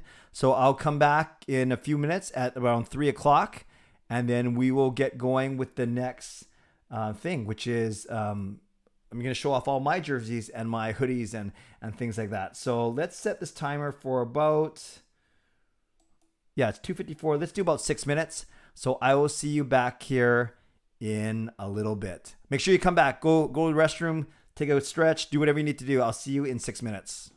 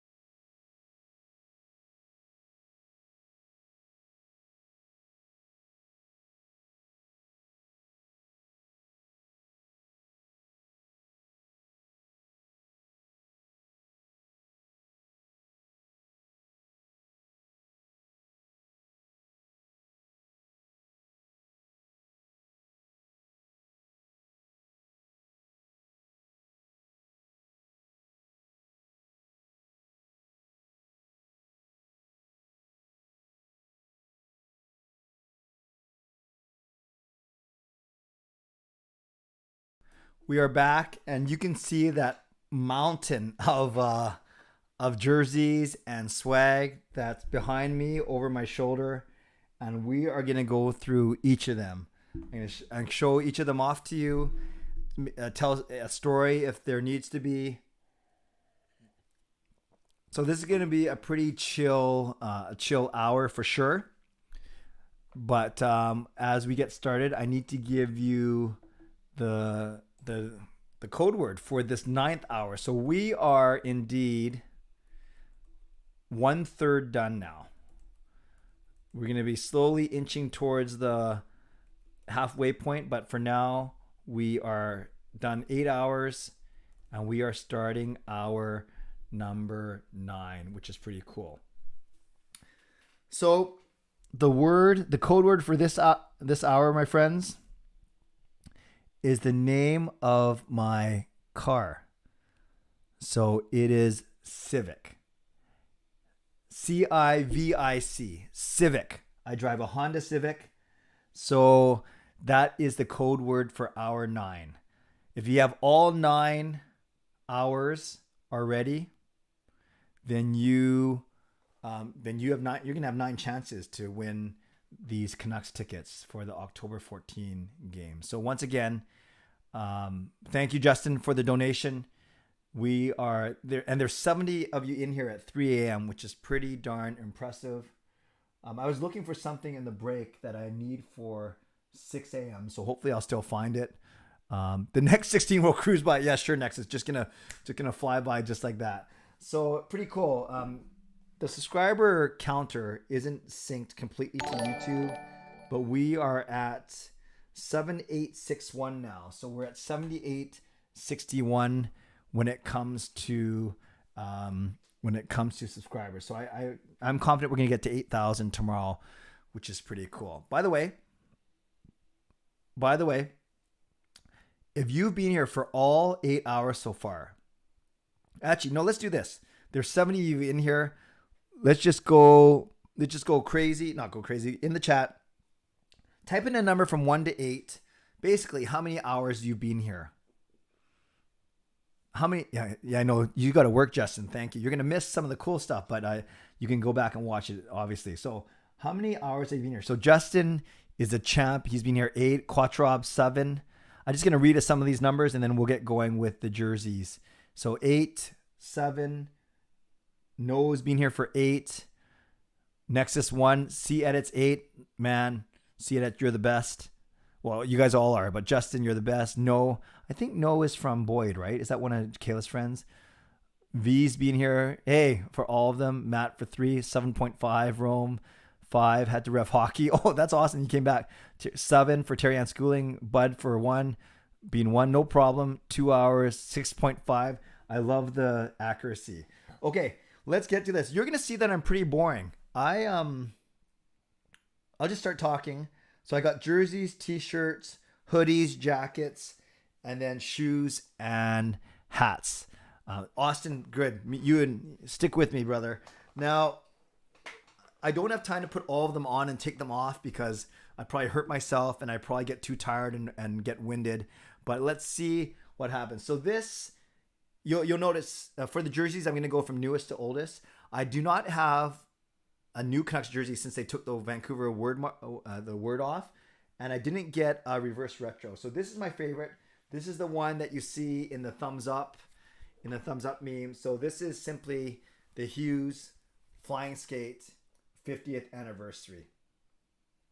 I better move my mic. I just realized when I hold this up that there, I'll put my mic here. So here is the Hughes 50th anniversary Flying Skate. This one's my favorite because isn't black supposed to be slimming as well? So that's the jersey that I wear the most. I don't know how I'm going to do this because I'll just put it like this and then figure this out later. Then I have basically the big four of Pettersson, Hughes, Besser, and Horvat. So this was from 2 years ago. This is my Pettersson jersey. This is I'd say I wear this the second most after Hughes, and I was wearing this jersey when I met PD. Was I wearing this jersey when I met PD? It seems like a bit of a try hard if I was doing that, right? But anyways, yes, this is my PD jersey. I love this one as well. I don't know why I'm putting stuff on this chair here. It's just going to fall over in like 2 seconds, but that's okay.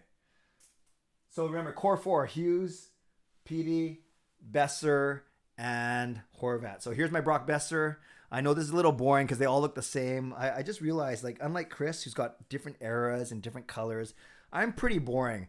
All my jerseys look the same. So but this is my Brock Besser one. I still really enjoy it, of course, like him. He's my second favorite player behind Horvat. So that's Besser. And then this one, I think Sean said it was his, but I thought I remember buying it. But regardless, we split this one. And this is Horvat also. These were this one's an Adidas one. What are these ones? Oh yeah, they're all Adidas. We're going to talk about because yes, these are all Adidas ones. So this is Horvat. You guys know that Bo Horvat is my favorite player. Wrote a song about him, 53 Horvat Magic. So that is my Horvat jersey. Okay, so pretty boring, right? So we have 1 flying skate and then 3 of the Orcas. Now I don't even know which ones these are. I'll know when I pick them up. Remember this guy? Ryan Miller. He was our starter for 3 years. So this one is signed by Ryan Miller right here. But yes, there's my Ryan Miller jersey, number 30. Again, same style, but now this one's a Reebok one. The other ones were Adidas. So this is Reebok. So there's Ryan Miller for you. Then one of my favorites, Henrik Sedin with a C, Reebok.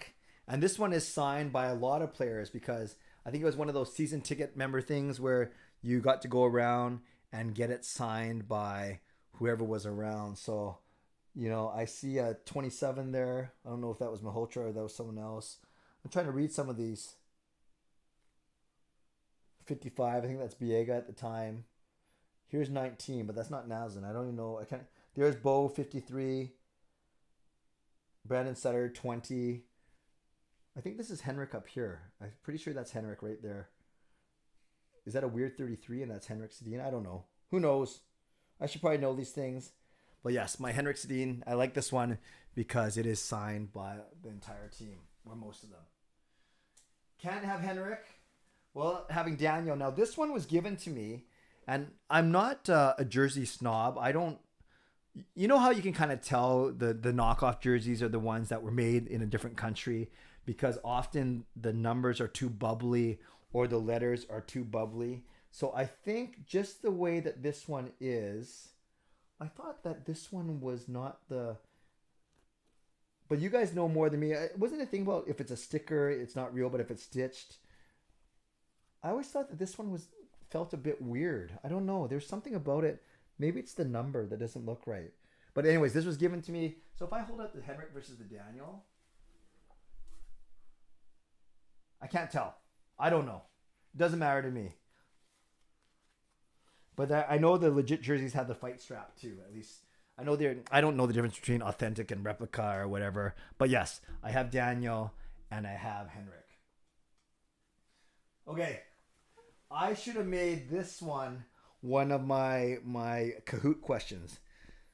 So yes, maybe my worst purchase was David Booth. I was excited when he came to the team. I thought he was going to do really well. He didn't do well, and then he started to go a little bit weird with some of his political views. But it's my only white jersey, so my only away jersey. And what's crazy is the year that I bought this jersey, my season ticket partner Mike, who's coming on at 8, he actually won jersey off the back. You know how they do that in the final game of the season. And he won a David Booth jersey as well. So pretty crazy how I have a David Booth jersey. That's right. The knockoffs don't have a fight strap. Thank you. Thank you, Rome. Does this one have a fight strap? I can't tell. Anyways, yeah, so David Booth, not the finest purchase ever. Yes, Quattrob's laughing at that one. And we have, hello, M from Australia. It is Saturday night. Thank you for being here, M. That is awesome. Then, my favorite player, you guys know this, Roberto Luongo. And you know what's interesting about this one is, so there's the fight strap. There you go, Rome. So Luongo signed this one. What's going on here? Well, so I'm holding it. Luongo signed this one right here. What was funny is I was wearing this at a youth conference that I was speaking at, and someone accidentally drew on it right here. Like it was weird. They're like walking behind me with a pen, and either I stood up or they turned into me. So I think somehow, maybe it was Gail, somehow got it out. But you can see there's kind of blue markings here. But yes, that's Roberto Luongo. So this is my favorite jersey. I wore it when we did our song for Luongo, of course. It's really dirty because I used to wear this one all the time. So there's my favorite player of all time, as you guys know. Then there's this one. Now this one we got from Gail's, the house that Gail grew up. So this is from the 90s, the Flying Skate in white, which was home at the time. And then I see a Jeff Courtnall, autograph number 7. And then over here, it's Trevor Linden, number 16. So that's Linden's autograph right there, which is really cool. There's Trevor Linden. And then, oh, sorry, that's Cliff Roning's number 7, not Jeff Courtnall. We're talking. So there's Cliff Roning, there's Trevor Linden. That says Pat Quinn. If you can read that, that says Pat Quinn. So it's pretty cool that we have this one. Oh, and next it has a Bure in home white. That's nice. So no number on this one, but we have, signatures from autographs from Linden, Cliff Ronning, and Pat Quinn. So those are the jerseys. So I think I counted 9, right? The core 4, Miller, Sedin, Booth, Luongo. Oh, and the white. So there's 10. So there's 10 jerseys there. And hey, Ricky, nice to see you. Nice to see you. Okay, so let's go into t-shirts now. And I don't know why I'm going to do this, but I'm going to open all of them and then have to fold them up later. But that's okay. It'll give me something to do when I'm watching the game, I guess. No, that doesn't sound right. Okay. So there's the one I'm wearing right now. This one is... Don't worry, I'm not going to take it off right before... Oh, I almost ripped it. I can't even read it.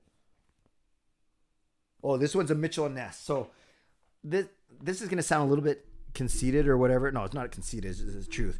When I bought this, I couldn't wear it because my gut was too big. And I was kind of like kicking myself for buying it.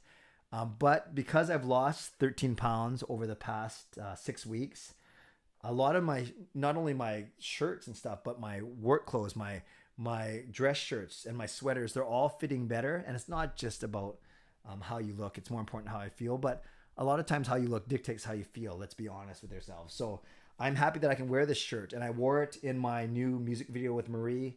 Got a lot of nice feedback there, which was really nice. And saying, a couple people on the video saying, Clay, you're looking leaner. Or maybe it's because I always talk about perform and transform. But yeah, so this is, I love wearing this shirt now.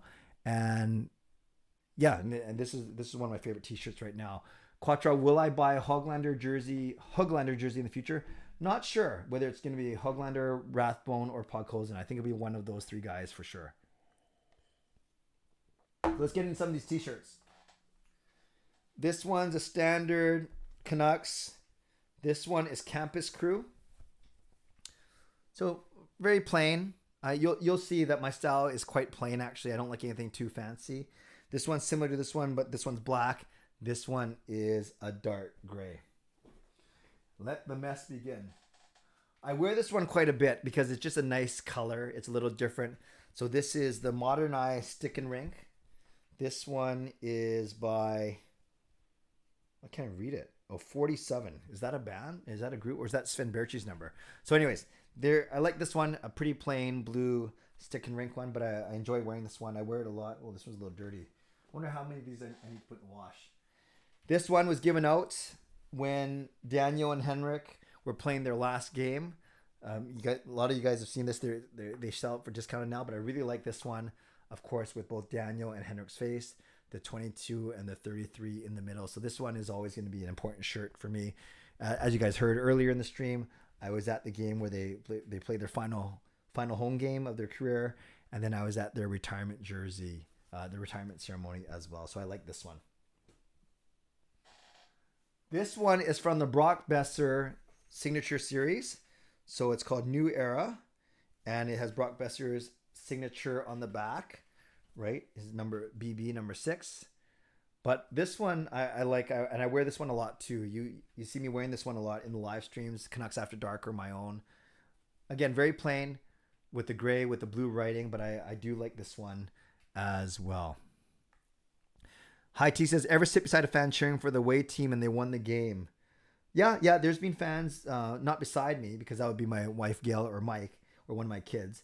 But yeah, definitely the people in front of me, behind me, have often bought tickets and cheered the away team.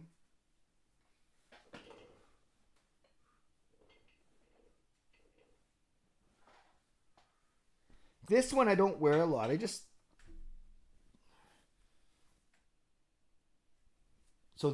Whereas this one I think came out when they played their final game. This one, when you went to the retirement ceremony, it says that there February 12th, 2020, you either got a 22 for Daniel or a 33 for Henrik, of course. So I got a 22. And this one I don't wear that much. I just don't think it's that nice, to be honest with you.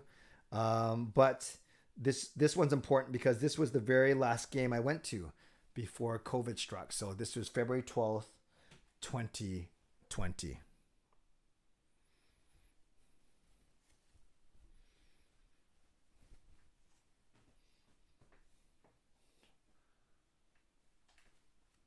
Okay, I'm not gonna censor any of these or withhold them, so you guys probably know what's coming.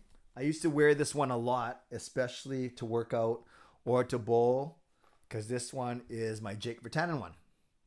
Now, obviously nothing proved yet. Accusations. He's not with the team anymore, so I'm not gonna burn the shirt. I'm not gonna rip it up. I'm not gonna give it away just yet, but admittedly, I probably won't be wearing this one out in public right now. So that's Jake Virtanen, number 18. Cool story about this one, though, is at an exhibition game, I bought this from the team store, came back to my seat, was showing whoever I was sitting. It might have been Marie Huey, actually. I think I was showing her this shirt, and then the guy behind me goes, "Hey, I like your shirt." It turned out we were sitting in front of Jake Virtanen's parents, so that was pretty funny. How I was showing Marie this shirt. Hey, look at this new shirt I bought. And then Jake Virtanen's parents were right behind me. So I had a nice chat with them. This one I bought just this year. Quattro, you remember that story? Well, that's impressive, actually, that you remember that story. Yeah, because I've only shared it, I think, maybe once on my stream. But that's cool that you remember that. This one, I wish...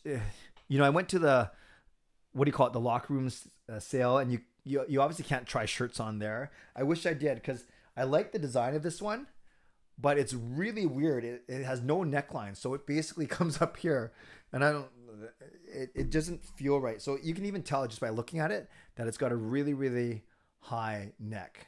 Yeah, hi T, I got hats. I only have 3 of them, and I'll show them after I do the shirts and stuff. So I really like this one, actually. I like the design. It's by CCM, and it says, Vancouver Canucks, Authentic Hockey Club. But again, when I wear it, maybe I'm used to, not low neck. I'm not wearing like V-necks or whatever, but it does feel a bit too high on my neck. Whoops. This one... I'm going to start to wear more. This was another one. I think Mitchell and Ness shirts, they must fit like relatively snug or relatively tight. So this is another one where I haven't worn a lot because I simply didn't look good in it. I looked too fat. But because I'm a bit slimmer now, I can start to wear this one. I really like this one, actually. It's got the Vancouver Canucks in the kind of modern writing. And then it's got a modernized logo. I don't know how you call that style. It's a little bit bumpy. No, it's not. What am I talking about? But I don't know what you call that style, but I like this shirt. I should probably start to wear it more. So it was actually for my new skate video with Marie. I decided on this one, but this one I was also gonna wear, but I wanted to wear something with a bigger logo. But I do like this one. And then I should have had this on when Chris was on. Here's my Canucks Conversation shirt. So this is his podcast. That's obviously Chris Faber. Remember, Chris Faber was just showing us his bright yellow Trevor Linden jersey. So there's Chris Faber wearing it, and then there's a guy wearing a 19, That could be quads and it could be Harman Dial, but no, this was 2 years ago. But I remember Chris Faber gave this to me, which is nice. So there's Pettersson, there's Naslin, and then an ode to our former assistant GM, Judd Brackett. It says on the back, "In Judd we trust," which is kind of funny. How much did you get the shirt that you're wearing now, Quattro? I can't remember. Usually they're kind of expensive, right? I think they're $40 for a t-shirt now, which seems to be really expensive. But yeah, that's what I believe. That's what I pay. Oh no, but I never pay regular price for things because I'm so cheap. So maybe it was 50% off, or maybe even 30% off. I'm not sure, but so probably maybe between $27 and $30, maybe. Okay, a couple goofy ones. My Canucks Christmas sweaters. So I've worn this in a couple Canucks vlogs. It's kind of silly. It's got the built-in tie, as you can see. So here's Canucks Christmas sweater number 1. I know it looks very good. Thank you. Here's Canucks Christmas sweater number 2. And here's a really funny story. I was supposed to wear this one in my very first Canucks song that we did, Canucks Christmas song with the Canucks. But no, you know what it was? They didn't give us any clothes to wear. I mean, we wore clothes, but they didn't provide us any. And I wanted a Canucks Christmas sweater. So it was Chris Schneid's, who lives in Alberta right now. He actually lent it to me. I think he was already in Alberta. He had someone buy it for him. He had not even worn it yet he let me borrow it for the Christmas video. And then so I wore it, and then I packed it up in the mail and I sent it to him. So just shows how trusting Chris is. And then I end up buying my own. So I like this one. I always wear it around Christmas time to gatherings. So Canucks Christmas sweater number 2. And then one of my longtime friends, Josh Gold, sent this one to me. It's a sweatshirt as opposed to a sweater. It says number 1 Canucks 1970 established. So another, I wouldn't say it's an ugly sweater because someone gave it to me, so I don't want to insult them, but don't wear this one a lot. I'll put it that way. I don't wear the Christmas sweaters a lot because of course you can only wear them during Christmas, and haven't been really going out the last 2 Christmases. No, just the one, just February, just 2020, just the last Christmas.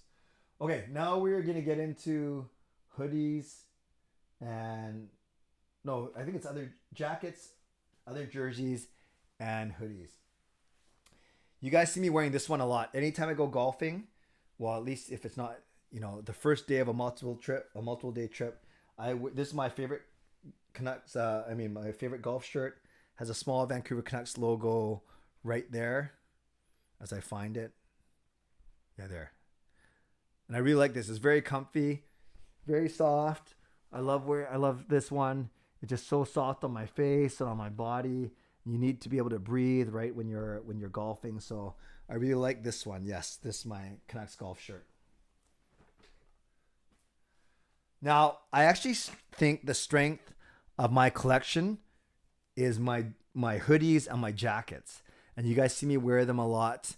I'm just seeing the stream. Yeah, that's true, Quattro. I don't have any Kessler or Burrows. That's true. That's a good point. I have failed you. Okay. Yeah, I think the strength of my collection is actually my jackets and hoodies. So let's get into it. This one I wear a lot. I bought this past summer. It's a pretty subtle hoodie. I like you can tell I have a very certain style. It's very plain. So this is black with the white stripes with the white drawstrings.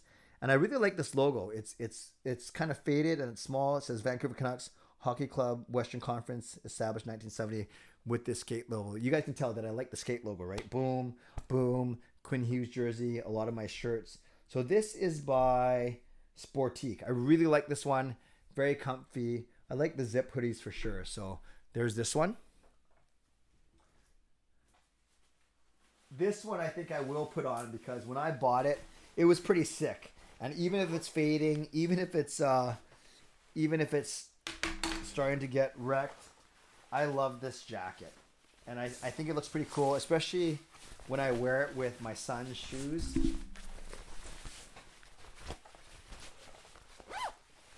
And it's a rain jacket. It has a hood.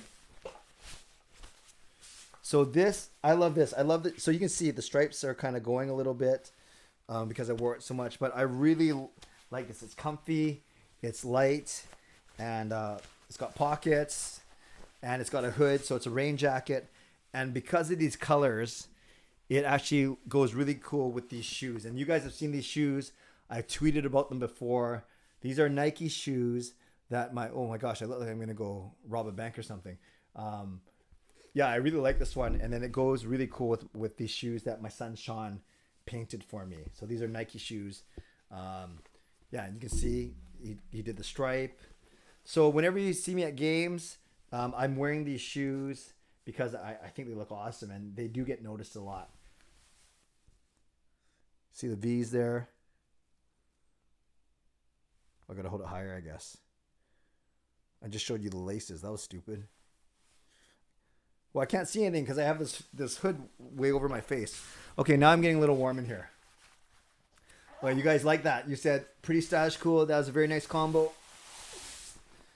Whew, that's hot.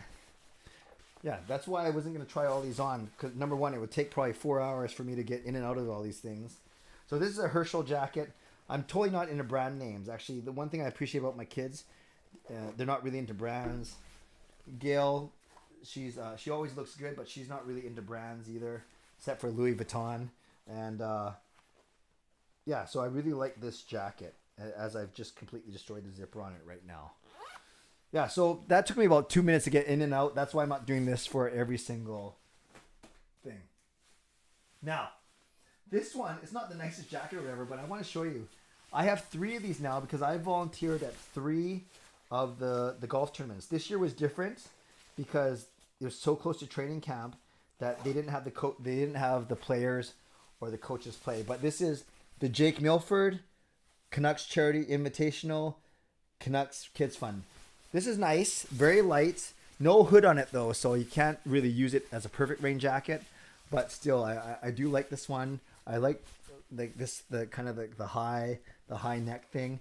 But I have 3 of these jackets. They just change the sponsor every year. One of them's Boston Pizza. This one's KPMG. So that's the Jake Milford jacket.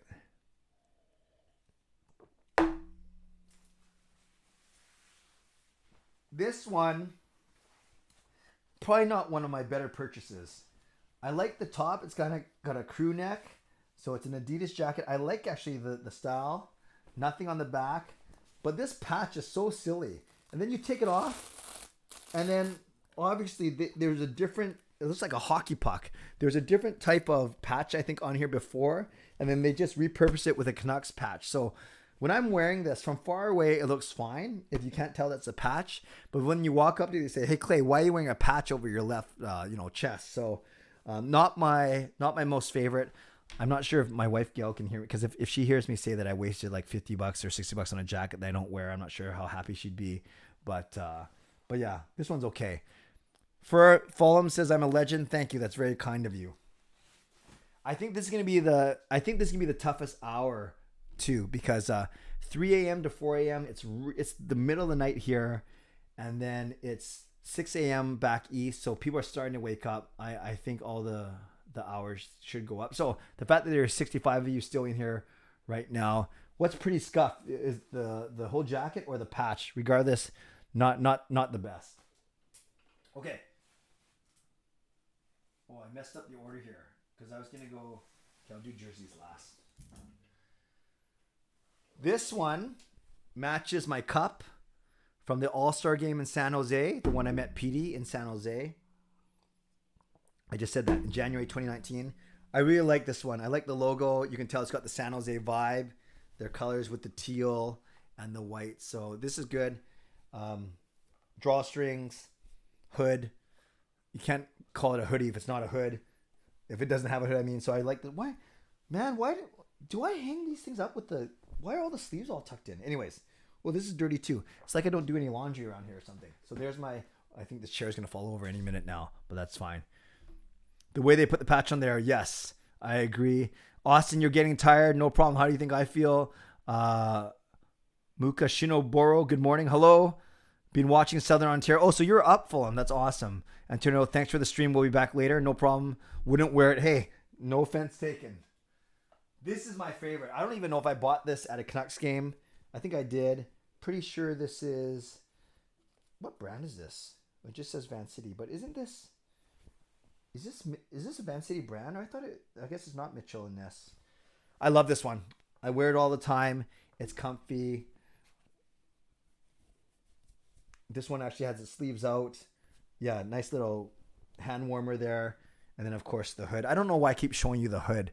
Maybe it's just to prove that it's a hoodie. But yes, I really like this one. Van City, represent. This one's a little older. Probably about 10 years or so. I don't know if I can fit it anymore. So Canucks, Vancouver. Again, maybe all these hoodies have the drawstrings, the hand warmers, and the hood. But I'm going to keep showing it to you because I think that's like my thing now. So drawstrings, hand warmer, and hood. Old school Vancouver Canucks. Carmsies is back. Did you go to bed, Carmsies? Okay, so this one's kind of funny. I think I bought this one without looking at the back because I like this jacket. So it's not a hoodie, right? No drawstrings, no hand warmer. But I like these collars where you can wear them down and wear them up. This is fine. It's not a patch. See, you can't... Can you imagine if I said it's not a patch and I started scratching at it and then it fell off? No. So it's not a patch, right? It looks pretty good. It looks fine. But then what the heck is this? What is this? And why did I buy this? So it's Canucks in this... How would you even describe that type of writing? The color is kind of like a goofy green. So I don't know.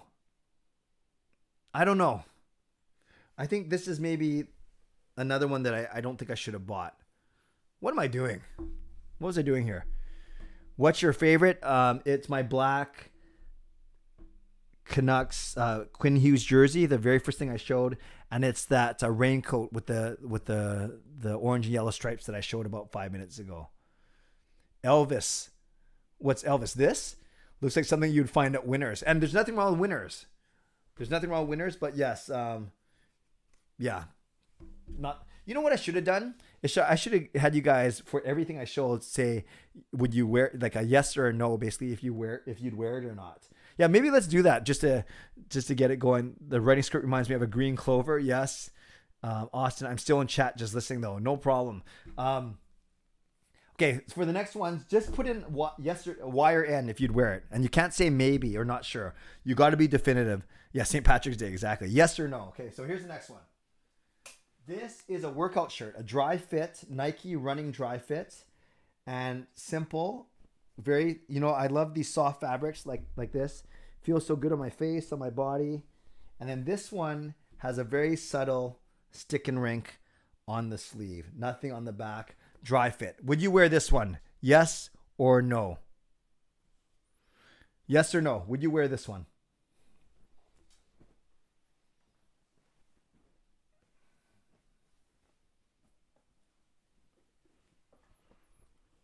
No, sup, no. Okay, so not a lot of fan of that dry fit. Okay, no problem.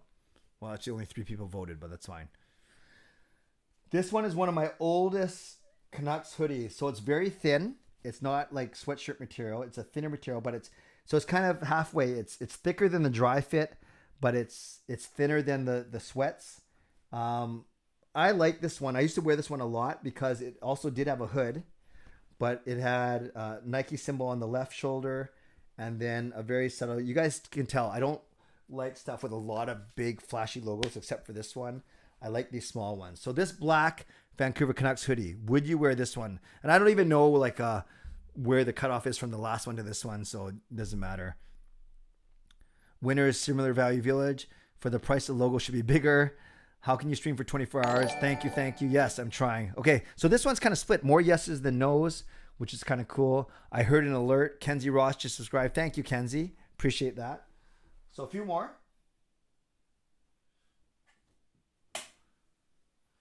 So this is another older one. I used to wear this one a lot, actually. Drawstrings, hand warmers, and hoodie. The big 3. A little more bold with the Vancouver Canucks. Just a typical sweatshirt type hoodie. Would you wear this one? Yes or no? I should have done this from the very start, but we don't have time to go back.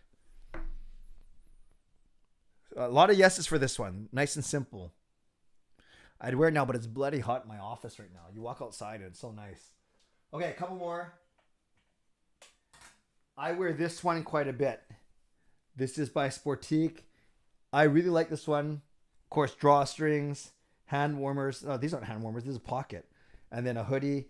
But on both the back, it's got the Millionaires V.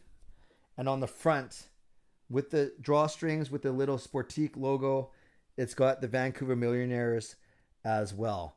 I like this one. I'm not trying to bias you. Would you wear this one? Yes or no? Steve's here. Hey, Steve. Nice to see you. Okay, Quattrob, not impressed with my collection. So I'm just kidding. Yeah, I like this one, but maybe it's not for everyone. So I'm seeing more yeses than nos for this one. This chair is probably going to collapse any second. This one you used to wear a lot as well. So Vancouver, it's the Orca with no Vancouver word mark. No drawstrings. This one's a zipper, but only to the chest. Pockets. Does this go all the way through to the other side? No, it doesn't. And no hood either, and a plain back. So this is kind of plain, but I used to wear this one quite a bit. Not a lot to show with this one, though, admittedly. Would you wear this one? Thanks, Steve. I appreciate it. So Justin, a quick no. First one out of the gate with this one. A quick no for Justin. Anyone else? Oh, Quattrob likes this one. Okay. Any other votes? M from Australia says yes to that one. Okay, this is going to fall over now. What am I going to do with this now? It's going to be sitting here. Almost done, you guys. This one is like a shoelace type drawstring plus a zipper. No hand warmer, though, just pockets. And then a hood. So it's got a blue hood and blue trimming with a solid gray back. And then the Vancouver. You can tell I have the same style, right? There, it's always like a little logo on the left. Oh, Justin likes this one. Out of the gate strong with this one. So Justin, you like this one? I like this one too. I like the contrast with the blue. It's Adidas. The blue and the gray. Oh, so wow, we got a definite yes from Justin. A definitely from High T. So and Quattrob loves it. Carmi likes it. Carmsy's like this one. And then Fulham is a no. Okay. Now for the last ones, these are my non-Canucks jerseys, and I'll tell you a bit about each of them. You don't have to vote yes or no for these. You're welcome to. But you don't have to. Okay, first one. Yao Ming. I spoke at a Catholic youth conference in Houston 10 years ago. It was 2011, actually. And it was for 2,500 kids, so that was cool. It's one of the bigger crowds I've spoken in front of. And they gifted me with this Yao Ming jersey. Now, I want to show you how big this one is. I'll wear this one just for a second. I don't know if this is actual... No, it can't be actual size. Although this is big on me. The guy's like 7'6" or whatever. But I do remember that this was quite big on me at the time. Oh, good. I'm wearing pants. Okay, good.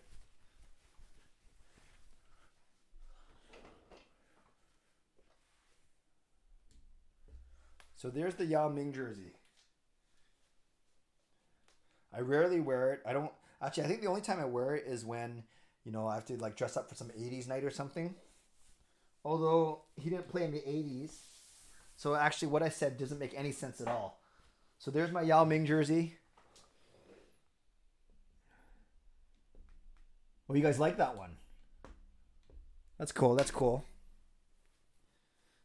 I'm not sure if you're going to like the rest of them, but that's okay. So there's Yao Ming. Oh, it's too high now. I think. What am I doing here? Oh, that Yao Ming got a lot of likes. Okay, that's cool. That's cool. Couple more. What year is this, you guys? Someone tell me. Is this 2010? Or is this 2014? No, this is 2014, isn't it? Someone who knows their jerseys. No, this isn't this must be 2014. Do you guys know? Can you dunk for us? Yeah, maybe on a on a 6-foot hoop. What year is this, you guys? Someone tell me. I feel like someone like Justin would know this, but what year is this? So plain red back, Canada flag with the white striping, very plain. Yeah, it's definitely not 2010. Yeah, this is 2014, right? Can someone look up? Yeah, I think it is 2014. So Team Canada 2014 jersey. You guys like this or not? Yay or nay? Well, I just said I wasn't going to ask that, but what the heck? A few more. This one, Scotiabank Hockey Club. Obviously, it was a sponsored event. I'm not sure why I have this. I'm not sure who wore this and what event this was for. So no need to vote on this one. It is 2014. Thank you. Thank you, guys. Yeah, so I that one's not my favorite. I never wear that one. I don't know what year this is. Maybe, oh, well, it says 2014. So this is my only Whitecaps kit. I like it. It's got Canada, it's got the Whitecaps, and it's got a nice little pattern left shoulder here. But I don't know my Whitecaps jerseys or Whitecaps kits, so I don't know what year this is. 2014?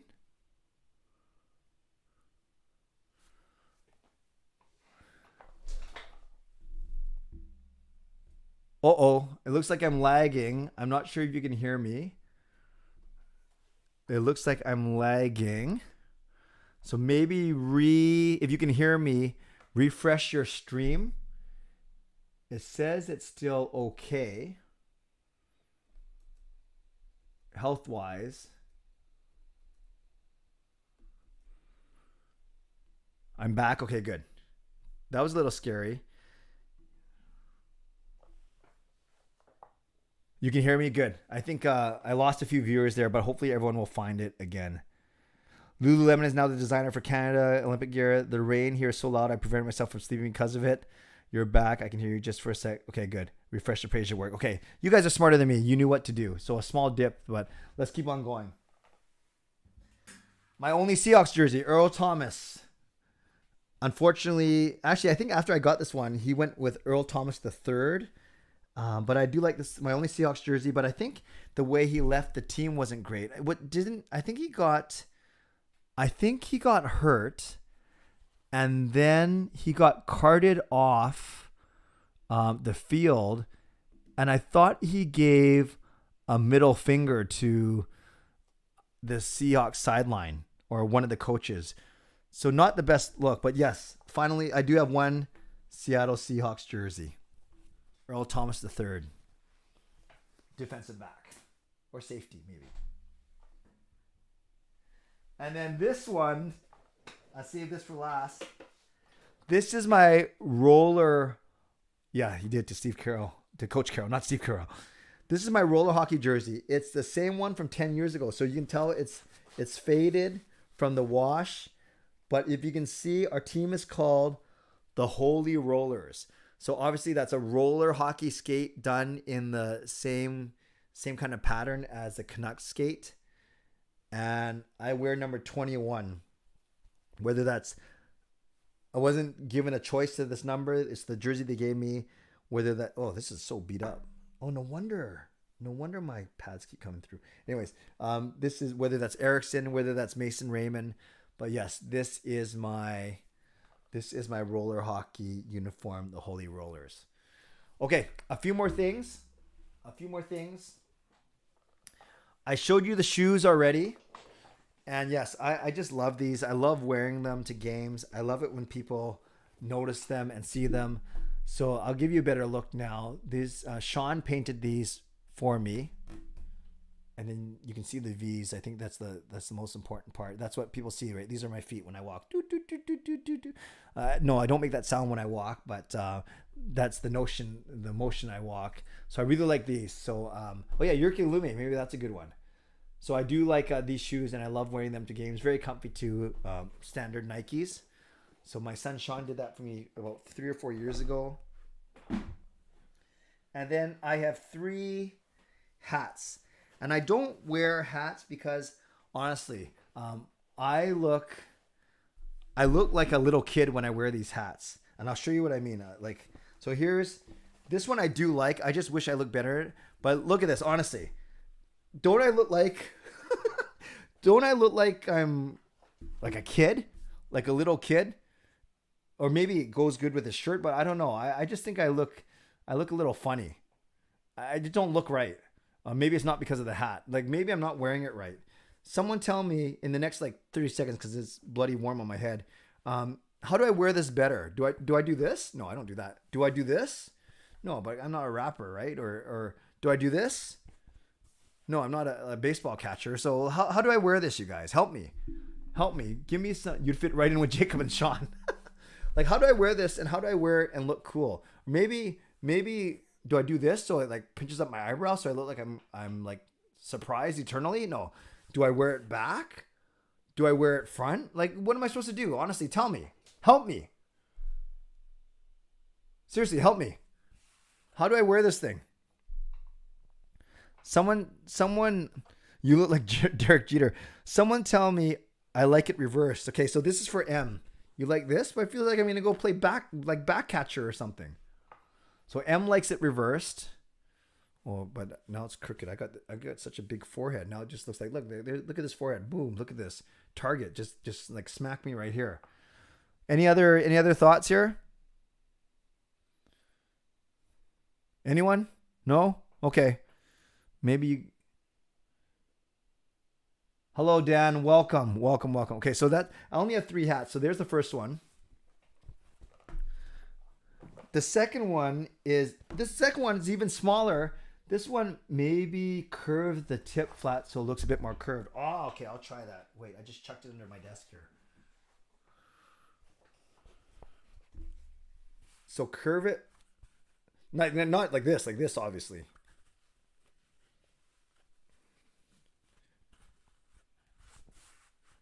There, is that better? Or do I still look funny? Yeah, I just don't look right. There's something wrong with me, you guys. Like I know I look younger for sure, especially if I make this dumb face. Do I look really young? Like, how are you? No, I don't know why I made that sound. Yeah, James, I'm surviving. I've had a good night already. But yeah, basically, James, I'm asking for fashion advice because I just went through all 10 of my jerseys, 20 of my hoodies and jackets, 10 of my t-shirts, 10 of my other jerseys or 5 of my other jerseys, and I'm now doing my 3 hats, and I'm wondering why I look so goofy. Like every time I wear hats, Gail and my kids make fun of me. Look better to me. Okay. Yeah, High T says it looks too small. Exactly. Think curve it more, it's fine. Bring back those naughty sight. Yeah, James, I showed some of those earlier. Okay, so that's one option. Okay, that's one hat. Second hat. This hat makes me look even sillier. I don't know what's wrong with this one. I know what's wrong with this one. And I can't do anything because there's no like adjustable straps. This hat makes me look so small. Okay, this hat, I might as well go back and re-register for elementary school. You ready? Watch this. There's something wrong with me here, okay? This doesn't look right. I think this looks like I'm wearing a kid's hat, right? This does not look right. And I won't mind if you guys make fun of me. This is weird. Yeah, see, look. Pretty Chill Fam's laughing. High T saying I need extra large. Yeah, this is too small, right? Like, who's this hat for? Is this hat for a kid? Way too small. Yeah, exactly. I can make it look even worse. Watch this. Hey, how are you? I don't know why I keep going to that voice. Hey. This one needs to flatten more. Oh, okay, so less curve. Okay. Yeah, this is just a hurting hat. How about like this? No, then I can't see. Looks fine for a golf day. Give it away and hit me or Lucas up for a new one with a discount. Oh, I will definitely do that. That style hat looks weird on everyone. Okay, kid size. Yeah, I don't know what's wrong. What size is this? Reebok large. Large for who? Like baby? Okay, so that's why I don't wear this hat. Pass that down to your daughter. Yeah. So I think we'd all agree that if I have to pick one, I look better in this one than this one. But that goes without saying. I think I could be wearing a bed sheet over my head and it would still look better than this one. Okay, that's fine. Lastly, this one, I really like it because it's from my guest coming up in an hour. 5 o'clock is the Church of Pettersson. He gave me this hat, which is great. I just don't look good in hats. Now, this one does have adjustable, so I'll make it as big as possible right there, but still strapped. Okay, how does this one look? See, I just don't look good in. I think I have a fat head. Maybe it's a combination of fat head and no hair, but it just doesn't look like I'd be a Japanese tourist walking around with a camera around my neck. So Carmsy thinks this one suits me. I don't know. I truly think that I should A, be on the golf course, or B, taking pictures of someone as it doesn't look right.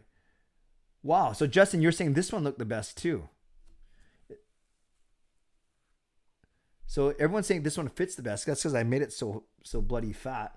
And I do like it. I like the design. I'm not sure Church of Pettersson's even watching it yet, but I do like the design. But yes, although let's try something. You know, for this one, I just realized that I was on the fourth notch. What if I make it on the first one, and I curve it? Better? This still doesn't look right. What's wrong with me, you guys? Put them all on together. Well, I definitely know which one's going on the bottom. So this one is better now, right? Because it's fatter. All right, there we go. I will wear this for the last 2 minutes of this hour. No one screenshot this. Do whatever you want. I don't care. All right, it's 3:53. I'm going to take a quick break now, and thank you for the feedback. So I'm going to at least move all the stuff out of the room. I will be back at 4 o'clock with my friends David and John of the Uncontested podcast. So take a break. We are hitting that time. So thanks everyone for that. I will put on the timer now. Let's put it on for 6.5 minutes or so. And then I'll be back. Make sure you come back too. I'm going to refill my water and then get rid of these jerseys. And then I'll be back to you in 6.5 minutes. Thanks everyone. Thanks for sticking with me. Caps for sale. Here we go.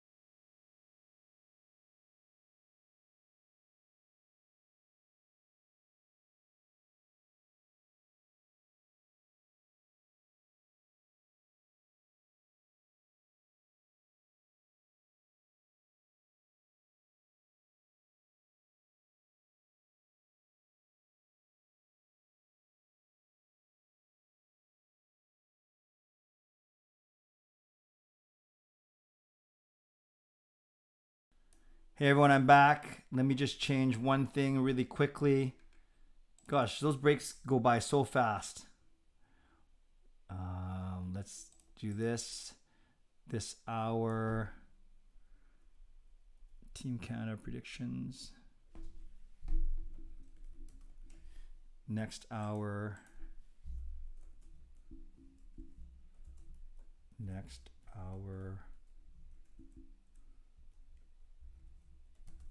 Church of Pettersson. That's going to be fun.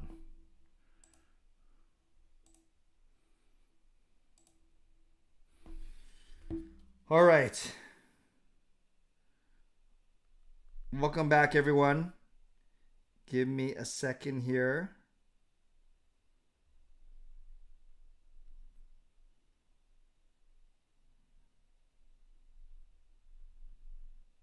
Okay, I think we're good to go.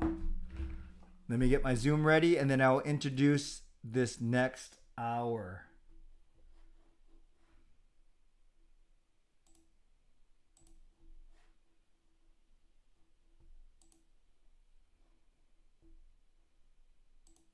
Where am I here?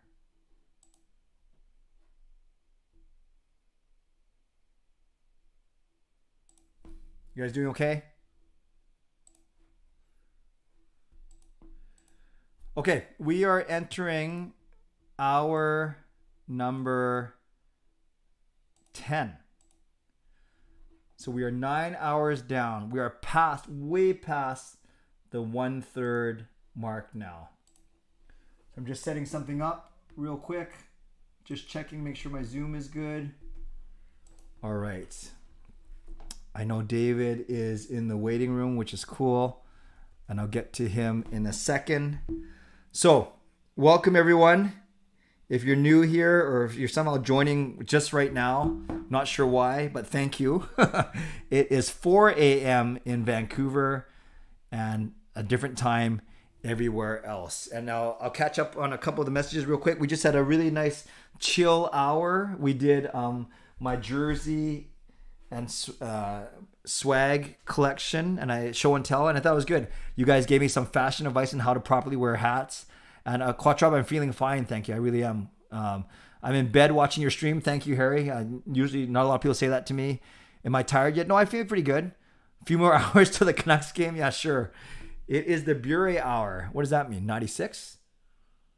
And more hyped about this and the game than work in 5.5 hours. Justin, I appreciate you. Spoken like a true hero. Okay, just before we bring David in, it is hour number 10. And given that we're going to be talking about Team Canada, 1 p.m. in Sweden, thanks, Dan. Given that, and I like Paul, I love your optimism for the Canucks to win the Cup. 12 noon in the UK. Oh, that's cool. Hour number 10. So for hour number 10, because we are going to be talking about Team Canada, the code word is Canada. Canada. Hopefully you know how to spell it. But yes, Canada. Oh, hour number 10, Bure. Thank you. I don't know what I was thinking, V. It is the Bure hour. And the code word for hour number 10 is Canada. If you've been keeping track, then you have a better chance to win Canucks tickets. Okay, let's bring David in now. And then we'll talk about what we're going to do for this next hour. Oh. How's it going? Good. How are you? Hold on a second. Let me pull you guys on screen. Yeah. Can you hear us all right? Yeah, we can hear you just fine. Can you hear me? Yeah. I can hear you just good. I'm actually going to turn you up just a little though. Sure. John, nice to meet you, brother. You too. Thank you. Okay, friends, this is a treat because, and Dave and John, I'm sure, do you have the stream up too, or no, you just have the Zoom up? We had the Zoom. We had the stream on before though. So you saw me like showing all the jerseys and blah, blah, blah, or did you see something else? No, like we watched it last night, and then we just checked it out for a couple minutes. Awesome. Okay, so before I let these guys introduce themselves, I was really excited because I locked up all my guests, so I thought, and then I had these really 3 weird hours I had to fill: 3 a.m., 4 a.m., and 6 a.m. And then my friend David, who we've collabed together a couple times before actually, he reached out and said, hey, as I see a bug crawling across my desk here, he said, hey, John and I would love to come on and and just chat about whatever. And I said, okay, that's fine, but I only got 3 like goofy times left. And they took the middle goofy time. So I'm appreciative of them. I'll let them introduce themselves. But this is Dave. Dave's the one I know. John, I just met like 30 seconds ago. You witnessed the first meeting of John and me. But I think we're going to be fast friends. So I'll let them introduce themselves, tell you a bit about what they're doing, what they're collabing on. And then we'll get into this one topic that I've asked them to not really prepare like crazy for. But what we're going to talk about is Team Canada. And as you guys know, that was the code word for our number 10. So Dave, John, take it away. The floor is yours, brothers. You can do it. John's probably punching air right now because we had to wake up at 6:40, and he, if he knew there was an option 2 hours later, he might be losing it at me. But it's all right, John. I appreciate you, brother. I appreciate you. Thank you. No, we're both definitely pumped to be here. We have a YouTube channel, Uncontested Sports, where we cover all sports. We got hockey, where we do our episode once a week where we cover that. We got specials. So for the start of the season, the playoffs, every team, kind of what's new with them. He does a post-game show, Habs Hangover, for every Canadians game. Yeah. I got the Canucks. I also do the Cowboys too for football. Nice. Well, I was gonna get there. We also have football. We have a basketball show on our channel. We got literally everything. Pretty baseball, much every sport. Baseball, not that much. Yeah. It's a lot of hockey. And we're trying to give more and more NFL and NBA coverage. Yeah. Good for you guys. And do you run your podcast strictly podcast, or you put it up on YouTube as well? We put it up on YouTube. That's what we do everything. Yeah. Eventually, we're gonna put it back on Spotify and Apple because we were there at some point. Ah. But we're just waiting to get a little bigger for that. I think. Okay, I'm gonna put it in the link. So if I put an uncontested pod, Literally, if you just type in Uncontested Sports on YouTube, we should be one of the first things. Yeah. Uncontested Sports. Okay. Uncontested. Guys, my typing not so good. I'm 10 hours in, and I think I'm hurting here. Yeah, how's the stream going? Love it. We've had, and you guys add to. We've had a great group of guests already. Hot Take Hockey, Nathan Graviteh, Chris Faber from Sportsnet 650. All my kids have been on. My boys actually knocked it out of the park. Dave, you've seen them, and we talked about them before. My sons are pretty funny. David, you're like the same age as Sean, right? You're 20? Yeah. You look way more mature than, I think it's the mustache. That's what it is. The mustache? I don't know. I get told I look like a kid for my age, but... Well, when I was trying on hats, I got to learn how to wear a hat like John, because when I was trying on hats, these guys made fun of me. They said I looked like I was 12 years old. Okay, just so I'm sure, you're the black logo with the right writing and the red. Oh, yeah, it's right in front of me. What is stupid? Okay, I'm going to put this in the chat right now. So, my friends, as you've been supporting me so well, let's support David and John and their new venture, Uncontested Sports. It is right there now in the chat. Make sure you bump up their sub total. Okay. This is great. I'm excited for this. So, how did you guys meet? You go ahead. All right. So we both went to the same high school, and it wasn't a very big high school. Just we were never really that close, and basically we came closer in like history class. We were both next to each other. And John's second favorite team is the Flames. I'm obviously a very passionate Canucks fan, and the year was actually 2015. Huh. And I sat next to John all year, and we talked and every now and again, but like very like just polite friends. And then of course April comes around, and the Canucks meet the Flames in the playoffs. That's right. And so we just start chirping each other, going at each other every day, just giving each other a hard time. We're like, I don't know, like we both just had a common love for hockey. We had a lot of other things in common too. I feel like similar sense of humor is both guys who aren't afraid to throw it at each other a bit. So good. And there was a humanitarian trip to Belize that we had at our school, and we got a lot closer on that trip. So now, is this school in Montreal or school in Vancouver? Yeah, in Montreal. In Montreal. So, John, are you born and raised in Montreal? Yeah. Nice. I've always lived here. That's why I'm a Habs fan. So you got Habs fan, and then Calgary Flames, and you said Dallas Cowboys among others. Yeah. Cool. I know that 2015 series very well, because up until last year is the last time the Canucks were in the playoffs, and Michael Furlan, he wreaked havoc on everyone, right? Crushing Tanev, Spiza, like he just ran roughshod over our entire team, and that's why we were excited when we got him 2 years ago. Yeah. I mean, I'm a lot more of a Habs fan than a Flames fan. Yep. But when I was really, really small for like 2 years, the Flames were my favorite team for some reason. No, that's cool. That's So cool. I kind of just stuck around there, I guess. But I'm really a lot more of a Habs fan. So you guys met in high school. You're both the same age. You're both 20 then. Yeah. Yeah.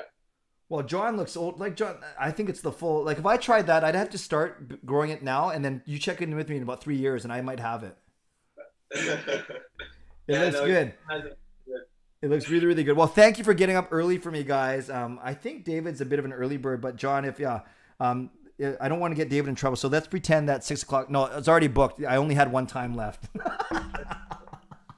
Yeah, exactly. No, it's all good. That's what I'm going to tell them when we get off the Zoom call.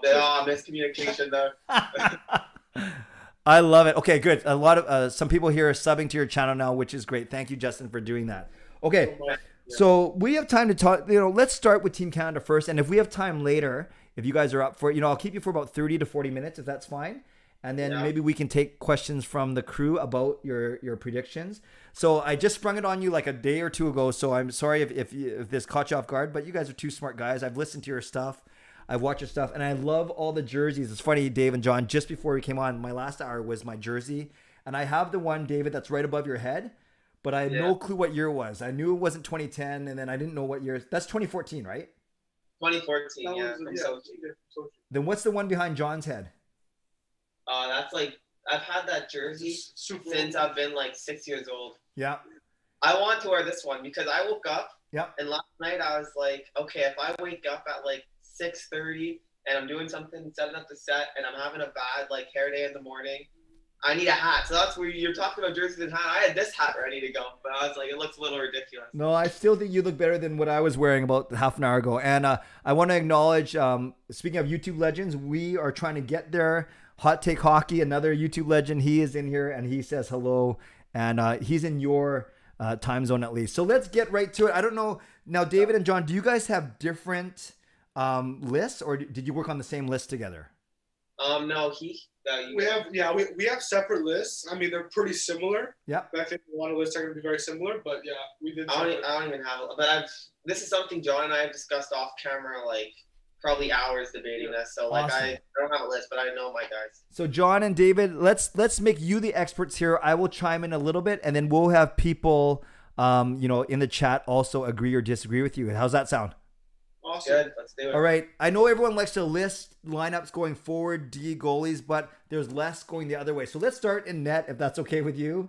Let's start in net, and tell me who are the three goalies that you think are going to be wearing the Maple Leaf come February of next year? So I'm taking Fleury, Price, and Binnington in that order. All right. Tell me why. So I think obviously Fleury won the Vezina. I saw some lists left him off. I was pretty shocked by that, and I'm putting him first because I think right now his form is better than pretty much any other Canadian goalie there is. And then you got Carey Price. Now, I'm a Habs fan. I saw that miracle playoff run that Carey Price had, but I don't know if I trust him during the regular season like he's been in a couple of years. The only thing is with him is that, as we saw in the playoffs, he can turn it on for short spurts as much as he wants. Yep. And this tournament's going to be a short spurt. So maybe you'll see him go one. That's very, very possible. Again, we don't know how he's going to be with the player assistance program that he checked into recently. Mm-hmm. So I'm not sure if he'll even be available for the Olympics, but we'll see. And then third goalie, I have Jordan Binnington, who I think you got to put him over a guy like maybe Carter Hart, even though I'd love to have Carter Hart there as a young goalie to get in there and just learn about the Olympics for the future, because he's definitely one of our goalies in the future. But I think it's just too much of a stacked roster to get him in there. Great. It's funny about Carter Hart. You may have seen the highlights. He did not have a good game against the Canucks. Not that I'm complaining, right? But a couple things. So while John and David and I start to discuss the goaltenders, in the chat, let's hear. There's 60. Well, I'm so impressed. There's 60 of you in here. This is probably the worst time, and thank God I have good guests to help me get through this hour. This is smack dab in the middle of Pacific time morning. So for 60 of you to be in here, that's amazing. Type in the chat, who are your three goalies as we discuss this? So a couple things I want to touch on, John, and then let's just open it up. Yes, this Carey Price player assistance program, that adds a whole new wrinkle that no one was anticipating. and it's so uncertain. It's like when your favorite team has their starters out when the season starts. Yeah, that's a tough look. And I think you make a really good point too about generally Team Canada likes to bring one or two guys in their prime, or maybe it's not so formulaic, but one guy in their prime, an older guy as a backup, and then a younger guy who they're kind of trying to mold. And you kind of name that, although, you know, with Fleury and Price, you'd say those are two older guys, and then Binnington's your stud right now. So let's talk about those things. Did you kind of think about experience, think about, you know, nurturing, mentoring, or do you just want the three best right now? Yeah, for sure. I originally thought of the thing you said about like the ages with, you know, an older guy, a guy in his prime, and then a younger guy. Yeah. But it just didn't work out for me just because of the amount of talent that they had, the amount of options. It seemed like a crime to not put Binnington in there. Yeah. And for me, Fleury won the Vezina, so I can't leave him off. And then Price, even as a Habs fan, I mean, Carey Price is a Team Canada legend, so you got to put Carey Price in there. So it was just 3 spots that filled up really quickly. No, that's totally fair. David, what do you think of that list? And do you have any modifications to that list for the goaltenders? Yeah, so I do. I like the list overall. I'm going to swap one thing, though. All right. John started with Fleury. 2 things, I guess, I'm swapping. But first thing, he started with Fleury, then went to Carey Price. Right now, Carey Price, like you guys both mentioned, he's in the players' health and aid. I don't know the official formal name. Assistant, yep. Obviously thinking of him and wishing him the best. But if he is healthy and he's back and got to play at least 10, 15 regular season games, I do not see how Carey Price is not the starter of this team. In 2016, he was the man. In 2014, he was the man. Now, that's a few years ago. But you see these player poll questions come out. Who's the scariest goalie in the NHL? Now it's Vasilevsky, but not far off that for a lot of players is still Carey Price. You look at what he did in the playoffs, and people consider that he's been on a Montreal team that has been mediocre for a little bit. I just think that if he's healthy, if he's back playing games, I do not see how he's not the number 1 guy for Team Canada. I could definitely agree with him on that, just because he could turn it on for short spurts, like we saw in the playoffs. So he could easily be the starting goalie, and if he has a problem, you put in Fleury in there. But I don't know. But when he's had a Canada jersey on, he has been incredibly consistent. And so I don't see how they don't at least give him that chance. And I think with it, he'll run. Yeah. My number 2, I'm having a hard time picking Fleury, but I'm going to go with Fleury. Because, yes, he had the Vezina last year. Yep. But he's going to a Chicago team where the defense is very shaky. And unfortunately, how you do in a season leading up to the Olympics as a goalie, it's going to determine whether you make it or not. And if things go bad for Chicago whatsoever this year, I think Fleury can end up having his stock lowered a bit. But I'm going to put him there because right now he is at number 2 in my opinion. You have Chicago going to the playoffs, though, right? I have them as a fringe. I have them in as a fringe. Okay. But I'm just saying, if I'm playing the probability game, it's probably that they could end up just outside there looking in. Sure. And then my number 3, I'm going to go Darcy Kuemper. Yep. He's someone who's gotten a lot of love in Arizona. He's someone who's put up good seasons in the past. And I think being on a Colorado team that's just going to boost his wins, he could easily be in the Vezina conversation. For him, can he stay healthy? If he does, I don't see why he's not the number 3. Yeah, it's funny with Colorado. We're all waiting for them to take that next step, and after they lost Grubauer, or Grubauer went to the Kraken, there was concern. Oh man, that's a big part of the team. But Kuemper, it's just kind of like his game. He's gone in there. He's going to be a great number 1. Some are still ranking him top 5, top 7 in the league. So I have no problem with that. You're exactly right. He has so much offensive firepower in front of him. How the other team's going to be so busy trying to fish the puck out of their own net, let alone try and score on him. So, John, you have Fleury, Price, Binnington. Yeah. And then, David, you have Price, Fleury, Kuemper. Yeah, I just want to add, though, I really would not be surprised whatsoever. The Blues start hot. Benner picks up some wins. He looks more like a rookie self. And then Fleury comes off that list. Benner goes on his backup. All right. I like it. So in the chat, we have Justin Credible saying Price is clutch. He has Price, Fleury, and Blackwood for the young guy. Yep. Rome says Fleury and Price. and Carter Hart. Okay, and Catherine's asking me who are my 3. Okay, well, these 2 guys are so smart. They're going to make me look smart because I actually have – this is so bad, you guys. I don't like Jordan Binnington. John, maybe you got to teach me how to be more humble or something. I ever since he thought that he should have won the Calder over Pettersson, I don't know, just something kind of stuck in me. And then maybe it's because we lit him up a bit in the playoffs last year. But he led them to a cup the year before, so it's not like he's a bad goalie. So I agree with you. Whatever order of Price and Fleury. And if I had to pick one, I would take Kemper over Binnington, but I have no problem, truly, all joking aside, with the Binnington pick as well. So love it, guys. I love it. Let's move on to the D. You can go left side, right side, John, if you want, or just spit out 8 guys, but however you want to do it, go for it. All right, so I'm going to do like 3 lines here that are going to get shifted, shuffled, whatever. But Theodore Pietrangelo, Ekman Makar, and Riley Hamilton. Okay, sorry, I interrupted you. So Theodore Pietrangelo is the top line and top pair. What's the other 2? Ekblad and Makar. Yep. And Riley and Hamilton. Okay, cool. And did you name 2 more as like extras or no? No. Okay. Well, I think Theodore Pietrangelo and Makar are pretty obvious. Yep. I mean, they're all of such stacked defensemen here. This team could very well be the best hockey team ever assembled. That sounds good. And Theodore Pietrangelo are going to be there. I think they're pretty much locks. Makar as well. I mean, Kale Makar, when you ask somebody who the best defenseman in the NHL is, most people say Kale Makar. Yeah. I think Lou agrees on that one. Yeah. Ekblad, I had him in there because I just really like him over the other options. The initial list that I saw did not have him in there, but I'd rather have him in there. And then my last pairing, Riley and Hamilton. Hamilton had a fantastic season. I've always liked him, so having him there, I have no problems with that. And Riley's solid both ends of the ice for the Leafs, so I like that. No, that is you have some good skaters in Theodore Makar on that team. You have some size in Pietrangelo and Ekblad. Hamilton's a great skater too. And then I don't know where you put Riley, as more of a skater or more of a size or but I like that. David, what do you got?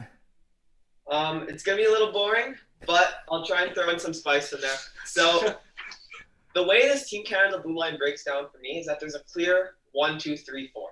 Yep. I think the top 4, the sides in terms of which sides they play on, that may mess it up, but I can't see any of these 4 we're about to name missing it. So that includes Shea Theodore. Yep. Plus Pietrangelo, Cale Makar, and Dougie Hamilton. Okay. I think with the way Dougie Hamilton has played in the past 2 years, and I think how he's going to continue to play in New Jersey, it's going to make him a lock. He's been, I think, a lock. Yeah. Do you think him playing in New Jersey could hurt his chances? Maybe, but I think he's really good. Like, I think if you're someone who Dougie's always going to pass the eye test. Mm-hmm. And then I think if you just look at simple numbers, I don't see why his power play points can't stay high. And then that might just be enough to take him. But when you consider what he's done the past 2 years at 5-on-5 for Carolina, it's pretty impressive. So, and then the 5-6 spot, I really think Morgan Riley is the front runner for that 5 spot. He's been under the bright lights in Toronto. He's done really solid. He's just been the catalyst for them on the blue line. And then my 6th spot, I think this is the hottest take I'm going to have, but I'm going to go with it anyways, even though he's been very so-so defensively. I'm going Drew Doughty. And this is not who I think is the 6th best defenseman in Canada. It's just who I think will be taken. Team Canada has a history of taking these guys with the name value, and Doughty's been part of Canadians, the men's national team, since 2010. He's said explicitly how badly he wants to be there this year. I think LA is going to have a better season. His point totals are going to jump up a bit. And I think Canada might take him as that 6th spot. But he better make sure he plays good, because that 7-8 spot is probably going to be guys like Ekblad, Pelech, and we know how solid those 2 are. Well, I like the Doughty pick, and he had it. Well, it's only one game, but he had a great start to the season. I'll throw out 2 more names, and I want you guys to tell me if they have a hand, and maybe they come as extras. Josh Morrissey, Thomas Chabot. Yeah, do you want me to say that? I'll touch on Chabot. Sure. Okay. Chabot was there. I remember I replaced Ekblad over Chabot, and I just prefer having Ekblad there. I think. Yep. Just right now, at least. I just find that Shabbat's skill set and even Morrissey's, they meet needs that are already like possessed on that Team Canada blue line. And it's so hard because any defender that you bring in, any defenseman that you bring in, you're gonna be like, oh, well, they already have that. But I don't know. I just think that they're very good at what they do, but there's guys on their blue line who are already better than them out there. Very good. And as we continue to talk about the defensemen, Justin has started us off. Put down 8 defensemen in there. Maybe do a top 6 for us, and then maybe put a couple extras. So Justin has started us off. Theodore, Pietrangelo, Makar. So there's the big 3, and Hamilton. There's the 4 that you said, David. And then Shabbat and Ekblad are his 6 with Riley as his extra. So good list, Justin. Let's hear from some more of you. And you guys are, when you look at that defense, I know, John, you kind of joked around and said this might be the best Team Canada ever. Why do you like that? Why do you think the defense is so strong? Is it because of that nice mix of youth, old, fast, strong? What is it about them? Yeah, they could do everything. Yeah. They could block in the net, they could defend. They have guys who are big. They have old guys, young guys. They have literally everything you could ask for in a defense. And especially David's and one of your viewers, if you put Shabbat and Dowdy in there, that gives you a really nice veteran, so an older guy, and then it gives you Shabbat, who's a young guy who could learn for the future because he'll definitely be on this team for years to come. Very good. David, anything to add to the defense? No, it's like what you guys were talking about, really, just super stats. Like, we are so lucky as Canadian fans that we're going to get to watch this team. And I guess next we'll get to the forwards, but especially that forward group, McDavid and Crosby. It's just so exciting. Yeah. But this defense, they can do it all. They can really do it all.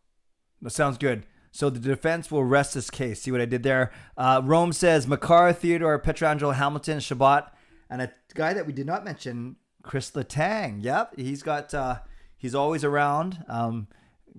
Obviously playing on a very good team. So I love it. Keep typing in your suggestions, you guys.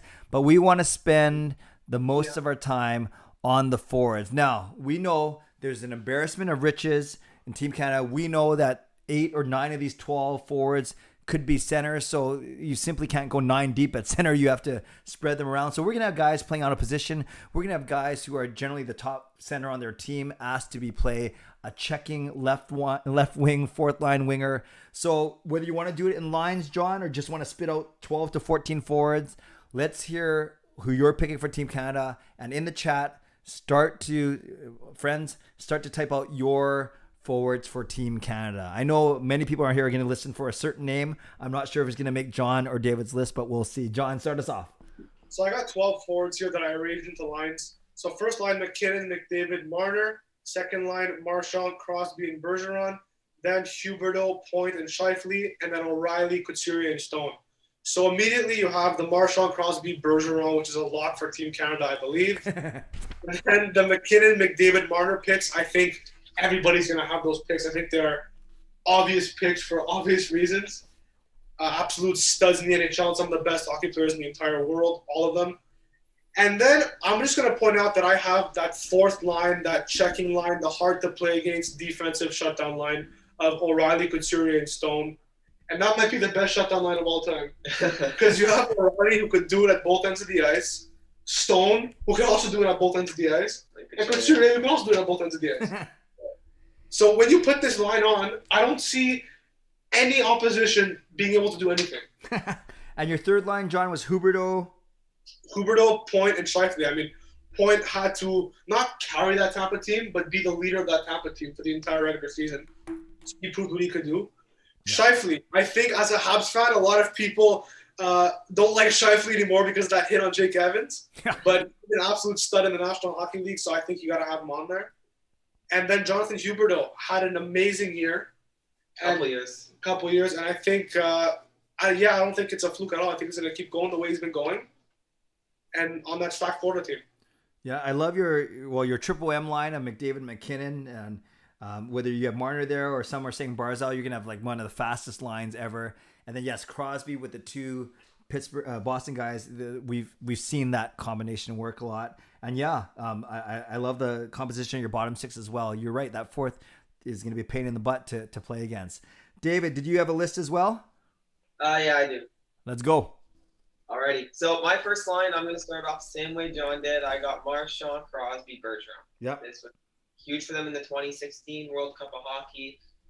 It's something they experimented with before that. I just think it's a lock. It's just a lock of a line. 3 guys who are all point per game not centerman Marchand, but like 3 point per game guys that are all clutch and will be together. Next, I got McDavid, McKinnon, and I can see them slotting someone like Huberdeau on that line if McDavid and McKinnon get matched up with each other. Mhm. Huberdeau has been just amazing for the past 2 years, honestly. Over 90 points. He's just like, I don't know. I think he is a lock for this Team Canada. I think he's put the whole hockey world on notice of what he can do. So I think he gets there. Third line, I think all these guys are also locks. I can't see one of Marner, Pointer, Scheifele not making this team. And then, John, I was very tempted to go with what you had, but We talked about it. I know we did talk about that. but I'm going to go Stone, O'Reilly, and then maybe he won't play in this spot, 4th line wing, but I really think John Tavares gets on here I was trying to somewhere. say Bull Horvath for a second. I was like, no. Well, that's the name people are, but I'll ask about that in a second. Okay, so I'm about to address it because I got John Tavares as that 4th line winger there. It's crazy to say that, but and then as my extras, Steven Stamkos. He's probably going to be around a point per game this year. We talk about that name value, right? I'm not saying that he's the 13th best forward out of all Canadians right now, but he's Steven Stamkos. Mhm. Like, Hockey Canada, I feel like, is going to love having him on the team. They're going to put him there. And then that 14th spot, it's very competitive because you have guys like Couturier, who's been a stud, Matt Barzal, who I really think being on that defensive Islanders team where he gets really tough matchups, if he was on this Team Canada team, he could maybe explode.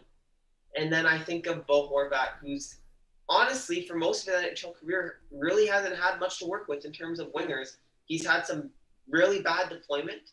He's been cast as this defensive centerman when he really has a lot of offensive upside, right? So, and he's done it, and he's been responsible defensively at the same time. So, like, I think he brings a lot to the table.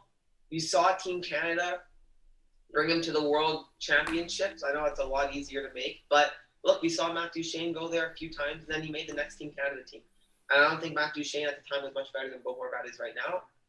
The problem is, I think this is the most stacked Canadian forward group that I've seen since I've been alive, but I don't know where it ranks all time. I'm going to go with Bo Horvat just missing out on that 14th spot, though, and someone like Matt Barzal getting in. There's no shame in that, though. This is, as we said, maybe the best team ever assembled. And Yeah. Bull Horvat being a serious consideration for it is very impressive.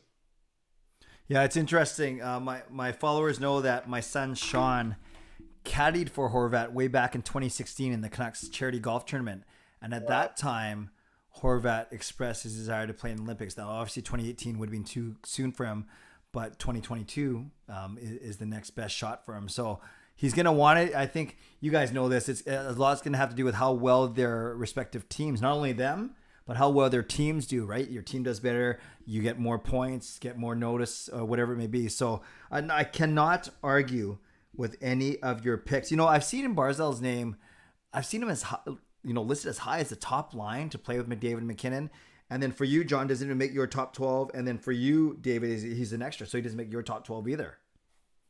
Yeah, no, it's so tough because You're a big Barzal fan, too. yeah, I am. I love Barzal just because the way he plays is so exciting. It's like we talk about what we love with this youth movement and being a dynamic player, whatever. Like Barzal's right at the forefront of that. And I would love to see him on Team Canada. It's just the problem is that we already have a bunch of dynamic forwards who get more points than him. And so, like, it's tough. And you can't say, oh, the Islanders just haven't – I know they're a defensive team, but they haven't been a bad team. Yep. But, look, we saw his rookie season when he had Tavares in front of him and he had easier minutes to play against. Like, he torched it. He had over a point per game. And so maybe people will look at that Islanders and be like, okay, maybe he has untapped potential.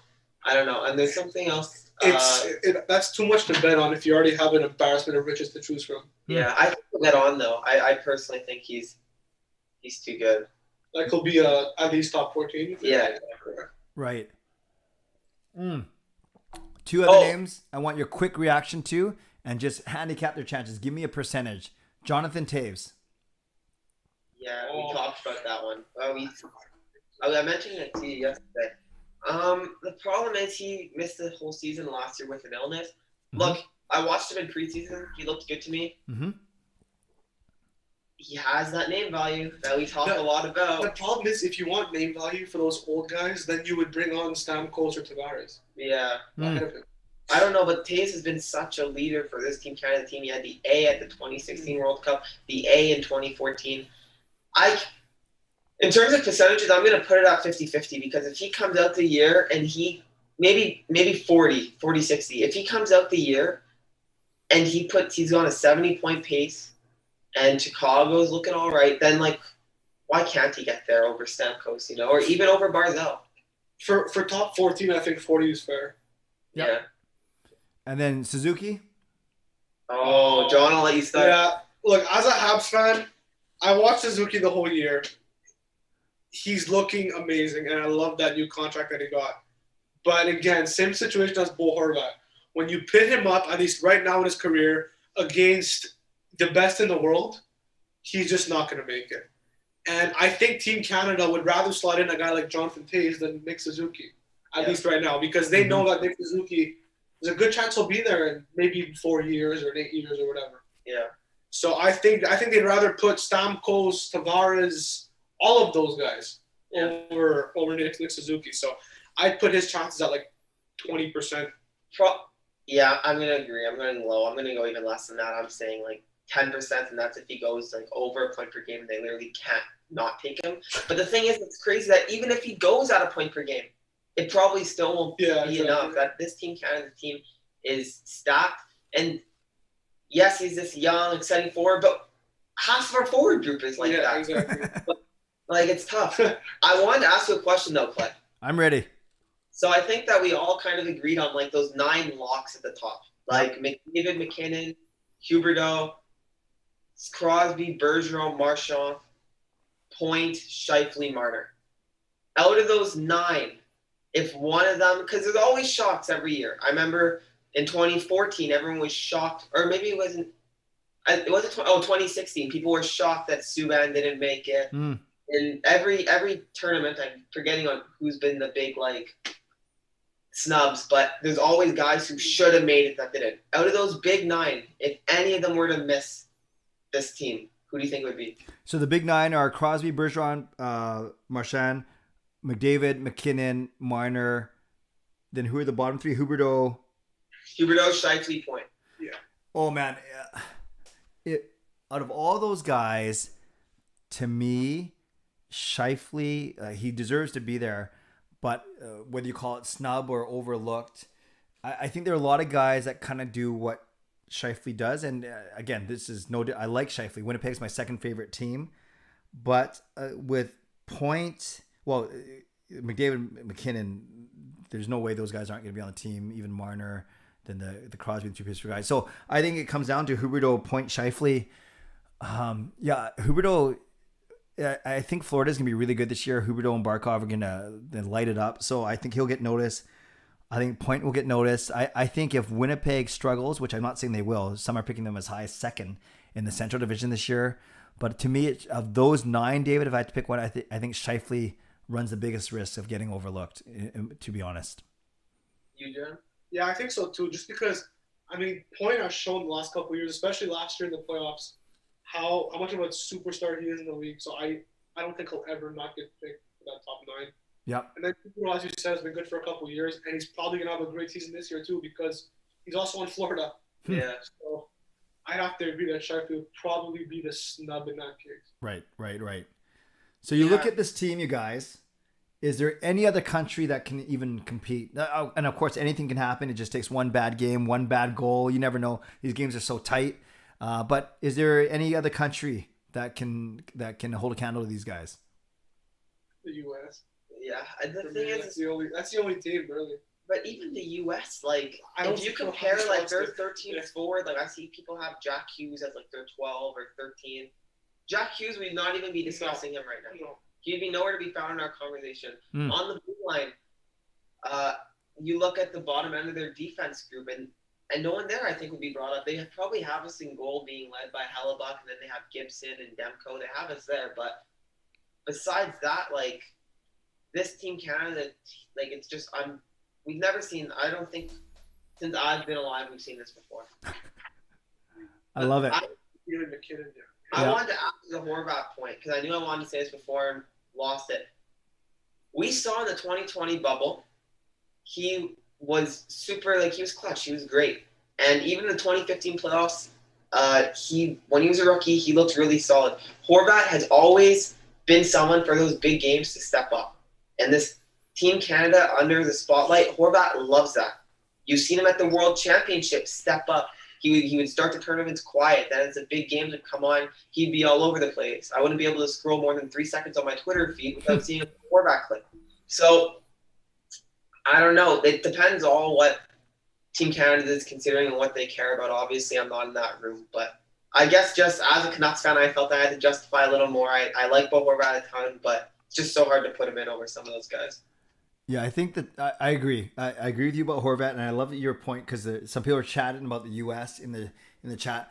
I think on the high end, they can match Canada, say, top line or top two lines, but it's the depth of their forwards. Like, we're gonna see, like, when you can roll out Eichel and Matthews, like, that's pretty good, right? And you can roll out guys like even who's on D, like they have John Carlson, right? Who else? Yeah. Adam Fox. Yes. And Quinn Hughes might make it his third pairing. And you're right, the goaltending may be even more consistent than Canada, but they simply don't have the depth, I think, that Canada has. But it'll make for some very, very interesting games for sure. Is Eichel even going to play? I have no idea right now. Yeah, the good point. That's a really good point, too. That's huge. Yeah, Eichel is like their version of Carey Price for us, so for different circumstances. Can we keep you for about 7 or 8 more minutes? Is that okay? 100%. All right, so friends in the chat, there are 62 of you in here. Amazing at 442. Well, now it's funny, you guys. You guys are like laughing at 742. We've kind of on the West Coast we're just over the hump now where we're actually, it's morning as opposed to last night. It's a very early morning, but still. Everyone in the chat, we got 2 really smart young guys. Their combined age still 7 years less than me, but that's okay. I'll get over it. Ask them a question. Ask them a question about their Team Canada picks, whether it's goalies, defensemen, or forwards, who they got on the team, who they didn't name.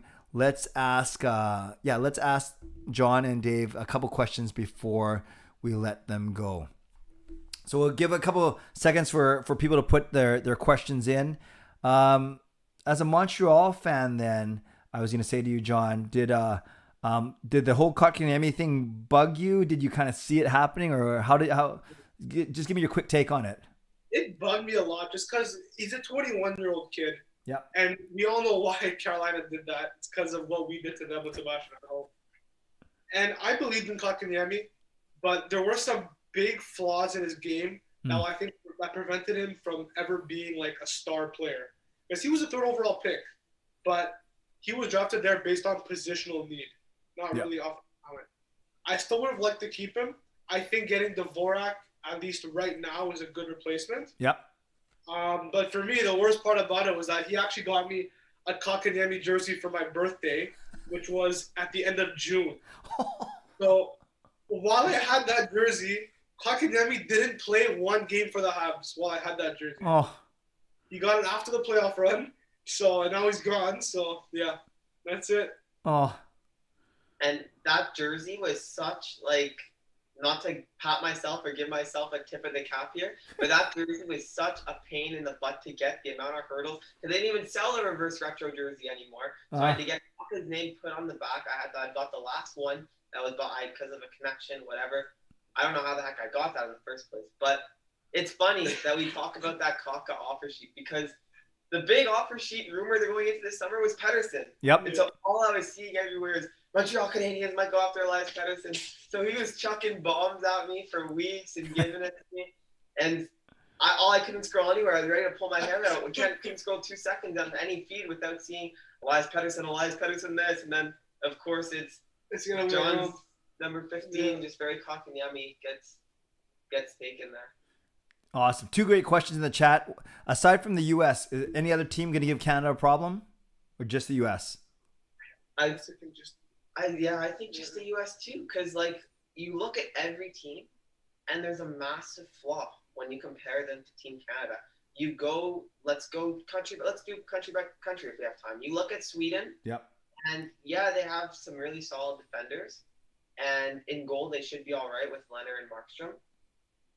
But then you look up front, and the offensive firepower they have there is Pettersson and Meeks, who and Meeks being Mika Zibanejad. Sorry. And then you compare that to Team Canada, and we'd be arguing if those guys get in on a fourth line. Maybe not. Even Pettersson, we'd be arguing. I think he'd be there with The problem is every country has their top line players that look good. Yeah. But then it falls off quickly after. Yeah, because that's your top end. So I don't think it's good enough. No. And then we go to Finland. They have a couple big guys at the top of their lineup, obviously, like Aho, Teravainen, but Laine. But even then, they're struggling on defense. Yeah, Laine wouldn't be on Team Canada. Yeah, and then I just think it's just a clear drop-off. And then Russia, they have a sick top six, probably them in U.S., the most competitive top six with Canada. Theirs might even beat U.S., led by Panarin there. But their defense is an embarrassment. Honestly, after, number one, it's all, guys who wouldn't be on Team Canada. And then in that, they should be all right. But those are the main competitors normally with Team Canada, and I just think there's such a big drop-off there. Yeah, I really see this as Canada's fight to lose with, I think, every other country, to be honest. And the U.S. comes at least decently close, but... Yeah, it all depends how... Sweden could maybe be a threat if their forwards mesh really well together, because Sweden's never been, a country where it's just okay, we're going to outscore we're just going to outscore you, we're going to beat you with that. They've been a team that has had very solid defense, a good goalie with Lundqvist backing them up for years there, and then offense I was just able to get it done. Is an offensive Nylander, Pettersson, Forsberg, Zibanejad enough to get it done? I personally don't, but we'll see how they I think the only way that Canada loses, other than some miracle story, hockey story, is just that our goaltending lets us down. But I have a hard time believing that all of Fleury, Price, and Binnington are all going to be out of form at the same time. Right. Gotcha. Last 2 questions. Let's do a one for each of you. So Catherine asked, you talked about who might get snubbed. How about any players who might be at risk of not getting picked because their NHL team isn't that good? Is there anyone that falls in that category? That's a good question, Catherine. Maybe not the team, but in terms of deployment, maybe Bo Horvat we were talking about. Yep. Yeah. Yep. That's a bad one. I think Fleury and that, honestly, I think if Fleury's the biggest Golden Knight this season, I think gets on that Team Canada team for sure. He's splitting starts with Leonard, looks great, gets on. Mm-hmm. Now in Chicago, a team with way worse defense than that Vegas team, obviously. I think that could affect him. And then I'm trying to think on the blue line. It seems like everybody's gotten the proper shape. Yeah, I don't know. Maybe if LA was still at the top of the league, Doughty would get more love because he'd be leading them. But the problem is that he does lead them, and they're not that high. Yeah. So I think it's kind of fair. I don't know. I'm trying to think of big snubs here. Maybe if Chicago is still a contender, Taves gets talked about more. But I feel like he's still in that conversation. I don't know. I feel like the biggest thing could be deployment hindering people. But I mean, Barzal's team literally went to the Stanley Cup semifinals. So. Yeah. I don't know. They're all pretty good teams, unless I'm missing a really big snub in my head that I'm not thinking of. But. No, that's fair. I'm just kidding. What was that? Nick Suzuki. And last question. We talked about Canada. We talked about teams like Sweden and Russia have some top end talent, but not the depth. How about one of those pesky teams and you mentioned the Finns, David, or the Czechs? Can any of them even come out and be a sleeper? Yeah. You can take him. I'm thinking. Pesky teams. John and I love that word on the podcast. We're going to go check out David's Canucks pesky post-game shows. But I don't know. I feel I know I just mentioned it, but Sweden, we've seen Jacob Markstrom absolutely steal games for the Vancouver Canucks in the past. I know it is. It's near impossible. Yeah, but who are you going to pick? Who's your sleeper team? I don't have a sleeper. And And then on D, like, I don't know, a few guys who can contribute offensively, guys who can defend. And then that forward group, because we saw Pettersson, like, it's so different torching the World Juniors and stuff, but if he's super clutch, he was a point per game for Vancouver in the playoffs. Nylander played great at the last World Championship. Zibanejad is super streaky. It's just, I don't know. I personally don't think Finland have the pieces to do it. And look, actually, I have my sleeper. I'm sorry, I went through all the teams, but I have my sleeper. I'm going with Russia. They have that top 6, which is enough to make them compete in any game. Their defense, yes, is not good. But this Russian team has still been able to compete with that defense. Their defense has never been that good. And then in net, they have options. Bobrovsky struggled here for a little while, but I don't know. Whoever they go with in net, I think it's enough to be competitive. I think the Czechs are always kind of in the mix there, in the lower side of the mix. Yep. Even in the World Juniors, they kind of overachieve decently often. So I think maybe they could be a sleeper. Yeah, David Pastrnak leading the way. Yeah, we'll see. But again, I think I might even be overconfident. You know who I'm excited to see a little bit? Who? I'm a little interested to see. Germany always finishes like near the bottom in this tournament, but with Graviteh, I love Stützle. I am one of the biggest Stützle supporters. Who's not a Sens fan? I think I watch him and I see like it's weird saying young Pettersson, but it's like I'm seeing Pettersson from 2 years ago. That's how I feel with Tim Stützle. So they have the Mort Sider, and then they have. That's extremely young. No. They're super low. I think they're going to finish the worst out of all the teams we talked about. But I'm going to be curious to see how Draisaitl, Stützle carrying the load offensively for a team will look. I think it'll be fun. Yep. That could be a very good team in the future for sure. Yeah. In a couple of years. And their jerseys always look like the old Canucks jerseys, the black ones. Yeah.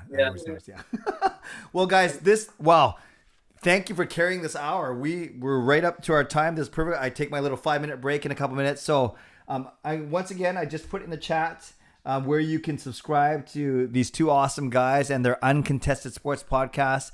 Not just hockey, but as they talked about bleeding into to football, to not baseball, but basketball. Right? You guys said. Yeah. Even a little bit of UFC in there. Yeah. Okay, awesome. We try and get everything. Like if you like a sport, yep, we're gonna try and get that covered for you. Awesome.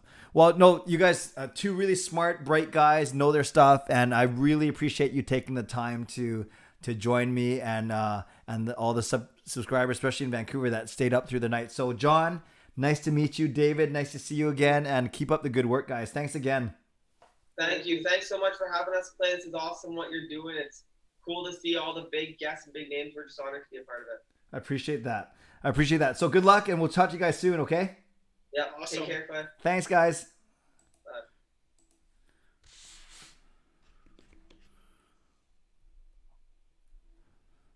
Those guys are awesome. I really like David.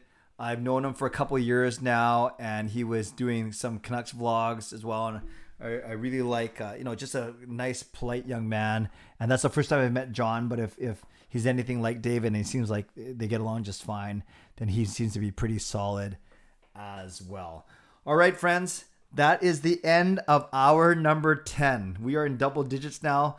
I'm going to take a quick break, recharge, use the restroom, and I'll put up a timer real quick. Let's take a 6-minute break, and when we come back, it'll be the Church of Pettersson. I have no clue if the alien pope is coming in costume, but we will find out in about 6 or 7 minutes. So enjoy the quick break. I'm going to take one as well, and I will see you in a few. Thank you.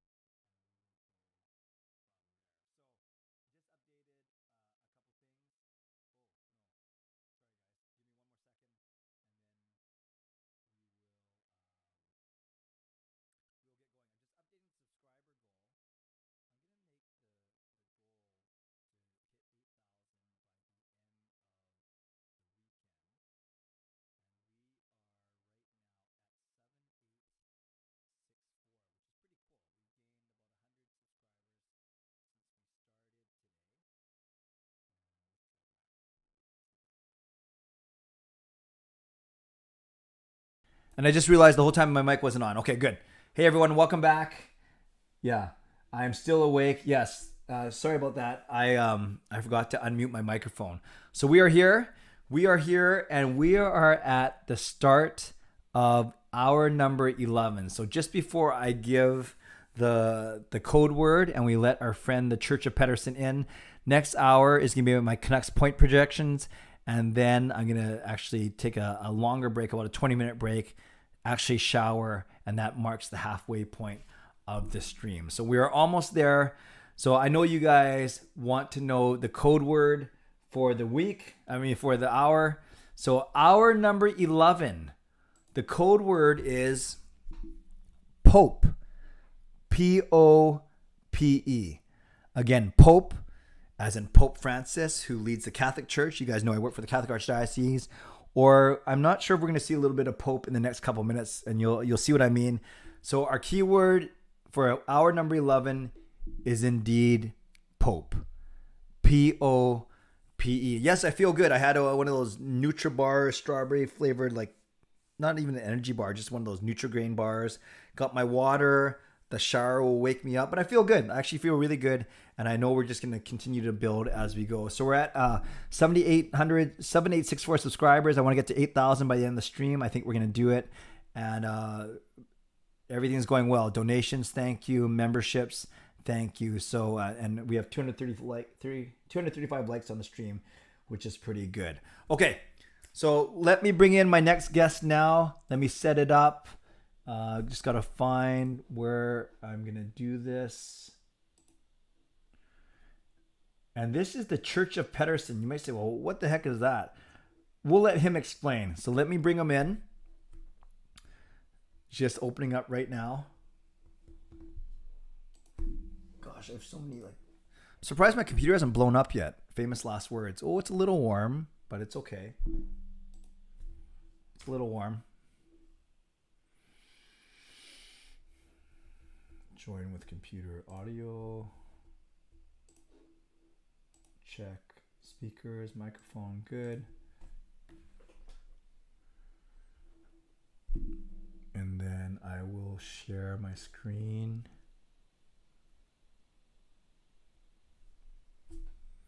I got an email that he was in the waiting room, so maybe he popped out and maybe he's coming back in. But we'll see.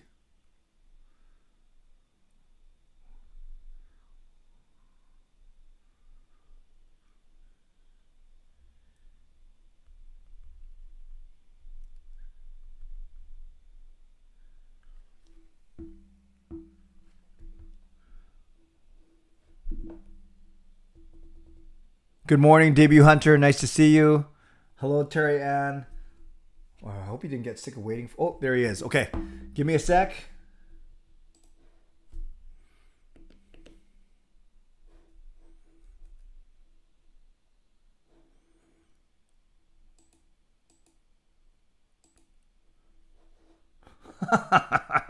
Okay, hold on. Oh, this is amazing.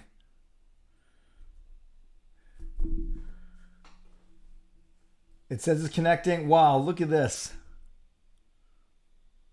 Still connecting. It's still connecting. There we go. Okay, hold on. No problem. Amazing.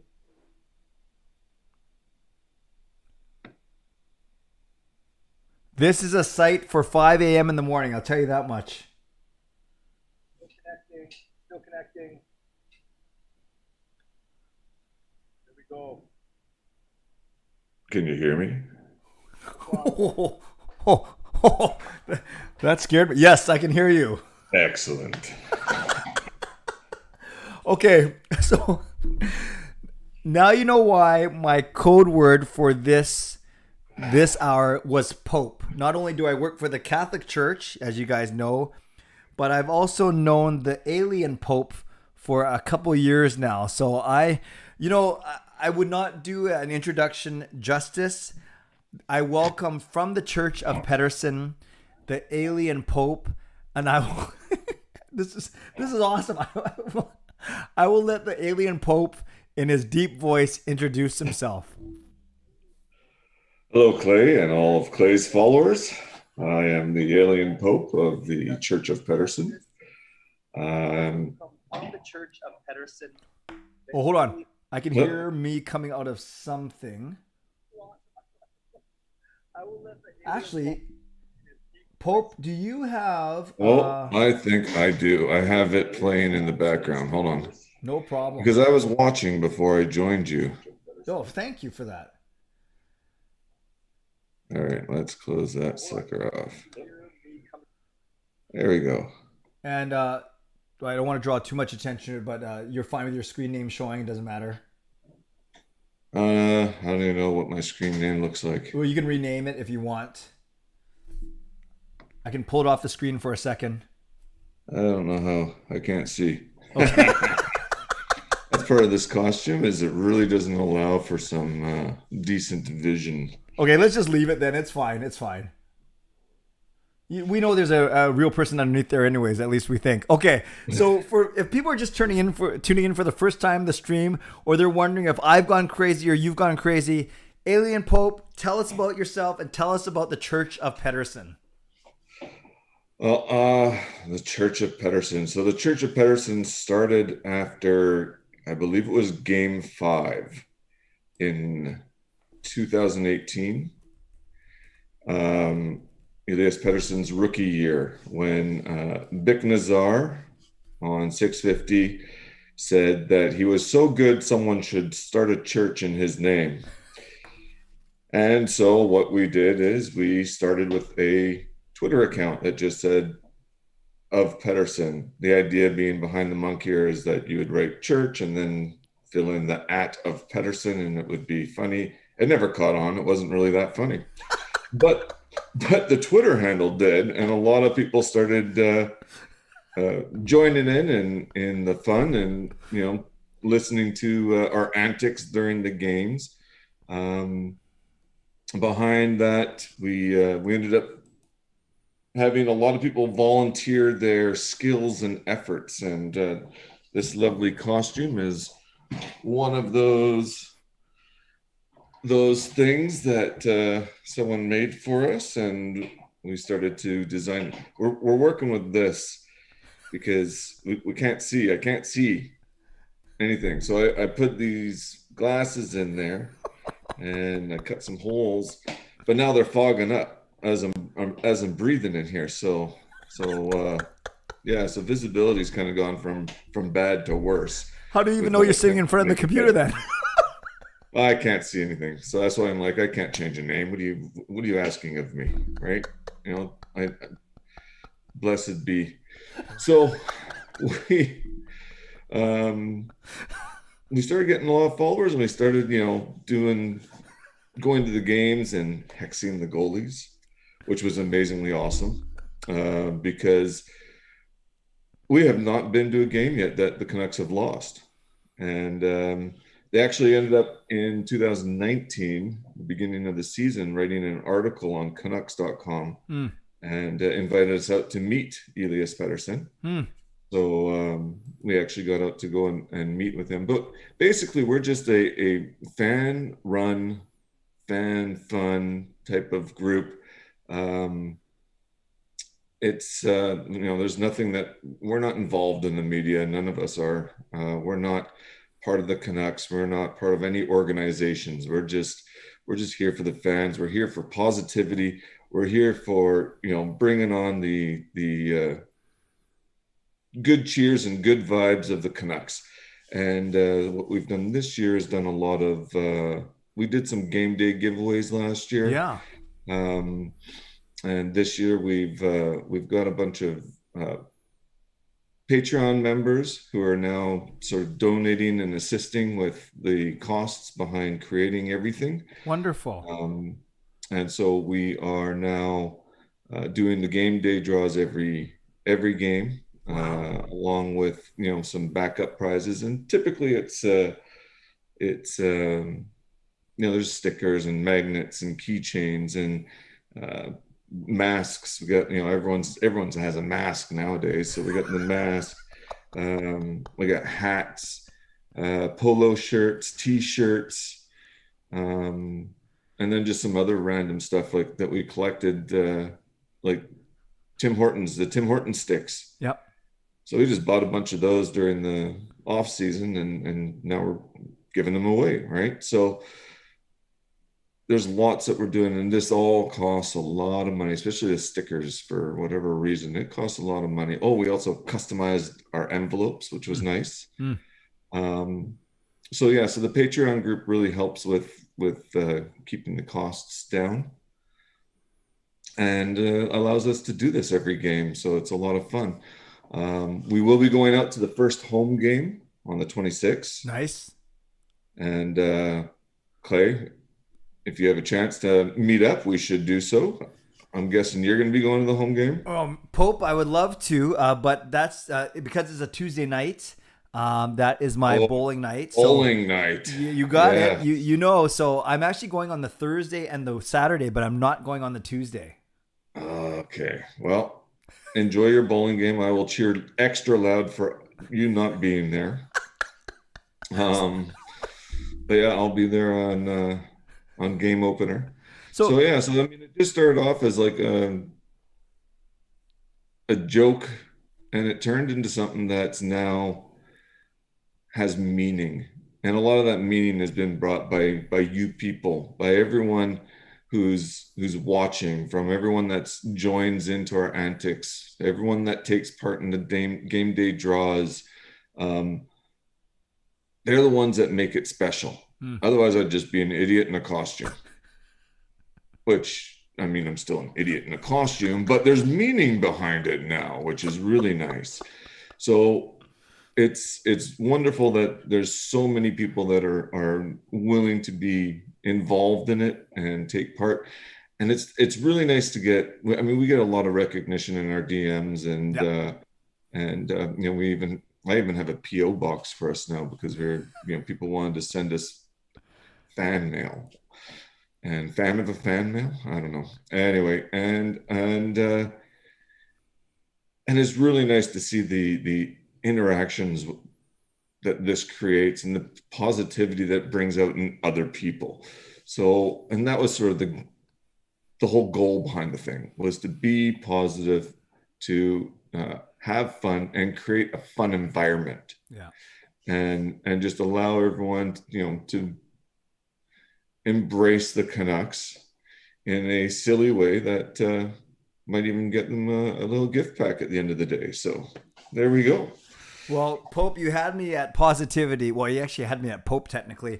And it's really good that if you don't ever take that costume off, you never get COVID. So that's another good thing, I think. But I appreciate. So I haven't heard back from the Canucks about that yet. We're working on some semantics around coming in with the costume.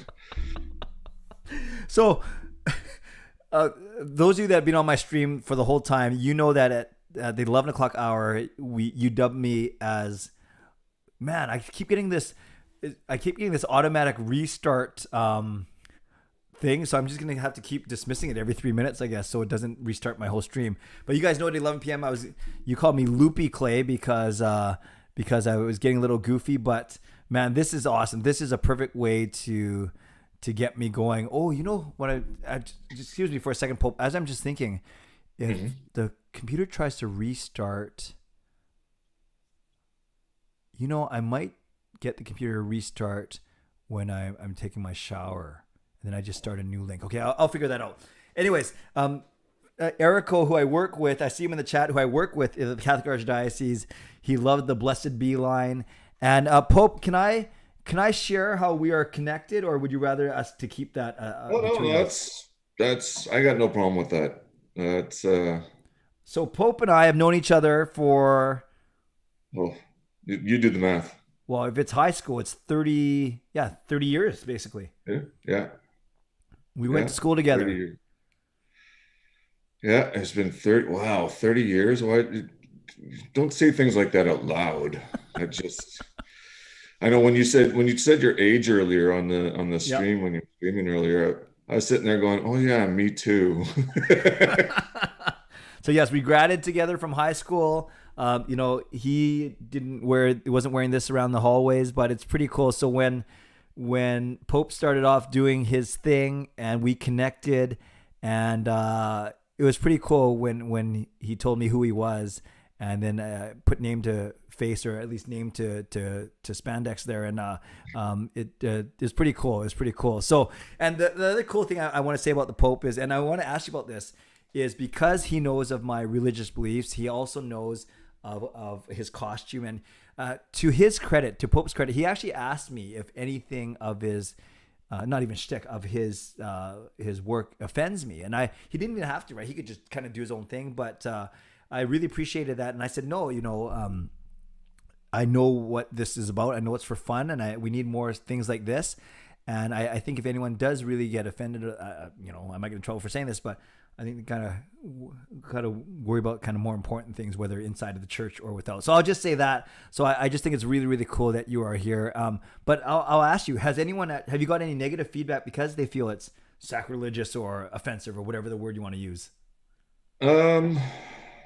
Not sacrilegious. Yep. I haven't had that, but from behind, I've noticed that my costume doesn't have any design on it. And so I have had comments from people walking behind me thinking that this is a negative costume, a clan member costume, if you will. Oh, I see. So I've done two things. I'm working at putting a logo on the back, so that at least it breaks it up a little bit and it's not pure white. Right. And I'm also looking at a professional costume being made in blue, in the home colors. So yeah, so those are two things that, I mean, you know, the professional costume, they're going to get back on me on a quote, and so it won't be till next season, but right. My guess is it's going to be around the $3,000 range. Sure. So, you know, not a cheap piece of garment, but it will, you know, hopefully look a little more professional as well. But that way I can remove those connotations, because, I mean, typically it doesn't really offend me or make me upset, because that reflects the thinking of the individual more than it does the intent of the costume. That makes a lot of sense.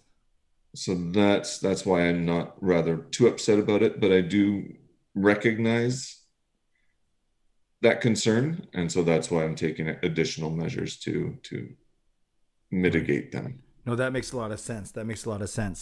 So sacrilegiously, no. I've had many people from of the cloth who've come up to me and said, "This is awesome."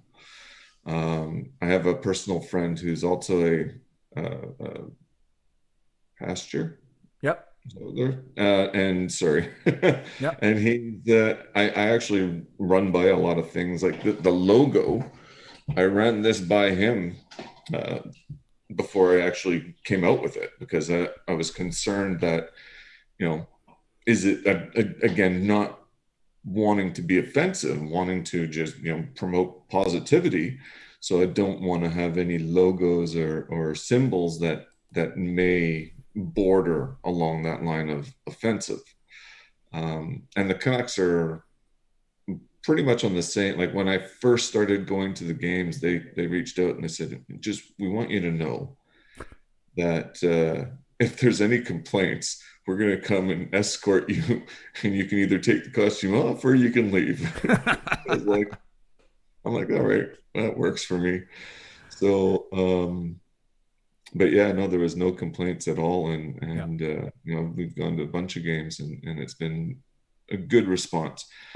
Lots of high five and lots of cheering. And we're at the, actually, it'll be interesting, because on the 26th, when we go back to Rogers Arena, we were at the last game, March 10th, 2020.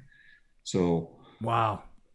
So, you know, which was a win, which was awesome in overtime, I believe. I think that's right. Yeah. Very good. Pope, how warm are you right now? Like right now, how warm are you? Comfortable. I'm comfortable. There are some layers. I mean, it's comfortable. It's not. I'm not too cold and not too hot. How but it long? is- Tip to it's tip. not How long? much. Start to end. How long does it take you to transform into the Pope? Well, I started around 4:30. So first off, I checked the computer, right? Got everything set up because I knew once I got this on. Well, obviously, you're not even sitting in front of the computer. If the eyes work, then awesome. I'm laughing. But if they fail, I'm gonna be blind. So I threw everything on, and then I was like, I still can't see. And I wear reading glasses, and they're underneath the mask right now because I figure you can't see that on video. And now I just broke the secret, but that's okay. So I want to give myself additional time. It does take typically about 20 minutes to get the whole thing on in position and fitted so that I can function properly. Wow. There's a zipper in the back, which again, this is one of the reasons why I have to make arrangements with the Canucks before games because they need to be able to check identities of everyone coming in. And when this thing's zipped up, the zipper's in the middle of my back. So I can't easily unzip and show myself. And typically I'm not wearing, like I wear a jumpsuit over top of the spandex suit. Right. So, but underneath the spandex suit is just what I've been blessed with. So that's one way to put it. So when you go to games, do you like drive like that, or do you take the SkyTrain down like that, or what?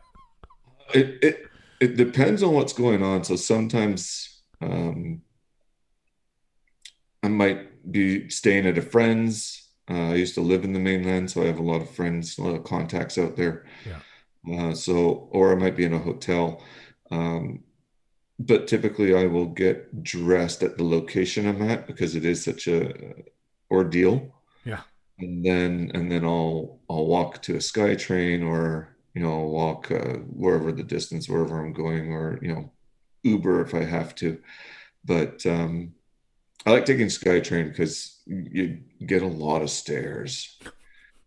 And no, really?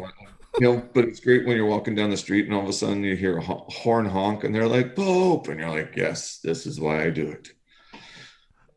But yeah, a lot. And then you get the people, my favorite are the ones that are trying not to stare, right? But they're still staring. Yeah. Like they're staring so hard at something else that, like you could feel their peripheral vision staring at you. Yes. Yes. No matter how thick that green thing is, you can still feel the weight of their stare. Yep. So typically we take some sort of transit into the arena, and then normally we have a gate set up by the Canucks that we go through. Yeah. And that allows us to, we get pre-vetted, and then that allows us to go through without having to derobe everything. Well, you're an alien. You should be able to just transport yourself right through any of those checkpoints. Yeah, just beam right in. But and again, that breaks a lot of the rules of Rogers Arena, and we don't want to create a situation where it makes life more difficult for the people working there, because security there they got a serious and tough enough job as it is. Yeah. So we don't need to beam right in and mid ice level and be like, we are here. And hexing the goalie right from the crease, right?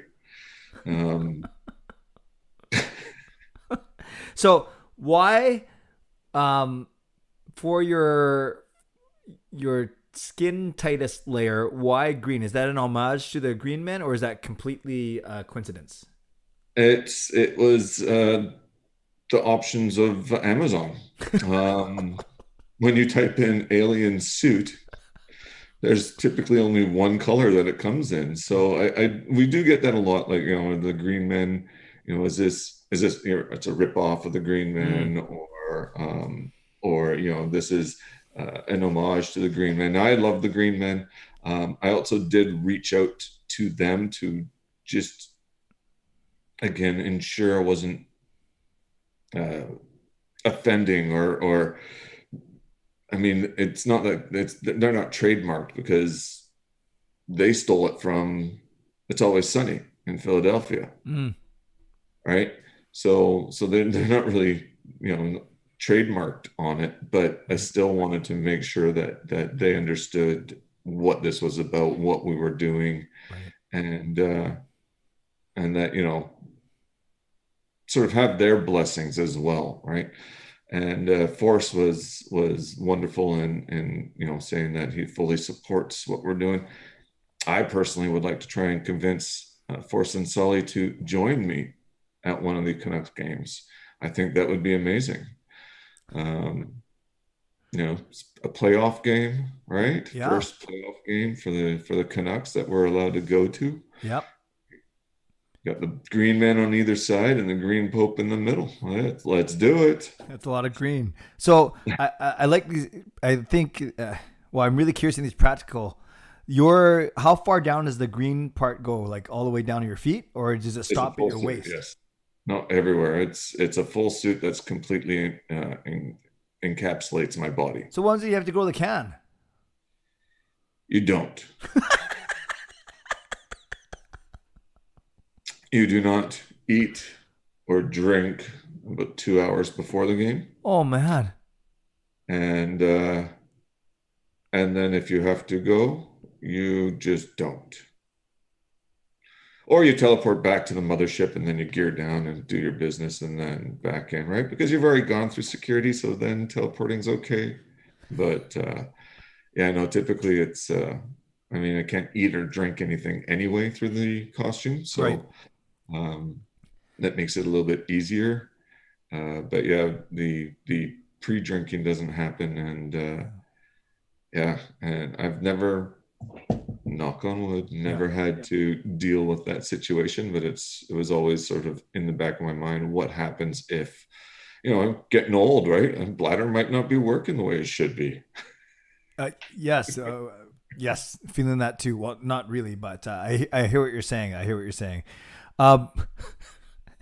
There's something else I was going to ask about so that could be, by the time you travel there and back to the game, that could be 4, 5, 6 hour ordeal of not eating, drinking, or going to the can, correct? Yeah, that's right. Wow. It most likely is. Like I said, I'll get dressed up usually 2 hours before the game, so it's even longer than 4 or 5. It's 6, 7 hours almost by the time I get back too. Now, do you make sure, Pope, that you're sitting in the top row so you're not obstructing anyone's view, or do you just sit wherever and let them worry about it? No. So again, we're here for positivity. We're here for the fans. We're not here to complicate people's lives. Right. So You okay? You dropped something. You can't find it now. No.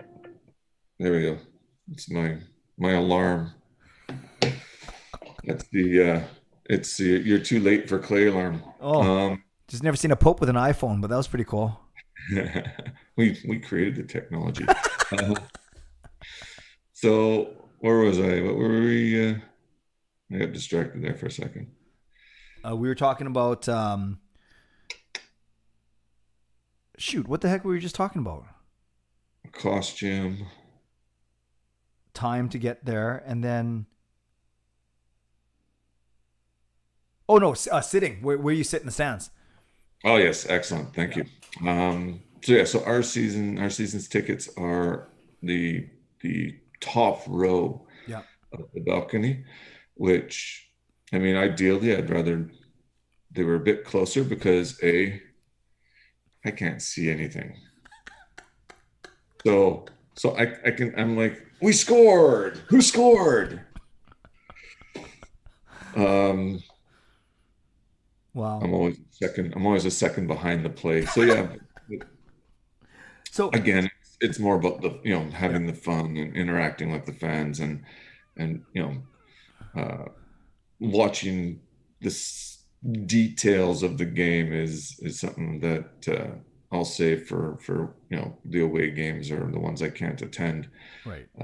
basically when I'm going there for the Canucks games, I'm going there for the fans. I'm going there for the to represent the Church of Pettersson, to have a good time and not worry about the semantics around the difficulties of doing this, because this isn't about the man behind the costume. This is about the image of what we are trying to bring forward to all the fans. Right.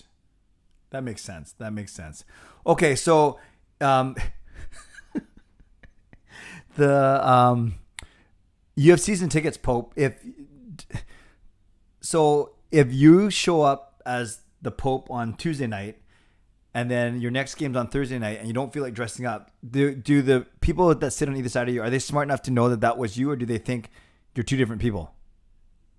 I do not know. I mean, we do give away a lot of the tickets. Yeah. So there's almost always someone new sitting in the seat, or seats. So I don't think. No, I haven't had anyone approach me as myself, right, an individual, and say, hey, you're the Pope of the Church of Pettersson. I've had people. I have a Church of Pettersson face mask that I use a lot, and I've had people come up and like, "Oh, the Church of Pettersson, that's cool. Yeah, where'd you get that?" I follow them, and I'm like, "Oh yeah, I got it from the Church of Pettersson."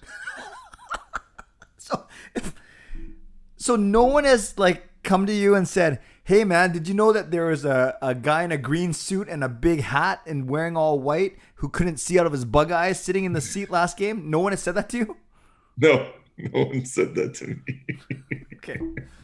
Yeah, I'm not sure what section you're in, but maybe they're not the most observant people then. Well, it's not the alcohol-free section, I'll tell you that much.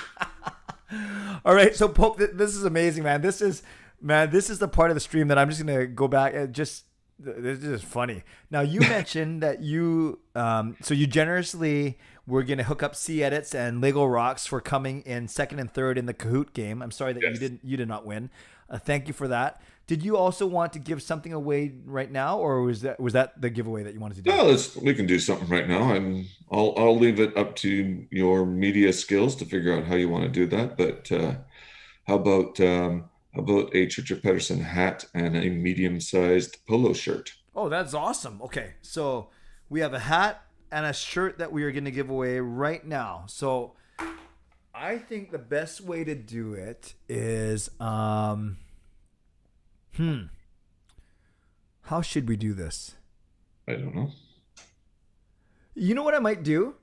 If you're willing, at the end of my stream, as you've seen me hint, as the quote grand prize, I'm giving away a pair of tickets to a game. Mm-hmm. But I could do 3 draws actually, and then I could make your draw part of that. It's probably the fairest way. All right, let's do that. Does that work? That works for me. So then everyone that's going to be included in the big draw, they'll also be included in the draw for... Now, did you want to make that 1 prize or 2, Pope? How many prizes? Well, you know what? How about... how many draws are you doing? Just the tickets? Yeah, I'm doing... so I did 1 last night, right? The Kahoot for those, for the Gassy Jack art. I'm doing 1 through Instagram, but that won't be... that'll be for a separate thing. That's a Monkey 9 gift, one of my sponsors. So it's really up to you. So really, only things I'm giving away for the rest of the stream are the Monkey 9 gift cert and then the tickets at the end. So it can be packaged as 1. That's fine if you want to make it quote bigger, or it can be separated, whatever you want to do. Well, let's package that as 1, and then I'll give you a third place, like another one, a smaller something. Okay. We'll just say a Church of Pettersson prize then. Yeah. Okay, awesome. So we'll make that as part of the second and third then for the big draw, if that's cool. Here we go. Wow, that is very kind of you. Okay, we're gonna let you get going in a few minutes so you can get. I know it's the start to the day. By the way, Pope, where do you live? Like what city? Not what's your address. Like what city are you in? Stalker. Says the guy in the green suit that can't see anything. I'm located in Nanaimo. Right. Because you mentioned coming over and then in the So hotel. that's why it's otherwise I'd probably be at a lot more games. Yeah. But it is quite the trek. That makes sense. No, that's fair. Oh, I should have connected with you when I was there a few months ago, but we'll do that again. Okay, let's keep Pope for 3 or 4 more minutes. So does anyone have a question for him?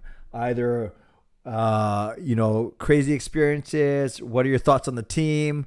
Not that he can see what's going on anyways, but on the days he's in costume. But does anyone have any questions? There's 60 of you in here, which I'm so impressed at 5:30 in the morning, because we're kind of almost over the hump. We're at least in morning time, but we're still not at the halfway point. But great question. M from Australia says, what did Petey think of you when you met him?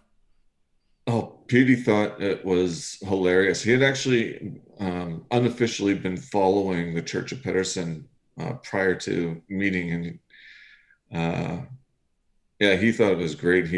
We had a good laugh. We actually gave him some swag, which he came out with like a signed puck for us, and I had a bag of a keychain and some swag and stuff for him. So it was a little gift exchange. It was kind of funny. So he got the better end of the deal then. I don't want to speak for him, but I do believe that he appreciates bringing positivity, right? Without there's a difference between being critical, and being cruel, and while we can be critical, we're never cruel, and we always want to bring that positivity and that goodness to everything that we do. So no, he enjoyed it. He had we had a good laugh together. There is photos out there of the interview somewhere. Awesome. And on if you went to Canucks.com, I'm sure you could sort of search through and find the article on there. Mm-hmm. Good story and great question, M. So we got another one from Matt. I have no clue what it means. I'll just read it to you and you can answer it however you want, Pope. Did you travel to Earth with God himself when the Canucks drafted him, Petey, or did you get separate quantum transporters? It was separate quantum transporters. The Almighty does not allow for a lot of group travel. He works in very mysterious singularity ways. So it was separate quantum travel, little pod. Very good. Now, I don't know if I'm missing an inside joke here. Someone asked you if you know Demi Lovato. No, maybe I'm missing that too. Me too. We're two not very cool guys. No. So you might want to explain that one. Drop the puck, because if it's a good one, we don't want to. We want to give you props.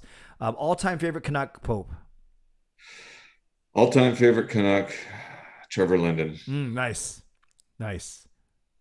How about current favorite Canuck? Elias Pettersson. Yeah, what a stupid question. Of course. Yeah. When's the last time you stayed up for 24 hours straight doing anything? High school.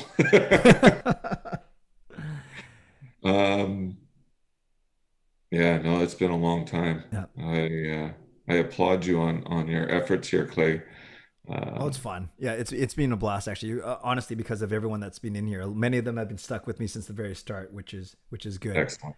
One of those people is Justin. He says, any favorite fan memory or story at a game?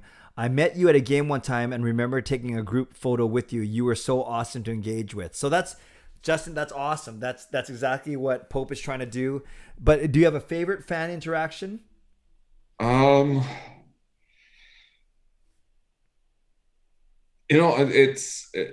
like the fan. So first off, I have my own children. I like when the kids come up and they want to have the photo, right? Yeah. Because it's seeding that the youthful fan, right? And that's what we need. We need to have less old people in suits sitting in the seats and more youth and loud, crazy people bringing noise and good feelings to the arena as well. There's not a specific one, Justin. I do remember the photos with you. Oh, cool. I believe it was outside on the concourse. I mean the concourse the there. bridge. But yeah, no, I mean it's difficult to pick one because literally the last time we went to a game, it was nonstop photos. So I think we were probably in 100, 200 photos, people stopping. And, there were some people that just wanted to take a photo. Yeah. They didn't be in the photo. They're like, no, I'm just going to take a picture of your insanity. Yeah. Thank you very much. I'm like, would you want to join me? And they're like, no, I don't want to take part in your insanity. I just like to observe it. I've seen pictures on Twitter of people and they're kind of like not stalker, but paparazzi type photos where they're really far and blurry because they didn't want to Come say hi. You know what? Odds are if you come up and say hi, I have a little bag that we're giveaway gifts. So there's, No, you're very generous that way. And odds are you're not even going to know who you're talking to anyways because you can't see them. I can't see them anyway. I'm just like, yes. People introduce me. They're like, yes, I'm so-and-so. I'm like, I have no idea who you are. So Drop the Puck did clarify the Demi Lovato comment. Says Demi Lovato recently said she won't call them aliens and instead ET as their pronouns to not offend them. Well, that's interesting. Yeah. I don't know if I want to go there. I don't think ET is a pronoun.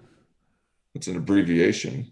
Yeah. So she won't call them aliens and instead it's calling them ET. Okay.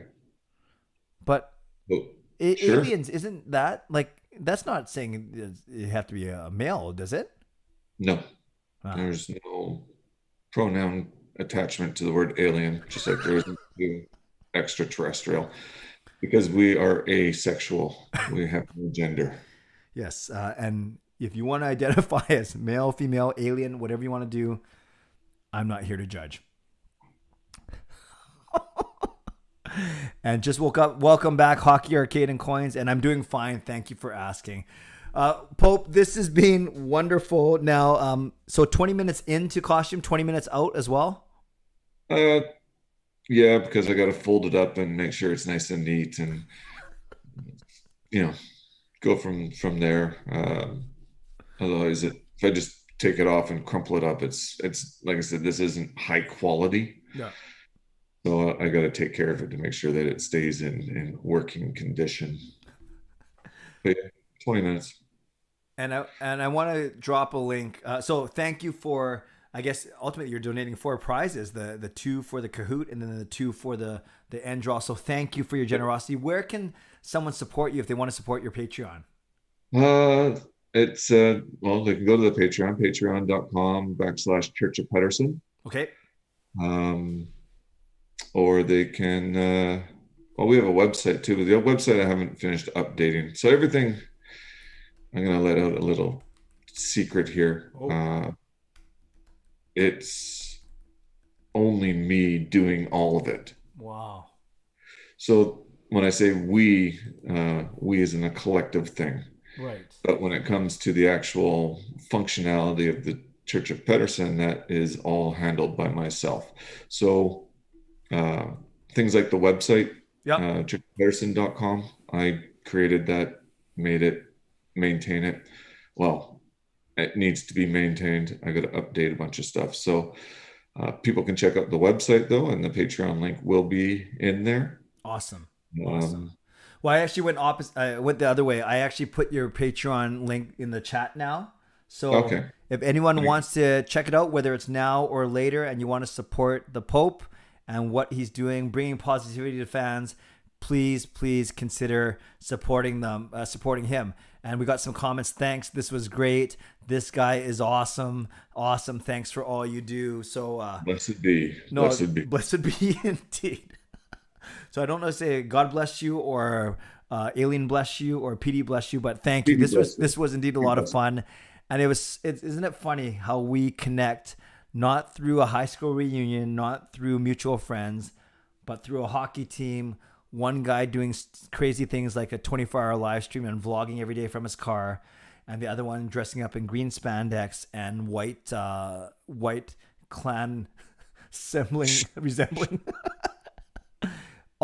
and both of us were trying to do the same thing. Is we're trying to build community, not take ourselves too seriously, and support our hockey team doing so. Exactly. Yeah. Pope, you're awesome. Thank you. Thank you, Clay. I will enjoy the rest of the stream. Yeah, no, that's great. I'll connect with you offline, and we'll stay in touch. And yeah, I'll let you know. I'll connect you with the winners, or I'll connect with you to get the stuff to the winners eventually. Yeah. Perfect. Excellent. All right. Enjoy the day with the family. Thanks a lot. Goodbye, everyone. Thanks a lot. See ya.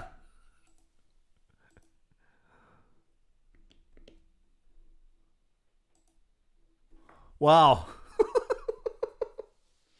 That was awesome. So as we were trading messages, I said, because I know who this is, and well, if you saw his name, because he didn't know how to change his name on Zoom, so it's fine. Yeah, I went to high school with him. His name's Shiloh, and I asked him if he was going to show up in costume, and he said, of course. So of course I remembered that he was going to do it, but it's so striking, right? Because everyone that's come on, well, there hasn't been someone that's come on to the stream in costume yet. So when he first turned his camera on, I was like, whoa. And I'm just laughing. Anyone who came in for the first time and saw that I was doing a 24-hour live stream, and that if that's the first thing they see, that's pretty cool. That's pretty cool. Yes, now he's flying off. Very good. Drop the puck. That was very entertaining. Yeah, he was good. Dill sauce. It's nice to know that PD has the Pope. Indeed. So interesting thing, you guys. So before I answer any more questions, I just want to chill for a couple minutes. So my computer is scheduled to restart in 10 minutes. Obviously, and this is because it's my computer that I use for work. It's our work IT company that has mandated a restart. Of course, they didn't know that I was doing a live stream. So I'm kind of afraid to go and like take a shower, take more than a 3-minute break, because I'm going to miss the pop-up that comes up. So I think what I'm going to do is I'm going to hang out here for the next 10 minutes. Yeah, the computer restart, exactly. But it's not the end of the world. What I might do now is I might just set up a second stream just in case. Because one of two things is going to happen. Either it's going to let me bypass the restart. It keeps popping up every 5 minutes and I say postpone, postpone, postpone. So I want to know basically in 8 minutes at 5:57 my time, it's supposed to restart. I don't know why, stupid time. So if it doesn't restart, then everything back to normal. Fine. If, however, it does restart, then I would simply set up a second stream and give some people time to go find it. In fact, what I might do is actually, if my computer restarts at 6, I should probably use that time to shower. And then instead of 6:30 doing my shower, I just shower at 6. And then I come on at 6:30 again. But what I would have to do is simply set up a second stream, and everywhere I post the link, mostly just Facebook and YouTube, I would just have to post the new link. So let's kind of see what happens. I'll just kind of hang out here. Thank you, Drop the Puck. I appreciate it. Well, yeah, so it's scheduled to restart in 8 minutes. So I'm pressing postpone. If it restarts, do a second. Yes, part 2 stream. Yes, exactly. So, this is what I'm going to do. Talk amongst yourselves. I'm going to spend a couple minutes now, just in case, setting up a second stream. So you guys are welcome to chat with each other in the comments. I think that this part's kind of chill anyways. I now know that I have 4 minutes to go to the washroom and then to try and set up a second stream. And then if it conks out in 8 minutes, we'll know. And then I will basically start again at 6:30, if that makes sense, right? Let my computer restart and then hook everything up again. So I hope that makes sense. So let's do that. So talk amongst yourselves for a couple minutes. I will work on setting up a backup stream now. So I'm going to do that as we're chatting. And then I'll just start again at 6:30 and I'll send that new link out to everyone. What an unfortunate time for the computer restart, but that's fine. That makes a lot of sense, right? Just start again at 6:30. So I'm gonna edit a couple things here for our live stream. Part 2. October 16, 2021. I better put part 1, part.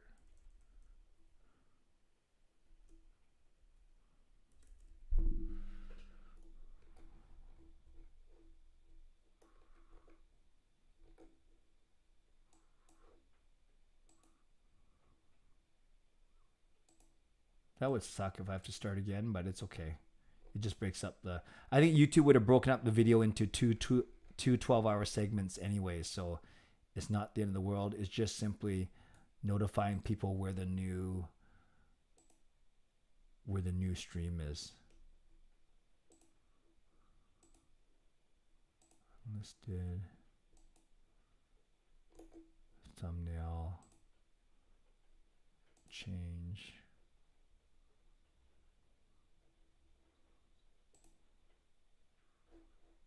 Just realized that I don't think I have the thumbnail changed. Okay, we'll see what happens here. Where is my 24-hour live stream?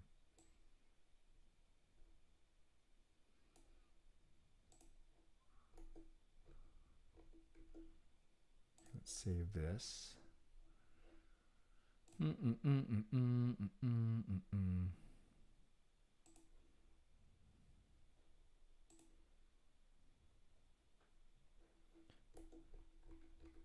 Thanks for sticking with me, guys. This is all for precautionary purposes.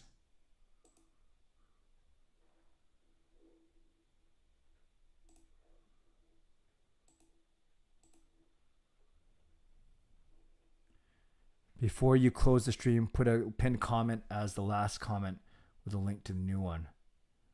That's a good point. Yes, no problem, Em. Thanks for being here. Yeah, that's a really good point, Justin, too, is I would just pin the comment. Yeah, it's going to happen all at the same time. Okay, so I got to be ready. Oh, man. Out of all times. But nothing we can't handle, right? Nothing we can't handle. Actually, it's good that... It's funny how it works out. It's good that it happens right when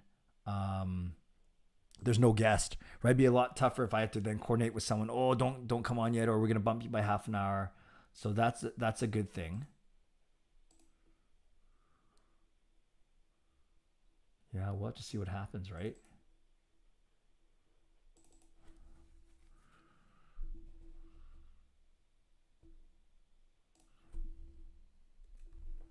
Okay, let me just try one thing. So I'll stay on the stream so I can see if the computer is going to conk out on me.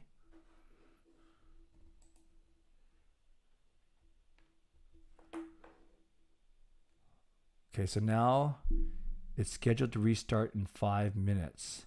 And it's not allowing me to... Okay, so this is going to happen for sure. So it's giving me 5 minutes. So what I'm going to do is you guys can hang out with me here if you want to, but I'm going to take care of a couple things really quickly.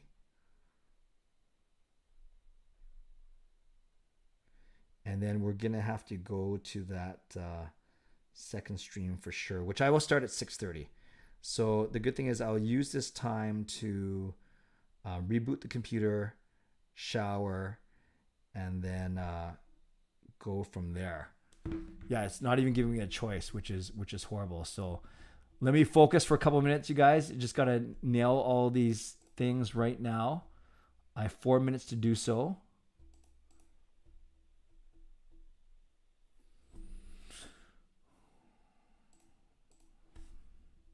Oh, this is testing my my calmness here. Yeah, now I can't even can't even get rid of the notice.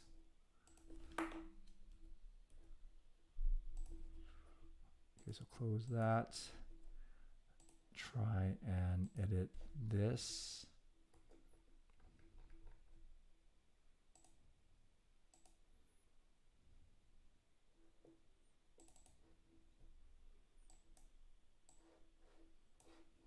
Save.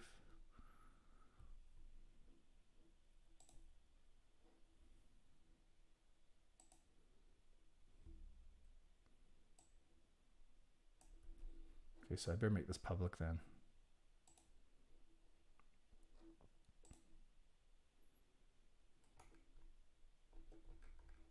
Oh, did I put this the link to part? Okay, I think I know what I'm doing. Then in description to here,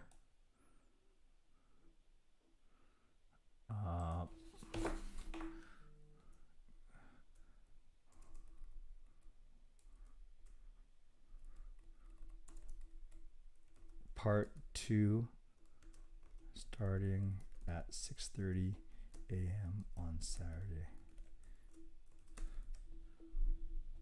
There, 24-hour live stream, part 1.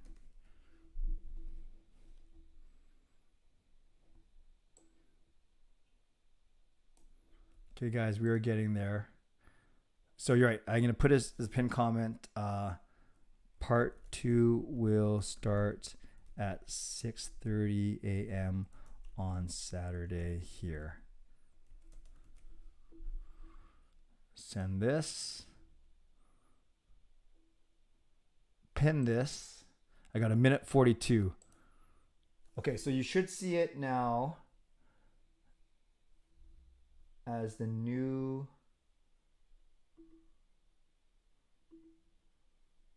pinned comment. Okay, so if I click on it, does it show up?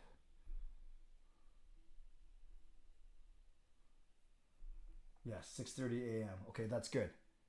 That's good. Okay, so this computer is going to probably restart in a minute. Thank you, everyone. I will do my best to get the word out here. But if you want to start populating that one, actually, even if you're just waiting there for half an hour, that will be great, because then I'll be able to start to get the word out. In fact, I'm going to get the word out now before I get going here.